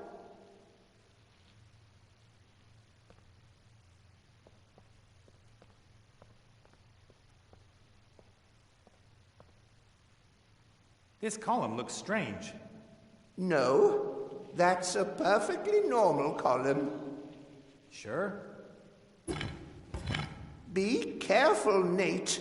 Why didn't you consult me before you put us in danger?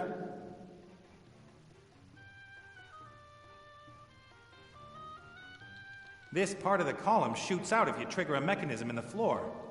Are you sure? Yes, I am.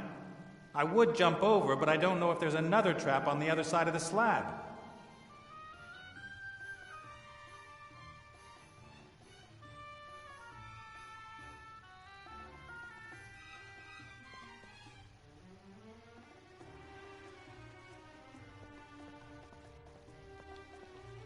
No, these seeds have been lying here for thousands of years. Any moisture in them will have evaporated.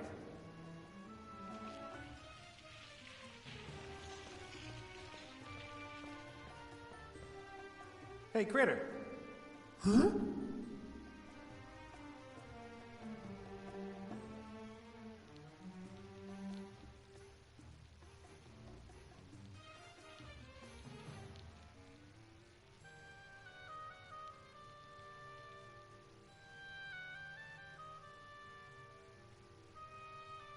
Forget it. I've got everything under control.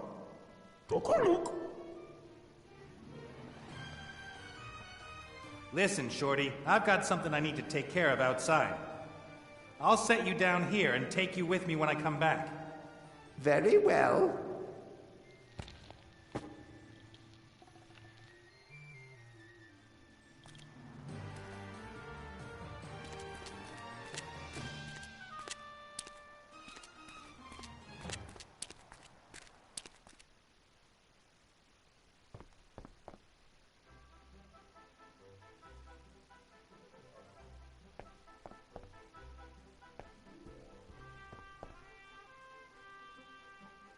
All right, then.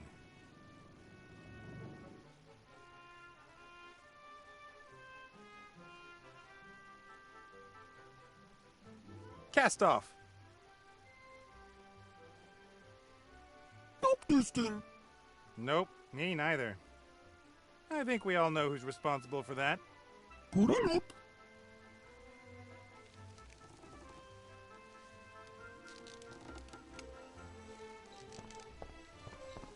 You stay here. Prepare the cannons and be ready to rescue me if necessary. Get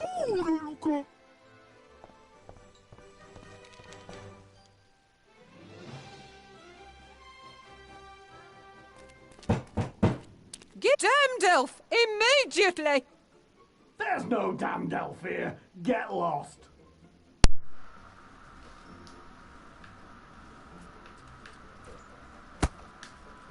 When Ivo told me about Seastone, I could hardly believe it. Even if the power of the brat's sorcerer grandpa is concentrated in the wand, where did he get all the power from? It's a powerful kid's magic that can force grown men to sit at tiny tables and pretend they like tea. Fortunately, I'm immune.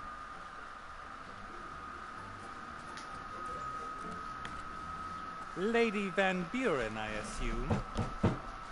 Yes? Who are you? What do you want?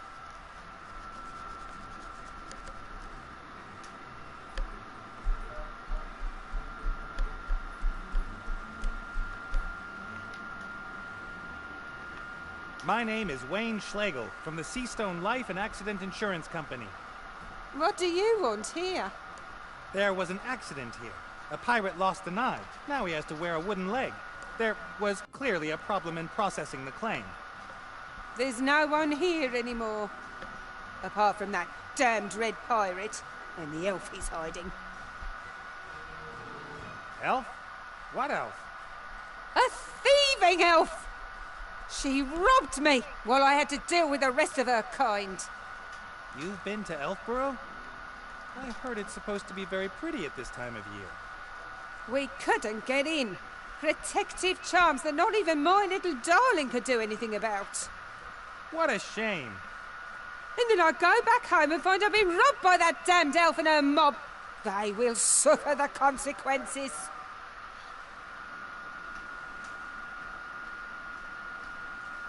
And you're sure the elf's here? Of course. She flew here from Seastone on a magic hippogriff. We followed her trail to here, and there are no indications that the hippogriff has flown on.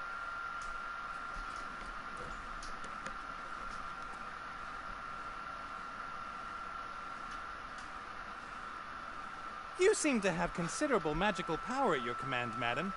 Why don't you just magic the elf out of there? If it were really so simple, do you really think I'd be wasting my precious time here? That red scoundrel threatened us! Us! He has a magic weapon in there!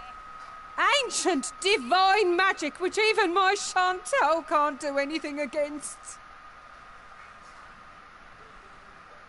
Perhaps I could go in there and talk to the Red Pirate. I'm an insurance salesman. No one would dare do anything to an insurance salesman. That's true. And every hour that I waste here prevents me from taking care of the transformation of the country. Go in. Convince that old scoundrel.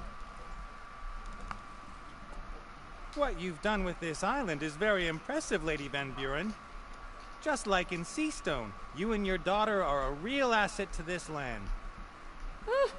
Thank you very much. Politicians so seldom receive the thanks that's due to them. One works tirelessly for years on end for oneself and one's friends. And do the electorate thank you for it? No. Sad. Very sad. Then I may take my leave, Lady Van Buren? Yes, yes. The lady wants Ivo, and she won't leave until she has her. The fewer times I address her empty-handed, the better.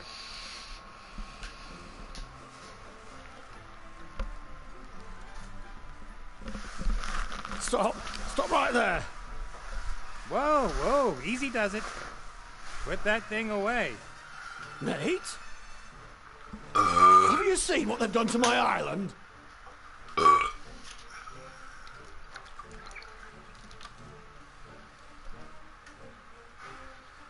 Van Buren's convinced that Ivo's still here. I'm supposed to persuade you to hand her over. I'd do that at a drop of a hat. That elf is in league with dark forces. She was trying to drive me crazy. Do you hear what she said about the invisible force that determines what we do? Van Buren isn't going to believe that Ivo's not here. You've got to get that old bag off my island, Nate. You have to.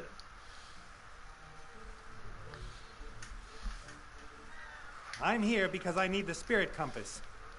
What? Not because you missed my company? And because I've missed your company, but mainly the compass. A friend of mine won't find their way out of the realm of the dead without it. I don't care about that. It's my compass. Right, Pierre? Right. You see?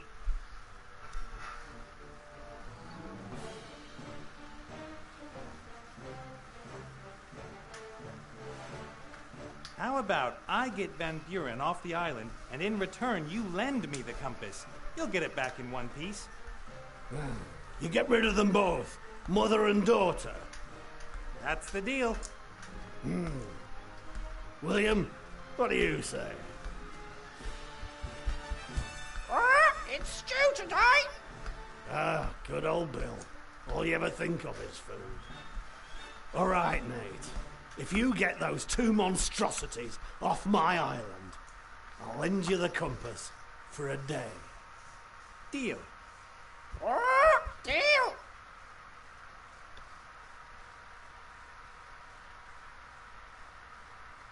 Let me guess. You've redecorated, so the pirates that fled come back. Oh, it was that little brat and her mother. Turned up here saying I should hand over the elf. And you explained politely that the elf is no longer here and that unfortunately you can, as such, be of no help. I kicked them out. Then they started transforming my island. They would have got me too if I didn't have the head.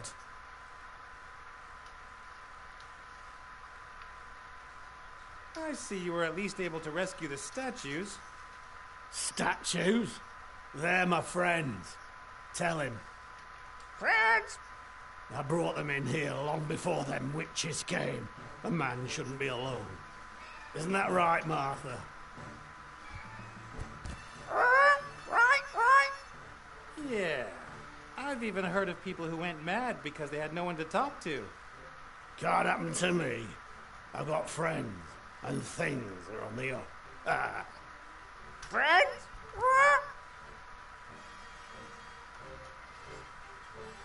Our deal stands? Aye. You chase those two horrors off my island, and I'll lend you the spirit compass. That's what I wanted to hear. I've got to go. See you later.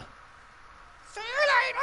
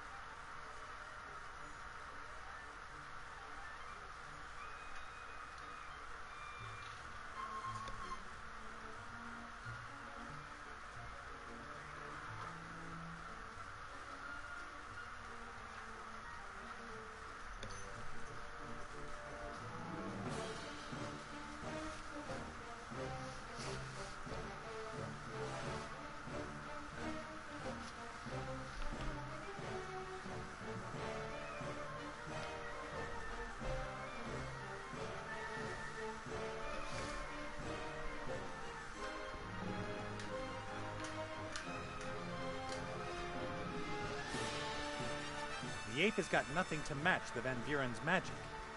But he could easily take me out if I try to steal the compass.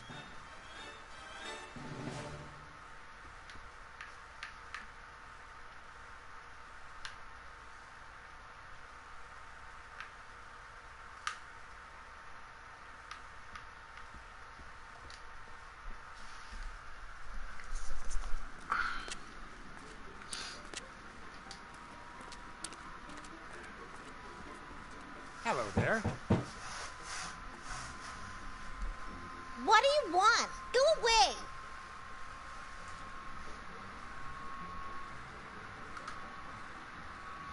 Quite, pretty what you've done with the city. I got it all out of my book, and Mommy says I've got a real artificial talent. Artistic. Although, artificial works too.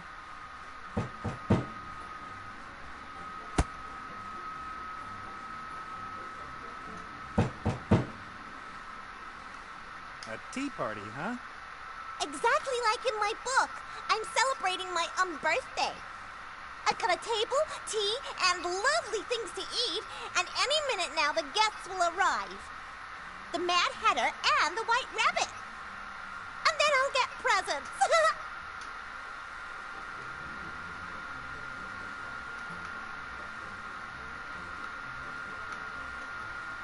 And this Hatter and Rabbit? Will you make them appear by magic? No, I can only change things. They come here. I've done everything exactly the same as in my book, so they've gotta come. I always get very angry if I don't get exactly what I want. Okay. And they all have to bring me presents, and when the Hatter and the White Rabbit are there, then Mommy has to come over as well. Right, Mommy? What, sweetie? When the other guests have arrived, then you'll come over too and give me an unbirthday present, right? Of course, my sweet. As soon as a Mad Hatter and a White Rabbit appear, then I'll give you the most super-duper present ever. Ha! Did you hear that? The biggest, bestest present ever!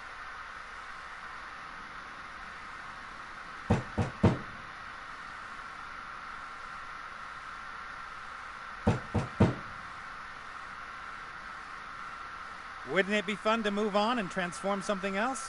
Or to travel back to Seastone and have an afternoon nap? Mommy's looking for the elf who stole things from us.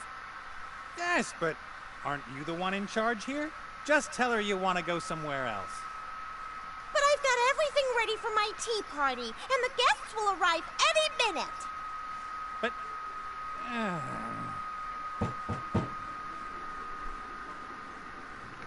Who is this Mad Hatter you're expecting? He's a Hatter, and he's mad. Uh-huh. And what is it that makes him a Hatter?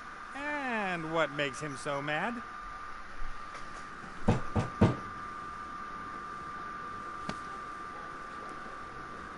He wears a top hat and a colorful neckerchief, and I'm not sure why he's mad, but he is.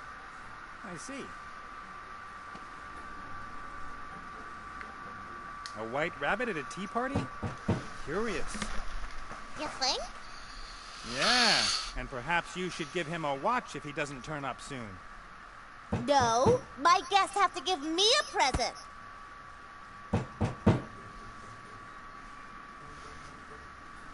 I'd love to be a guest at your tea party. Ew, you can't come. You aren't a Mad Hatter, and you're not a White Rabbit either. And you're a boy, and ugly. Now listen here. I can make you pretty. Thank you, but that's not necessary.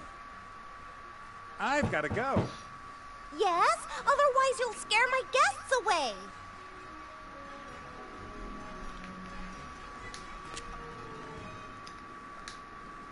That's the third biggest flower I've ever seen. The flower is too pretty and smells too good to just be left alone.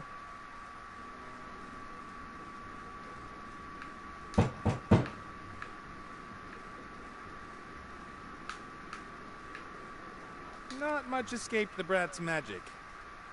His hammer is one of the lucky few.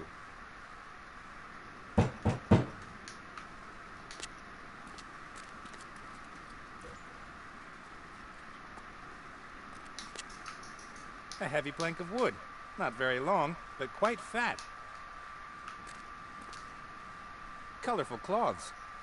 They don't seem to fulfill any purpose, apart from being colorful.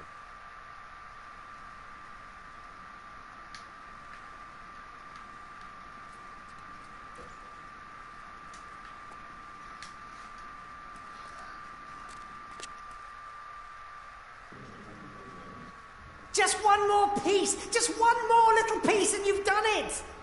Hey, Eyes. Nate, nice to see you again. Come on. Knowing you, you never lost sight of me. Your life wasn't so boring over the past few years, I must admit. Good season.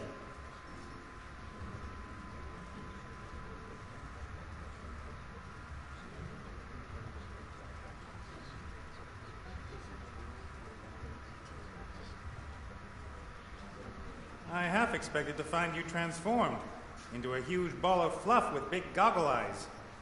The council leader and the charming Chantal are concentrating their attention on the palace. Fortunately. I guess you also wander off the island as quickly as possible. Absolutely. I like tragedies, but I've never wanted to be in one.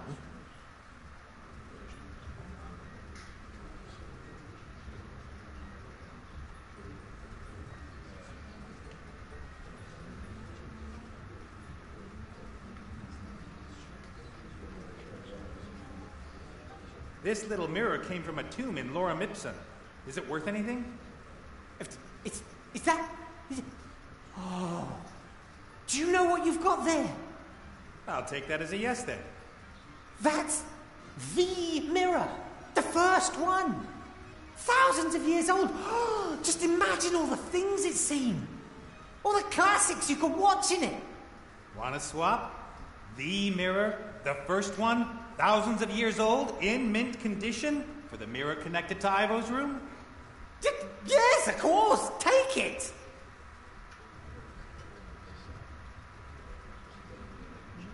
Wow. Mirrors used to be so small.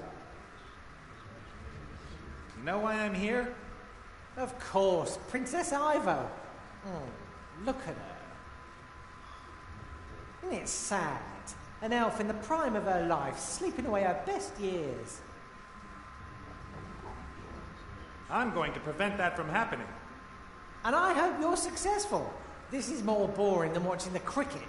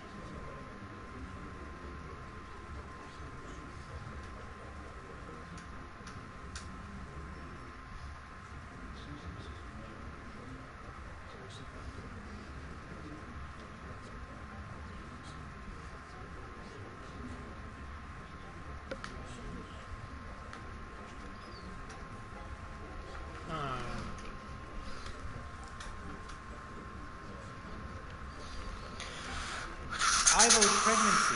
Do you know who... you know... Ivo said you weren't the father, but if not you, who? I'm not the Oracle with 100 eyes. How should I know who it is? Eyes that are blind if there's no reflective surface nearby. Ivo seemed very surprised by the news herself. She spoke of a curse that might have struck her. A curse? Yeah, sure. Ivo's father said I can't rescue Ivo against her mother's will. That would be a bad idea. Although I'd like to see what would happen if you tried. So how can I convince Ivo's mother that she's not acting in her daughter's best interests? Isn't she? The future's in constant flux. Even I can't see it clearly in my mirrors. A powerful priestess like her might be able to see more, but clearly she doesn't want to. She thinks Ivo's thrown her life away, and she thinks it's impossible that she could be happy with a child, or with me. A difficult task that you do. Come on, number 3! Run! Come on! Yes! Sundancer 1! Can I have that mirror? Of course not! I could always keep an eye on Ivo with it, and maybe it'll come in useful some other way. It's already useful. It means I can see what happens next in the story. Anyway, I've never given any of my mirrors away. They are rare collector's items. You collect mirrors? Rewind, delete, stupid question.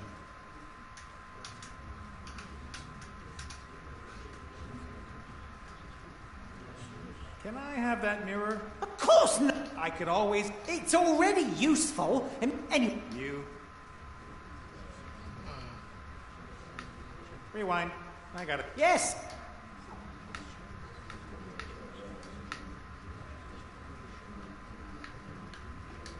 Thousands of lives are taking place behind these mirrors. Tragedies, comedies, and quite a lot of everyday life. Some happy children playing in a garden.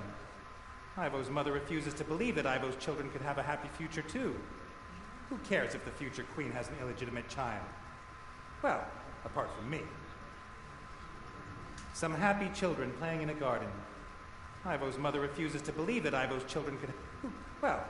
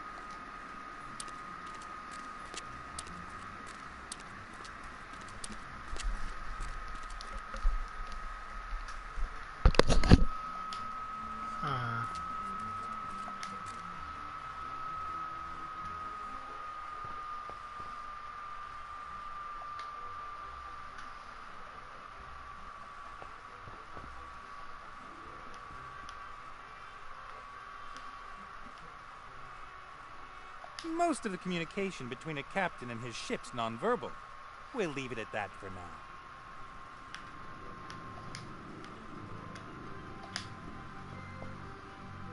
All right, then.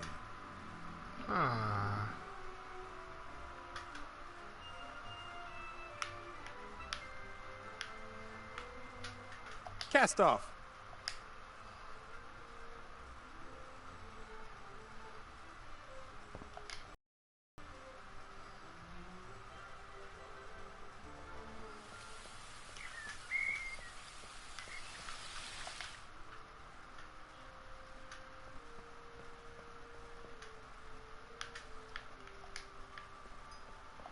A green top hat. It should be useful. Green top hats always are.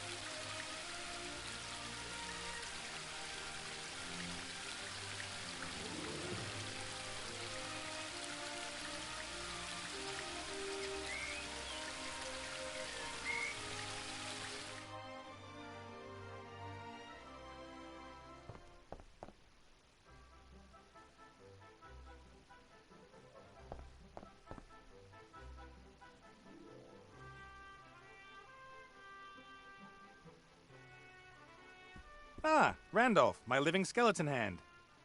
Critter and Randolph don't really get on, but all hands are needed on board a ship. All hands needed. Hey, Randolph, high five. That always works.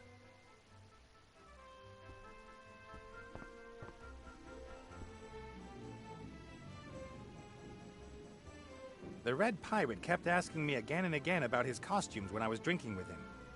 I didn't have the heart to tell him we used some of them as oil rags.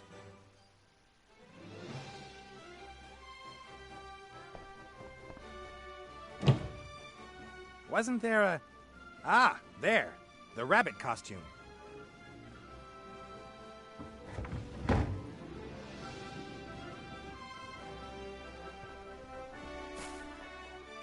I like looking for lost things and solving long-hidden secrets. It's not really honest piracy, but Critter and I just want to be treasure hunters.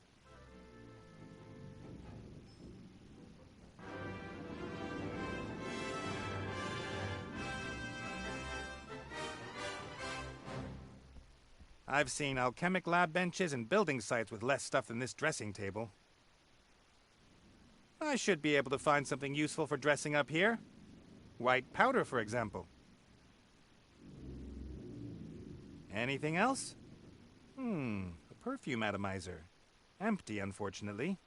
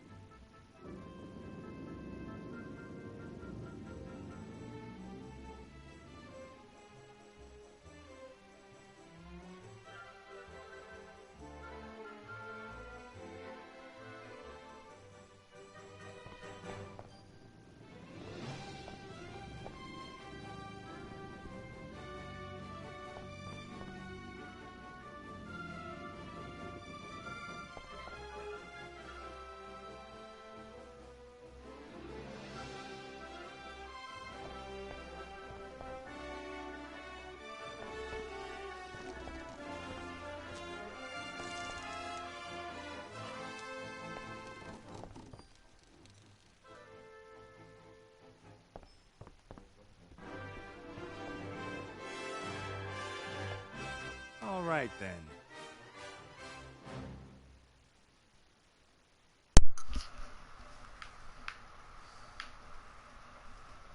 Cast off.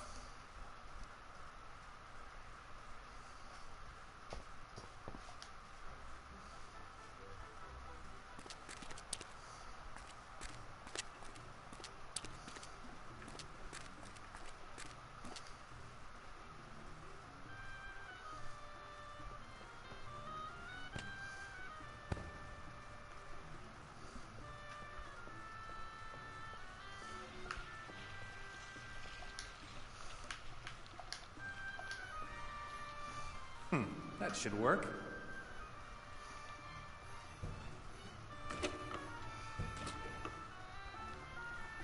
All right, I've pressed the oil out of the flour. It's sticky and smells strong.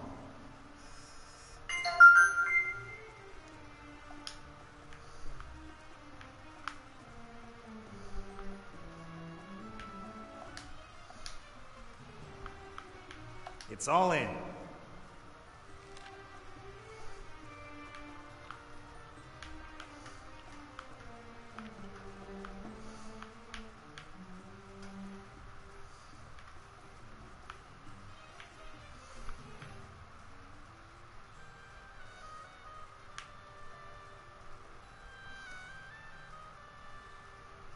A green contact? It should be useful. Green contact's always on.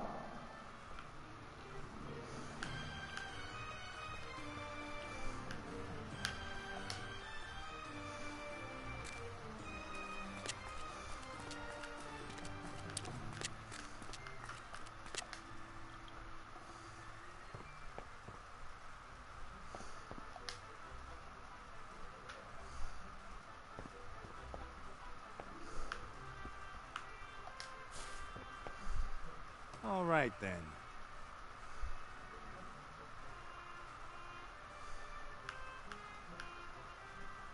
Cast off.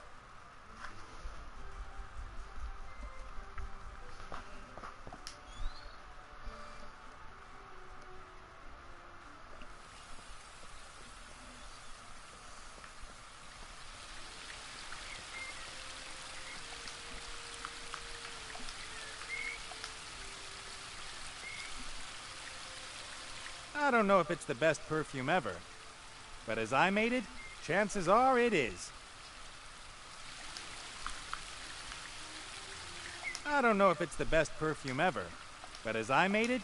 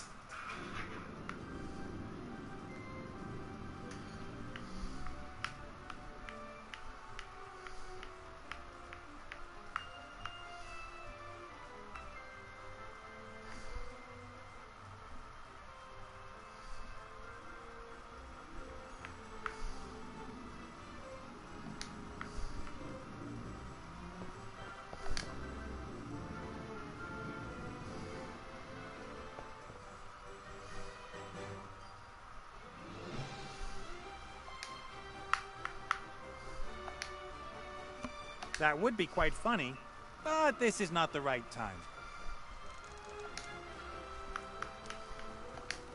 It's embarrassing enough that Critter has to run around Tugator in the costume, but here? Better not.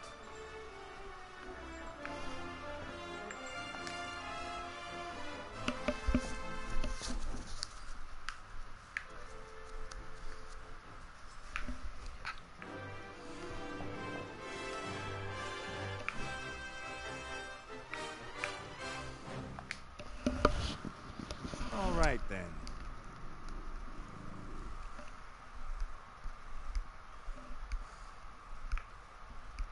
Cast off.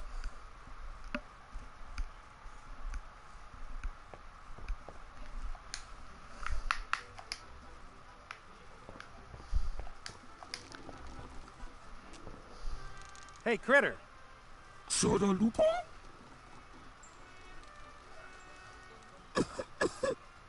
Look to a neat. I had to do that. Trust me. The Van Buren brat is expecting a Mad Hatter and a White Rabbit at her tea party. Soda Lupo? I've got an idea. All you've got to do is play the White Rabbit. It worries me a little how easy it is to persuade you to do this kind of thing.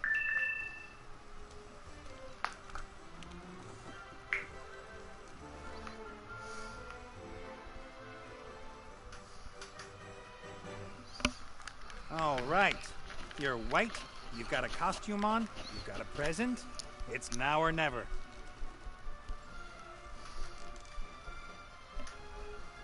May I introduce you to the White Rabbit? That doesn't look like a normal rabbit at all. Yes, well, you know.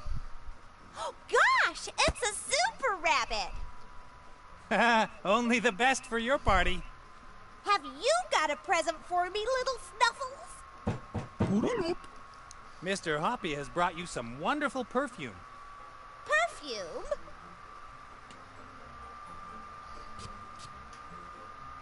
Achoo!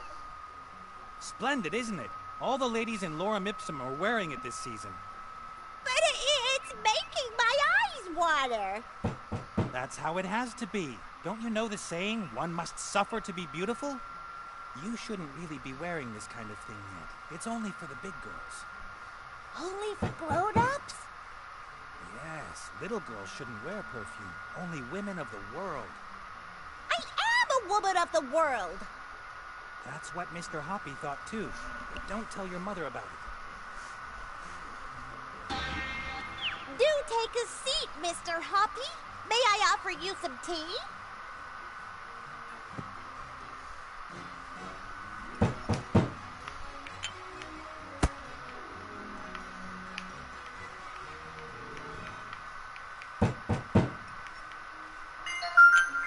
A fine white powder. Hello. I'm the Hatter. The Mad Hatter.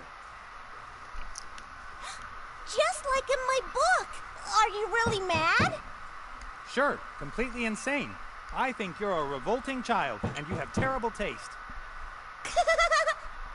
You must be really mad if you're making fun of me. Have you got a present for me, too?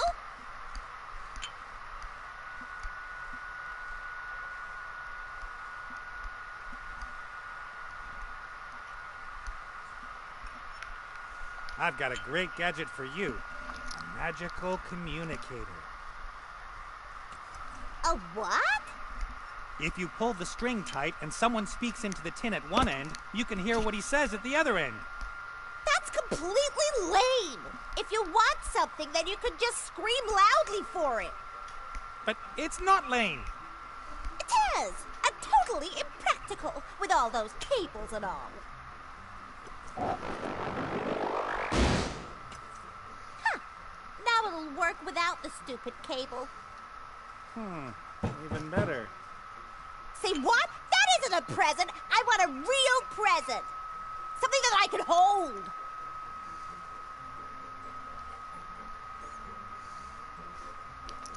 I hereby present you with the insight that life isn't about receiving presents. Say what? That isn't a present, stupid. I want a real present. Yes, but you see...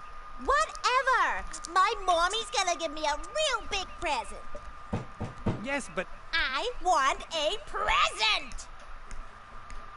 A present! Of course!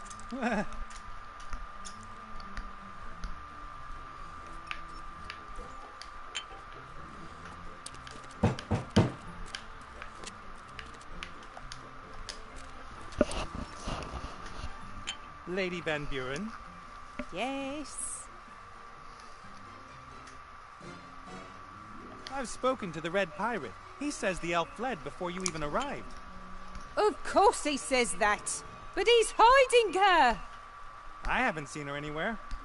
Then you haven't looked properly enough. I want that elf. Bring her to me.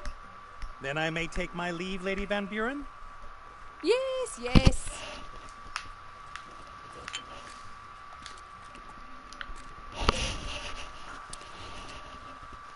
Hi. Oh, Hatter! Have you got a present for me?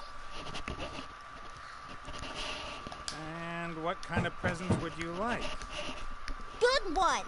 Anyone wishing to come to my birthday party must give me a good present. And what is a good present? I like sweet and fluffy animals. I like things for girls. And I like fairy tales.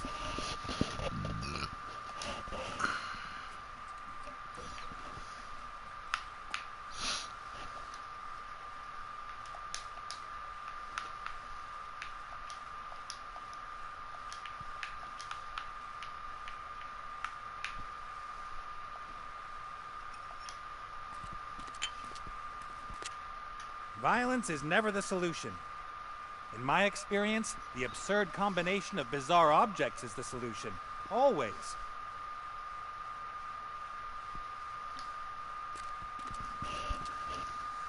Hi. Oh, Hatter! Have you got a present for me?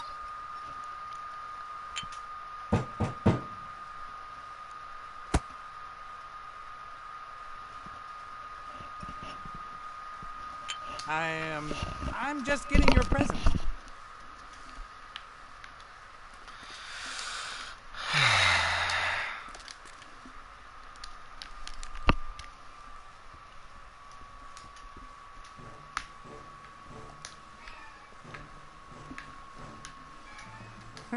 The poor bird looks quite stressed out. I would be too if I was the one-man entertainer for a lunatic with a Medusa head.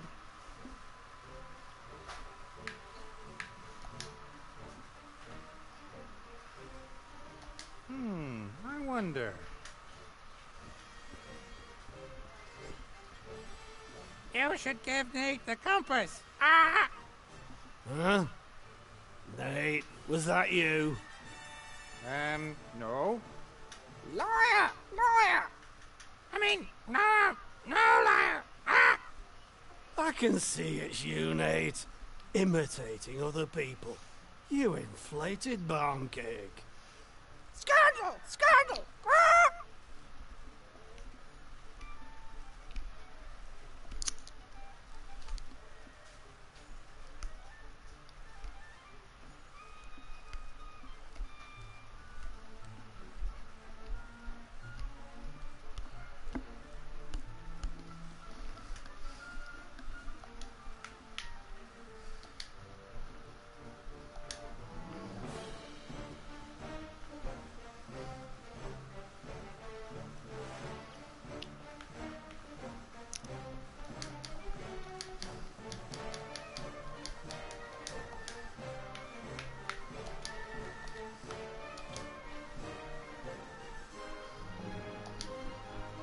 I'd better not. I'm afraid he'd like it, and then he wouldn't let me go again.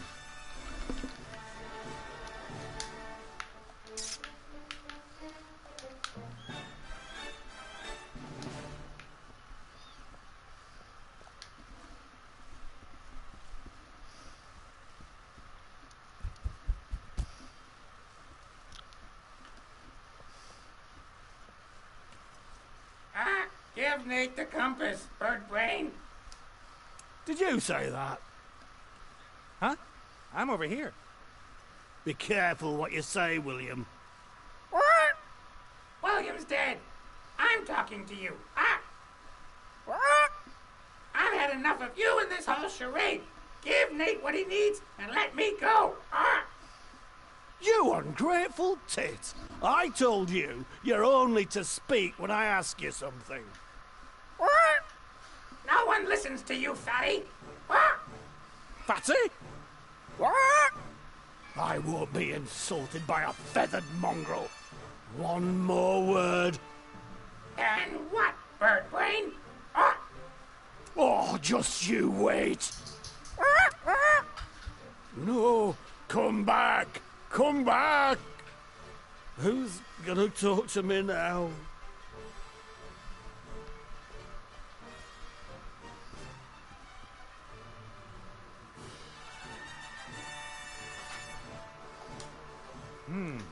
Perhaps Old Red's friends can persuade him to give me the compass.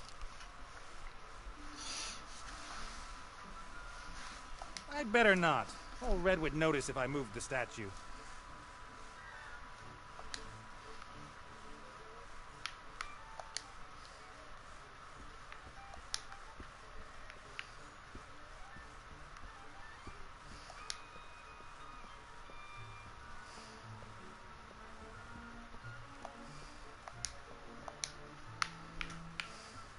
If these things you could or you could call them up during meal.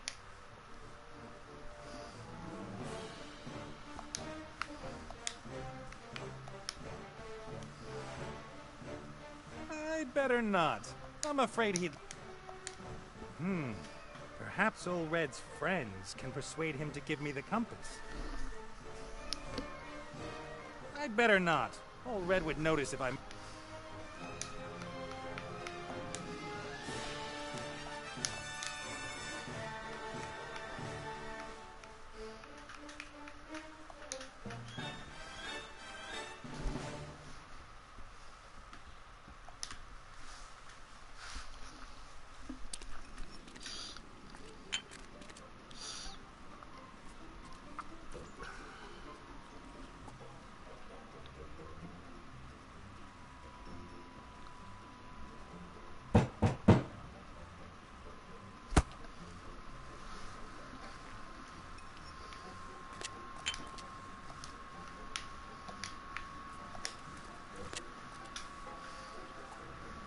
Hey, you up there.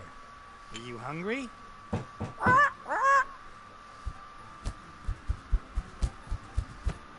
Gotcha!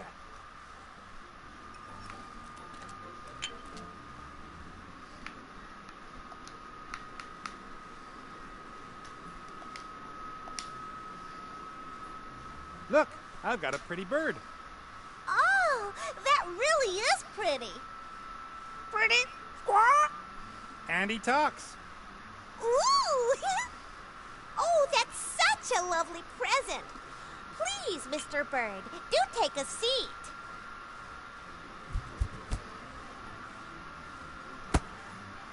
And you may sit down over there, Mr. Hatter. Quickly! But of course, milady. And isn't your mother going to be joining us? Uh-huh. Mommy, it's tea time! The Hatter and the Rabbit are here! For what? It's lovely that you found someone to play with, but Mummy has to work. You promised me the biggest and bestest present ever as soon as the Hatter and the Rabbit arrived! But darling, those aren't...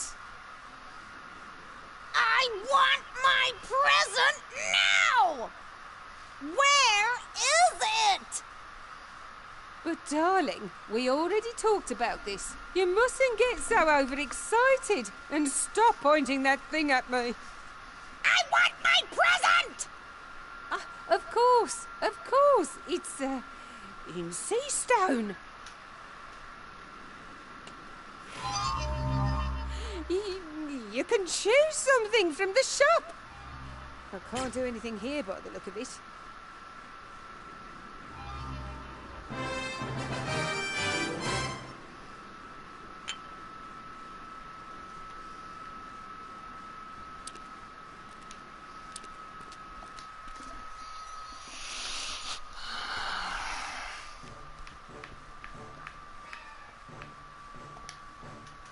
The Medusa head is the only thing keeping Van Buren out. No one in their right mind picks a fight with old magic like that. Neither does Van Buren.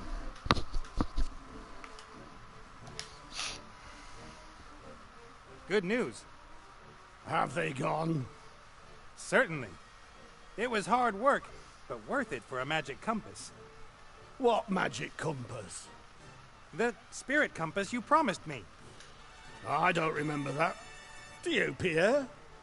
Nah, Pierre doesn't either. You said you'd lend me the spirit compass if I got rid of the Van Burens. So what?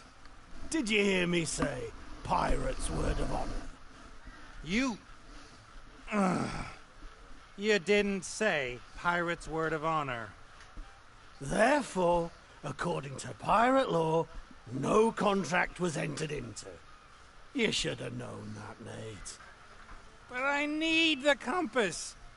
And I'm not going to hand it over that easily. You should have known that too. Out with him and bolt the door.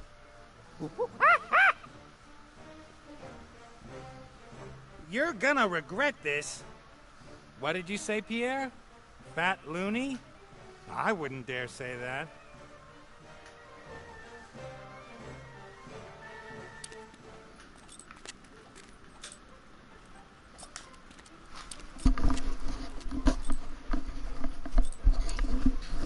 Mmm. Delicious. It's impossible to keep your hands off this kind of thing.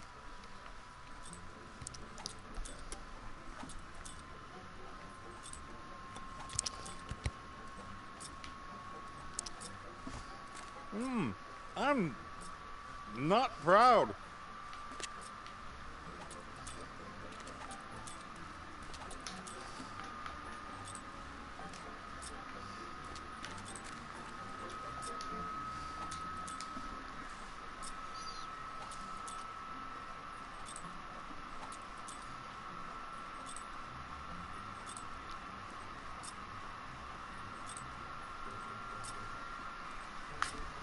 If these things could transmit voice, you could or you could call them up during mealtime and...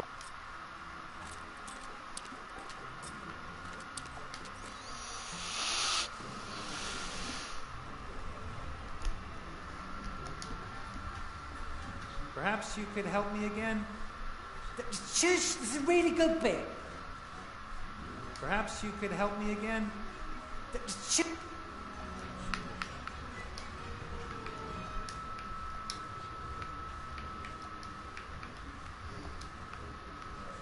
Ivo is still asleep in her bed. Nothing is going to change if I don't come up with something. Some happy children playing in a garden. Ivo's mother refuses... Well...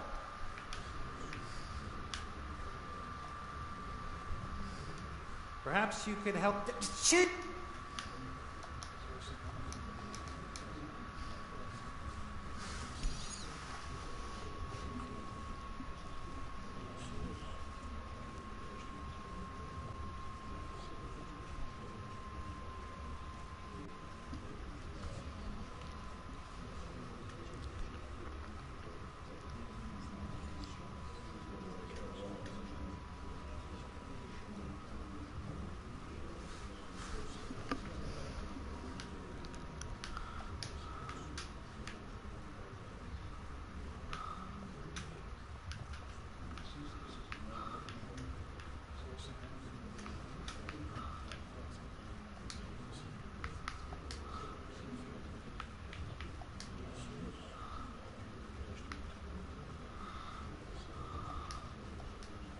Ivo is still asleep in her...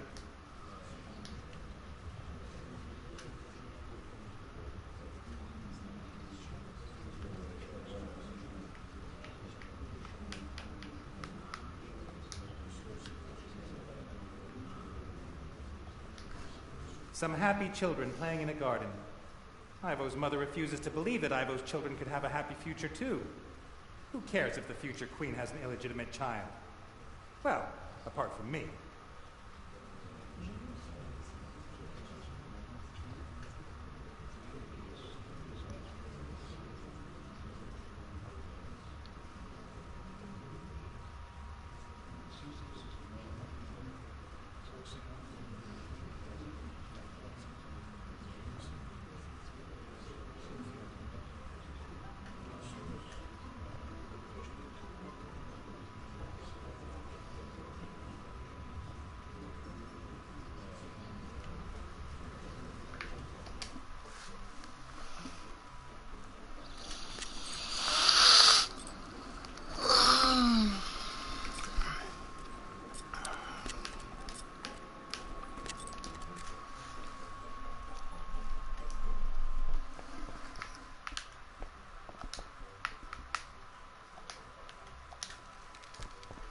Would you like some of these sweets? Whoa, Betty! Someone's got one hell of a sweet tooth. I haven't got any more.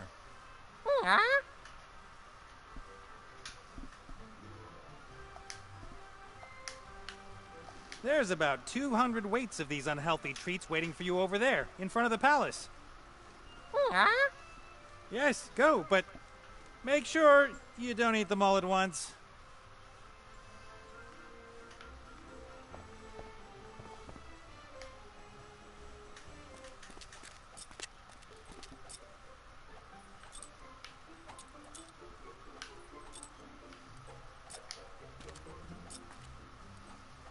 What have you done, little fella? You... The whole lot? How was that even... I mean, it's gotta have gone somewhere.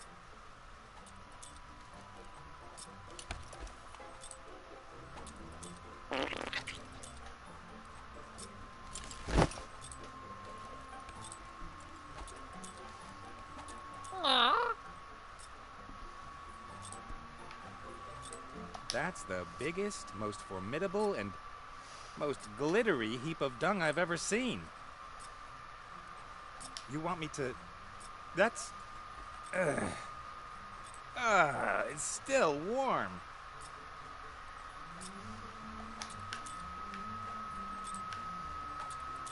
Not only is she blessed with an appetite, she's also got fantastic digestion. Ah!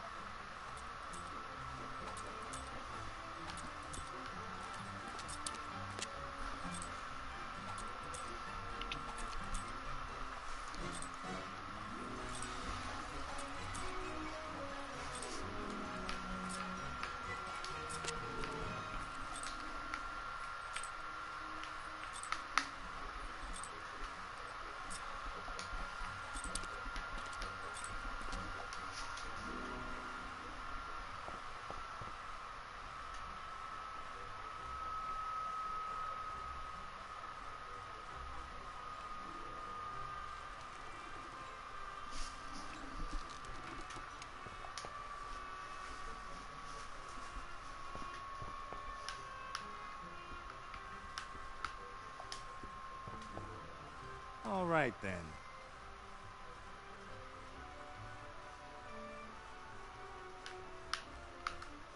Cast off.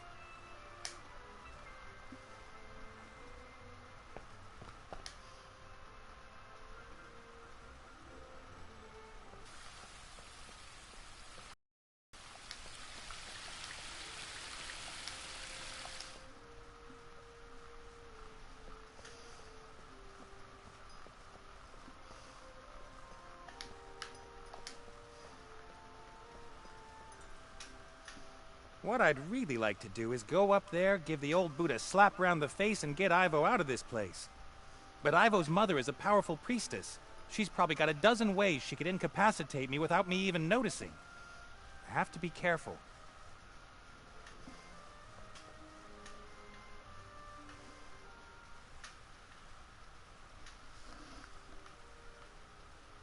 Ivo's mirror. When I was here, her fat bird sat in front of it most of the time.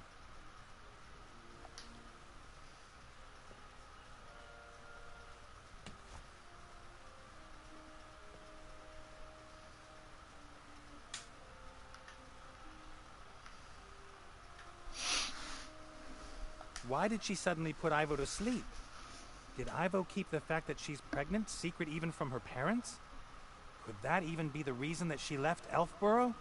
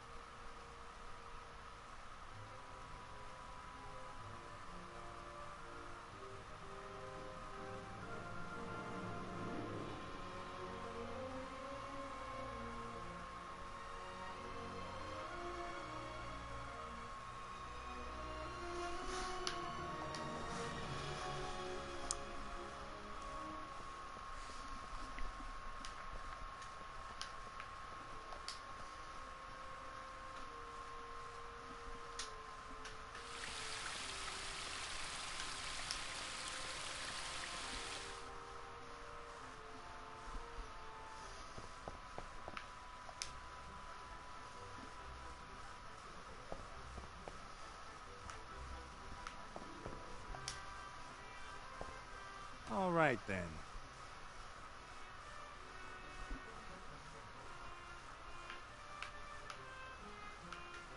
Cast off.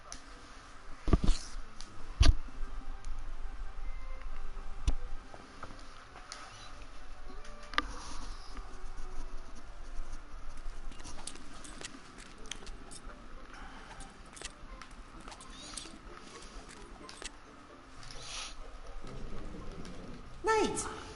What's going on? Why did you take Ivo's mirror? Let's give them a bit of privacy. What do you think?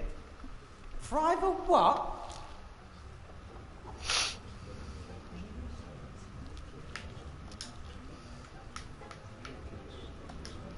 All right. I was watching that. It won't take long. Anyway, you owe me a favor for getting rid of the Van Buren. All right then, but hurry up!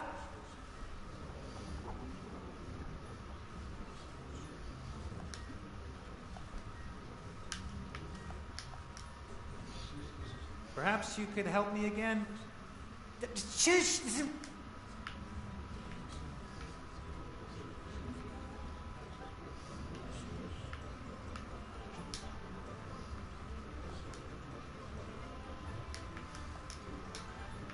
A heavy plank of wood. Not very long, but quite fat. Just like the Mary.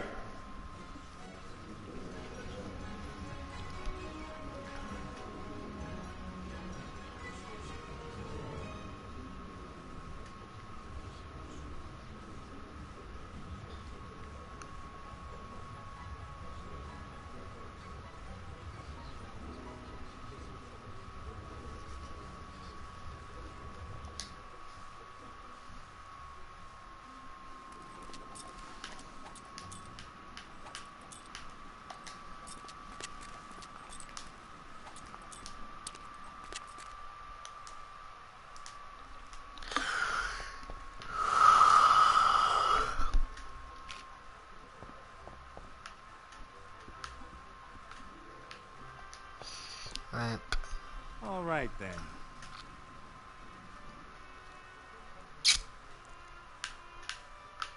Cast off.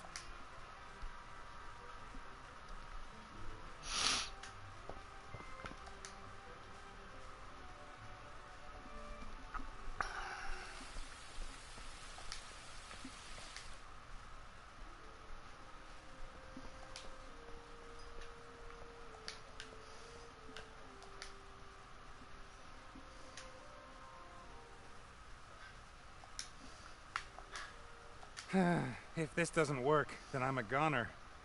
Don't hurt me. You have to see this. You did this to my baby! I didn't.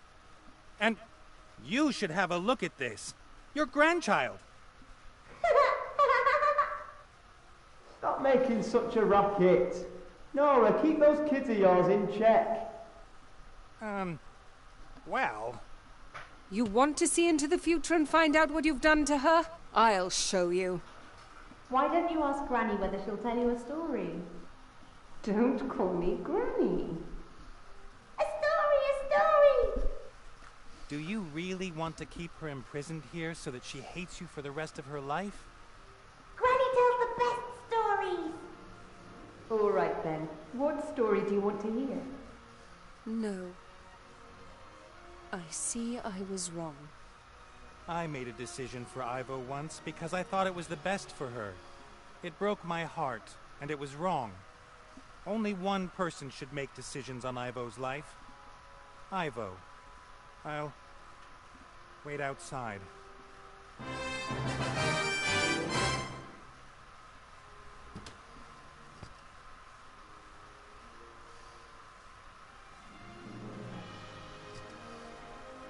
Oh, what's happened? You stunned me! Not quite so fast, darling. How much time has passed? A little. The human is still here. He's waiting outside.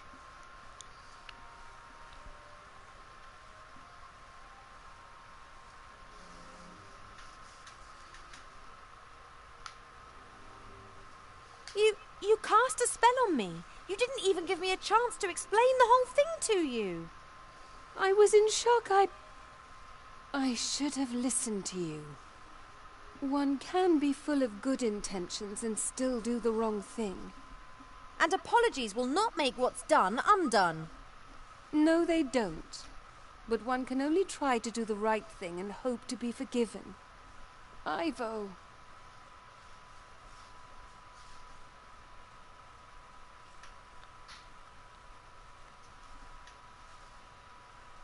Farewell.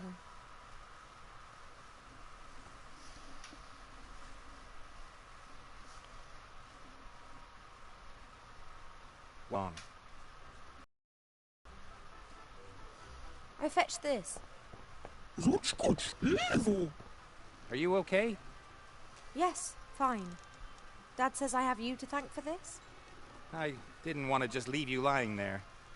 And while I was at it, I discovered lorem ipsum. Then you'll help me transform Alistair back? What do you mean, help you? The critter and me did all the work while you were asleep. Oh, you. Oh. We'll bring Alistair back. That's all. It changes nothing, all right? I don't want anything else. Now let's get out of here. Get some distance between me and my mother. You heard, critter. Cast off.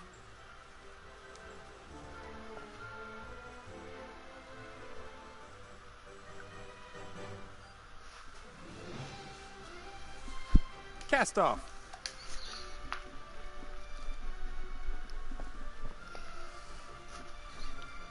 Alright. Let's get the costumes off the poor fella.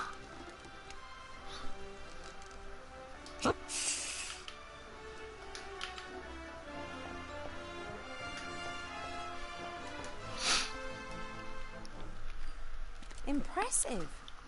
Did you excavate all this? We had some help. Who? He's waiting in the pyramid, the entrance of which me and Critter opened all on our own.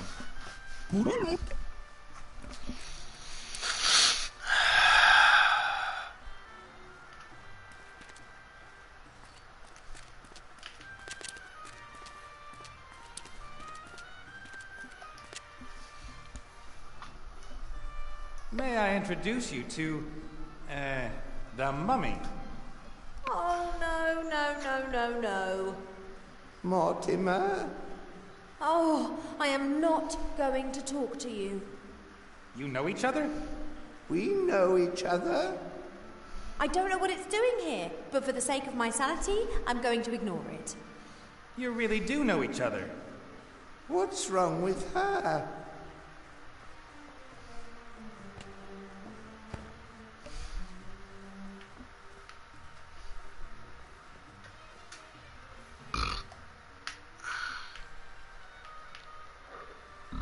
A spark of life from my father.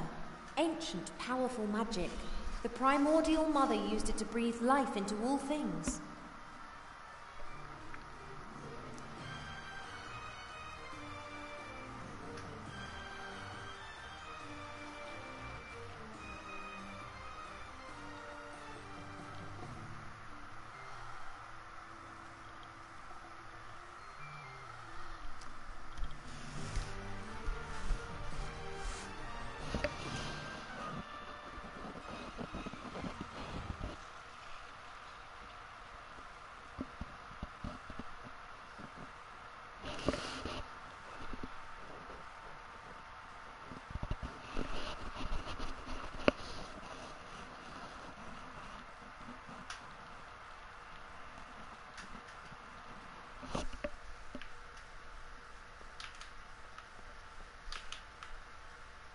The lever in the hole opens the door a little bit. As soon as I let it go, though, it closes again.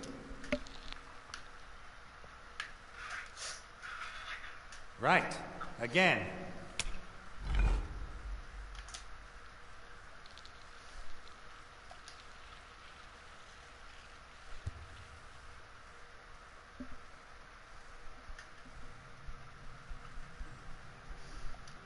Oltach.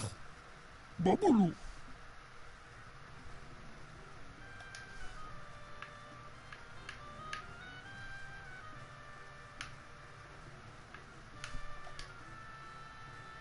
Olaka boom boom.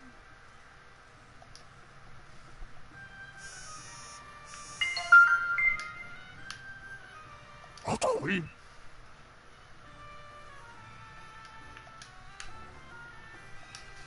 Box.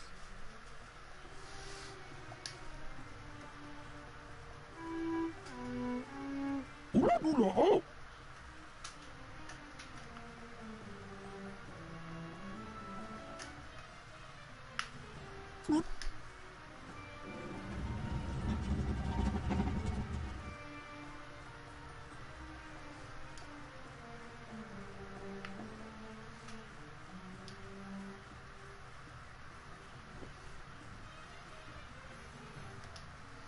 Texture push. Ula dula.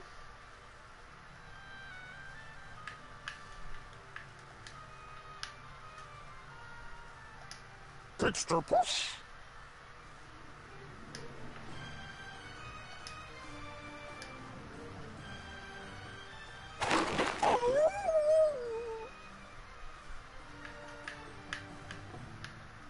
Bolter. Nocturne.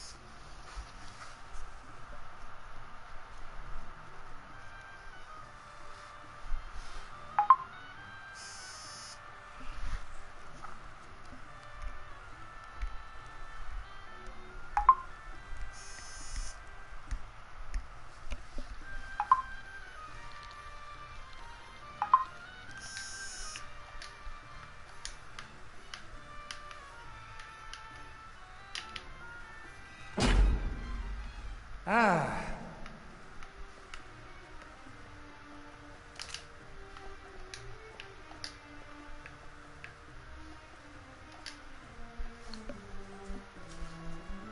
Thank you.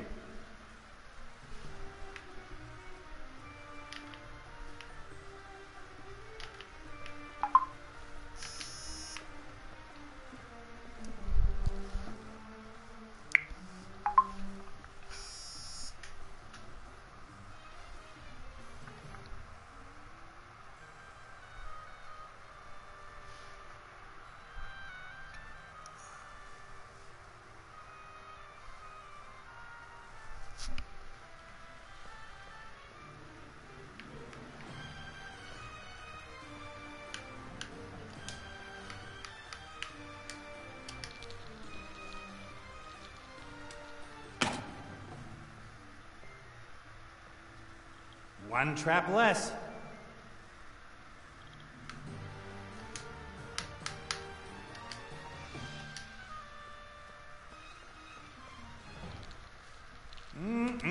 Delicious. At least I don't have to carry it around with me anymore. The dung beetles can smell the dung. They're very excited. They're running back and forth on the walls of the hole. They're looking for a way to get to the ball.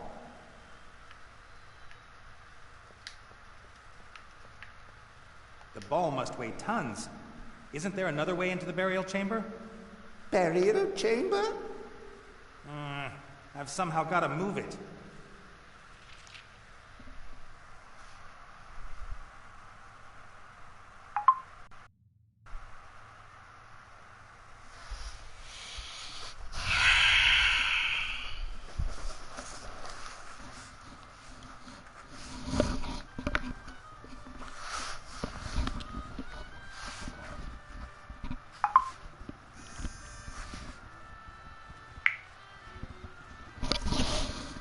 The ball must weigh tons. Burial?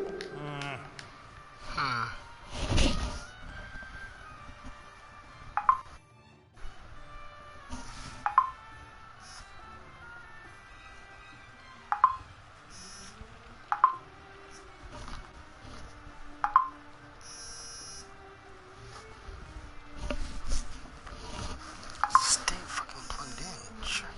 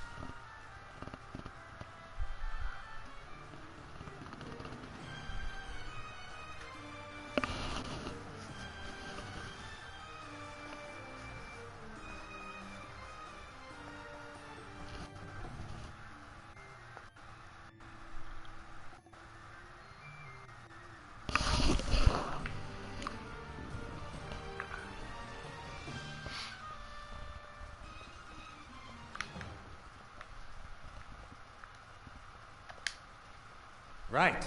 Again. Ah. Right. Again.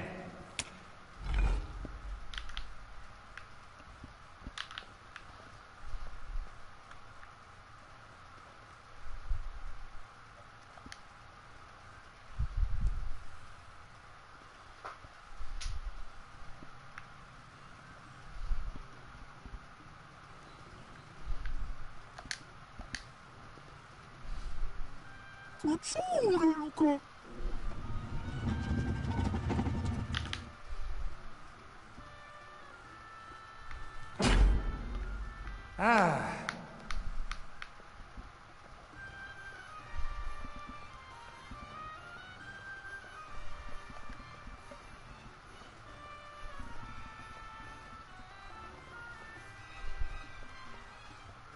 What the devil?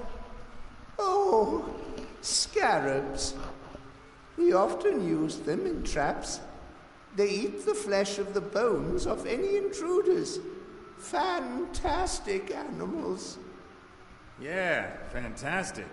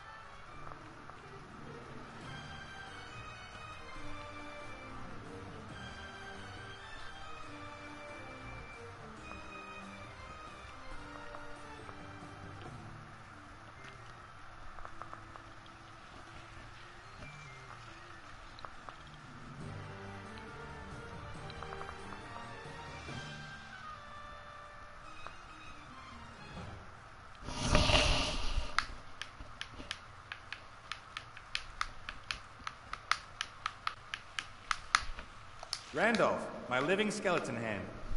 Very handy. I won't set a foot in the room with those That strikes me as a very good idea.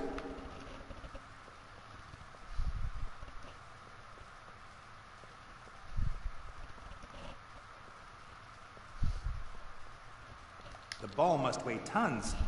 Burial There are some nasty-looking spikes waiting at the bottom of the pitfall, and some scarab beetles are scurrying around between them. I would suggest that we don't fall into that pit, then.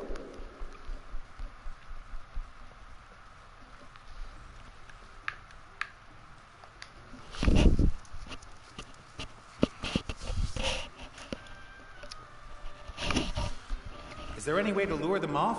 Or chase them away? Are they scared of fire? Those are elite beetles. We trained their great, etc. fathers to attack intruders and kill them in the most painful way possible. Did you know that dung beetles are very strong? Each one of them can move a dung ball weighing up to 20 times their own weight. Fun fact.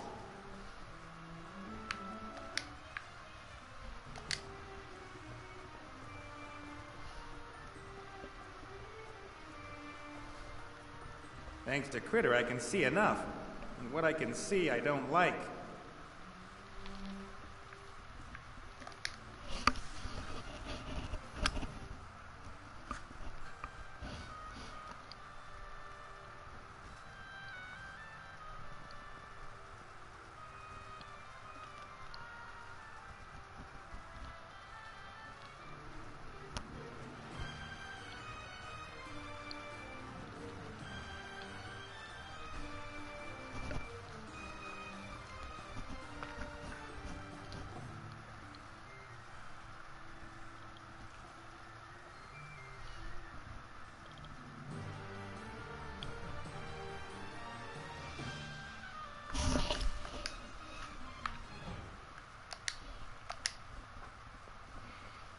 Run, my little workers. Go forth and get yourselves the mother of all dung balls.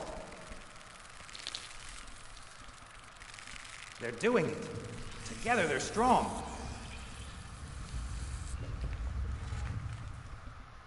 However, not very clever.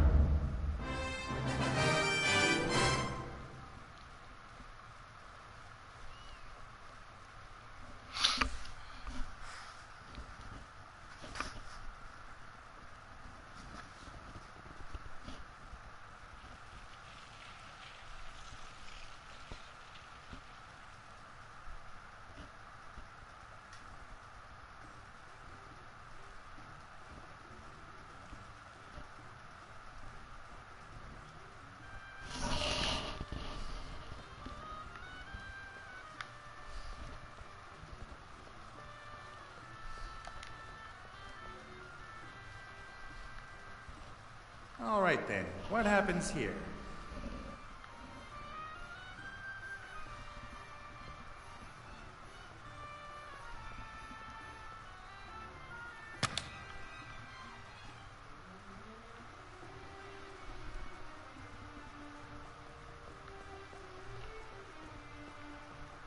A grate, and some kind of enclosure behind it. But it doesn't look as if there's much danger lying in wait for me. There are only a couple of skeletons on the floor. What has happened to the basilisks? I'm no zoologist, but it might be problematic if you don't feed basilisks for a few thousand years. But the scarabs survived. Yeah, but that's because there's enough shit in this world.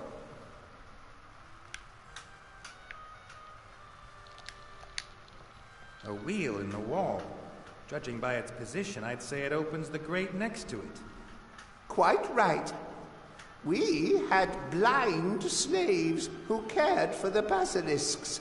They were only allowed to open the enclosures when all others had left the room. The basilisks don't need the wheel anymore.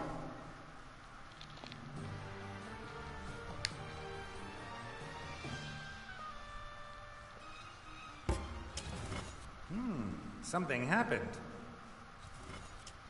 And now it's been reversed again.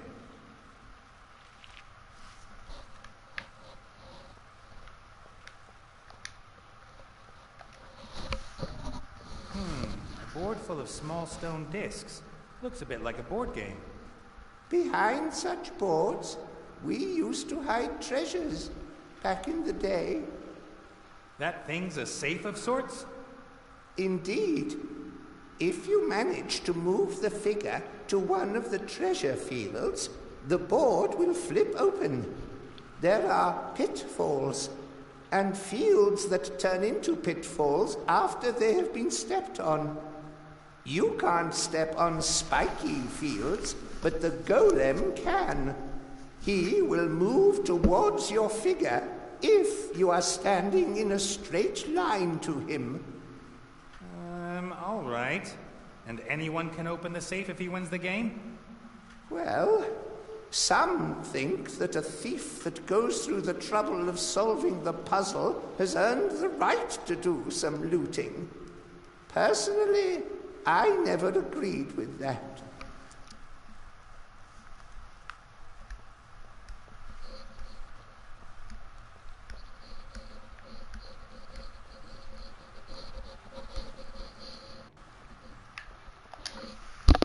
Right. Again.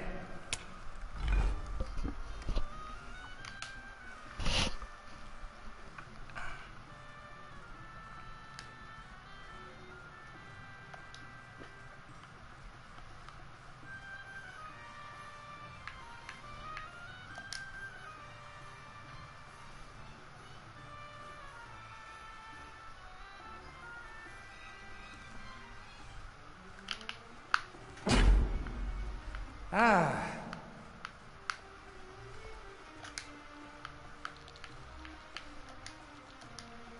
Here. You might need this more than me.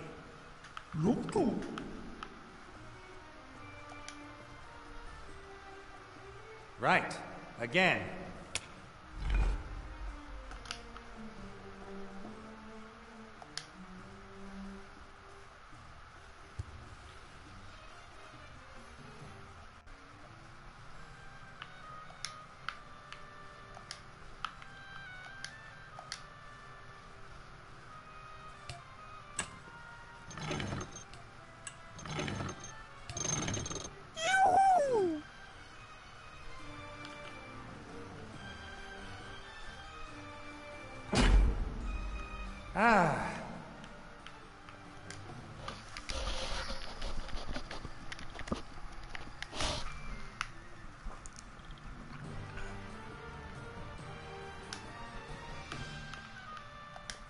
Is this another sarcophagus or something?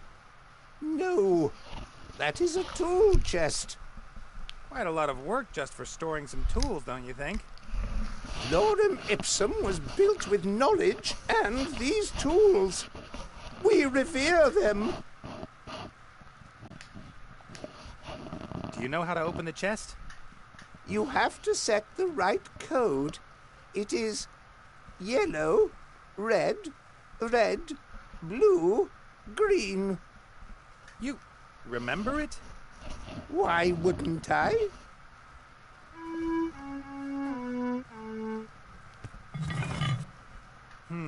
Various hammers, a compass, a plumb line. Not very impressive. What's this? That's just a standard time manipulator. You'd be better off taking the plumb line. Time manipulator? It stops time for a few seconds in a limited area. Very handy if you need to carry out work on fast-moving parts. But the plumb line will allow you to build things perfectly perpendicular to the ground. That's like magic. I think I'll stick with the time manipulator thingy.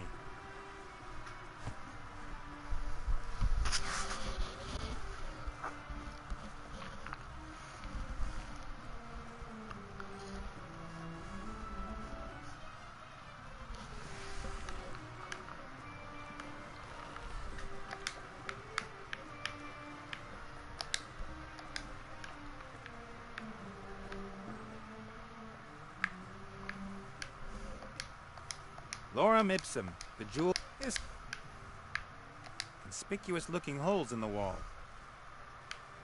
There's some kind of lever back there. It's probably important.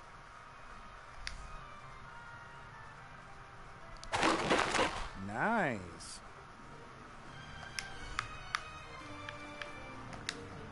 That could work. I wonder whether I could just pluck the darn prickly things out of the air. Only if you're not too bothered about the poison they've been dipped in. Perhaps I can snake my way through. I could go here, then there. You'd have to be a contortionist to get through the balls without touching one. I'm too big and not supple enough to snake through the balls.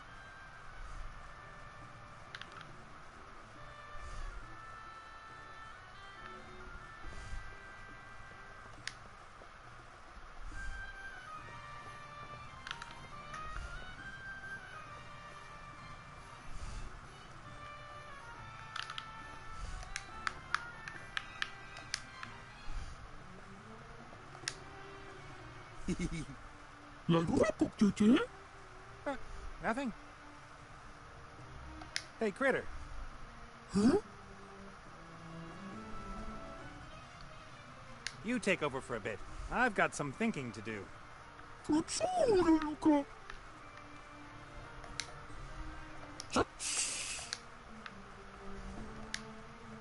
Good stop.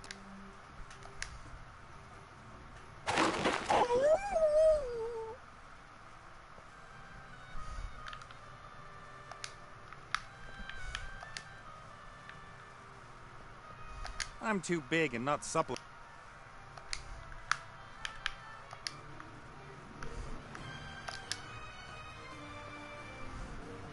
Here, take the time manipulator. But be careful and don't point it at anyone.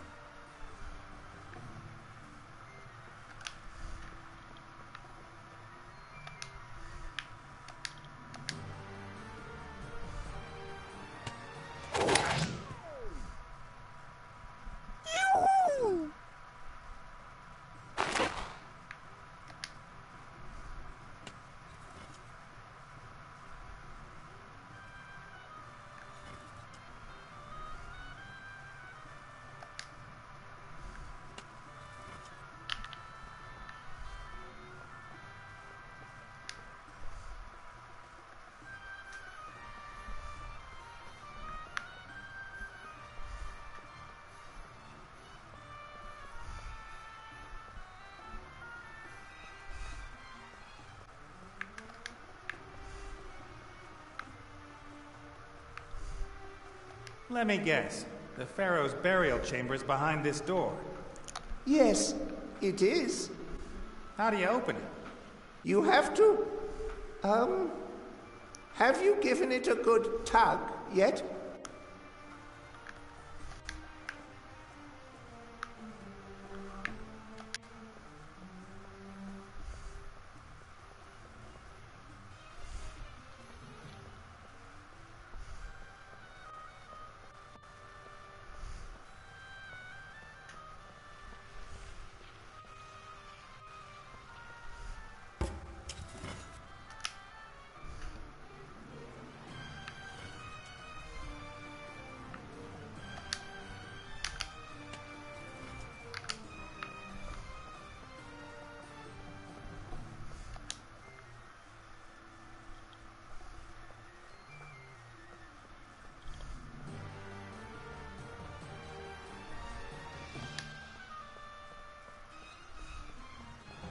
Nate doesn't like puzzles much. Too much thinking for him. But whatever this was here, he appears to have solved it.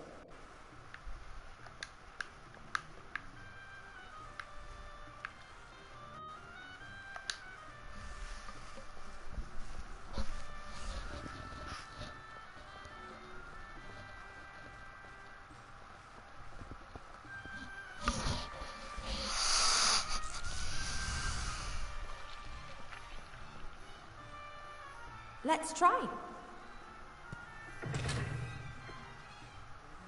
That's it.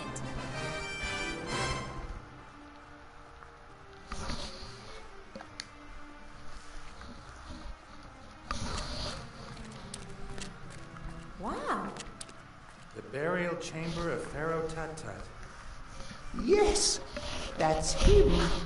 Did you ever see such an ugly fellow? So that's probably the Book of the Dead. Looks like it. Let's grab it and get out of here.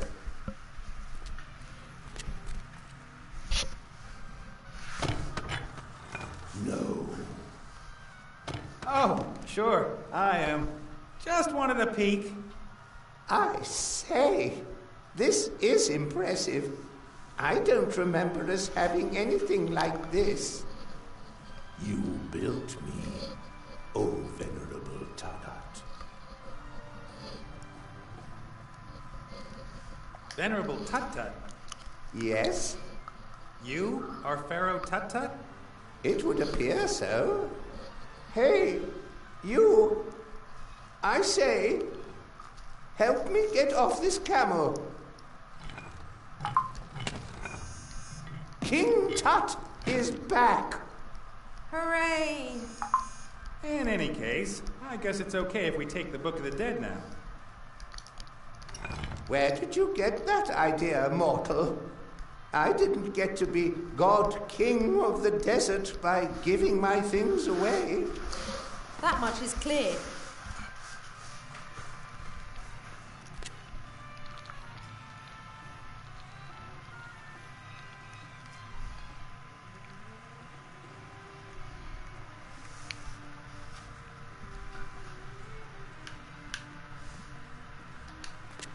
A board with 5, 9, 16 marbles that form a kind of pyramid.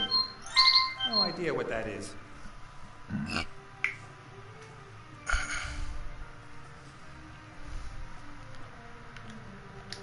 The murals seem to have something to do with this board with the marbles. Perhaps a kind of ritual. The murals seem to have something to do with it. A board with 5, 9, 16 marbles that form a kind of pyramid. No idea what that is. Just look at it. Just sitting there like a pharaoh.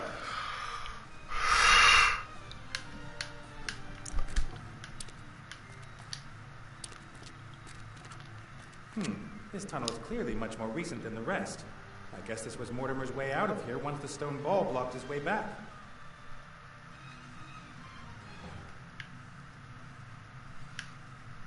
I'll have a look where the tunnel leads.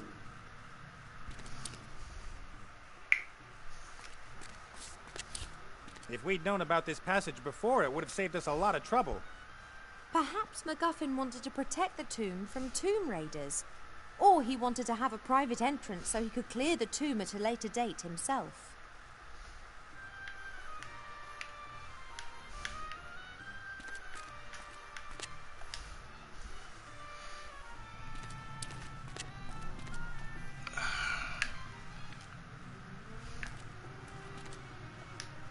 My ungrateful rucksack won't cough up the Book of the Dead just like that. And we better not get on the wrong side of his stony doppelganger. Either Tut used to be much bigger, or the statue wasn't built to scale. I wonder whether there's something he's trying to compensate for.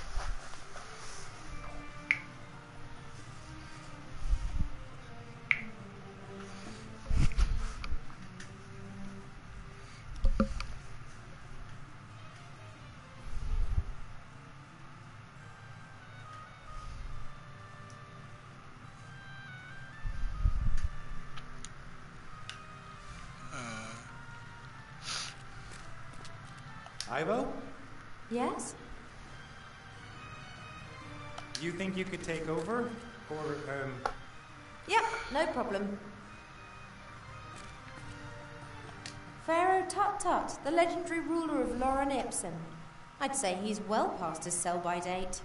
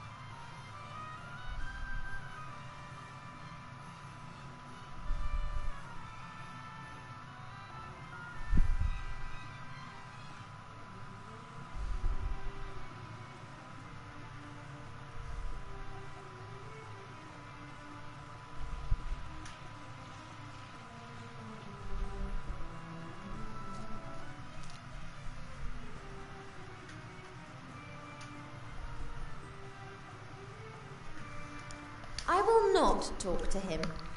I'd throttle him after just a few sentences, and the statue wouldn't be too keen on that.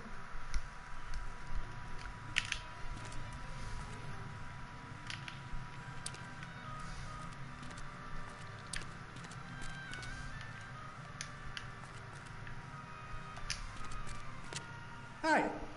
Greetings, my subject.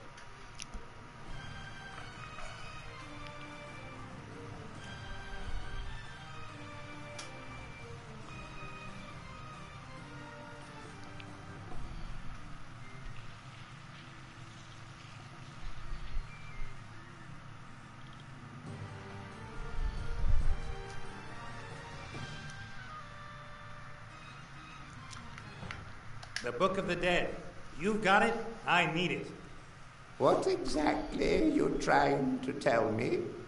Don't you think you owe me something? Owe you something? You'd never have got in here without me. I opened the pyramid. I opened the gate to the burial chamber with my friends. I even carried you around on my back half the time. Do we know each other?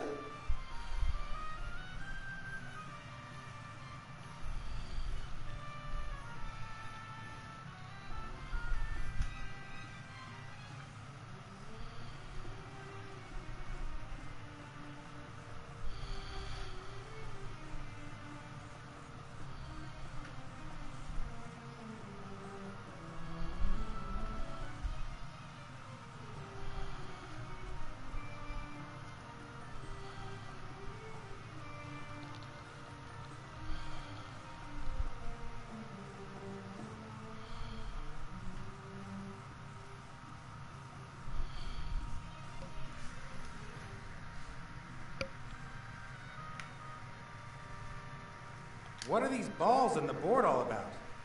This is the Nim game. My favorite. I'm unbeatable. Really? How do you play? Well, one has to Yes, exactly.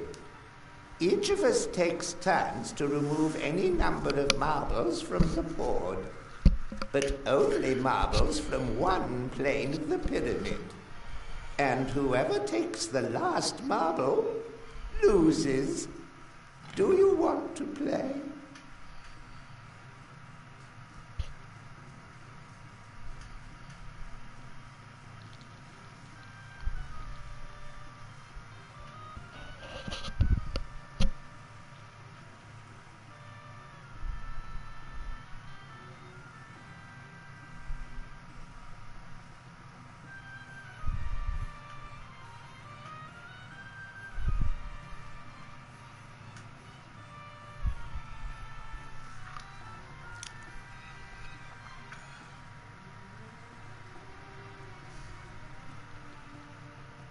Right then. I'll start.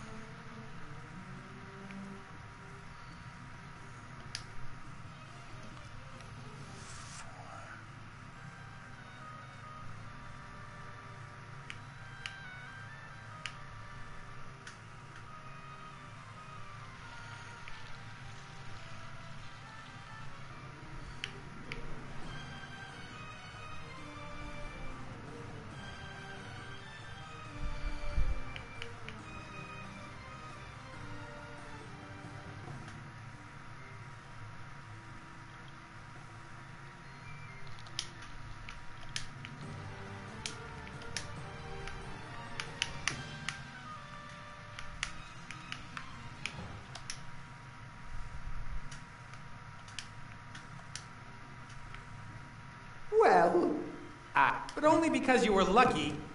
That's... you were... Off we go. You start.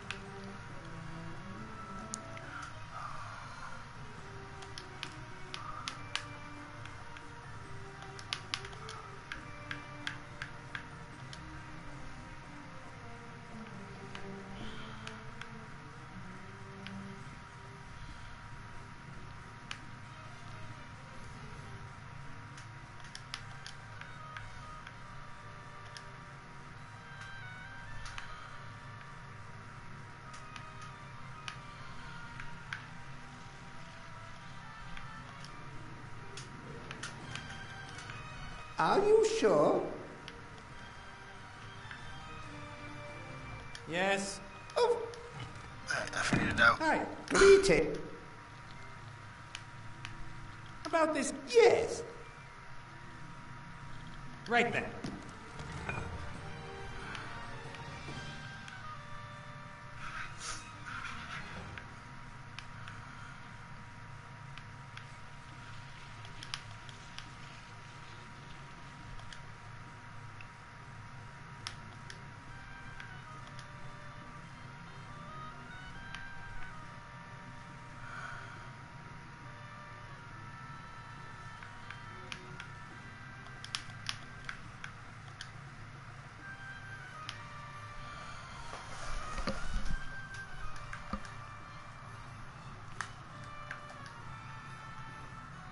But only be... That's... you...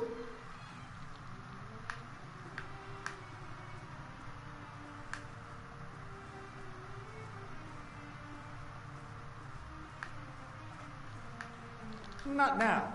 There is...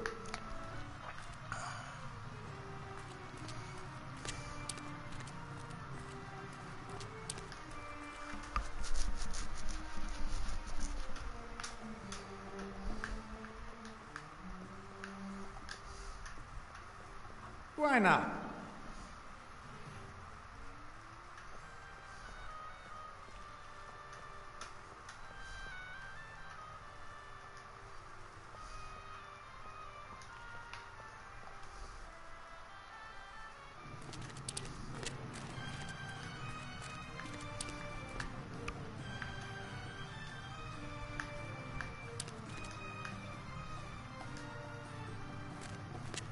Here, for you. Thank you. Take this. Thank you.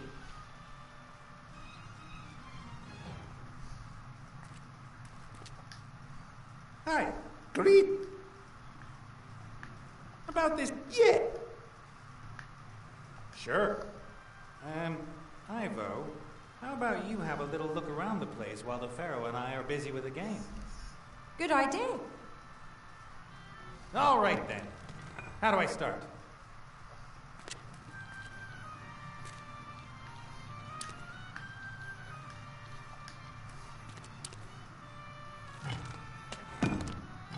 No. No. Understood.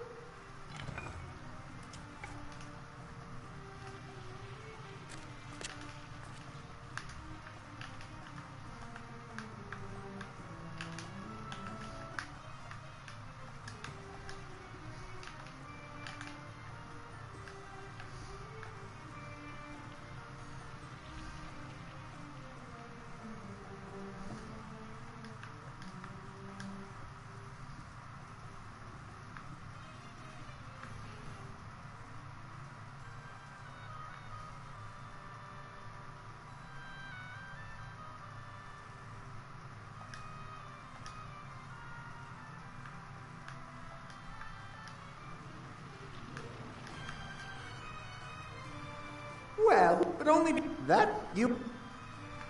Sure. Good idea.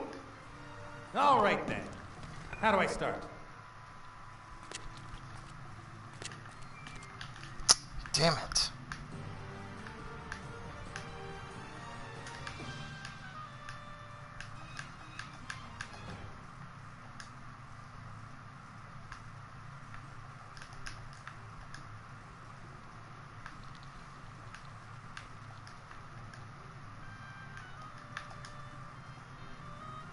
Well, but don't that you...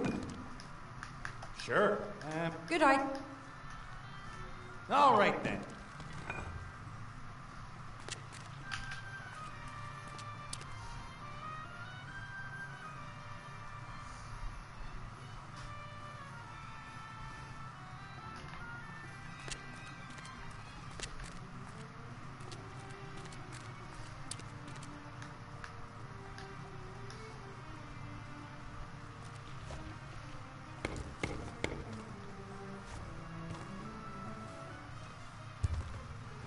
Sorted.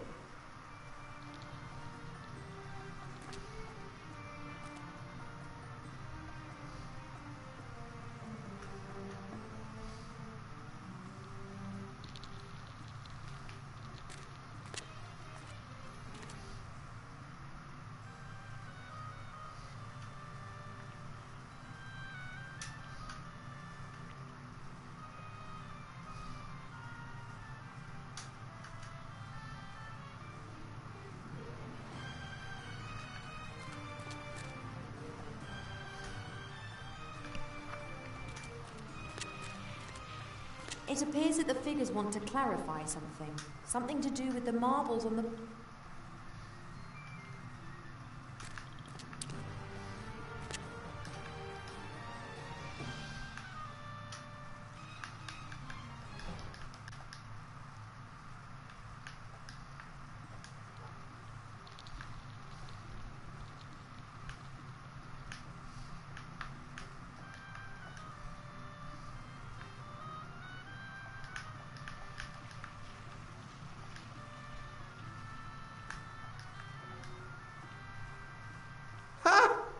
One again?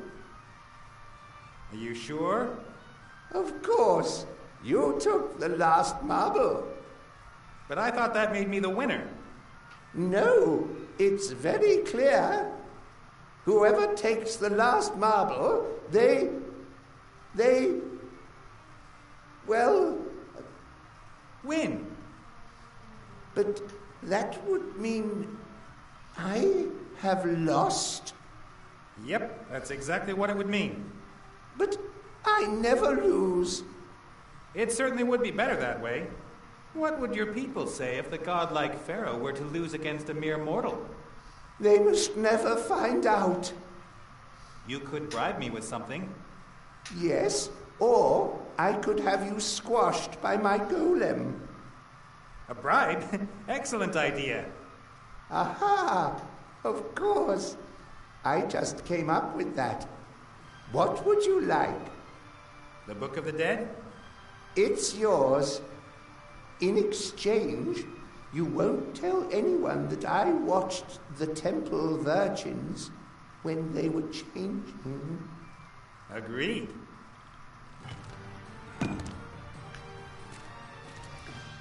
The Book of the Dead. So what now? Just missing the compass now. To the Red Pirate. Cheated to win. That's fucked up. That made it so much easier, though. I was trying to beat him legitly, but...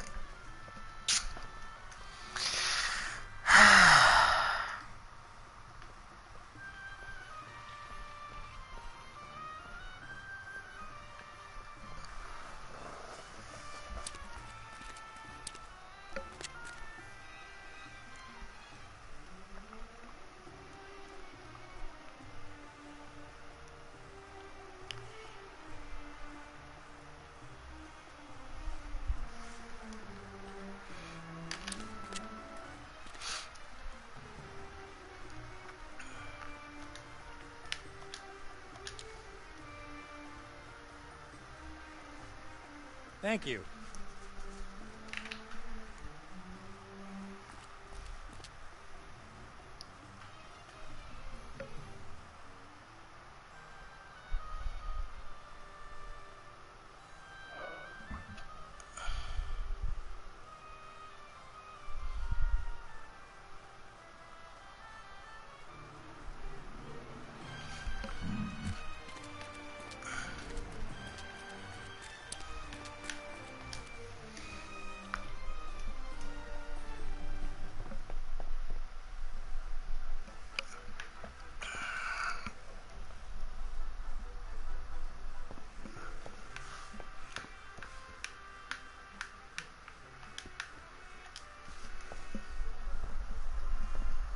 All right, then.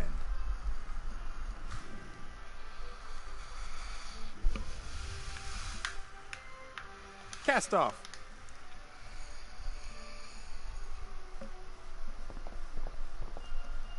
It's not safe for you on the island. Van Buren could return. In that case, it won't be safe for you either. Yes, but it's not just about yourself now. Oh, well, okay. Call if you need me. I will.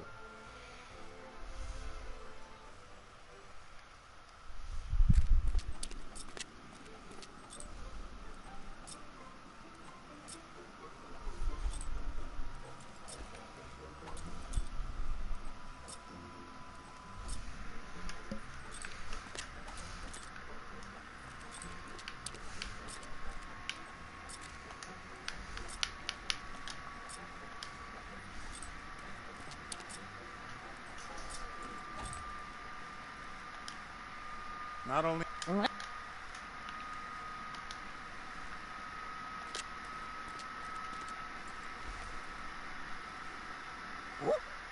Is this what you're looking for? I would think again if I were you. Think about it. How did I get the key? With magic. Look what magic can do. Do you want to be stuck in a pink tutu and forced to be Chantel's playmate? Run! I'll give you 10 seconds head start.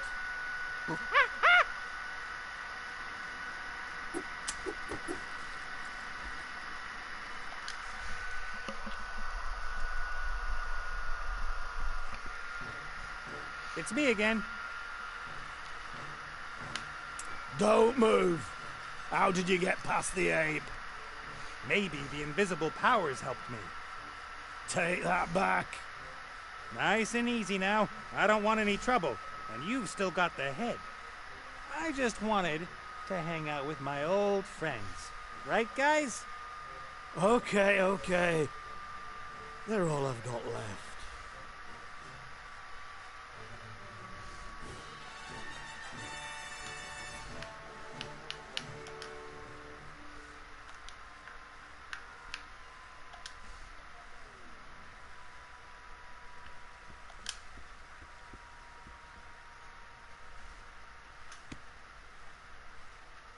Did William just move? Huh? Dunno. Did he? Why shouldn't he? Living friends. Friends living.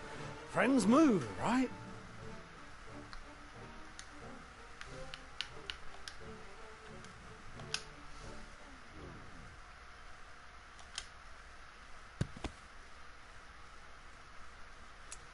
He did move.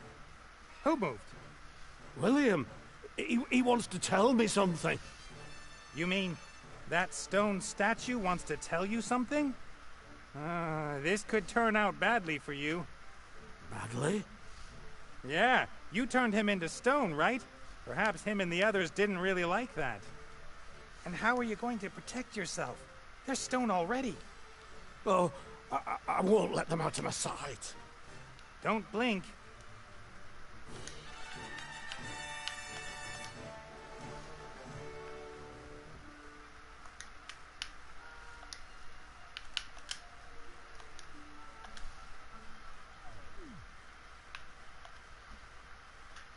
Time to have some fun.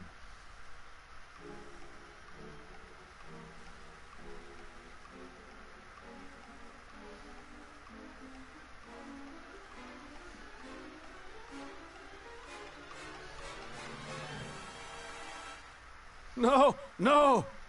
What do you want from me?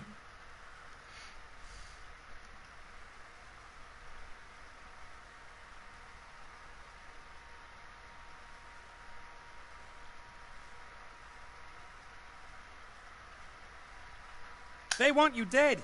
I'll try and stop them. Run!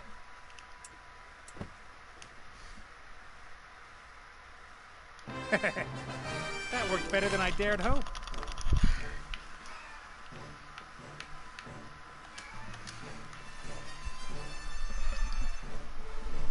The spirit compass. Now we've got the Book of the Dead, the compass, and the spark of life. Everything we need to bring Alistair back. To the Oracle!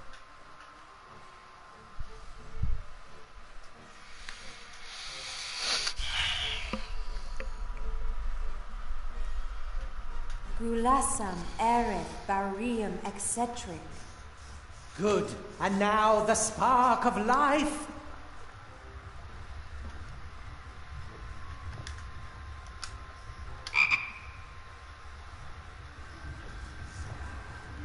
It didn't work. What happened? Archmage Alistair! Why am I a frog? Yeah, why is he still a frog? We've brought his spirit back into this world. Turning him human again was never part of the deal. But there is a simple way to change a frog back into a human being. It just needs to be kissed by a virgin princess. But where are we going to find one of them?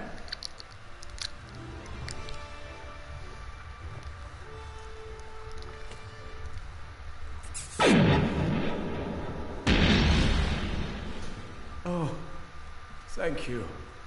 But I don't understand. Why is Ivo pregnant? The artifact. Huh? The artifact of divine fate can fulfill any wish, and Ivo carried it for a long time. If one spends enough time in the presence of such a powerful magical object, then the magic can linger. It keeps working, even when the object itself isn't there anymore. But I didn't wish for a child. I'm not saying you did. Well, yes, You did this to me? You wanted to start a family with me. Yes, but I didn't know.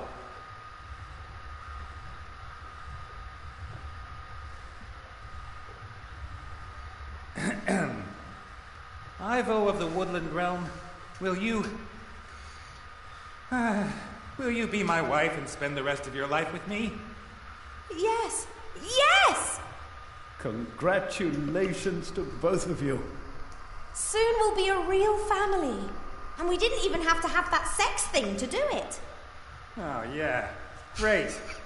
Now, tell me, what has happened?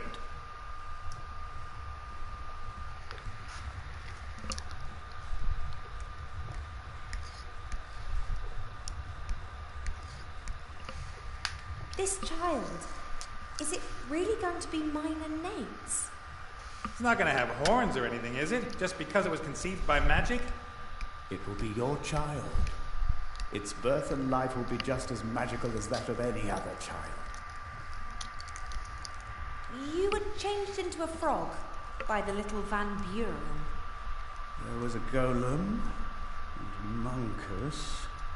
He tricked Wilbur, but you sorted out the golem in seconds, and Monkus wouldn't have been a problem for you either. But then there was this incredible magical energy. It caught me completely by surprise. That was the little brat.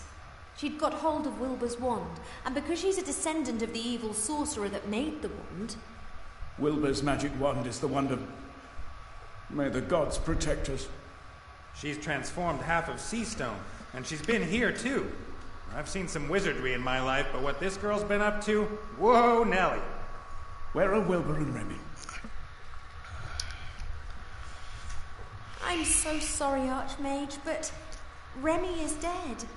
He was killed by a ghost. He's...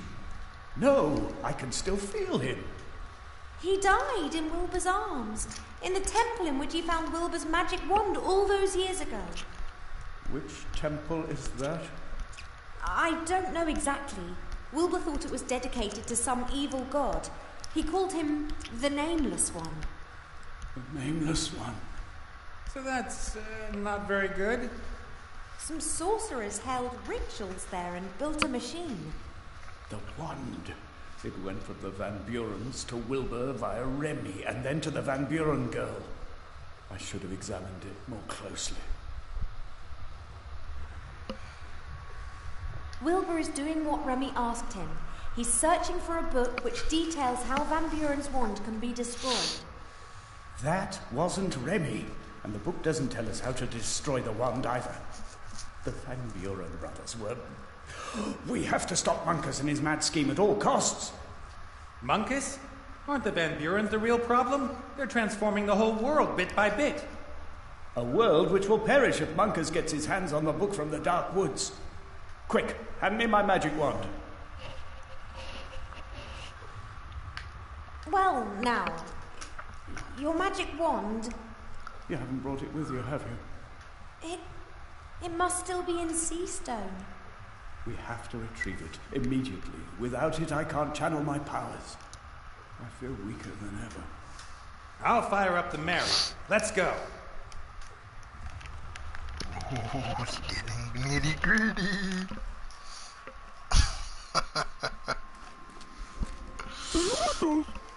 Hi, Critter.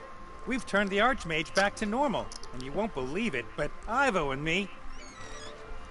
You tricked me! Where is the elf? Hey, careful with that thing. What's going on here? Alistair? This time there'll be no way back! Ivo! Come on, Alistair! Or are you going to carry on hiding behind your friends? Nate! Ivo, you have to go, now. No, I have to help him. Uha, kulohahu. Mommy,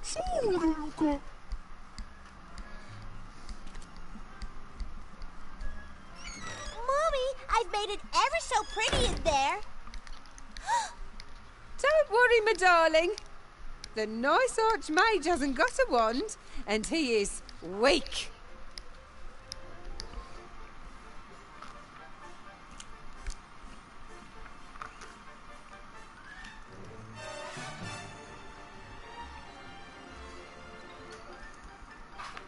This is not about you and your little coup d'etat, Mrs. Van Buren. There are other powers at work here, sinister powers. Which you, of course, will be able to prevent if we let you go, right? You don't understand. We are talking about the end of the world. You'd say anything to save your neck, Alistair.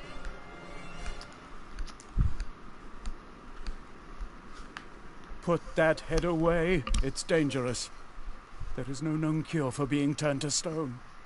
That's why no one will dare question my bid for power. The most powerful wand in the world and a head that turns any being of flesh and blood to stone. We have both of Avantasia's most powerful weapons in our hands. No one will be able to stop us.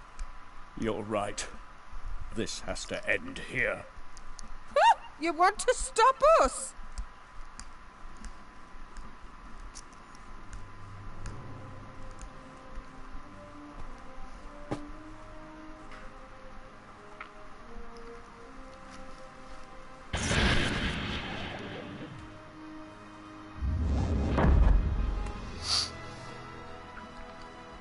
Shoot!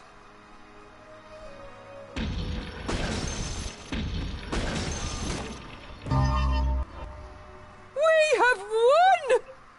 You have not won. I shall become more powerful than you can possibly imagine.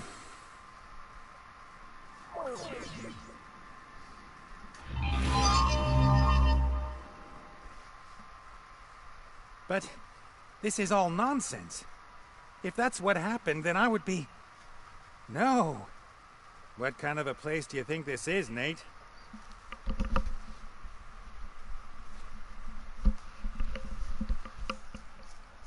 Ah!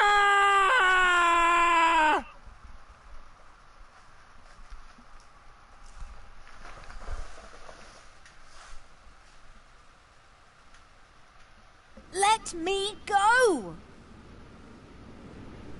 You can't help him now. But we can't just leave him behind! We have to stop Monkus. Using the temple will open a door to the Nameless One's dungeon dimension.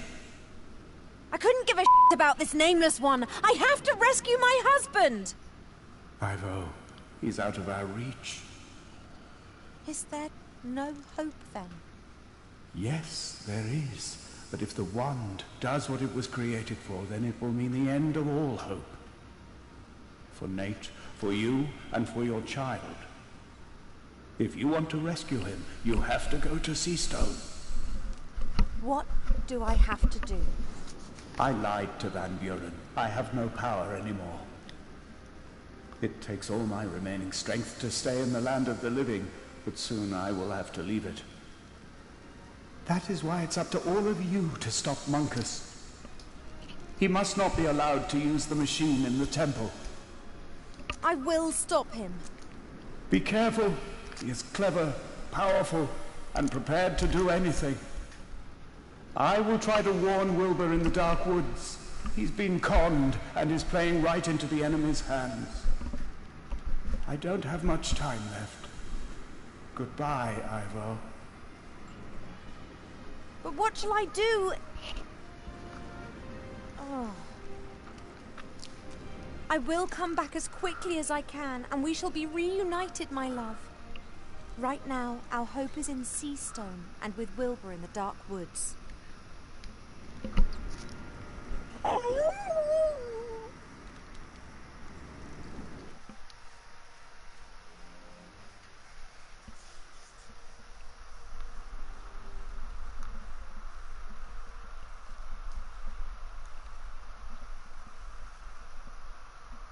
Are you sure, Wilbur? Yes. Some villager will know where old Van Buren lived, and maybe even where we can find the book. Shouldn't I come with you? If your feet hurt as much as mine do, then I don't want to do that to you. I won't be gone long. Will you please look after Timmy? Don't worry, he's sleeping. When you get back, there'll be hot sausages waiting for you. I can hardly wait.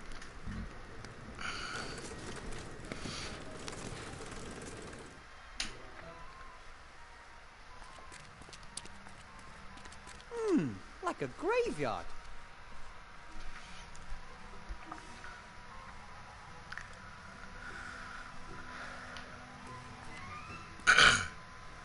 Alright guys, I'm gonna cut the live stream here. Please like, subscribe, and favorite for my YouTube channel. And I will see you guys another time. Maybe tomorrow or something. I'll stream some more.